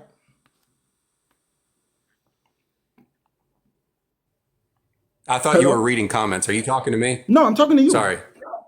Okay, you said something that looked like one of the comments, so I thought you were reading comments. You said an iPhone doesn't create itself, right? Right. Things that are created. No. Regardless of things being created or not, because we cannot confirm anything in the past being created. We were not there. So unless we first of all assume that those things were created, then we can say they can't create themselves. Evidence. Okay. Yes. We go off evidence. Right. And based on the evidence we see, as far as organic life, every form of organic life creates itself. It reproduces itself. Now, if you're going to talk about things creating themselves, are you saying that it is an impossibility in any sphere and any possible world that things can create themselves? I don't know which way you're trying to. Are you saying it is an impossibility for things to create themselves? Okay. So do you have examples of things making themselves? Everything that we observe in this world as a living thing makes itself. Now, my question is, and the only possibility that it did not make itself in originality, we will need evidence for that, evidence which we do not have. That is the implication. That's what religious people assume in order for them to claim that this world was created. But there's a high possibility that all life forms that we see originated as a singular cell which made itself multiply and through adaptation change form. That's what the evolutionist is claiming. You're claiming that there had to be an external force that intervened. My question to you is it just completely impossible for any form of life to make itself? In any possible universe, is it impossible based on your worldview? Well, obviously, I mean, if you're actually asking me, or if you're just going to answer for me, but if you're actually asking me, everything that creates itself that you're referring to on this earth, trees, us humans, animals, whatever, it's because it was given the ability to do so. But to start at the beginning of the line. Do you have evidence that it was given ability to do so and that it wasn't self-given? Okay, well, given or not given, whatever. I understand you don't like that because that implies a designer. So we'll say it this way: it has the ability to reproduce and multiply itself, just like the book of Genesis says. It has the ability to. That's called life. It has, that's called life, and that's a natural process. Life. That's a natural process. It's called life, and it comes from life. That's a natural process. Yes, that's a natural process. No. That's a natural process that changes in the process that we call evolution, because we do see it going from a simpler to a complex state. Do you know what a dud that evolution is? It's really embarrassing at this point. It's only honestly, a dud to a person whose mind has already been corrupted by religious beliefs and religious assumptions. Because of course, no. Listen. Let me finish. Let me finish. There are some misconceptions. Hold up, bro. Not corrupted. You remember, I studied to prove it wrong. I was not raised any sort of way. I wasn't there, so I can only take your word for it. And I'm not going to argue with you or say you're lying or anything. I take your word for it. But this is what I'm saying, bro. Religion is a worldview that involves a lot of sentiments, right? Like when a religious person has believed, he has to be right, not just for the sake of truth, but for the sake of his feelings. He puts all his hopes and his emotions in it. Meanwhile, in the school of science, it's okay to be wrong, especially when proven wrong. Yeah. So your feelings and your emotions doesn't affect the conclusion you come to. That is a very, very big discrepancy. A person who doesn't have the ability to let go of an idea that they previously thought was right, even when faced with overwhelming evidence, is not a person that could ever find the truth of this world. Yes, there's a lot of misconceptions in evolution, okay? There's a lot of bullshit in that evolutionary world. When I embrace evolution, I only embrace evolution as a simple definition, which says that things change from a simple to a complex form. That is a truth that applies to this world, whether they was created or not. That change of things going from a sperm, which is a simple form, to a complex form of fertilization and turning into a human being is an undeniable truth. It's an undeniable fact of our reality. So you know what's interesting about this undeniable truth that you're talking about here? It's undeniably, unequivocally true that we've never, ever empirically witnessed natural macro evolution. The only thing that has ever been noted empirically. Did I argue for micro? Is microevolution. Hold up. Tell me. Microevolution. Dude, what is micro? You just went on for 5 minutes. Let me finish one freaking sentence. Come on, for real. What is microevolution? Seriously. Do you say macro? I'm trying to macro or I'm trying micro? to stack up like 3 different points that I've been trying to make to you, and I can't remember all of them. You keep like dominating the time here. Like, let me respond to one point before you throw another question at me. Brother, all right, if I let you go on, I wouldn't get a chance for you to clarify so I get better understanding of what you're saying. That's why I'm just saying, can you just please explain microevolution as you're speaking? I said the same thing to you. Why I needed to cut in real quick, and you said too bad. Keep talking, so then. I'm telling you too bad. Let me finish what I'm saying. Keep talking. So microevolution is the process of variations. Are you familiar with that? No, keep talking. I'm listening to you. Okay. Well, I'm just saying evolution. The only regard in which it's even been remotely upheld scientifically in any degree whatsoever is micro or variations within a kind. What you call it? Darwin's finches on the island. Okay, they had like 10 different kinds of beaks because of the different types of nuts and whatever they're eating. Their beaks adjusted to their DNA had the adjustability to alter micro variations, but you're never going to get a whale from a finch. You understand that? Like, please tell me that you're not so desperate to deny God that you're willing to say a whale came from a mosquito. I mean, like, or everything's eukaryotes or something like that. Like, do you honestly understand what the Bible lays out for this creation? What the Bible lays out is exactly what we see. You don't get dogs out of cats. You don't get pigs out of horses. Like, you get variations. You might get bigger pigs, smaller pigs, bigger horses, brown horses, black horses, white horses, different color horses. You might get whatever, but you're not going to get a turtle. Never, ever, in any amount of time. Sure. When I say evolution, like I said, I wasn't arguing from that perspective. I'm arguing from the very most generic definition of evolution because it's observable, unquestionably observable. Microevolution is observable, which its more accurate term is actually variations within the species, because it is still a change. It is still a change. It is still a change from a simple state to a complex state, which is the definition of the word evolution. It's a micro change. It's a micro change, just in the same way that you might have different color eyes than your dad, but you're still a human. You're not a turtle. It's a micro change, and I guarantee you this. I bet if you had 10,000 generations of kids, you know what I bet? I bet y'all would still be human. I bet you would never be a hippo. I bet you'd never be, a rhino. I bet you'd never be any of those things. It never will happen. We've never observed it ever. Period. Have you ever tried to mate with a rhino? Dude, you can't even be for real right now. I mean, I'm just saying, right? Dude. Maybe some weirdo somewhere is doing that shit. We might have some baby rhinos. You can't even keep a straight face. You can't even keep a straight face. You've gotten a little bit. You've gotten. Listen, bro. This is my point. You've gotten desperate, bro, and for the sake of preserving the quality of your life, I'm gonna do you a solid and jump off here because you're getting a little bit. You don't have to jump off. You're running. Don't run. Don't run, dude. You have no reason to run. Okay, so let me finish what I was saying earlier. Okay, let me finish what I was saying. I ain't running, dude.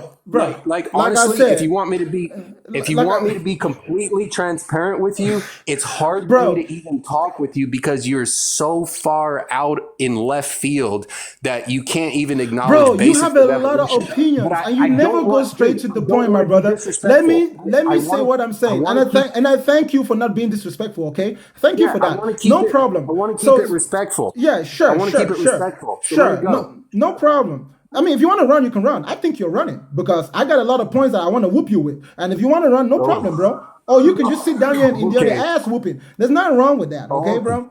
Like I said to you. I'll listen, Bakanga, I'll entertain your ego so you can whoop my ass in front of all your viewers, okay? So go ahead. I don't have a lot of time. Seriously, I'm overdue by like 20 minutes. So seriously, take your best one or two and light me up, buddy. It don't matter to you. I'm not slowing my pace. Not that am I gonna hurry just because you gotta go. If you gotta go, you gotta go, bro. It's just called running. Like I said, you just sat over here and spoke, and you didn't think that you had to leave. All of a sudden, you're gonna leave because I hit your point with how silly I said it I is. didn't have long. Somebody witnessed me in the comments that I said I didn't have long from the time I picked up. Sure, you did say that. But you choosing conveniently to run when you're about to get your ass whooped. It's just quite unfortunate, my brother. It's unfortunate that you got to run, but it's okay. Bro, check this out, okay? Yeah. So the point so you is remember in the beginning? Listen, bro. You remember in the beginning when I was talking about the fallen nature of the human ego? You're expressing it right now. My brother, let me talk. You're expressing it right now. Let me talk, bro. So you think that the whole universe was created by your God, right? Yeah, the Easter Bunny did it. Okay, how did your God create the universe? Out of nothing or out of something? Oh, I'm so glad that you asked, actually. Is that the end of your question? I just need you to say something or nothing. Nothing more. I don't need an explanation. Out of something or out of nothing? No, is that the end of your question? Because surely you've got a better question. That is the end of my question because I have follow-up questions. I don't like to ask questions that send people on a tangent. I like to ask direct questions. That's why I said, did your God make the universe out of something or nothing? Just confirm, something or nothing. Then I'll continue.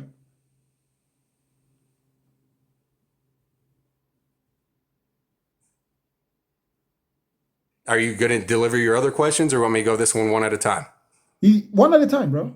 One word answer. Okay, yeah. So the scriptures are not clear because obviously none of us were there at the inception of this. Brother, that's not what I asked you. So if you don't know, just say I don't know. Don't give me an explanation. Did your God make the universe out of something or nothing? Either you know or you don't know. Dude, I'm giving you a direct answer. Why can't you let someone talk for like literally 6 Because seconds without I interrupting? don't want you to give me You an have an explanation. affinity for hearing your own voice. Like brother, it's weird, bro. please do not give me an explanation. Either tell me if it was nothing or if it was something. That's it. Or if you don't know, just say I don't know. I don't need an explanation, an exposition, anything beyond 2 words. Okay, let me clarify for you in about 5 seconds if you can handle that. No, sir. None of us were there. No, sir. I didn't ask you if we Number were there. two. I didn't ask you if we were there. I don't want you to go into anything that would let me know if it's either nothing or something or you don't know. This is, bro, for real, no disrespect, but this is like talking with a female. Like I can't even finish what I'm trying to say without you Because you're strawmanning gaslighting me, ignoring my question, and you want to reshape my question by answering in a way that I've told you not to answer. Did your God make the universe? literally going to Bro, answer your question. This is funny, man. Answer my This is question. funny. Did your God make the world out of nothing or something? Just confirm. I will answer the question in about 8 seconds. If 8 No, seconds brother, is too long for you, it should only take you 2 seconds because you can only say something or nothing. I don't need any explanation beyond that because I have a follow-up question. okay. Dude, this is weird. Like it's Are you honestly scared getting to just say disrespectful. nothing, or are you scared to just say something? It seems like you can't answer the question as asked. No, You need it's because I want to accurately represent God. As far as we I'm personally not know, asking none of you, us are there. bro. You As cannot. far as the scriptures say, you cannot as represent far as God. the You can only scriptures represent say, what you know. You either know that as God made the far as world out of yes, nothing, or you know that God made the world out of something. You either know or you don't know. There is no in between. So you confirm either you know that it's out of nothing, or you know that it's out of something. Whatever the explanation is, maybe another day we can deal with that. You said you didn't have time. I wasn't there. I wasn't there, so I'm not going to Okay. speak on something that I'm not an authority on. Go ahead. So you weren't there to know if God made the world out of something or nothing. Neither were you there when Moses was writing the book of the Bible. Neither were you there when you claimed that God created the world. So why now all of a sudden you can't answer a question because you were not there when your entire belief system is based on things of you believing when you were not there? I prove my point. Your religion and your belief system is all a figment of your imagination. You saying that you were not there debunks your entire religious system because you were not there when any of those books were being written. You were not there when God was saying that let there be light. You were not there when anything in the Bible was. The fact that you suddenly don't know proves to me that there's something sketchy about what you believe. Simple as that. Dude, are you going to calm down and let me actually respond? Or are you No, still proud of yourself? No matter what you say to me, I know you were not there, so you should just say I don't know, like you said to that one answer, because you're being Right. disingenuous. So here's You're being so disingenuous, here's what I can and I know it. Here's what I can say. Yeah, it's brilliant. Here's what I can say about all the rest of that stuff that you just said, which was, like I predicted, a straw man. So the reason why we can know things, You said you were not there. the reason why, dude, get a grip for real. Let me finish talking to your question. So the reason why you strawmanned me exactly like I predicted you would, the reason why we can know things when we weren't there is because of, here's this word again, pay attention this time, brother, evidence. So here's the evidence that You we don't have any evidence that God said, let there be light, and there was light. You don't have any evidence that Moses was speaking to God when he wrote the Bible. The evidence actually suggests that Genesis, the first 5 books of the Bible, is a plagiarization of Babylonian mythology. There is evidence to prove that your book is a fairy tale, bro. Like, you literally have an affinity for your own voice. I can't tolerate talking with this female energy. It's weird, man. Or I gotta maybe you go. just got your ass whooped. Yeah, I sure did. Yeah, If that you were makes not feel there. The better. point is you were not there. You already said it. So don't try to persuade us and act like you were there. You were not there at any point in time when the Bible was written. So you either throw the whole book away or you start answering the questions in the same way you answer the other questions. You were not there. Nah, dude. It's literally weird. We have supernatural evidence in those scriptures that prove the only way You they could cannot have find been written. supernatural evidence in the book that is bunch of fairy tales when literally supernatural is synonymous to fictional. Superman is supernatural. Santa Claus is supernatural. Santa Claus flies on reindeers that can run in clouds. So like Jesus is coming back on a horse that can run on clouds. So that's supernatural Dude, honestly, shit. like not only did I have to go like 30 minutes ago now, but I'm gonna save your blood pressure. Like, you need to calm down. Dead serious, man. I don't Like, need to no calm joke. down. I've been online for 8 hours, bro. Trust me. you don't have to. I have Yeah. far more endurance than you could ever imagine. You don't have to. You can go take a bath and horse manure if you Brother, want the to. I point mean, you is have the that free you will were that God not gave there. you. The point is that you You were have not the there. free will that you were have not the free there. will that God gave you. You have the No. free will that God gave you. You Nobody- can do whatever you want. nobody But has free I'm just will. recommending. I'm just recommending you chill out a bit. That's all. And All I'm right. recommending you start believing in illogical, irrational, fictitious stories, my brother. You see what I'm saying? When they get their ass whooped with their own questioning, how can you tell me that you don't know if God made the world out of something or nothing because you were not there, and yet you're claiming that God created the world as if you were there? What kind of nonsense is that? So your Bible doesn't give you evidence if the God made the world out of something or nothing. You see the inconsistency in the reasoning. You say I wasn't there for a question that is literally in the middle of things that you claim to know. God said, let there be light. Where did the light come from? Maybe God farted the light into existence. Maybe God sneezed the light into existence. Did he make it out of something or out of nothing? Listen, unfortunately, emotions get involved, but the point remains. When you claim that you know something that you don't know, you eventually be hit by a question that you have no choice but to say you don't know. And the moment you say that you don't know to one of the very big pillars of the argument, you prove your whole point to be useless. Everything Christians believe is stuff they don't know. They were not there. That's why they believe by faith. So you should at least be able to believe by faith. If God made the world out of something or nothing, simple as that. Next guest.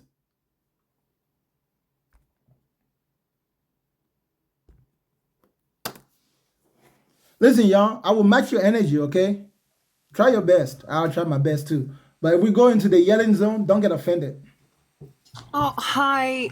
I'm sorry. I was trying to get on when you had the other guest on. What were you trying to tell them? Thank you for the gifts, y'all. Keep them gifts coming. Don't be stingy today, y'all. In the name of Donald Trump. What did you want to say? Tell him, sister?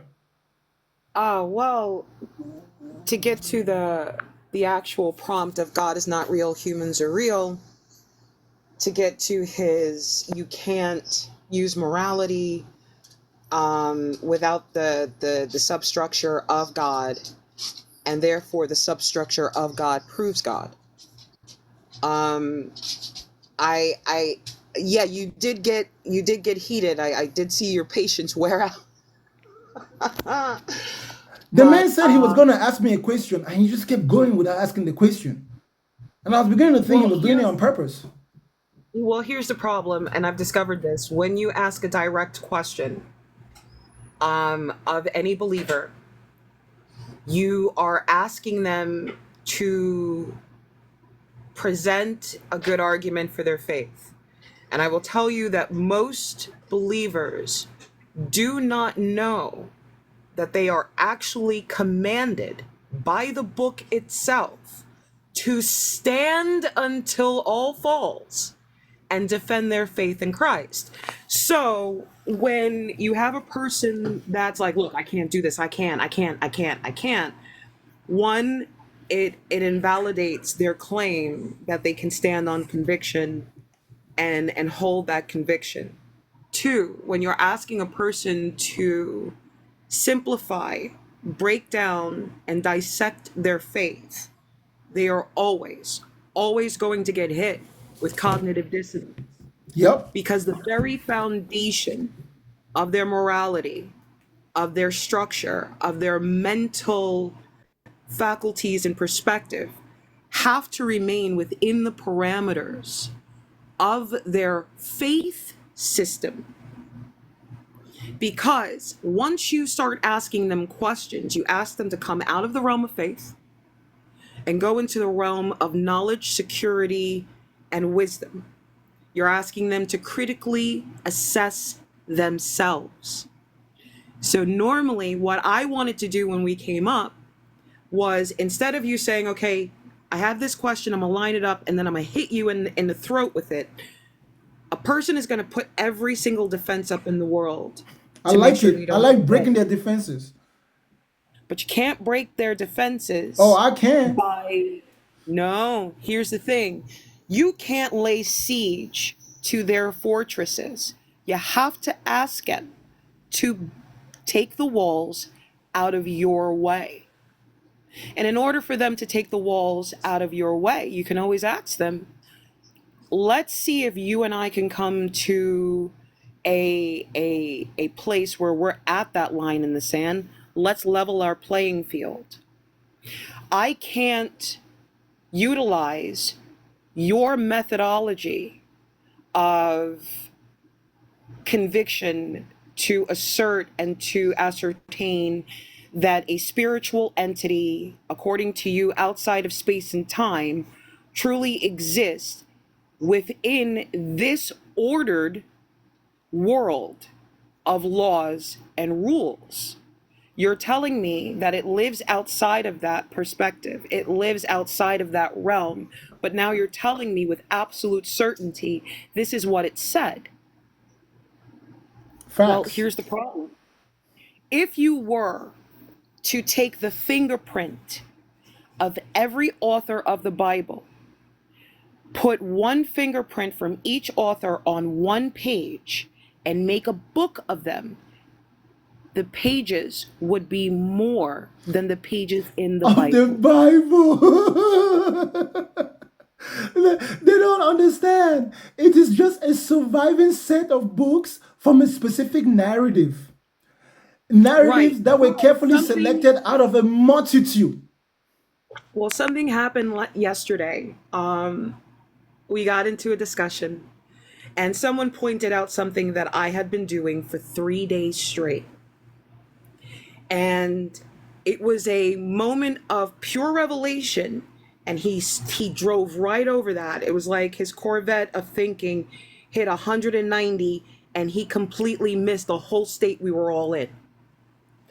Because if I am asking you, if you're telling me that the Lord Jesus Christ wants to meet me, wants to have a relationship with me, wants me to be reconnected with the very source of my existence, I need someone to clarify something for me first. Let's say I'm paranoid. Let's say I'm scared. Let's say I got duped by some psychic and her friend network, okay? So I'm a little sketchy, right? I ask a person, this is the Messiah? Yes, the Messiah. Yes, oh my goodness. What were the prophecies that he fulfilled? I want to know. Did he do them all? He does none of them. That's why the Jews didn't believe him. Inside the very book they used to tell you of his existence, they can't prove his existence. Nope. Here we got Paul, who wasn't supposed to create a church, who created a church. We got Matthew, who has a different account than Paul. We have Luke, who has a different account than Matthew and Paul. We have John that has a different account. We have Matthew, who was telling you, whoa, I don't know why you guys are in a church to begin with. Who gave you that idea? We go back to Paul. But Paul, weren't you the liar? Aren't you the liar? That's what I'm saying. When you consider the identity of Paul, I don't know why Christians can't think it out. Paul was a fervent Pharisee. I can explain something to you very simple, very simple. When you deal with any American that is in the United States, that has been born in the United States, that has received an education inside of the United States, they do not realize that they are still part of a structure of the re-education of the Negroes in the United States. Now, when you take the re-education of us, that's when you see in the South how many different sects of Christianity begin to emerge. Why? Because the people they stole could not reconcile this corrupted, brutal, bloody faith with the faith of the ancestors they've had for hundreds of thousands of years. So now, hundreds of thousands of years, our people lived on our continent. And all around the world, we spread. We come here, and all of a sudden, we are being told that we must take the God of our conquerors. In and of itself, the melanin in our skin should have us feeling a little claustrophobic about the bondage it promises. So now A believer in this faith has two problems. And that is where you have to take a Socratic approach to them. You have to ask them what it means, where it is, how they found it, and why it's evidence. Because they'll never know. Damn, sister, your approach is so like on the opposite end of the spectrum compared to mine. You're a very soft speaker, where you hit those bars in a way that anyone that pays attention to you start questioning their own intelligence. And I like your approach. My approach is a little bit different. I don't like to debate like most people debate on the internet. I just want to cause chaos within their minds. And I'm following a pattern that worked on me when I was a Christian, that helped me deconstruct. And I cannot point a specific finger to a specific person that influenced my mind. All I know is that my hostility towards people who didn't believe and the questions they used to ask always stuck with me, no matter how far I went, to the point where when I started asking questions, it was easy for me to re-ask those questions. And all I needed was honesty to answer those questions honestly. Right. Our ancestors did not have a concept of heaven and hell. Did not So at they all. never lived their lives struggling or trying to make a specific heaven or to avoid a specific hell. So therefore, Correct. so the only way I can become a Christian is to sign a seal and give my signature that every single one of my ancestors is in hell. That's That in of exactly what itself you're is saying. very strange. And not only Right, that, that but the our ancestors live in a pit of demonic moral turpitude. no, it's kind of insane, and I hope that if there's any Caucasian brothers and sisters here, don't take this personally, okay? We have the right to self-examine ourselves. This is nothing against a white person being a Christian. When especially for me specifically, when I speak from this perspective, I just think that Christianity just doesn't mix well with my people because we can't really genetically separate ourselves from our That's not ancestors. necessarily true. That's not necessarily true. Our earliest recollections of monotheism comes from Ethiopia, of course, when it wasn't Ethiopia. And it has us with sun worship. Now, this is the fun bit. This is the fun bit. This is where you can look at your faith like it's a diamond. We can look at one beautiful, shiny facet, but that's not the whole of it. So let's really look at the whole of it. When you take away the New Testament, you are left with the Torah. When you look at the Torah, it's the book of Ra, it's the book of light. When you go into the Torah, you begin to understand that the very beginning begins with the Elohim. The Elohim happens to be the gods on high. So Plural. that shows you the very beginning begins with polytheism, the gods on high. What do we know them as? Angels. Now, how do we know them? We know them by their name. And their name comes after. Their name is complete. Mikael, Gabriel, Uriel, Azazel, Samael. Do you understand where the L Yup. is coming from? Yup. Now, when you look at why is it L? Why is it Elohim, the gods on high? Well, you have to go back to Babylonia, but no, Yup. you can't stop there. You go back You to have to go to Sumeria. Sumeria. You Then have to go to Numeria. Sumeria. Then And when you go Atlantis. to when you go to Sumeria, now what do you have? What do you have? You have El, but you also have Asherah. Now we're only talking of the father and the mother of our Creator. So now take a look. If we use the Christian Bible, Yeshua is the son of Yahweh. Yahweh is the son of El. Listen to how they are pronounced. Yeshua, Yahweh. Doesn't Yahweh sound kind of African? In my Now, local El, language, in my young in my local language, I might not be pronouncing this as fluent, but Yahweh, it kind of means who is it?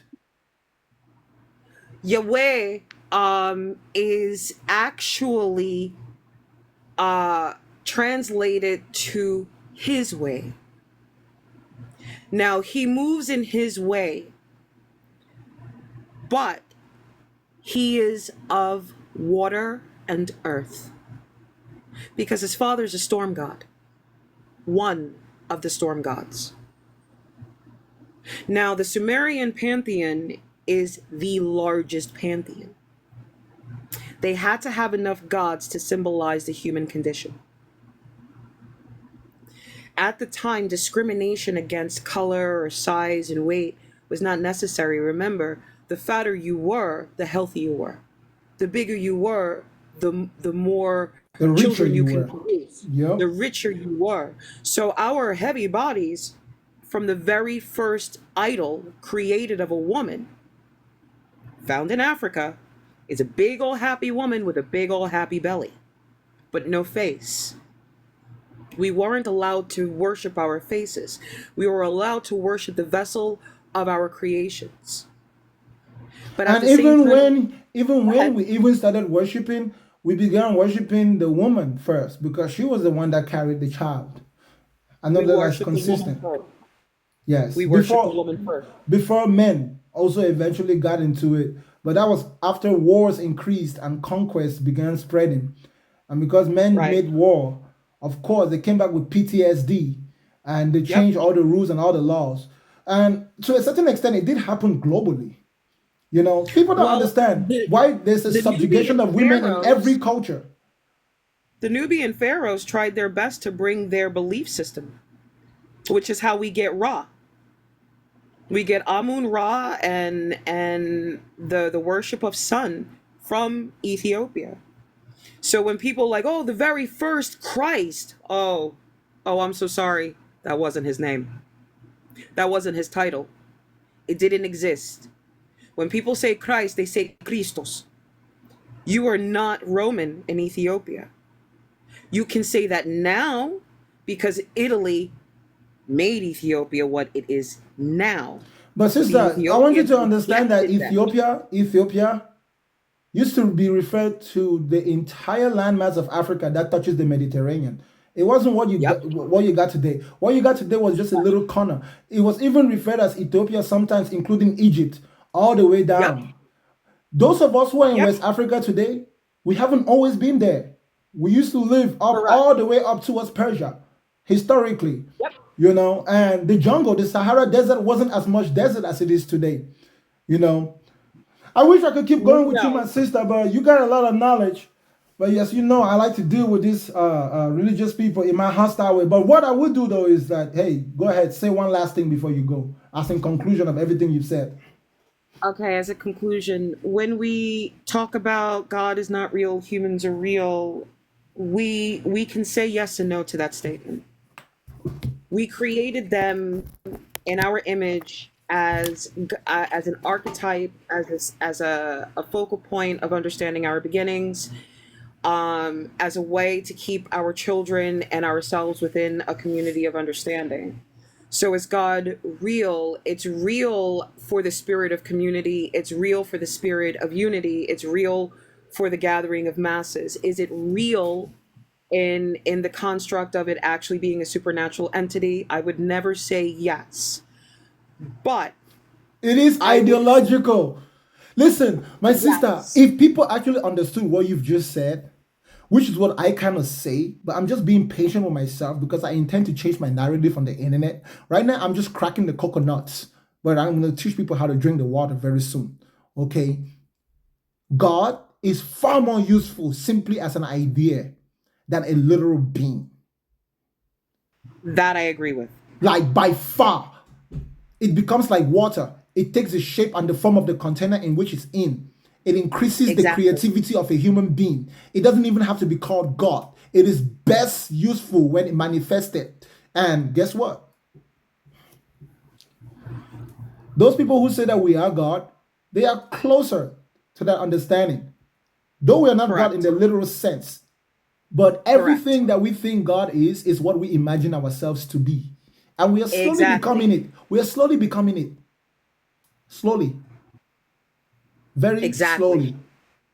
Very But the thing slowly. is we have to understand that the very concept of free will that is a lie in the Bible Yep. is a truth for the species in and of itself. Yep. Yep. Our will is only free within a set of choices which is limited. And it's also Correct, which free means it's only not within free. our capability. It's not free. It costs us everything to will.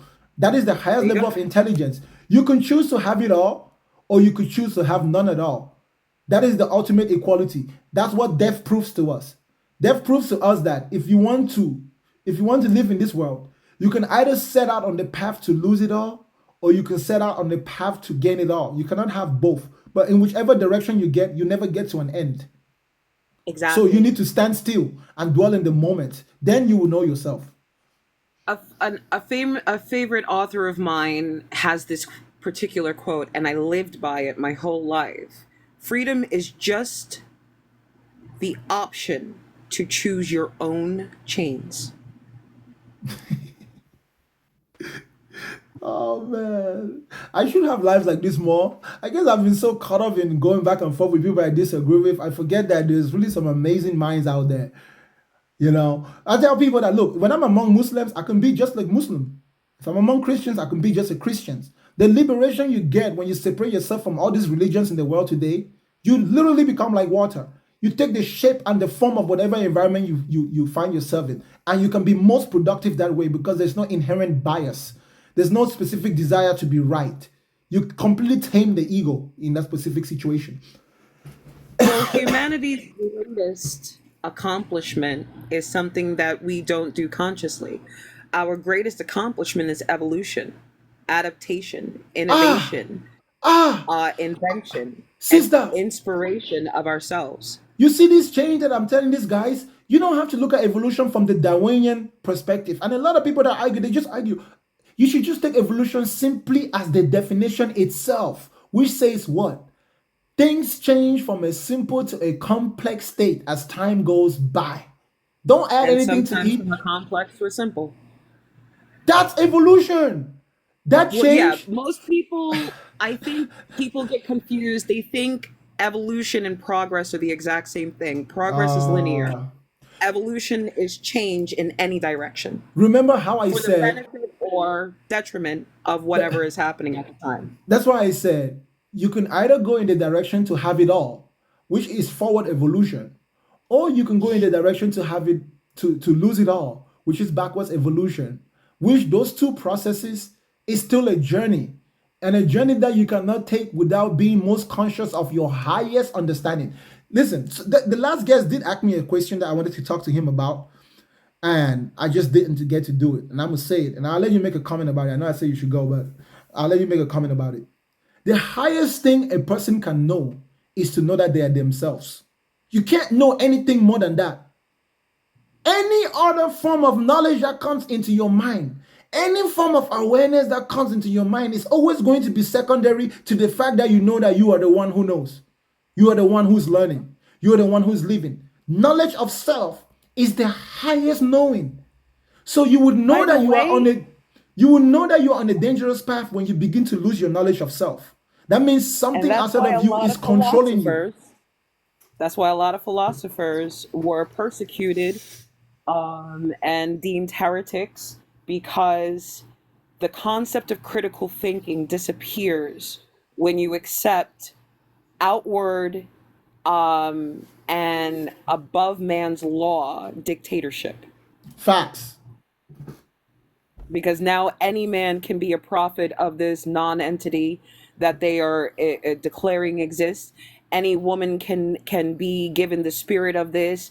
Any atrocity can be committed You in the cannot be name domesticated. of this thing. Yes. Yes. Part of the reason why we don't even have free will is the laws we make. The peace that we've achieved in Correct. this world right now, it's not man's true imagined peace, okay? True peace would be Right. a world in which Anyone at any time can do whatever they want and consciously decide not to harm each other. Not because there is a law, but because it's now within our nature. You know, Right. the fact that we have to make laws is because we don't yet have the ability to independently always make the right choice that avoids us to get into conflict with each other. It's kind of like the relationship between the elements, fire and water, you know, like the wind and the earth. No matter how strong the wind is, it can never move the foundations of the earth. You know, it's always checked and balanced by the earth. No matter how And no strong matter how lightning is, it would strong the always earth be is. grounded. Yeah. And if you But notice also, in no most, matter how strong the earth is, it can't tell the wind to go away. it can't. You And guess can't what? live It without. it would succumb to the water. So Exactly. so the elements check and balance themselves. No matter how strong lightning is, a sufficient amount of earth can always ground it. The earth can always catch the lightning. There is no amount of lightning that the earth cannot catch. Same thing is true with water. No matter how strong and powerful water is, a sufficient amount of water would a sufficient amount of gas of fire would put that water in check. The same thing is true for water. So it begs that question that I always ask on the internet. If you want to understand this world, set out on a journey to understand this answer. And the answer you find will never be the same in your mind as anyone else, but it will tell you who you are. What happens Can I when an can I give you unstoppable another? Can I give you something else that might actually help, and then I'm going to jump off so you can do the thing that you wanted to do? No, sure. Let me say this one statement, and then I'm you. alive. I'm Let me sorry. say this one statement, then you can go. You can say what you have to say. Ask yourself, my brothers and sisters, what happens when an unstoppable force encounters an immovable object? Now, I will tell you that the unstoppable force is your mind, and I will tell you that the immovable object is your body. Who are you? It's a riddle. Only you can answer by knowing yourself. Only you can answer. I would say this. When you have a person that comes up and they talk to you about the glory of God and the words of the scripture and how they are true, just remember, in order for us to accept the Messiah as the Messiah has to fulfill the role of the Messiah.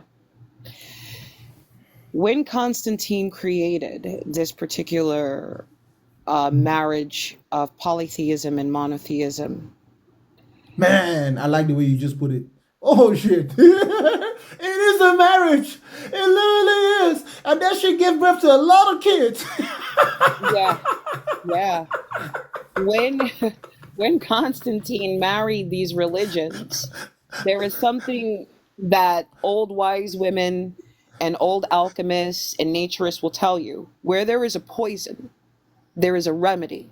Facts. When you read the book itself and the prophets and the priests and the ministers and the reverends, when they lead you into this scripture, they lead you with a poison. When you read the book yourself, you You become the find the remedy. remedy.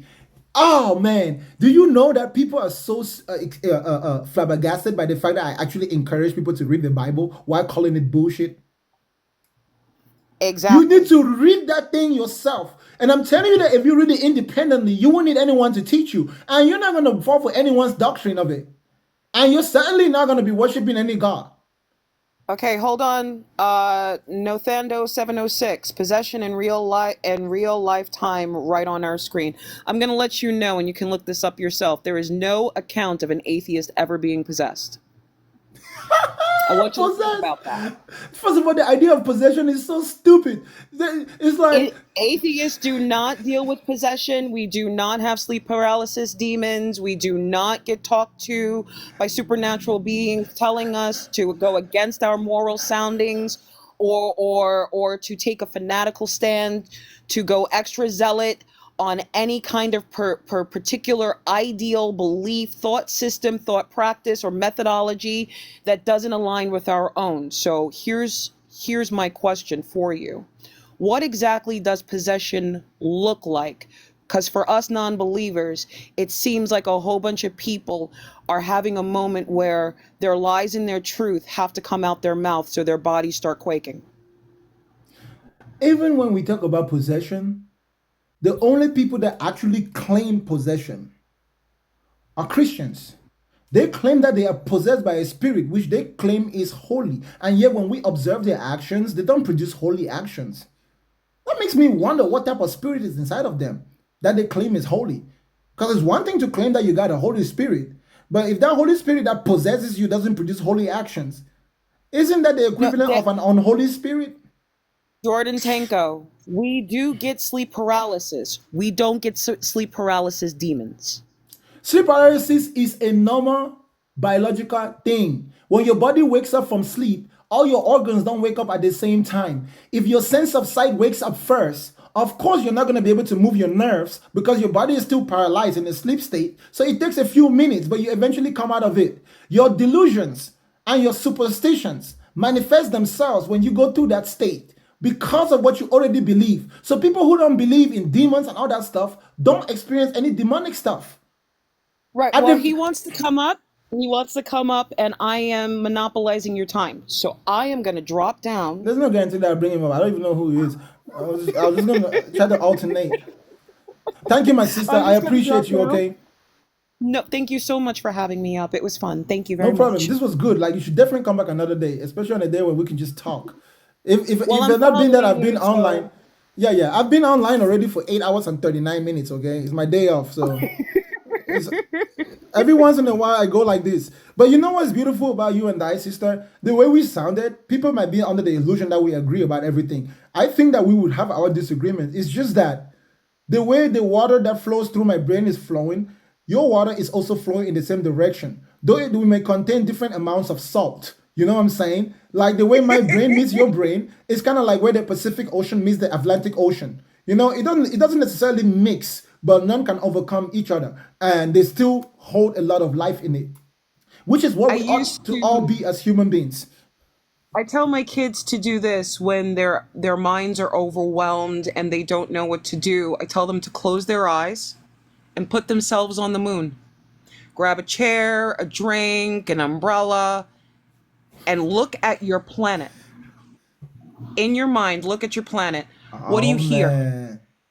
What do you hear? How many borders do you see? How many lines do you see? How many flags do you see? You see nothing but beautiful home. All the other problems exist inside other people's heads and they can't contain them. Oh, man. So come back, sit on the moon. They're like, well, I can't do the moon. No problem. Let's go to Colorado. Let's sit at the bottom of that lake. We don't have to worry about breathing. This is our lake. This is our water. We can breathe it. We can let it out. We can come up for air if we want. We can stay down there forever. You come up when the world isn't noisy anymore. Visualization. You know, Christians attempt to do it in the act of prayer, and they don't understand that the only discrepancy with the method they do is that they put that power and that higher throne outside of themselves. No doubt. Instead of removing the problems out of the mind, they just invite more problems. You know, when you're praying and you don't know you're talking to yourself, you're fucked. Right. If you're praying and you know you're talking to yourself, that's called self-examination, like I always say. But you said it in another way. You've said it in another way. You know, you're taking charge and responsibility of your life. In that place, there is no right, there is no wrong. There is only left and there's only right. There is only up and there's only down. And you get to decide which way you want to go that day. Our anatomy literally tells us that. There's some things you're going to do with your left hand and some things you're going to do with your right hand. And you don't consider your left hand evil. Neither do you consider your right hand good. They just do different things for you. Simple as that. Some people ask me what kind of atheist am I? Am I an agnostic atheist? I don't call myself an atheist. Like, people call me an atheist simply because I say I don't believe in God. But religious people are just deluded. Just like everyone who believes in God is not a theist. You can have you can have polytheist. You can even have deist. Yep. Not everyone who doesn't believe in God is an atheist. No, the ones that really assert there is no God is an anti-theist, not an atheist. It's an anti-theist. I am a realist. I'm not anti. I'm not pro anything. I'm just going to do with what's there. And then if I can tell what's there, I know what's not there. Simple as that. I don't have to play the game of being a theist or an atheist. But you can call me an atheist if you think that my lack of belief makes me an atheist. That's your problem. I'm a realist. You know what I mean when I'm a realist? That means if God pull up today, then God is here. I won't believe in him because I don't have to believe in something for that thing to be true. But I will know that God is there. And if God is someone I can interact with, I will interact with God. But I'm not going to go into that game of believing or not believing. That's not how my life works. I seek understanding of both truths and lies. If something is a lie, I want to understand it. If something is true, I want to understand it. That's the only way I can confirm if it's either true or if it's a lie. Something is not a lie simply because I feel like it. I need to understand why it's a lie, be able to demonstrate why it's a lie, why it's impractical, why it's illogical. Right. Because the thing is your wisdom is vital to you for your survival. My The more mistakes, wiser. my mistakes is just as valuable as my lessons that I learned.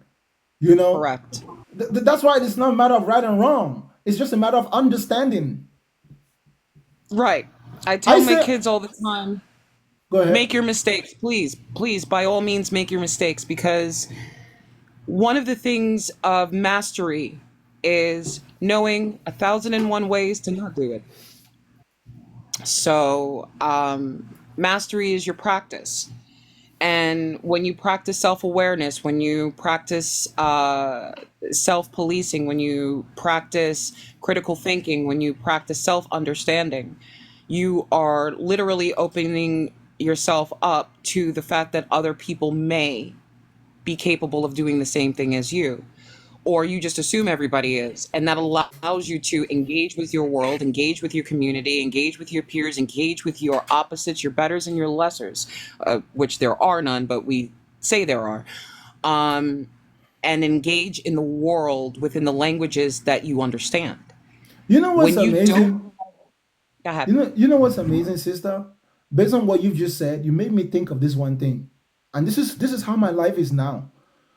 I can't even be hostile towards white people no matter what they've done to us in the past. You Exactly. know, because I am now in a state of mind where everybody's eyes is like a mirror. Mm-hmm. Like, and you realize even that some people know, some people don't everything know, that some has people are eyes, aware. everybody, anything that has eyes reflects myself. I see myself in everything.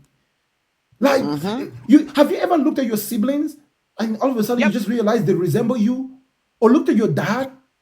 Or then have you ever been in front of the mirror and then it just in a wink of a second you see your dad's face or you see your mother's face?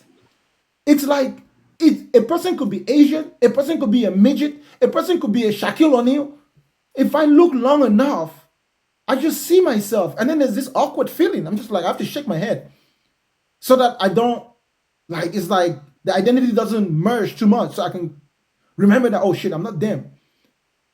But ever since I started being a Christian, that happens to me, you know? And then not only do I see myself in them, I feel their pain. In a way that is so deeply personal, to where I have to remember that I am me, so as not to make irrational decisions and then go and suffer for no reason for somebody else's problems. I call that sympathetic empathy.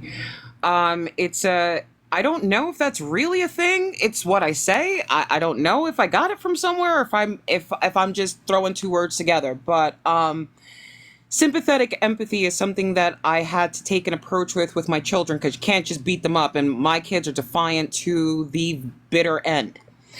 So what you have to do is put them in the shoes of another person mentally at the time that their minds are open enough to see their world.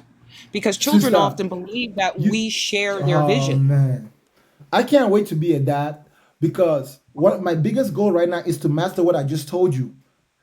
Because I'm literally learning this about myself. Like, it makes me uncomfortable, but that's just because it's kind of new and it's always been recent, especially I spent my whole life as a Christian. And when I used to look at people I disagree with, I used to see the devil, you know? And exactly. That stuff has had to leave my mind. Even now, I can see a criminal that has done the worst things. It's almost like I ask myself, how many decisions did this person have to make to end up where they are? How many bad decisions? Now, based on where I am, how far am I from that type of outcome? Okay, I'm 1,000 decisions away. Okay, I'm safe. Oh shit, I'm 5 decisions away from being where that guy is. I should put some distance. Yeah. Like, that's how I see the world now. Like, there is no personal beef. Exactly. No, It's like when something happens that is undesirable in my life, I don't even panic. Like I wish I could panic. When I have these conversations with people, recently it's been online the last 2 weeks, but in my life I just have them like at any particular, at which I wish people would stop just coming up to me on the street because apparently I look approachable. But when we have these conversations that delve into belief and spirituality and what we believe, you find that a person needs that anchor so badly that if you knock it just a little, they are ready to draw a line in the sand and go straight to you. And when you think about what they're defending the fortress around the person that they are. And I believe that a person that has a fortress around them where their construction is going on and we have no idea what's going on, I think we should leave them. I think what's going on there is not our business. I think that by being disconnected so much from the human condition, that we are underqualified to diagnose and assess the inner workings of our neighbor, of our brother, of our friend, and our acquaintances, because we are always conditioned to believe they are not us. Even when they look like us, they're not us. Even when they sound like us, but they're not us. And part of the whole Christian God concept is the us is you and your deity. Right. Because you enter a room of 50 Christians, you have 400 different Jesus Christs. So when you go against their understanding to give them more knowledge, you're trying to extend their fortress, and they can't handle it. Facts. That's a good point to end, my sister. Thank you so much. I appreciate you. Okay. You're welcome. You have a wonderful, wonderful live. I'll be watching. You too. I really appreciate your insights. Like this was much needed on my show because I'm always like group with these people. They think I'm. You know what? While the sister was talking to me, every guest that comes up must answer a certain question before they say anything to me. Any guest that comes up, and please, if you agree with me, don't come up because I won't give you the same chance I gave that sister. I guess that was just meant to happen.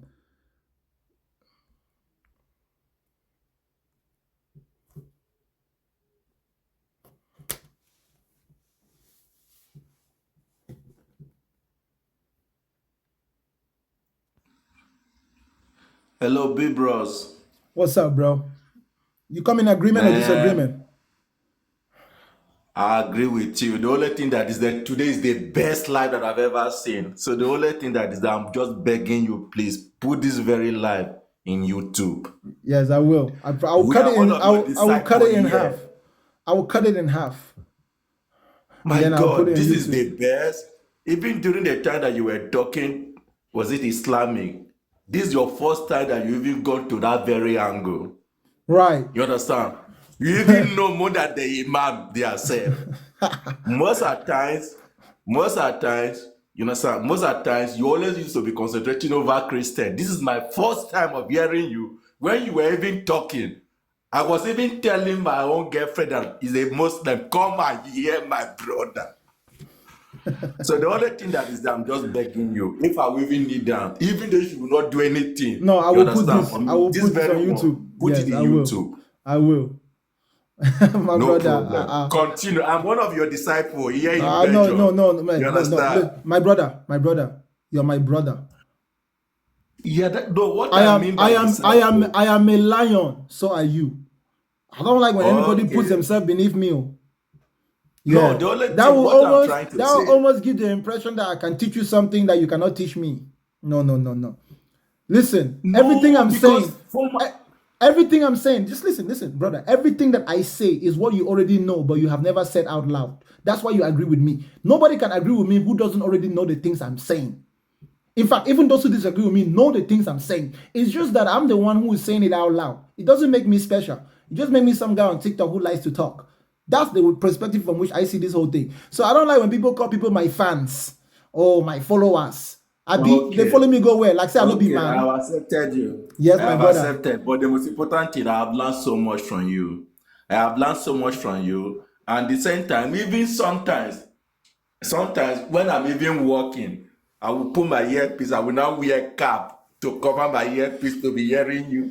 You see, I become. I will put my earpiece. I will now take my cap and cover my ear so that my boss will not understand I just what saw I'm something. doing. I just saw something. Someone said this guy made me believe the Bible more. Good. Good. You guys think I have any specific intent? I don't have any specific intent. If the things I say make you believe the Bible more, believe it all you want to.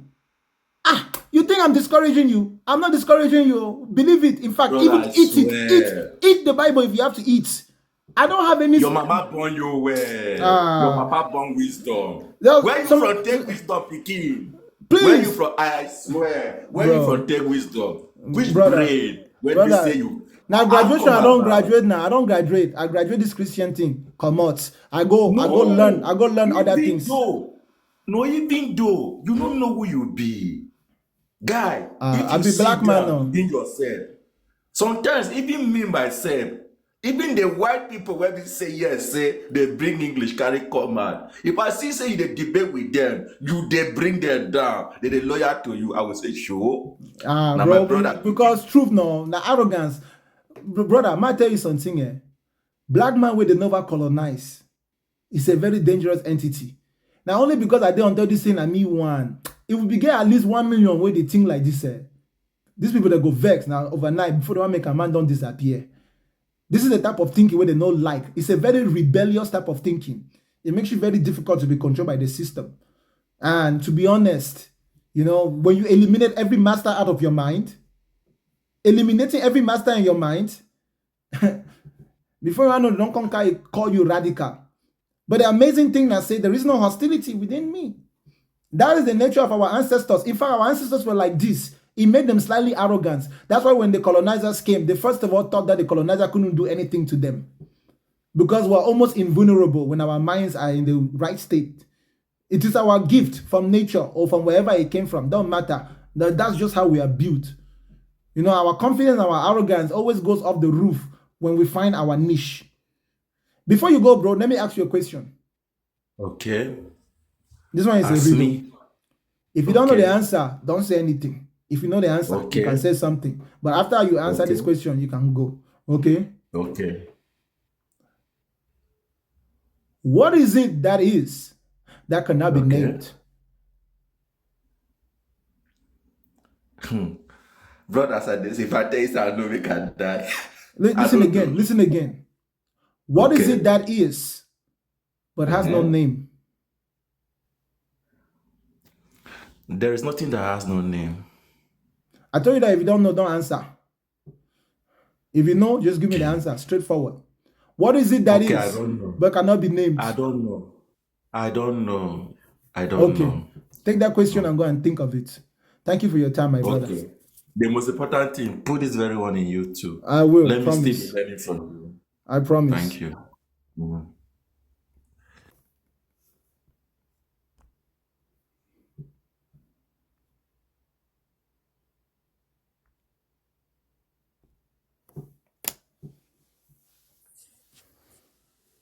Hello?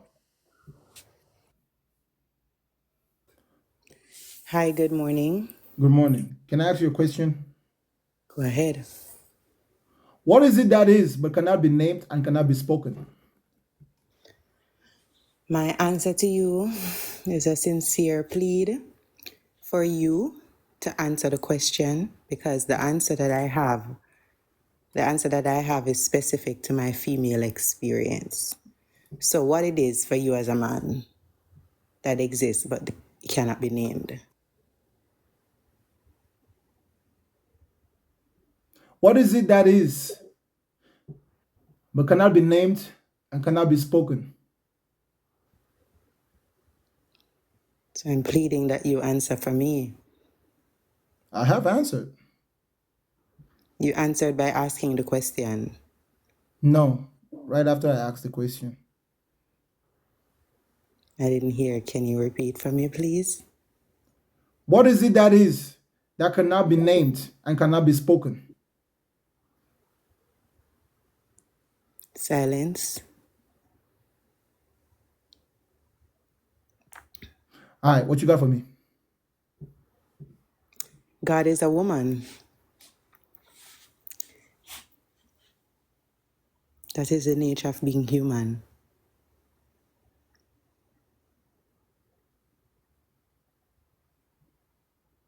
Are you not here because of a woman? I'm also here because of somebody's testicles. I think that person is called my father. Yes. And did you also know that they're trying to find a way to make women's stem cells and bone cells create a sperm through science? The And they're same way they're also trying trying to to. create an incubator called a womb Yes. through science. Yes. Yes. So exactly the point I'm trying to make. A creation similar to the womb.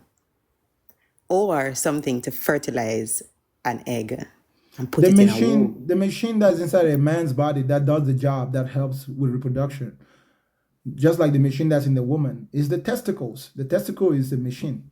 And whatever machine human beings build is going to be by reverse engineering what happens in the testicle. Testicle has the ability to draw genetic material from all parts of the human body. Literally, every cell sends information to the testicles. That's what's carried in the sperm. And then the woman's body is also a womb, and her womb receives support from every organ in her body. That's why literally every part of her body participates in bringing up the child. It's like her body like has the ability to like carry 2 people, or 3 people, or 4 people, or 5 people. Who even knows the limit of how many babies a woman can carry? It might just be a matter of space. So it's an amazing thing that we continue to Yeah. research. But I don't think it makes us God. It just makes us phenomenal beings. I think the fact that it's to carry life, not only to create life, right? Because the sperm is used to activate that activity, I guess. But to carry life, because the nipple and the mouth and the skin is now a whole processing system that is able to read from the baby and update and figure out what the baby wants and give it to the baby, right? And the bonding that happens when you are nurturing a child. It's an entire process in the woman's body that she goes through to create this machine, to create life. And it's so amazing that we haven't studied and we don't understand the process. It's only women's tales. You have to Don't become a say mom to we. learn these Don't say things. we. When you say we, you're talking about black people. White man is busily studying, White man is studying. Even Chinese Yeah, man they started cut us studying. open and they didn't give us, they cut us open, women, black women, they cut us open and they did not give us any pain medication. And that is how they know. And that is why I don't play. Did you know that when you go to the doctor as a man, if you go and get a surgery or if you go and get any snip tuck on your genitals, you get pain medication. Women go in and get their breasts pressed down. I wouldn't know because I'm not a woman. Right? But I'm telling you, I know because I'm in the medical field. Women go and get their chest area I pressed think women down have a higher tolerance for pain than men. That's true. and unfortunately, because of something called painful periods, and sometimes your painful period should not be so painful because you're going through something that people are not able to diagnose because they did not think black women's pain was real. They cut us open without pain medication. I don't think it's only But black again, women. I think it's every female in every species. the father of gynecology, do you know what he did to create gynecology? Do you know the study of gynecology, where it started? Where? It started with a man here in the Americas deciding to cut open black females and exploring the female anatomy and using that to That's save the their dark wives. side. That's the dark side of science. That is the dark side of science, yes. Indeed. And that is why medical racism is still real. But I'm not talking about that necessarily. I'm talking about if a woman goes in and gets a surgery done on her inside or on her chest area, they pluck out flesh or they go in with these hard things and open you up and take pieces out of you, literally take pieces out of you for sampling. And you don't get anything but Tylenol. Tylenol. So why is it that the men are getting 3 days sick leave when they get surgery on their genitals, but women don't get time off, they get Tylenol? It makes no sense unless there's a bias there.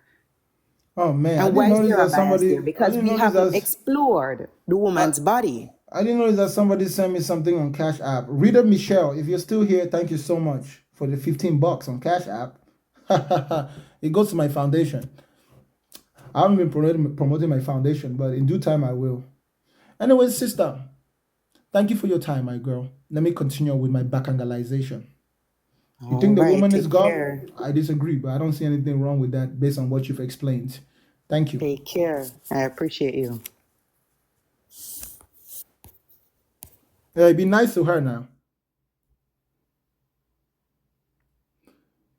You better come over here to defend your God, y'all. People should stop coming up and talking about things that are not related to God being real. Please.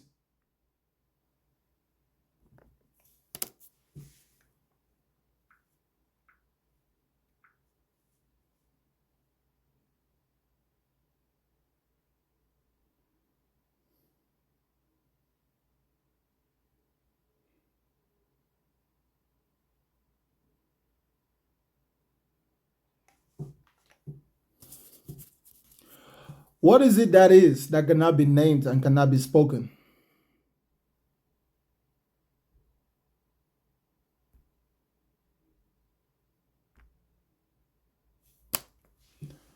What is it that is? Hello? Hello.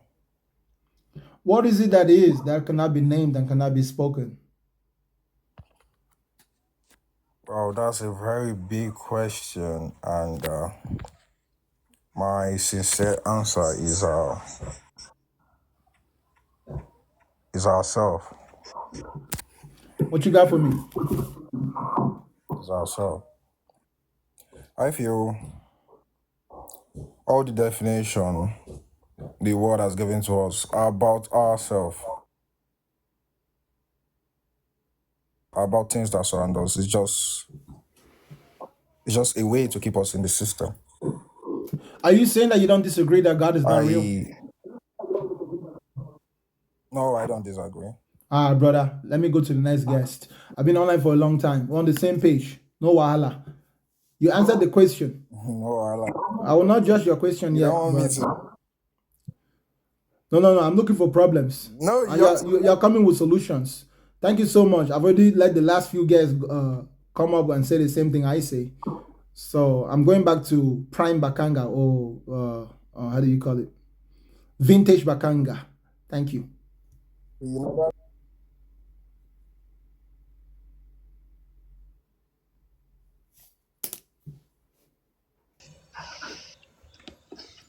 Hello?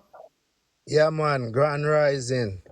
Grand Rising. What is it that cannot be named and cannot be spoken?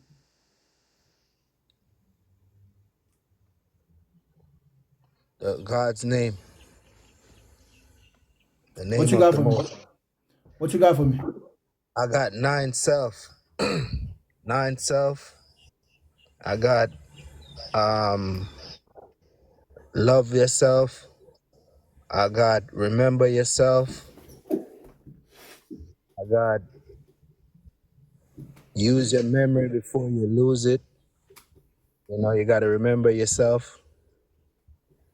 And once you know yourself to the fullness, then you will see that the God that they're talking about lives inside in your mind.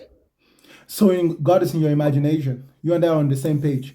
No wahala. Thank you for your time, bro. Yes. Why do we all look for fancy ways to say that God is imaginary? Just say God is imaginary. If you say using a lot of adjectives and metaphors and poems, it still means God is imaginary. Let everyone go and figure it out themselves.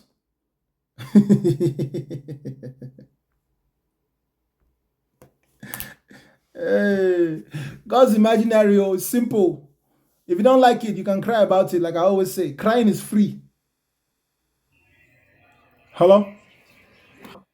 Hello, good afternoon. Good afternoon, sir. Well done. What you got for me? Yeah, I want us to speak about the existence of God. You can just make your point and see what I have to say about it. I said I want us to speak about the existence of God. I know. That's what I'm saying. Make your point. Okay? I believe 100% there is God.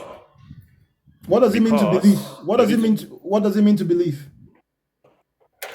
yeah, what does it mean to believe that you are sure of something, that something exists, What does it that mean you to are be sure, sure? very What, sure of something? what does it mean to be sure? Sorry? What does it mean to be sure? What do I mean to be sure? Yeah, what do I mean to be sure? Like, for example, I'm talking to you now, No, don't give me an live and example. direct, so I'm sure Tell I'm me talking what to it means to somebody. be sure. Don't give me an example. Tell me what it means to be sure. What is meant to be sure is something reality, something that is real. I'm talking to you now. I'm sure I'm talking to somebody. That's what is meant to be sure. So when you're talking to God, you're sure you're talking to somebody. Yeah, I can't talk to God because He's my creator. I can't talk to Him. You But He cannot has talk to given a him. guideline You and say you direction. Like, say you say you cannot talk to him, or you say you can talk to him. I can't talk to Him. If I can talk to God, then He's not qualified to be a God. If I can talk to Him, Oh, He's not so qualified to be a God. so you don't pray. I pray. So when you're praying, who are you talking to? I'm talking to God. But you say you cannot talk to God. Yes, like the way I'm talking to you now, you are giving me answer. That will not possible between me and God. I can only talk to Him, just talk, and that is not a full talk. What we are doing now, we are having a conversation with you. I cannot have Oh, a so you're conversation saying with God. that? So you're saying you can talk to God, but you cannot have a conversation to God. Yes, I can have conversation with God. So when you're talking to God, how do you know that God is hearing you? Fine, because He has given a proof that He's God by sending down books. Like, for example, there is Quran, is saying about God. There is Bible, is saying about God. But How there do is you no know? How book do you on the know? How surface do of you the know that earth. God? How do you know God is the one who sent those books? Yes, because there is no book that come and confirm that there is no God. No any book. And there are books that confirm that there is God. So I have to follow those ones Well, who because no wrote those book on the books? surface of earth. Who wrote those books? Sorry? Who wrote those books? Yeah, those books are written by human. Okay, so why are you assuming that God is the one that wrote it, or that it came from God? Yes, the reason why I'm assuming that is God, let me just give you a little example. I don't know if you have heard of these two water that live together, but they don't mix. These two water, scientists later discovered it about 100 and something years ago or 200 something years ago. But Quran have said it about thousand plus year ago that there But is water that lives together, but they don't mix. that's not They don't true. mix. Where the Pacific Ocean and the Atlantic Ocean mix, those two let the waters live together and they don't mix. And human beings have been sailing those oceans for a long time. They've seen it. Again? The Can you Pacific come again, Ocean please? and the Atlantic Ocean do not mix where they meet. The Indian and Pacific Ocean do not mix together where they meet. That's very common all around the world. Yes, but nobody noticed it until the coming of science. No, people Nobody noticed noticed it. it. People noticed it a long time ago. Like, can you give me a proof? People used to sail in boats now. When they would sail, they would go from one ocean to another. You even see the straight line. Sometimes they even have different colors. But about 2000 years ago, there is nothing like that.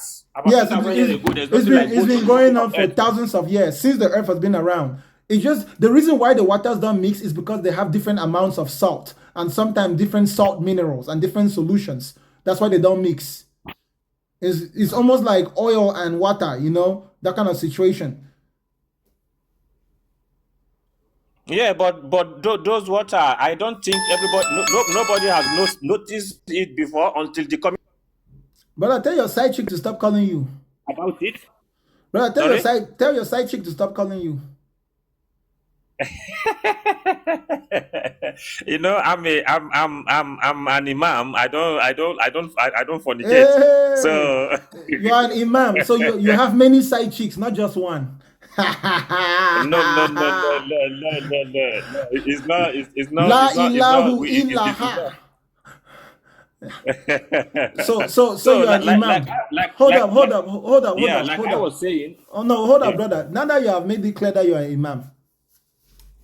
Yeah. Too bad I cannot give you too much time, but I can ask you a question. Yeah, please go ahead. What is the name that your father and your mother gave you? Yeah, the name that please, let me just tell you to stop calling me. Side chicks. Imam. That imam de Fonegreto. Yeah. The name that my mother and my father gave me is Abu Bakr. What part of Africa are you from? I'm from Nigeria. What part of Nigeria? My origin is Katsina State, but currently I live in Lagos. What's the name of your tribe? Hausa. What were Hausas before they became Muslims? Where were Hausa before they became Muslims? What were they before Islam? Yes. Yeah, they are just there. They are just a traditional. They live traditionally. They are idol worshippers, and they live traditionally. Okay. Why do you come from a place where you have your own tradition, you have your own history? Why will your parents give you Arab name? Side chick, no one leave this guy.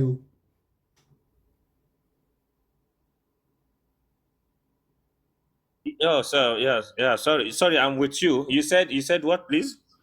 Why will your parents give you Arab name, the name of another tribe, even though you have your own tribe, you have your own history, you have been on the continent for a long time? Yes, I think this is a direction from God. You know, as a God, he has to drop a proof, and he can't just send a spirit. He will use human being to send message to a human being. And I think the best message is by documentary. He sent a book and he said he's the creator and this is the direction we should follow. So I don't think we should start following a tradition that we don't know where the tradition came from. We don't know, there is no any proof to show that this tradition that we are doing, that our parents were doing before the coming of Islam, we are not sure of it. There is no direction from anywhere, no book. And now we have a direction that is telling us that he is God. He created us. Brother, you can be a Muslim and still carry African name. I'm not pointing out to the fact that you carry Islamic name. Abu Bakr is not Islamic name. Yeah. It's Arab name. Arab people, they have their own tribe. I'm asking you, it's like an Igbo man going to carry a Hausa name or Yoruba man carrying Igbo name. My question to you is, think very well. Even if you are Muslim, you can still carry your tribal name. And now you have just insulted your ancestors. You claim that they were fools. You don't know where they got their tradition from. The useless. Now you have gone all the way to Middle East to go and carry somebody else's tradition and culture. Did you not know that Islam is just the religion, the tribal religion and tradition of the Arabs? They did it to defend themselves against Christianity. That's the real truth. I know you believe in it. I know you think it's from God. But the reality of the world is that every tribe has their own religion. And Islam is the one that came out of... Can I ask you a question? Okay, Abu Bakr, ask me. Yes, if my father is blind, despite that he's my father, can I allow him to drive me in a car because he's my father? I don't want to insult I don't want to insult him as my ancestor. Can I allow him to drive me in a car when he's blind? Has your father I don't want to insult him. Has your father been driving for 5,000 years? No, maybe he has not been driving, so I suddenly bought a car. Listen. That's not my question. My question is, has your father not been driving for 5,000 years? He has not been driving for 5,000 years. He just came up one day and decided to drive me in a car. Okay, then don't allow your father to drive you. Let me give you an example. If you are comparing your father with your African tradition, and then you're comparing yourself with Islam, how did your ancestors survive before Islam for thousands of years? Yeah, you know, like the Quran say, God say he will never see wrong on someone or see you as somebody that is doing sin when he has never sent any proof or any message to you. So those ones that's not my point. That's not my point. That's not my point. The point is whatever they were doing, they still survive. They had to survive. And they were flourishing until the day that Islam came. Hausa people have always been great people in Africa, even before Islam. Your history is very deep. Yes, I know. I So know. your history was not useless. You guys were part of the African groups that used to live in the Middle East originally. Have you ever heard of Yes. Carthage? Have you ever heard of Carthage? Yeah, I've not heard of Carthage before. You've never heard of Carthage? Yeah. Carthage was a powerful nation that used to be in North Africa, over there in Tunisia. What is Tunisia today? They almost destroyed the Roman Empire, but Rome won that war. That was one of the first times when Hausa people began to be pushed down south, along with the Fulanese. What happened was that Hannibal, who was a great Hausa man, he had waged a war against the Romans. The Romans were leaving Italy and coming to Yeah, I'm with invade. you. Yeah, they were invading North Africa. And Hannibal went all the way. He carried elephants from the jungle. Okay, those elephants were coming from the jungle because the Congo, most of the Sahara Desert was not desert. Hausa people used to be right there in the Mediterranean Sea. Go and ask your grandfather in the village if he knows his own tradition. And they fought that war. Hausa people were very merciless, no mercy. You know, they fought the war and they almost destroyed Rome. They went and they were fighting at the gate of Rome right before they wanted to defeat Rome. Rome had one last move to make. Rome was like, this guy has carried his whole army and bring it over here. Instead of us fighting here, let us go and attack his homeland. That is how the Romans went and attacked Carthage, which was in Tunisia. And as they were attacking Carthage, the message came to the great general Hannibal, and Hannibal had to go back home. He did not conquer Rome. And eventually the Romans planned again and came and destroyed them. And then the ones who survived, they now moved down south to where Nigeria is today. But it was not one time. As the desert was expanding along the Lake Chad used to be very big, It used to be very big. It almost reached the north. They were following the water. The water was drying. So they kept moving down south, until you are where you are today. But your tradition, you were not. Carthage had technology. Carthage had education. Carthage was very advanced. While the Igbo people, they were always there towards Egypt. Other North Africa, it was us. And even after that, when Islam came, Islam even made it worse. All the last remaining small groups, they also came down south. You know, until now, if you draw a line right by the desert, that's where black people are. It's almost as if the desert was protecting us, or maybe it was against us. Who knows? But my point to you is that Hausa people have a very rich history. I'm not even Hausa. We have respect for them. When you're looking at one of the biggest groups in Africa, historically, you are one of them, along with the Fulanese, along with the Somalis. The Somalis used to be on the Arabian Peninsula, all the way towards Persia. When the Greeks started to conquer, a lot of them came down now, and they came and fought the Bantus that were living there in East Africa. You know, you guys were doing trade with India. There are some people in West Africa, the Moors that used to travel the water, who even came to North America. Some of them were Hausa, along with the Wolof. Yeah. That's very rich history. My question is, how can we as Africans then? Because I can understand, even if you like Islam, you like the ideas, but you have completely forsaken your ancestors. So you don't even have opportunities to modernize your own tradition. Because I'm not saying your tradition is perfect. That's why you gave me the example of your father who cannot drive. Maybe your father is blind today, but your father wasn't always blind. That is why he gave birth to a son who is you. So you can now see and you can learn from him and you can drive. But imagine that you have now gone to a foreign land, carry the things of the foreign land, and you've come to your land, and now you're telling your father, I'm not going to do it this way. Sometimes change is necessary. It's not a bad thing. But you cannot completely abandon your own tradition. I find it very strange that when an African man becomes a Muslim, he has to carry Arabian name as if the others are not just human beings. You know, when a Christian becomes when an African becomes a Christian, he carry white man name. The Igbos have started to fix that problem. Now they just give their children Nigerian name or Igbo names. But we need to remember who we are. That's how we have survived, my brother. We survive all types of invasion. Yeah, I really accept the fact that you mentioned tradition. You know, with Islamic, you can modelize your tradition with Islamic. I accept that. You know, that tradition that we throw away that is what is giving us problem up to today in Africa. Like when you look at the Asians, they did not accept anybody to come and give them any tradition to live.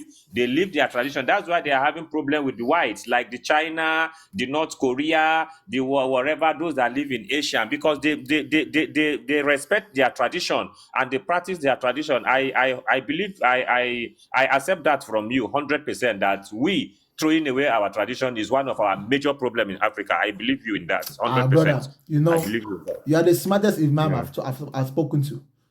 In fact, I don't even need to insult your Yeah. Islam. At least you know that. That means it's possible that we can fix this problem in the future. Because even if you want to believe in Yes, Allah, yes. you don't have to follow Muhammad. If Allah really like you as a Hausa man, let him send you a Hausa prophet. I don't think that's beyond Allah. Because if I just call that colonization, it is possible to be mentally colonized. Every year, people are taking pilgrimage to Mecca, spending money in Mecca, money you don't even have to spend in Nigeria.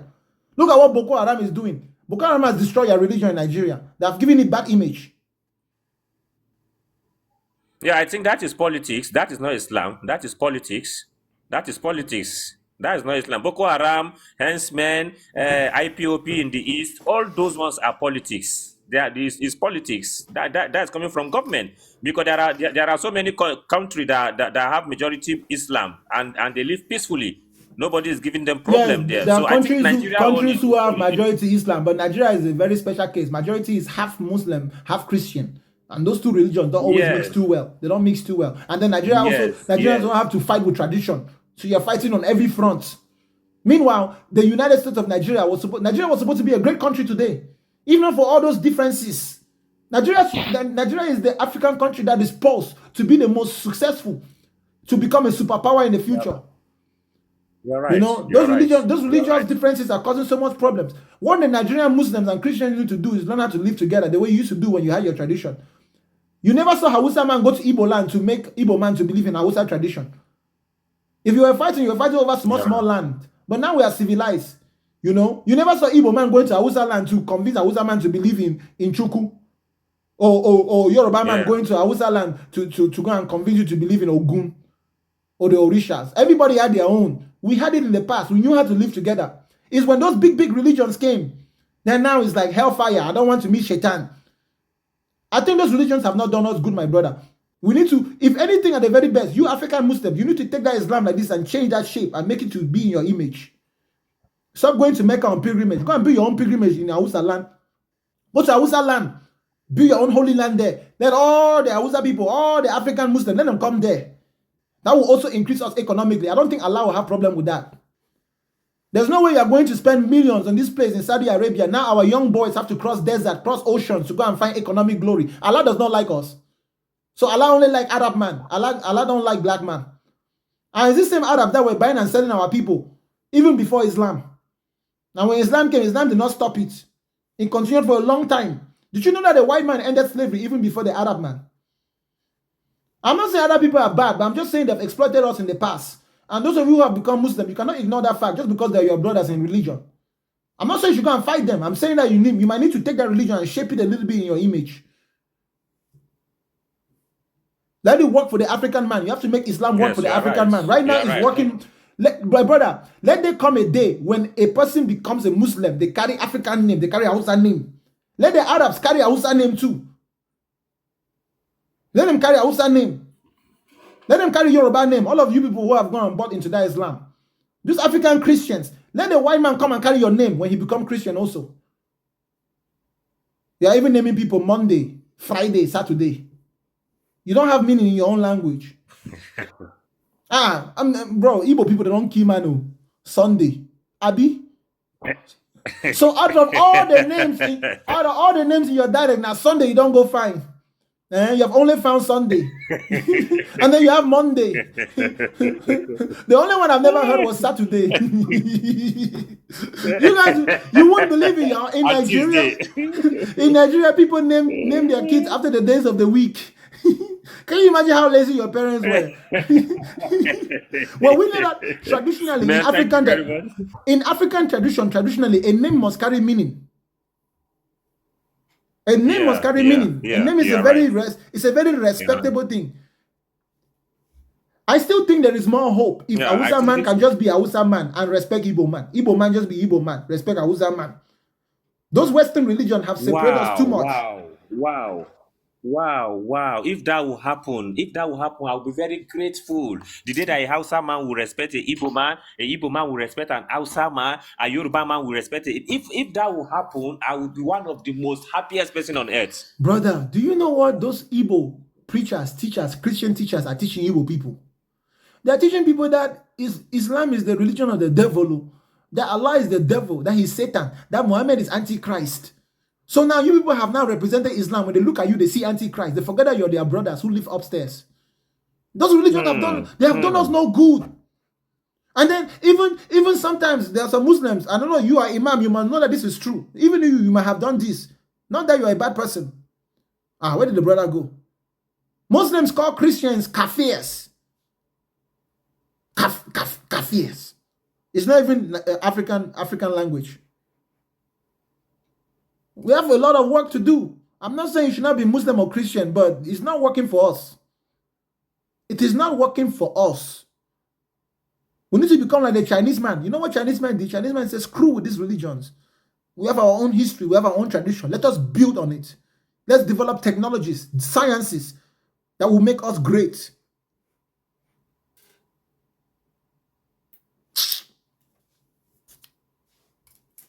If you're not African, you might not understand what I'm saying right now.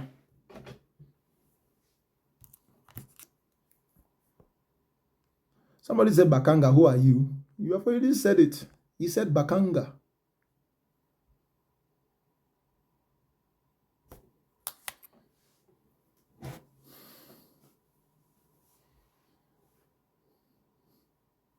Shout out to you, my Brazilian brother or sister. Viola.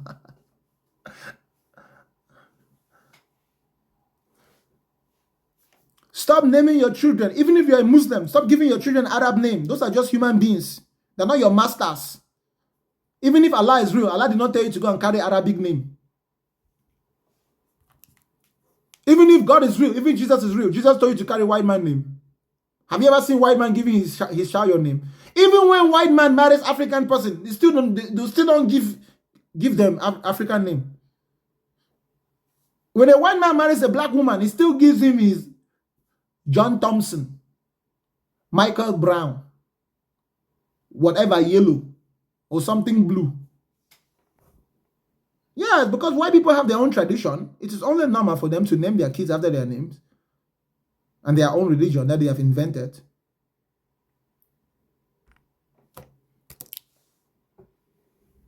Totosun. Totosun is a bad one. Totosun. Mbongo Congo. Yeah. Even Congo is a good name. Name your children Congo. Remember them that they come from the great kingdom of Bakongo. Many of you don't know of the great kingdom of Bakongo. That's the original kingdom of the Bantus before they spread.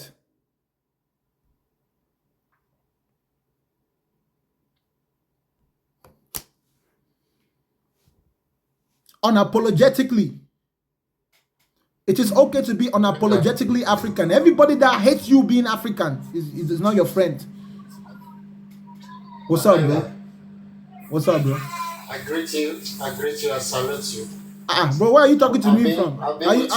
Are you talking to me from the spiritual kingdom? No, from just beside you here, not too far from you. Okay. I've been listening to you since maybe say like almost 6-7 hours or say 5 hours anyway. Yeah, I'm almost hitting 10 hours. You guys should pay me. Listen, ladies and gentlemen, you guys better pay me because I've just put in a 10-hour shift. You see, this last conversation you had is so important. The guy, I'm telling you, you are just painting the picture too much clear to this guy. This guy, do you believe this guy because of Islam? Fulani came to teach them maybe Islamic way or something. They took over all their land. They installed Emir. We have all the northern region, you see Emir. That is Fulani king. That is not an Hausa king. They send this guy, in fact, they are almost going like their culture is gone. We don't know. It's going to be at a particular time. We are not going to hear anything like Hausa anymore. But now we are still missing them off Hausa Fulani. We don't know Fulani people.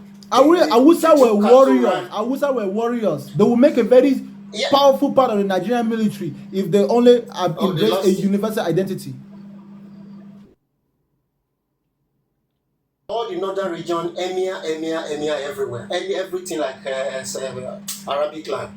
They took over everything. We don't know Fulani people. They took cattle around all the Senegal, all the way from that side down. Anywhere they get to, it becomes their land. It becomes their house. They don't have a place. Now they settle in Nigeria, especially through the northern side. They install their king, drive away all the outside people. They don't have any king anymore. That guy does not have a king in his own town. Emir, they have emir. We don't know anything emir. Arabic people put emir. Emir this, emir that, as they have it in Saudi Arabia.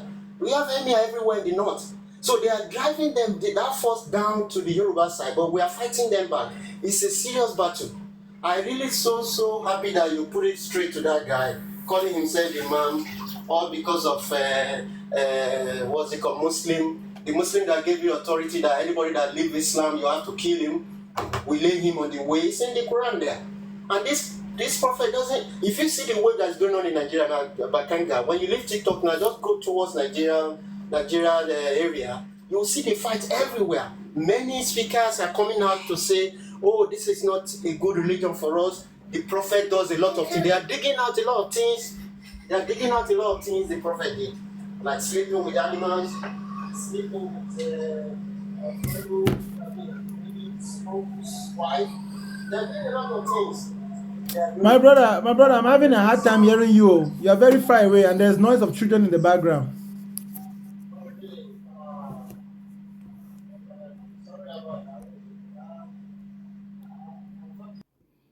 Yeah, I couldn't hear the brother at all. But salutations to what you said, brother. Not true, you don't talk. If we want to handle Nigeria in one day, we can never stop talking about Nigerian problems. And it's not as if Africa is not big enough. Let's not even mention South Africa. By the time we enter South Africa, it's not just problems with themselves in South Africa. They also have our white people over there that we're fighting with. Before you even go to Ethiopia. You see, Ethiopia is great like this. They are still fighting among each other. We Africans, when is it going to enter our head that we only have strength in unity, not in separation? That we only have strength when we care about each other.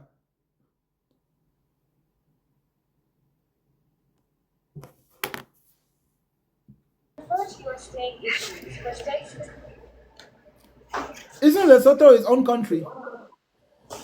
What's up, Michelle? Bob. How are you? I am enjoying your live. I've been listening to you since last night.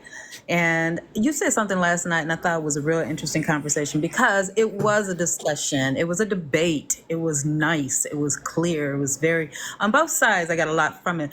But one of the things that you mentioned, and I like that, and I want to kind of, keep expanding on it, is that, our history shows that Africans were conquered by the YT people.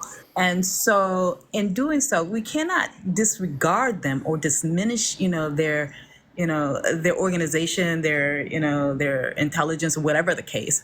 But we do need to start to identify how we can work together or begin to categorize how we position them moving forward in our sphere.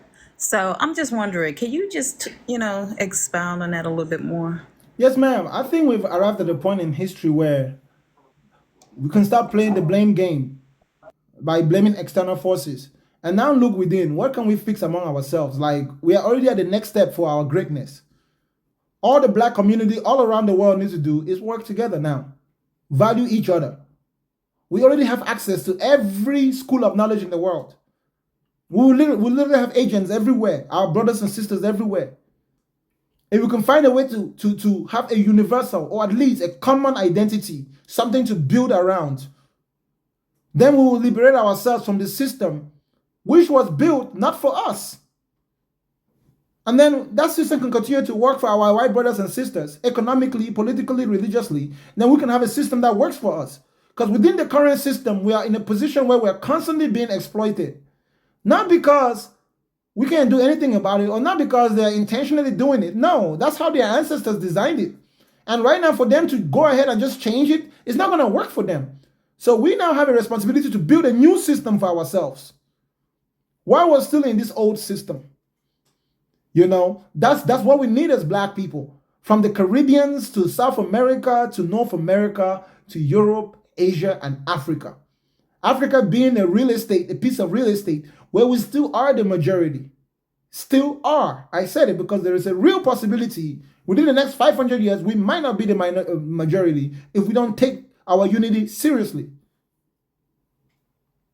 Many of these African countries that are separate countries need to unite and become. I like the idea that the East Africans want. The East Africans are thinking maybe of like merging together and forming one country. We need less countries. 53 countries to represent us is too many.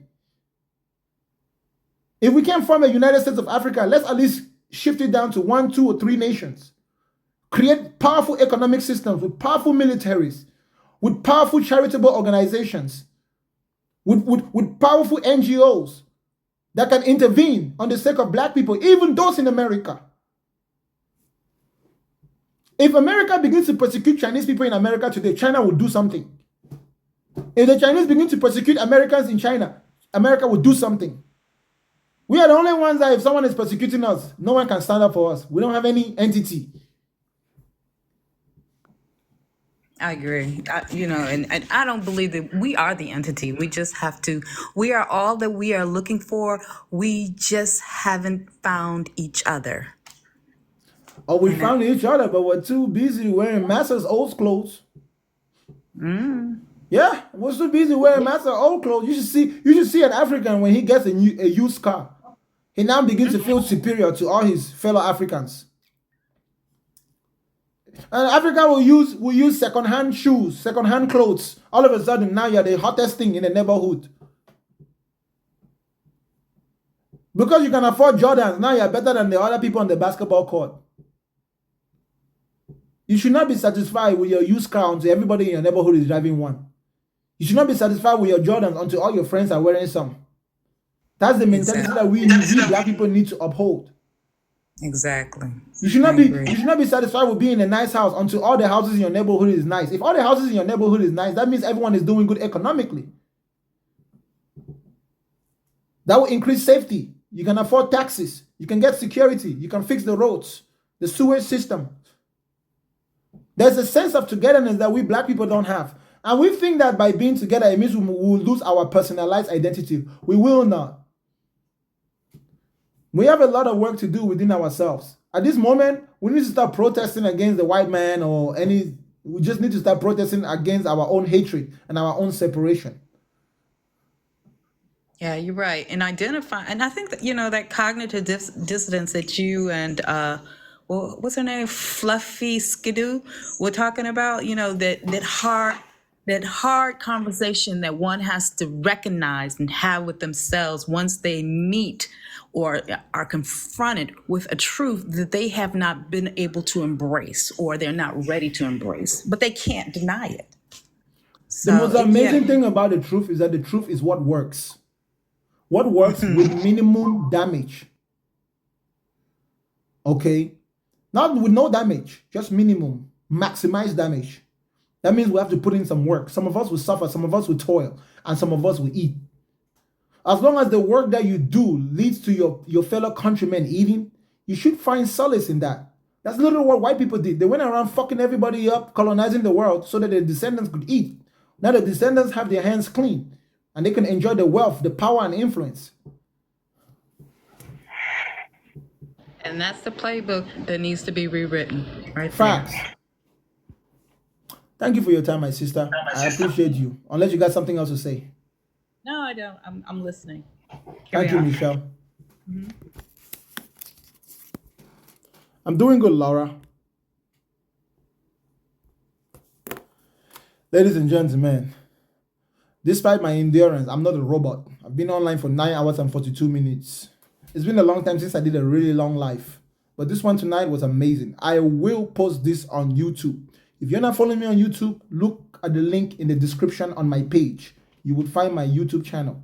You can go and check out all my previous lives. If you have any criticism, please leave a comment. Don't forget to like the videos on there. It helps with the algorithm. I don't really mind too much because I'm not hungry for that type of fame anyways. I put it on there because some of you don't get a chance to watch my lives.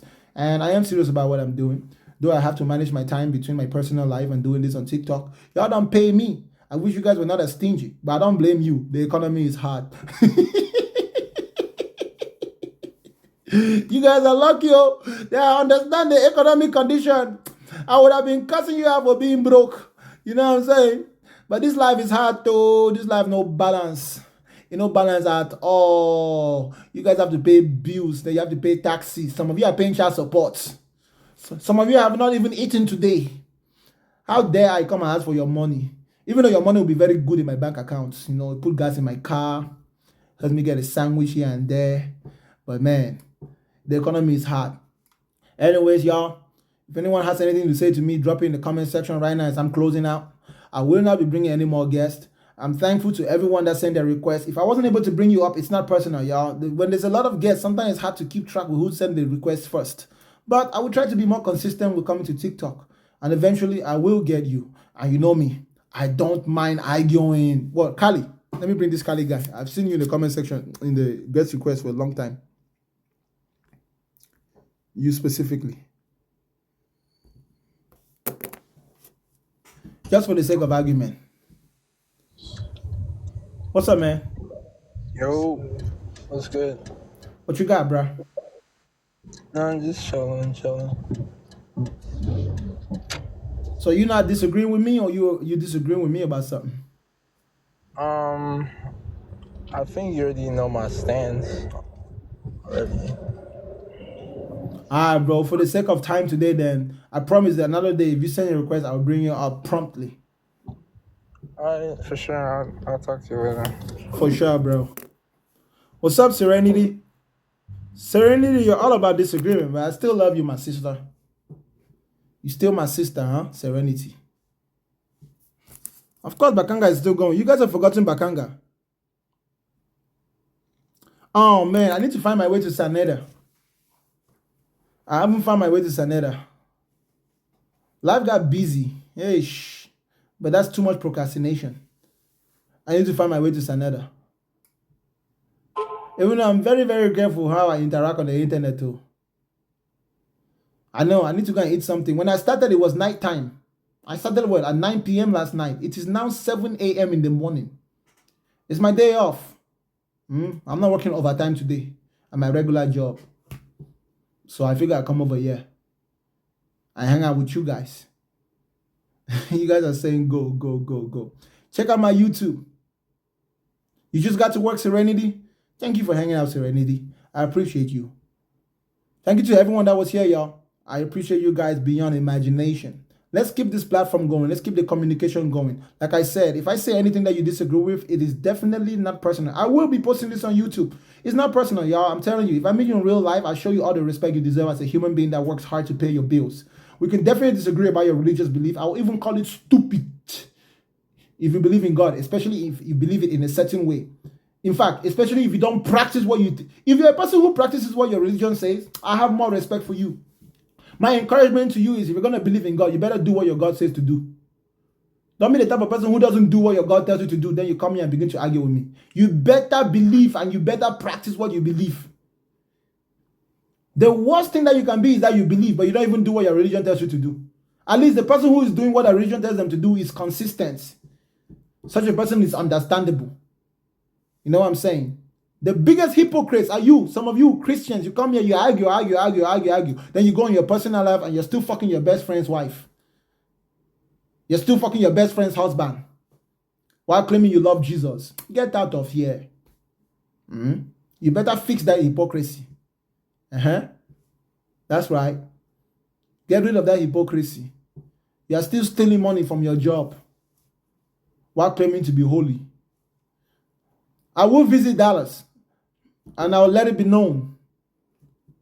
You know what? I do have the ability to fly, man. I should definitely travel around the United States and see people. There's a lot of you out here that would be really nice to meet you guys in person. Whether you believe or you don't believe. Like I said, I'm not your enemy. If I pull up to you in real life, I'll respect your Islam. Even though I will criticize it. I'll respect your Christianity. This is the internet though. These internet streets are wild. No mercy on the internet. So if you don't like it, you can always scroll through. And if you don't like what I'm saying here on the internet, definitely scroll so you don't have heart attack or brain damage. Because this information is too raw. Some of you are so religious, this information will cause you brain damage. God is not real. God is just your imagination. If you know it, I respect you. I respect your belief. Other than that, ladies and gentlemen, Sergio, what's your question, bro? Put in the comment section. Let me see it real quick.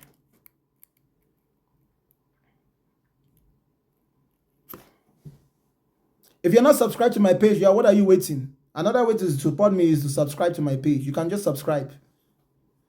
The subscription button, you can see it up there. I have 20 subscribers. My goal is 4K. You can subscribe. You're not that broke. You can afford to subscribe. If you're not subscribing, you're prophesying brokenness on yourself. Or maybe you're just stingy, and I understand that too. Don't feel pressured by what I'm saying, no. Don't you subscribe if you don't want to. Please, don't give me anything if you don't want to. Hey, Zenka. It's been a while, bro. I hope you're doing good, my bro. I know I'm still calling you by your old name. The Invoke Show. Today was a very good show. I'll go back and I rewatch all my shows. So this show that I put like this, I'm going to go and put it on my phone and I'll play it and I'll listen to it, all of it, to make sure I don't catch myself sleeping. Oh, I definitely don't want to catch myself sleeping. If I'm sleeping, I come back the next show and fix it. So if I cannot catch myself not sleeping, then somebody else will. And I know some of you out there, you are detectives. You're going to try to catch me in a contradiction. I have to make sure I don't contradict myself. I already have peace. That's why I don't need to believe in God. I have accepted the fact that this life is once and for all. I don't need to worry about what comes after this life. People who believe in God don't have peace. They don't know if they're going to heaven or hellfire. You get up today, you believe you're going to heaven. The next day, you don't know. You pray and ask God to forgive you. The next day you get up, you're doing the same thing God forgave you for. If you're not careful with how you believe in God, you will become very insecure. Many of you who believe in God, you're just so insecure. Very insecure. You don't know your state of being. You don't know your state of mind. You're forced to pretend like everything is good when it's not. And you cannot talk to anyone because you've already told them that you're great. The worst thing is to claim that your life is going good because you got Jesus. And then when you run into problems, you don't have the courage to tell people that you need help. Have the courage to ask for help. Stop pretending to be happy in your families, in your relationships, going to church, singing Kumbaya. Then 5 years later, your husband is shooting the wife is shooting the husband, beating your children. If you're a Christian, do not ignore your mental health just because your pastor told you you'll be all right. Go and see a therapist. Remember, God cannot solve your problems, so if you're going to believe, believe. But make sure when you have problems, you go and ask somebody for help. There's some human beings out there who are willing to help. There are many human beings out there willing to help you, regardless of what you believe. Stop discriminating against people you don't like, people who don't live the same lifestyle as you. If you don't want people to corrupt your children, homeschool them. If you don't like what they're teaching in the public school, homeschool your kids. That means you have to do work. So you can't be lazy. You can't eat McDonald's all day and play video games. And masturbate, don't forget. Those of you, Christians. Masturbation is a big problem in the Christian world. It's a big problem. It's one of their biggest struggles. Especially among men. If you're a Christian woman and you own a vibrator, go and throw it away. If you're a Christian woman right now as I'm speaking and you own a vibrator, you better go and throw that vibrator away. If not, you're going to vibrate your way to hellfire. If you're a Muslim woman and you have a vibrator, hey, Allah Akbar. It's done for you. Allah will say, I don't know you. You're not entering Jannah. If you're a Hindu woman and you have a vibrator, keep it. Keep it. Your religion does not condemn vibration. If you're a Hindu woman and you have a vibrator, you just need to dance to Indian music and use your vibrator all day long. If you're a Buddhist woman, it doesn't matter if you have it or if you don't have it. Whichever one you do is okay. If you're an African traditional woman, throw that thing away. God has already given black men weapons of mass reproduction. What do you need vibrator for? Just make sure your man is in the right mood. Your man can vibrate for you. That's right. There's no right and wrong. It's just a matter of principle. If you're going to preach a certain morality, you better live up to it. If you think masturbating is wrong, stop doing it. If you think it's okay, do it as much as you want to. It might be bad for your mental health if you do it too much, though. Anything in excess is very bad. If you're a cheater, you better become a polygamist so you can legally cheat. Stop telling your wife that you're going to commit to her in a monogamous relationship, and then now you're messing with Tekisha down the road. If you're a black African American man, you should know this. Monogamy is not for the black man. But if you decide to be monogamous, expect to suffer. Expect to suffer. Don't be surprised when you're suffering. Don't be surprised when Tekisha say you ain't gonna hit it today, buddy. Don't be surprised when Tekisha is messing with the dude next door. I'm giving you free advice and not even paying me for it. What are you talking about? Infidelity is a big problem in black community. Infidelity is a big problem in the black community, and you guys have your egos are too big for you to acknowledge that problem. How can you take someone who was designed to fuck 100 women in his lifetime and expect him to just stay with one woman, and you're pretending to be holy? He's not being faithful. That guy is knocking somebody somewhere. He's knocking his co-worker. So if you're a black man and you have committed to a monogamous relationship, you should understand that you would suffer. The desires of your flesh would beat you up. But if that one woman is worth it, you better not lose it. Because these streets are dangerous. Very difficult to find good ones. If you're a polygamist, you better let your wife know, your girl know before you enter that relationship. You should better let your girl know. Don't be a secret polygamist. And then when you enter the relationship, all of a sudden, your instincts say, my friend, you know you were designed to be polygamous. Because if you don't fix that problem, the children are the ones who suffer. At the end of the day, we don't need deadbeat dads or uncontrollable moms. Cheating is bad for men and women. It destroys our mental health. We need to find a compromise, like the Mormons did in Utah. Sister wife. The one I don't want to see is sister husband. You better not be having sister husbands. I know what's going on out here these days. You better not be having sister husbands. So that one, how will you know who got you pregnant? I guess DNA. Okay, DNA is around. That's right. For the sake of our people, we need to get along. For the sake of our people, we need to get along, y'all. Whatever it takes. The Invoke show says we're actually made by Jeddas and the Sith. Anyway, ladies and gentlemen, let me see. 5 more minutes. 5 more minutes. Put in the comment section whatever you guys want to put. Let me begin to read these comments that I never read. I mean, I scan through the comment section, but I don't respond as much as I should be. Bakanga for president. I will be president. A ruthless one. Hey! Make me president. I will fix this problem. I'll be a great politician. Me, Bakanga. Even though I prefer to be more like of a Lord Supreme than presidents. I don't die. Now my ego is manifesting itself. Lord Supreme. I should first try to be Lord Supreme of my own life. Before I try to go and be Lord Supreme over anybody. Hey. Cameroon has a president. That guy in Cameroon cannot die. The president of Cameroon is immune to death. That guy is immune to death. If you want to know the secrets of immortality, go to Cameroon and look for Paul Biya. That guy cannot die. Death? That guy must have gone to hell and defeated Satan or something. Coco, what do you want to tell me? Let's see. Let's not argue about God now. I'm not arguing anymore. I'm in chill mode.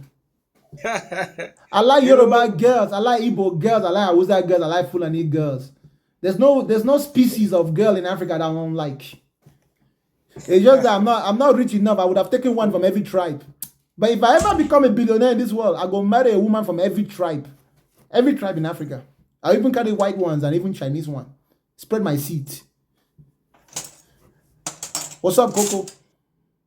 Brother man, how you doing, Baba? I do all right now. How about you? No, I'm Gucci. I'm good. So, first, I was passing in the morning. I saw you. You were arguing, talking about God, all these things. That's what I'm Yeah. doing. You told me to bring you up. I thought you had something special to tell me because I wasn't supposed to bring up guests. Not really special, but it's just an opinion, something to talk about too. You have about I'm 20 cooking. seconds to give me your opinion. Yeah. The problem is, you see, when you say God, to us, Benakongo, God doesn't have a meaning. To me, God is just like a dog. But the creator, we call Nzambi, exists. But the creator is not a person. Even in No. your The even creator is not a person, but it's an it's not a idea. spirit. It's an idea. No. We do have a knowledge, we do have a power and love. Three things. So in Kikongo we call it Nsanku, Mpanzu, Nzinga. These three things I say love, power, and knowledge. Those are things you can't see but you can feel. Same as God. God is something. Brother, in English might not be your first language. All I'm telling you is that in English, that's called idealism. It's just an idea. But when that idea is in your head and you use it the right way, you can become a better person. Yeah, it's a power, it's a energy, it's a power inside me, inside you, inside the fish, animal. It's what we call God, Nzambi. Yeah, the white man calls that pantheism. Pantheism. Because Christianity does not believe that God is in everything. No, to me, God is what I say. To me, God is a dog. Dog means dog. Hey. God means dog. But us, we call the creator Nzambi. So it's a knowledge, it's a love and power. Zambi, Those not are three zombie, things. Vicky. Zambi, No, not Nzambi. zombie. But my brother, wait. Before you continue, you have to come back tomorrow again. Like I said, I don't want to enter that conversation now. But now that you have told me your introduction, the next time you come, Coco, we'll pick up. On se comprend? Ah, be blessed, bro. On se comprend? On se comprend là. Ah, Ouais, bien sûr. on se comprend. Sans problème, mon frère. Merci beaucoup. À tout à l'heure, Ah, n'est-ce pas? merci vraiment bien. Ah ouais, c'est vraiment bien. Tu es où? Tu es au Congo ou bien tu es en Europe? Oh no, I'm in Ireland. Quelle île? Ireland, close to UK. C'est un pays? Mais oui, l'Irlande. Ça s'appelle Irlande? Yeah, Ireland. When you check the map, you will see London, and then Ireland. Je ne savais pas. Oh. Now, ouais, moi, je suis riche. Oh, tu dis Ireland. Ireland, ouais, Dublin. Ah, regarde, ta prononciation là, ça me tue. Hein. Yes. Oh, French. Il faut parler ton patois, mais je ne sais pas parler ton patois. Non. Ah, n'est-ce pas? À tout à l'heure, n'est-ce pas? Merci beaucoup. Ah, vraiment, Matondo, merci. Ah, mon frère.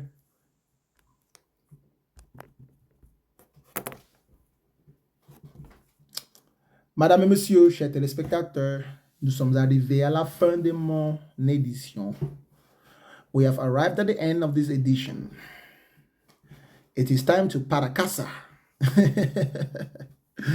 Hey, I'm trying to learn Chinese now, though. I got access to Rosetta Stone. I think Chinese would be a good language to learn. So when the Chinaman comes and he's insulting me, I can know what he's saying. Learn as many languages as you can in today's world. Yeah, Mandarin, obviously. When we say Chinese, we mean Mandarin. Don't you come at me like that. You know what I'm saying? Yeah, my life is done. I've been online for exactly 10 hours. It's a 10-hour shift. If you're feeling generous, y'all, this is time to be generous, y'all. Let me feel your generosity in whatever shape or form. Preferably in dollars. I know I said generosity. Some of you guys are going to type thank you. Hey, Africans like to pay in thank you. Not that thank yous are not valuable, but hey, Africans, my people. Black people, it's not just Africans. You can sacrifice your leg for a black man and they'll pay you in 10,000 thank yous. You guys are causing inflation in the world of thank yous. All the thank yous are super inflated these days. Yeah, it's a 10-hour shift, yeah. I was going to do a 10-hour shift today. Oh no, originally I was going to do 3 hours on TikTok. But I decided to pull a whole shift. I work 10-hour days on my regular job, so it's not hard to pull a 10-hour shift on here. In the past, I used to do 15-hour shifts, y'all, on TikTok, just back to back to back. Y'all remember those days? I have those videos on TikTok, on YouTube, y'all. If you're not following me on YouTube, y'all go and follow me on YouTube. I'm going to try to expand my platforms, okay? So I'll be getting Instagram hot and running, a specific account just for Bakanga. I'll also be on Twitter. It's time to Bakangalize the world. And next year, in January, I'm going to do more, okay? In January, I got stuff coming in January. Especially those of you who are in the United States, we got to meet in person. Whether it is the moon, whether it's the sun that we have to pull down, we got to meet in person. And this goes beyond just religion, okay? It's time to start practicing what we preach. Before September 16, I need to meet with as many people as possible before September 16. And I'm willing to travel to your city.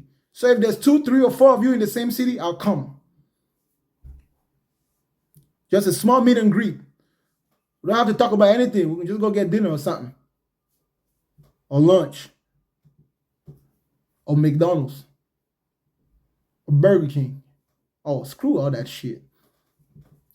We can find an African store in every city here in America. I love African food. Marcella, what do you want to tell me? Have you sent your request? You got like 20 seconds, Marcella. I just want to know, what makes you think God isn't real? Damn, you're coming with the flames right at the end of the shift like that? I just want to ask one question, and I've been here, I done been back and forth. I just want to ask you a question. What makes you feel that God isn't real? That's all I want to know. Reality is defined as the state of the world as it is, rather than ideological, notional, or conceptual. And God is something that we observe to be purely conceptual. Human beings just conceptualize it. It takes no specific shape or form. That's why it differs from person to person. And because God doesn't meet that standard of how reality is defined, I can say that God is not real.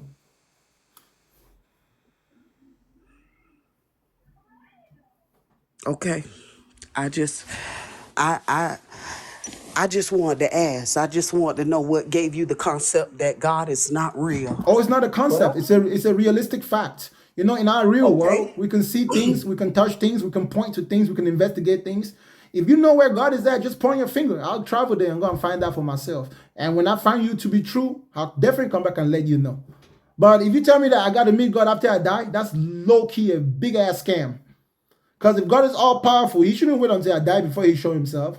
Somebody's trying to scam me, and I don't want to get scammed. So I'd rather believe that there is no God, or understand that there is no God, and take responsibility for my life, take responsibility for my behavior. If I want to live good with people around me, I need to find ways to get along with people, to respect people, and also to defend myself if I absolutely have to. I don't have to bind myself to any imaginary master. Nah, simply because I don't know where the world came from. Obviously, it's only logical that I don't know. I wasn't there. But I don't need to know where the world came from in order to live in the world. So believing in God is practically useless. All the moral values that people get from their religions, I can have all those moral values even without those religions. So I'm pretty much set, you know, my sister.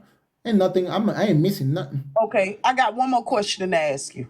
All right, go ahead. Have you ever tried him?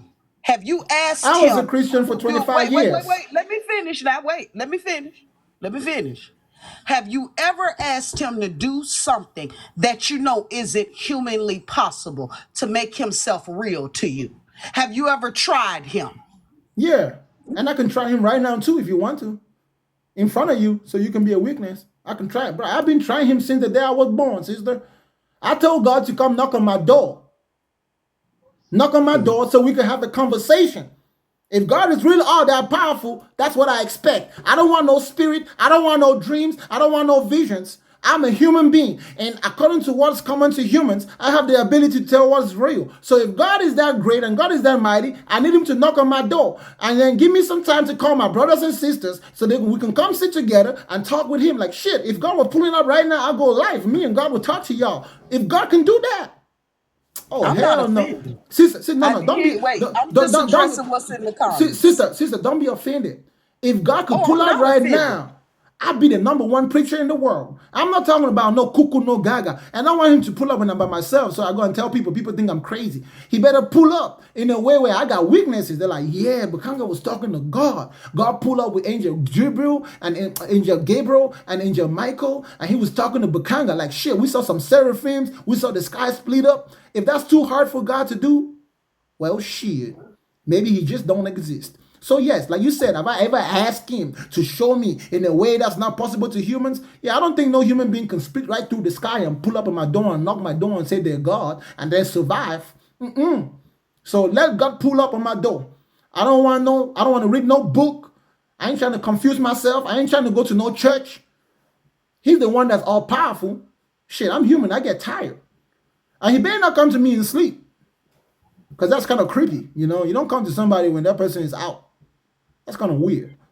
But sister, if you can get your God to do that, you better believe it. I'll be the #1 believer. I believe more than you.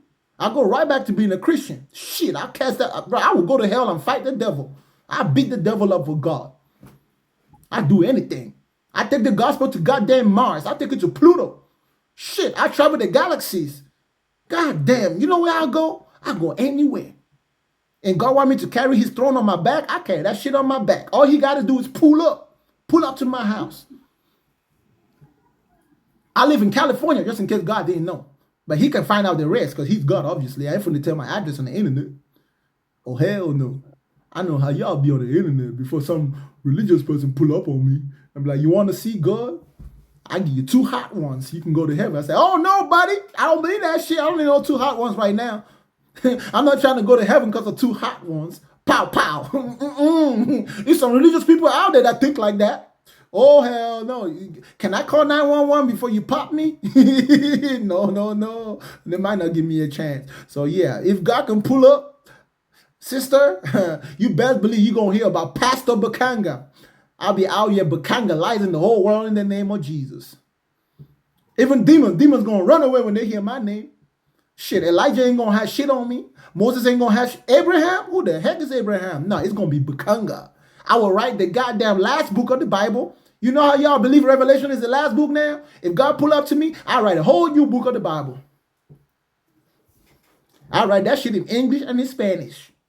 Shit, I even write it in that. I'll write that shit in Chinese too. I'm very confident that I will serve your God if your God can pull up in front of my door. In fact, I'm not just talking to your God. I'm talking to all them gods out there. Lord Shiva, Allahu Akbar, all of them. Shit, even on bongo that I made up. Whichever God pull up to my house first, we're going to work together because Bakanga is ready to serve. For right now, though, since none of them gods pull up, I'm just going to serve humanity by being the best human being that I could be to everyone I meet. But I don't need no God to do that for me. Oh, shit, I ain't forgetting Ogun. That's my challenge to your God. If your God is real, that's what I want him to do for me in that way. I don't think that's beyond an almighty, all-powerful being. Let that God come, knock on my door. Bakanga. It is I. I am the I am. Open the door. Let's talk. You see, my sister, what you got to say about that? I'm just, you ready for this? Go I just ahead. want to, listen, I didn't come here to disrespect you or bash how you feel. I just wanted to know why you felt the way you felt. It's not This a is feeling not, to hold me. on, wait a minute. Hold on. This is what I'm trying to say to you. I'm not here to battle with you about how you feel or what you're representing. I know where I stand and I know who I'm with. It's not my business to force you to something that you apparently have denounced and don't want. And it's okay. That is your free choice. You Sister, got how, that right. sister, It's please, nothing. if you Wait a don't minute. mind, It's nothing. I just want to hear why. when did It's funny to me. why did I tell you that I It's don't funny to want? me. Sister, I didn't tell you I didn't want God. There's a difference between wanting God and then believing a bunch of shit a bunch of human beings made up. I ain't that stupid. I know what it's like to make up a whole story. And the white man made up a bunch of stories. The Arab man made up a bunch of stories. You cannot fault me for choosing not to believe a bunch of liars that went around the world I'm not colonizing. faulting you. That's the thing. Wait, All right, let's not good, put good, words in my good, mouth. good. I never fault you. Yeah, no, you're I'm right. not Listen. upset. Sister, wait. I'm just Sister, asking. I just want to know sister, where did you get your theology from? That's all. sister. I'm Oh, just I ain't got no asking. theology. All I got is bacchanalology. Sister, but anyways, listen to me, So sister. Even so this is your own self-proclaimed knowledge, you correct? bet believe that. Sister, listen to me, sister. Even if you were to yell at me, disrespect me, I will never take I it don't gotta personally. yell at you, baby. No, yeah, I get it. All I'm saying to you is that there is nothing that you can do to me to not be my sister. And sometimes family members talk to each other in strong language. So don't hold yourself back. Okay, as long as you remember that, okay, we gotta greet each other and say hello, take care at the end. Then we're free to talk to each other anyway. Shit, who if we're not brothers and sisters and we can't stay real with each other, what's the point of being brothers and sisters? That's why I'm gonna be real with you. When I tell you that you believe in God, it's kind of like stupid. I think it's just dumb because you as a black woman, you should ask yourself, where was your ancestors 1,000 years ago? Where the fuck was that God when your ancestors was out here on the plantations? What kind of God gonna make you a second-hand citizen? What kind of God doesn't work for us economically? The only people seem to be benefiting from the God that you believe in, especially the one in the Bible, is the white folks. So it seems to me like God is just for the white folks, at least the Christian God. So we black folks, we need to go find our own God. Or maybe there just ain't no God. And we need to put our brains to work and begin to get shit done. My sister, that's how I really feel about being a Christian as a black person. But I do understand that life is hard. And sometimes you just need something to believe in. You just need something to make you feel good. And there's a lot of brothers and sisters who are up in that bullshit just like that. They can't even think critically. It wasn't even the Bible that set the slaves free. It was the goddamn U.S. Constitution. And it's a bunch of good white folk that help us out. Because the religious white folk, they wanted to keep us slaves. Shit, the white folks that fought for our freedom, they weren't even believers. You know what I'm saying, my sister? The white folk who fought for black people's freedom, they weren't even believers. The ones who believe in God, the Southern Baptists and all them shit, them boys was fighting for slavery. And as soon as slavery was done, them boys formed the KKK. I ain't blaming them for it. They had to do what they had to do, but we got to do what we got to do, including throwing that shit out of the door. We need to focus on building the economy out here in America. Have you ever been to Oakland? Go and see where black people live in Oakland. That shit is ratchet as hell. Why are people got to suffer like that? And yeah, you got a church on every street collecting thousands of dollars every week. And you got single moms over here suffering. We can't even take care of each other. That shit do piss me off, It make it seem like though we got low IQs. Let me hit you with a hard realization then. All right, go ahead. Here goes the hard realization that I sat back and I asked my question. How is America the strongest company, but you let a small country like Europe come in and colonize Africa and take over their lands? How? I tell you how. Why haven't the people in Africa gotten together and took back their lands? Oh, we sure as hell did, and we doing it. You want me to tell you? Listen, let me tell you how. Wait a minute now. So why do Egyptians feel like they're Egyptians and not Africans? Oh, because Egypt was conquered by the Muslim Arabs, and they kicked out all the black people from there. So they literally got the land. It's gonna be hard to take that shit back. Why ain't nobody went back and took it back? It's a billion of y'all over there. So you telling me y'all gonna let somebody from a small country come and take over a big country? I'm just asking a question. Yeah. I'm gonna answer you because listen, I'm just trying to figure out some stuff. I answer you. Yeah, I answer you. I tell you something about Egypt. First of all, we Africans, we're not necessarily inherently violent. Okay, we know how to accept the reality of the world. The Arabs are in the north now. Some of my best friends are Nigerian. Some of my best friends. Who up, my sister? I mean, come on now. Sister, now listen. Let me talk to you as an African man. Let me tell you something. We African, we're not inherently very violent, okay? As of right now, we don't really care too much about taking the land from the north from the Arabs. Those Arabs are now Africans. We have a lot of relationship with them, both good and bad. They can stay there as long as they're willing to not be violent towards us in the future anymore. Our main focus is that the territory that we still control, we are inviting every black person from around the world to come and invest there. Any means necessary. If you got to come and buy the land, If you got a guy that scam a bunch of people, we just need black folks there from all around the world. Bring your technology, bring your knowledge. It ain't gonna be easy because that shit is hostile. You still got a bunch of Uncle Toms out there because we got a lot of work to do because all these people want to go to heaven. They don't give a shit about Africa. You know, they believe in Christianity. They're waiting for Jesus to come and save them. And we got to get that shit out of their heads. It's hard to unite with a bunch of people who think the world is passing away. So we got a lot of work to do. Shit, that's why I'm out here doing Bakangalization. Because I got to get that shit out of my people's heads. But it's going to take some time. So in the meantime, the brothers and sisters in America, we're not telling y'all to do anything extravagant. I just want the young black man in America to stop shooting his brother. No matter how much beef you got. Let's get to the point where when black people in America are going through some shit. Why can't my African men stop using their own children for soldiers? If you want us to stop killing each other in America, y'all got to stop stop soldiering y'all children. Sister, I want you to understand something. in 5-year-old hands. Sister, Marcella, this is not a blame game. Now, I'm just saying. Marcella, listen to me. Let me educate you a little bit. Now, I'm just asking a question. Marcella, now, you wanna dismantle God, but I'm just saying. Marcella, relax. Let me educate you a little bit. You see, I'm not mad. Okay, I know you're not. So listen carefully. Let me educate you about myself a little bit so you get some context. I am one of a very few Africans in the world right now, or few black people in the world right now, who is literally an African American. I lived the first 15 years of my life on the continent of Africa. I've now lived the last 15 years in America. I am as Americanized as a black man in America can Americanize. From the hood to the suburbs, I've been there. Pulled over, I've been there.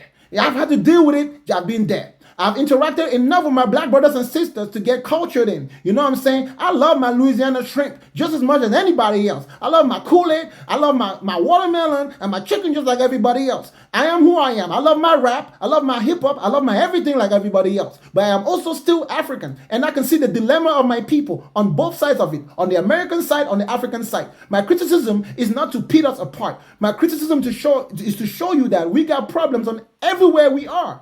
So I'm calling out the African in the same way I'm calling out the black American. You know what I'm saying? From our broken family homes, both in Africa and over here. From our poor economies, both in Africa and over here. I think that if we could work together, it's not going to be overnight. It ain't even going to be in the next 10 years. But we need to set a standard that our kids can pick up from. So that maybe 100 years from now, you will have a colony of black African Americans in Africa to the point where they would have integrated in the society. You have many Africans coming over here, being able to be nice and peaceful with the African American brothers who can even intermarry each other without no bullshit and no BS.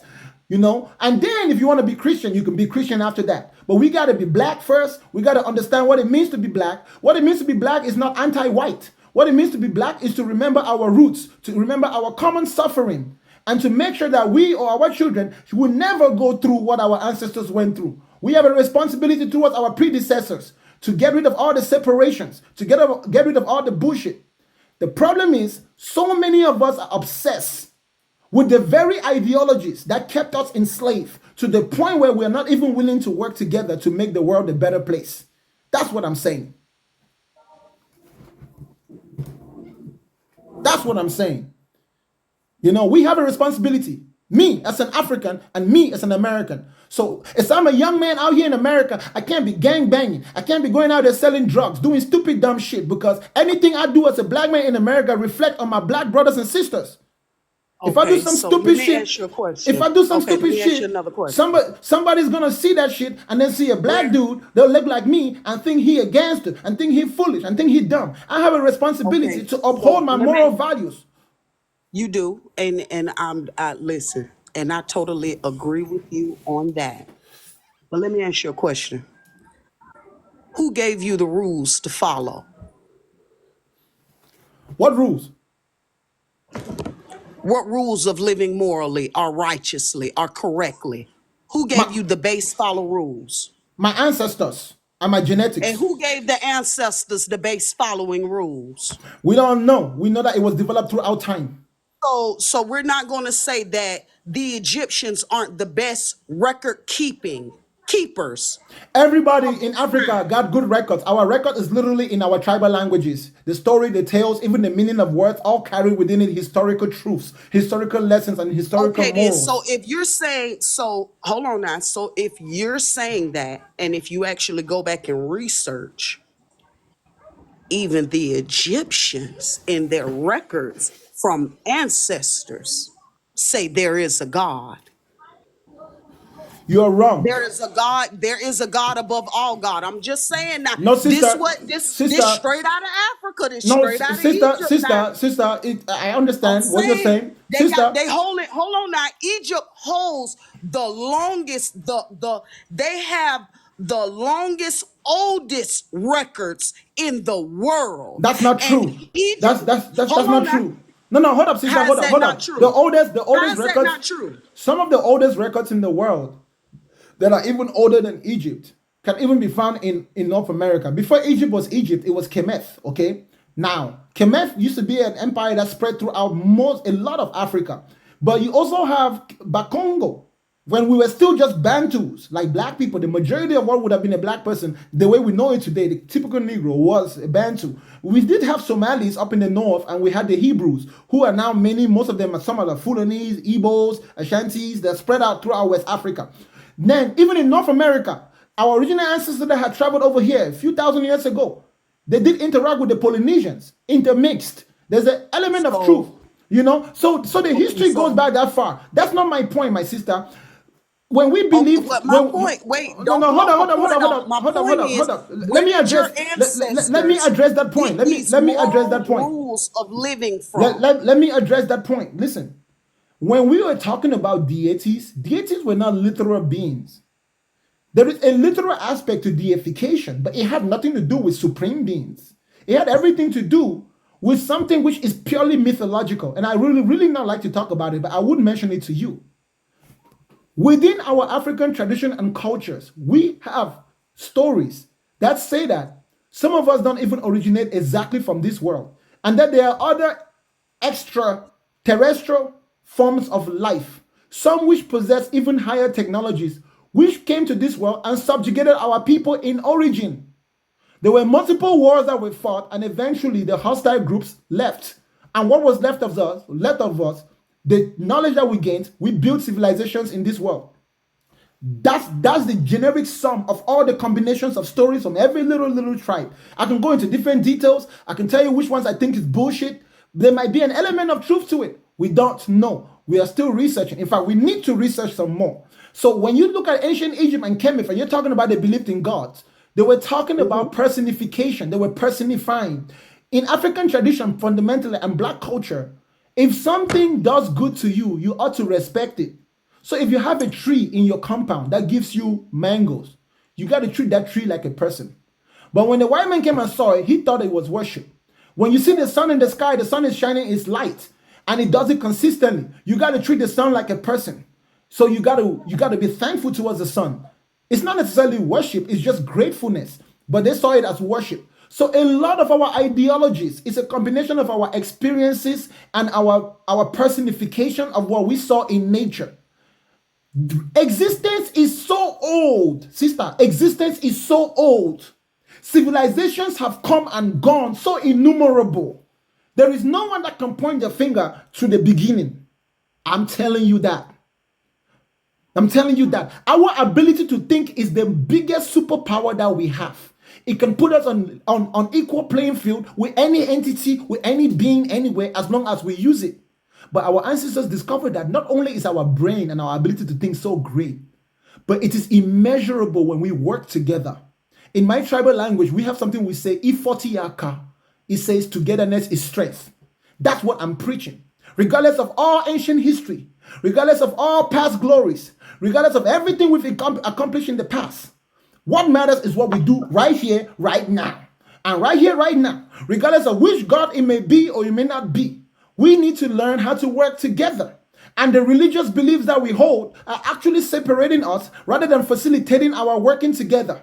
It is distracting many of our brothers and sisters from seeing what's truly valuable. They've devalued the earth. They've devalued the life in the flesh. And now they are chasing imaginary forms of lives that don't even solve their problems. There's a lot of work to be done, my sister, in real time. Then you can believe in God, like the white man do. The white man believe in God when it's convenient. But you fuck with him, you kill your ass. He don't care about no morality. He don't care about no Jesus. It was Jesus loving people that put your ass on the plantations. Not because they were evil, no, but they had to do what they had to do to survive. And they needed your free labor. And because your ass was too busy not being able to fight back, or maybe our ancestors were just like, hey, let's survive through this shit. And then Wait. So we gonna bypass the point that the kings and the queens over there in Africa sold the Africans off to the Europeans. I ain't as they ruled bypassing. the I, world. I ain't. I We ain't not gonna bypassing that. bypass that No either, right? hell I'm no. just wait now. I'm just Yeah. I I'm get just you. I I'm get just you. I get you. You valid. You valid, come sister. on You now. valid. You You you valid. bringing up slavery, but remember that Yeah. it took our own people to sell us Yeah. out. Yeah. You want to know what the slave had in common with those Africans that were selling their brothers and sisters? Christianity. Those were the first black people to convert. They were the ones who were working with the white folk because they bought into his religion. You didn't have no freaking traditionalist African going to the white man to give his brother away. Nah, when the white man first came to Africa, he came as a missionary, not as a soldier. He didn't even come as a colonizer. He was able to convert a few people. So guess what? When the soldier came from Europe, he went to his missionary buddy, and his missionary buddy will go to his black converts and tell him that, hey, those traditional evil black worshippers and voodoo worshippers, if we take them to our land, we can help them. So please get me like 200 women and 100 men. They were literally human traffickers. So people began to flee into the jungle. Make no mistake, we Africans, we have a real history. There ain't no African So kings wait, just out here so you volunteering their telling people. me? Wait. Hold on. So you telling me? Cause my favorite person over there was Shaka Zulu. So you telling me when Shaka Zulu brother sold him out to the Europeans and set him up because he had too much power, too much will? Are we any strangers to greed and betrayal? Are we strangers to greed and betrayal? Of course, part of working together means we're going to hold accountable the Uncle Toms among us. And Uncle Tom went just on the plantation in America. Do you know there were plantations in Africa? There were plantations in Africa. We were working on plantations there too.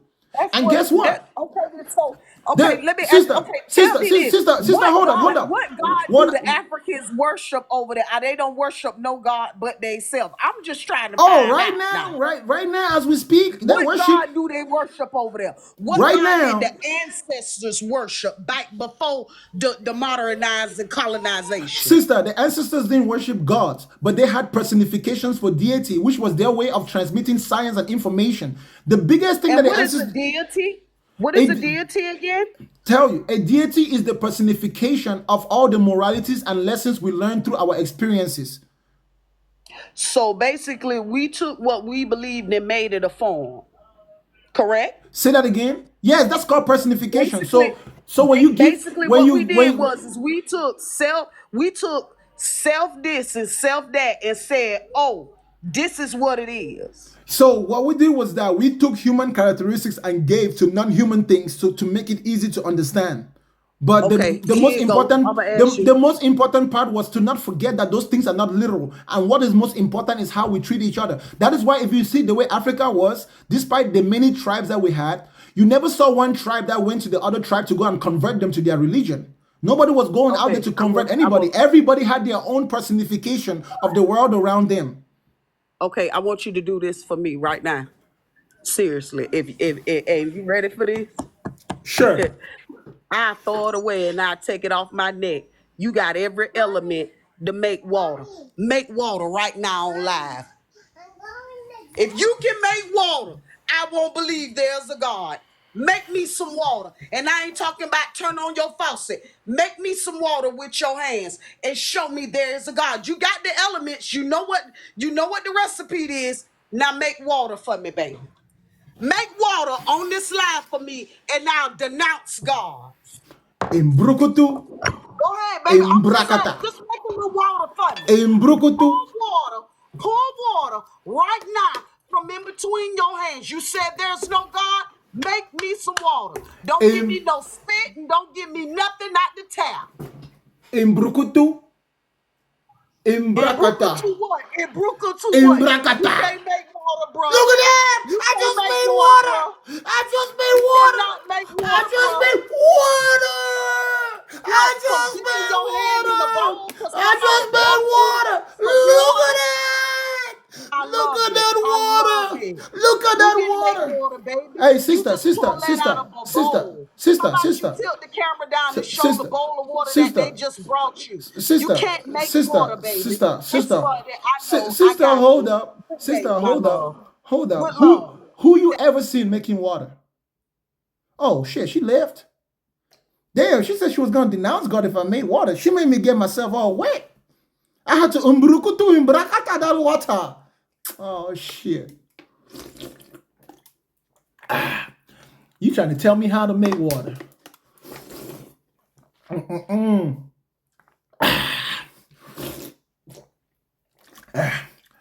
This is a special spiritual power called plastic. And this is H2O. So what I did was I hired a contractor using my supernatural powers to make some water, put it at 7-Eleven, and then I went and picked it up in advance because I knew you were going to ask me that question.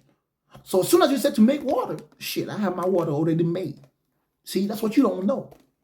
I already had it made. I knew you was going to ask me that question. Water. I guess we don't need your God after all, my sister. I don't know why you ran. Bro, I'm Aokiji from One Piece. If you know about One Piece, yeah, I can make ice and water. And you know how I make ice? I use my supernatural power called a refrigerator. Y'all don't understand technology. Make water. It's called technology. God damn. God damn. Where did she go? She got me all hyped up. I was about to drop off this life. She got me all hyped up, becangalizing, speaking the truth. Black greatness is not anti-white. If you love black people so much that you have to hate white people, you're a fool. You're stupid. You don't need to hate someone who whooped your ass. Like I keep saying it. You ain't got to hate nobody that whooped your ass. You got to make yourself strong so you don't get your ass whooped again. But you don't need to go and attack nobody.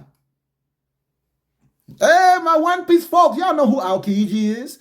Goddamn Admiral of the African Marine. Shit. Aokumbutu. It's more like Aokumbutu, not Aokiji. More like Mbumbutu.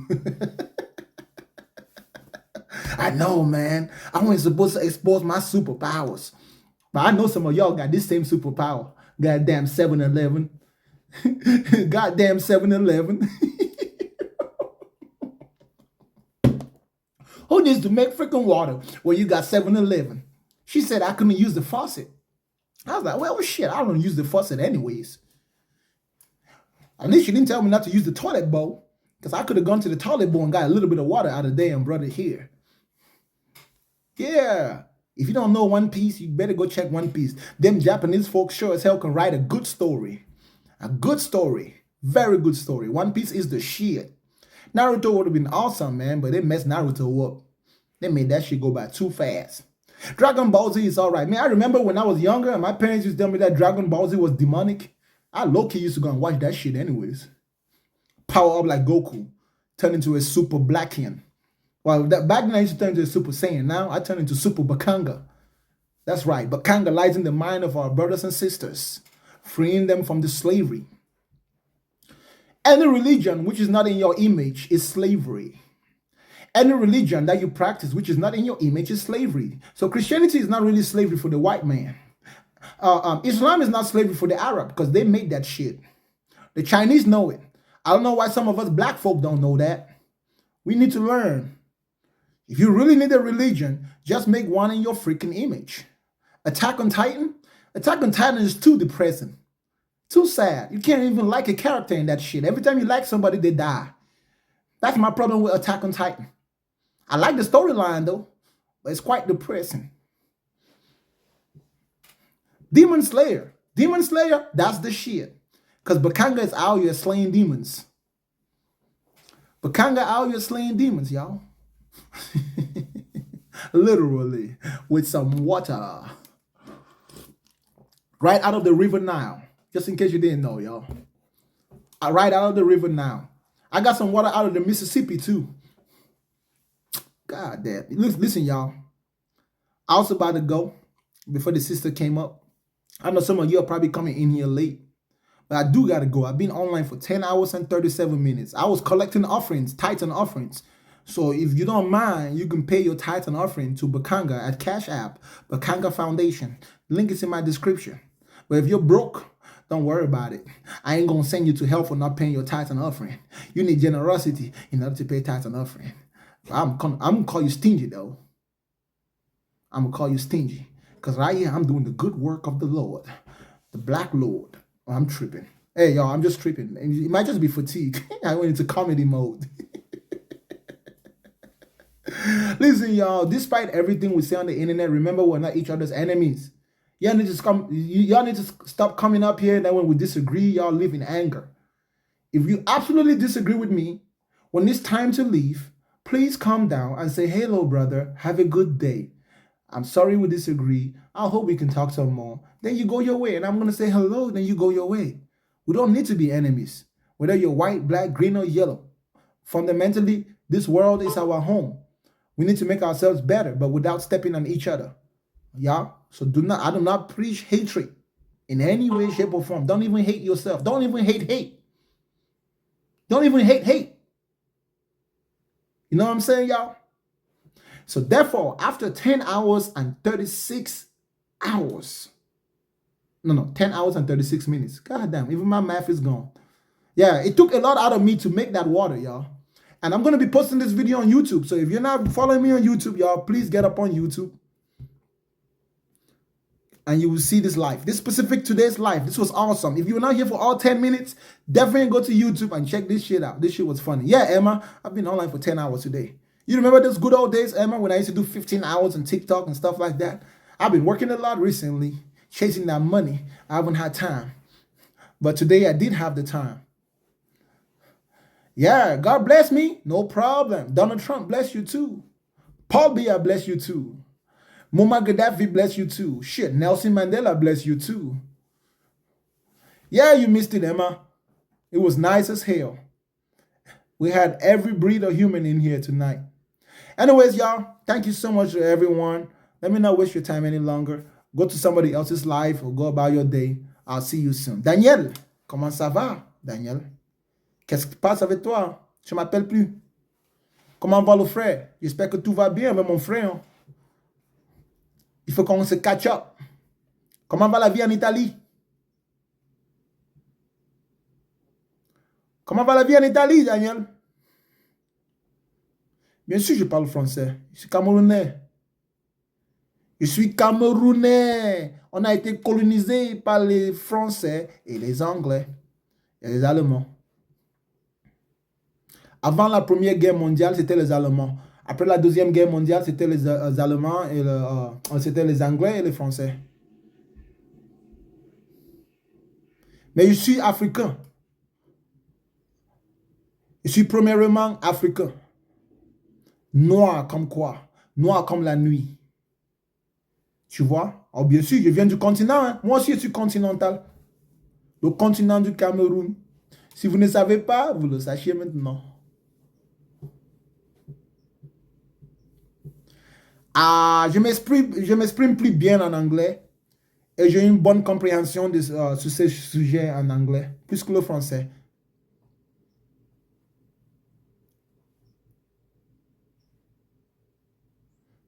You need my help. What do you need my help with? Shout out to you, Christ Consciousness. I've seen you in here, my brother. I'm sorry if I wasn't able to bring you up Christ Consciousness, but much love to you, brother. I hope all is good. I'm lying about our continent. What lie did I say? Tu étais sincère tantôt lorsque tu disais que le christianisme n'était pas une religion des Noirs. Ce n'est pas une religion des Noirs.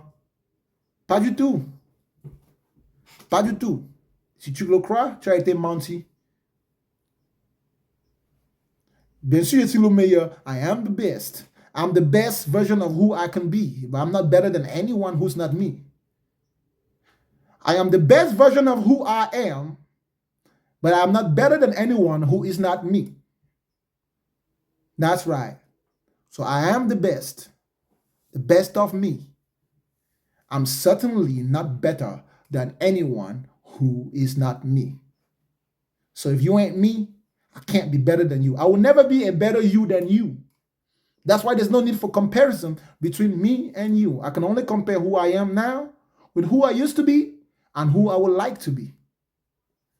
You see what I'm saying? You're my fan and you're really broke right now, go to church. That brother said in the comment section, I'm your fan and I'm really broke right now. Like, hey, bro, you better go to the closest church. You better go to the closest church, my brother. Telling that life is hard, that you don't believe in God, but you heard that over here, they help out people who are suffering. If you can do that, then you're going to know God doesn't exist when those religious people kick you out. Then you can come back to me. I might just help you. I might just. Une personne veut savoir si tu es célibataire, Bakanga. Mais c'est qui? Objectif. Tu veux savoir si je suis célibataire? Ah. Est-ce que je suis célibataire? Il faut pas en parler. Hein. Pas sur l'Internet. Parce que tous mes anciennes femmes là, ou bien mes femmes présentes, tu sais, il y avait un temps où j'avais beaucoup de femmes sur TikTok. Mais quand même, moi aussi, j'ai une vie privée. N'est-ce pas? Tout le monde a une vie privée. Mais je suis polygamiste. Il me faut seulement de l'argent. J'ai seulement besoin de l'argent. C'est pas toi? Tu es marié? Oh, mais c'est bien que tu es marié. Je parle super français. Ah, j'ai un peu évolué. Surtout quand je suis quitté du Cameroun, je ne parlais pas trop le français ici en Amérique, mais récemment, j'ai commencé à pratiquer. N'est-ce pas, Daniel? Mon français a évolué depuis la dernière fois qu'on s'est parlé. Seeing is believing. That's right. But once you see, you don't need to believe anymore. One more? Sure. I'll give you guys one more. What about that? Those of you who hang out. I don't even know. When I say I'm going, why don't you guys just leave, y'all? Like, I low-key feel like if I just sit down here bullshitting, some of y'all just sit in here. Y'all don't have a life. Tu parles très bien le français. Les francophones ont besoin de toi. Ils ont besoin de moi. That's la vérité. Mais tous ceux entre vous qui parlent français plus que moi, il faut que vous commencez à faire ce que je fais. Hein. Tout le monde qui parle français plus que moi, commencez à faire ce que je fais. Parce que moi, j'ai fait l'éducation anglophone. J'ai appris le français au quartier. Et sur la télévision. Je n'ai pas appris le français à l'école. Même comme toujours, j'écris très bien le français. Hein. J'écris très bien le français. J'écris même plus bien que je parle.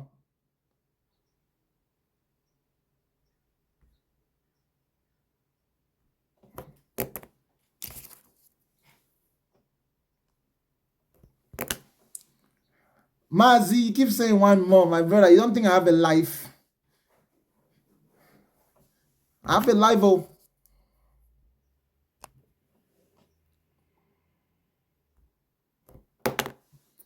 Two, 3, 7, Cameroon. Yo, Emma. Emma, if you catch me next time on time, Emma, I want you as a moderator to start bringing up guests, so I don't have to keep clicking my screen. So if you start bringing up guests, I can ask you a question, brother. Yeah, real quick. Yo, my moderators, if you guys don't mind, if I didn't give you the ability to bring up guests, let me know so I can fix it. But you guys need to start bringing up guests.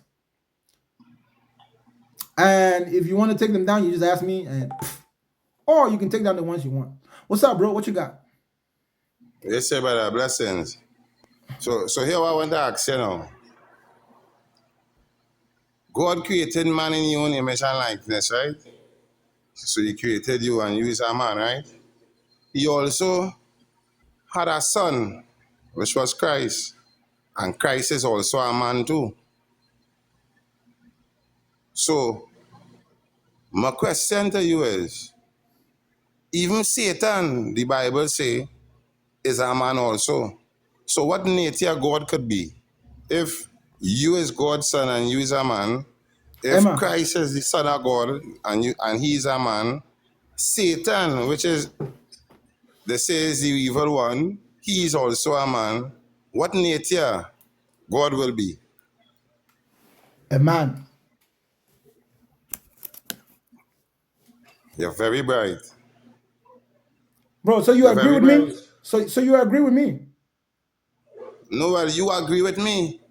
Yeah, I agree with you. And I agree with you, yes, that God is a man. Yeah, but not literally. Because in the beginning, God spoke everything into existence. He said, let there be light. So let me ask you. Can God die? Nah.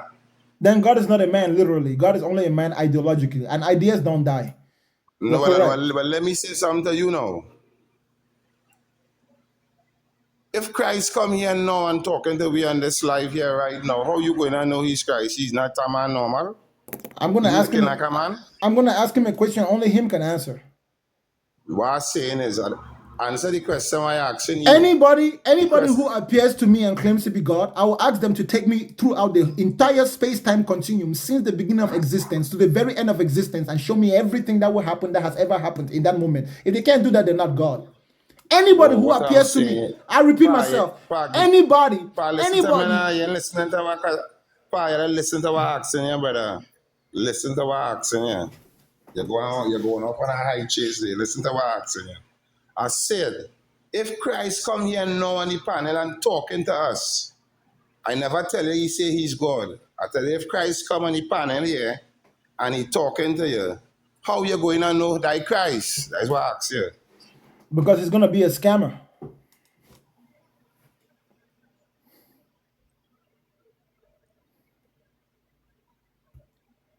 Make it make sense, brother. I know that Christ doesn't exist. What I'm trying to tell you is this, right? Listen, brother. This is what I'm trying to say. This is what I'm trying to say. If anybody comes here claiming to be Christ, they either have mental issues or they're a scammer.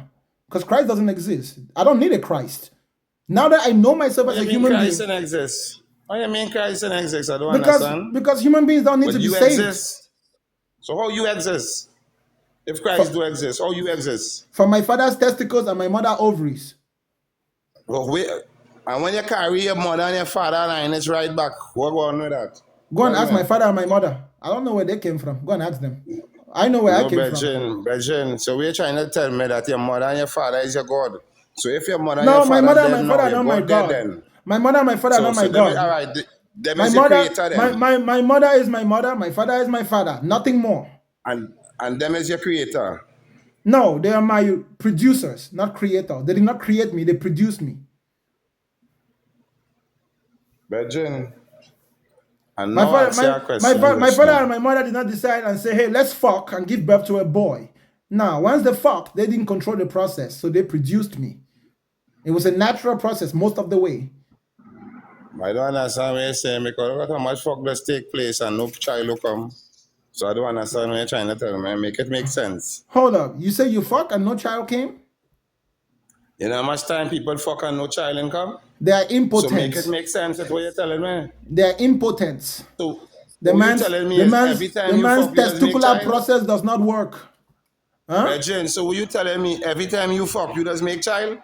If it's doing ovulation, because there's sometimes in the month when a woman is not fertile. Answer the question, yes or no, brother. Every time you fuck, you just make child? Yes or no? No, I don't. Well, so make it make sense with what you're telling me. Let me finish. It's making sense. Because I have a top-class pull-out game. What's wrong with that? You know, you got to pull out. You got to pull out. What I asked you is this. Every time you had sex and you come inside a woman, you make a child? Oh, hell no. Yes or no, brother? Come inside? You crazy? Yeah, yes or no, you make a child? No, not come inside. You come inside. I talk about you go inside a woman and you break inside her. Yeah, right. Every time you do that, you just make a child? No. So don't make it make sense. I want to tell you you're not making sense. Because the human body what wants... I'm trying to tell you is this, brother. What I'm trying to tell you is this. Somebody, the Most High created. The Most High said, let there be light, and there was light. Were you there? He spoke everything into existence. Were you there? Brethren. Were you there, my brother? You was there? Were you there? You was there? Were you there? We have a Bible for a guide. Oh, yeah. The Bible, your colonizer give you the Bible. He lying to you. All right, I can say something. I can say something. No, I is not a Catholic or Anglican or Assemblies or none of that. I is a Rasta man. And Rastafari don't deal with that. When I read Oh the yeah, Bible, yeah. the You Bible you is, believe in oh, well, let me finish. Salesi, huh? Let me finish Salesi. now. Let me play now, brethren. If you ain't listen to me talk, you can Brother, never brother, understand brother, what I'm listen, trying to tell let me you. help, let me help you out. The truth is, I don't have too much time to go into the depths of the conversation. So what I would No, do well, the though, truth is what I'm bringing to you is that you're lying to the people and you're brother, not making sense. brother, But brother, but you're fine now, like I'm trying to expose you. brother, So that's why you're trying to stop me. brother. I'm trying to stop you because I've been online for 10 hours. You No, try you're doing trying to that. stop me because your Listen, knowledge very listen, poor. listen, bro. If you really have something to say, there is a button in the middle of your, there's a button in the middle of your TikTok. It's a plus sign. If you click on it, then you look to the right, you're going to see something that says live. Click on it and go live and then share your message. You get me? You go live and share your No, message. I just tell you there's something to As share is of a right dance. now, my Because, brother, thank you. Brethren, you are a real dance, but you ain't making no sense. Brother, of course, because your That's why you're senses, trying to stop me from talking. my brother, Because you're talking as that foolishness. my brother, maybe I don't make sense because your senses don't work. So it goes both ways. Maybe what I'm saying doesn't make sense. You're right. Or maybe your senses don't work. I think you need to go and look in the mirror and make sure your senses work because I'm pretty sure that what I'm saying makes sense. So, Thank you for your time, okay, bro? You're dance. Usually. You believe in Salesi. Come on, bro. I got no beef with you now, but you believe in Salesi. Salesi can't do shit for us. He's dead. I know, Malika, I'm still here. I'm still here. Ladies and gentlemen, you guys said one more, and that was the one more you got.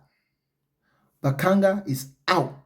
Have a blessed day. Have a blessed life. I will see you the next time I come live. What I really need to work on is coming live consistently. I promise I'm going to work on that. Until next time, y'all.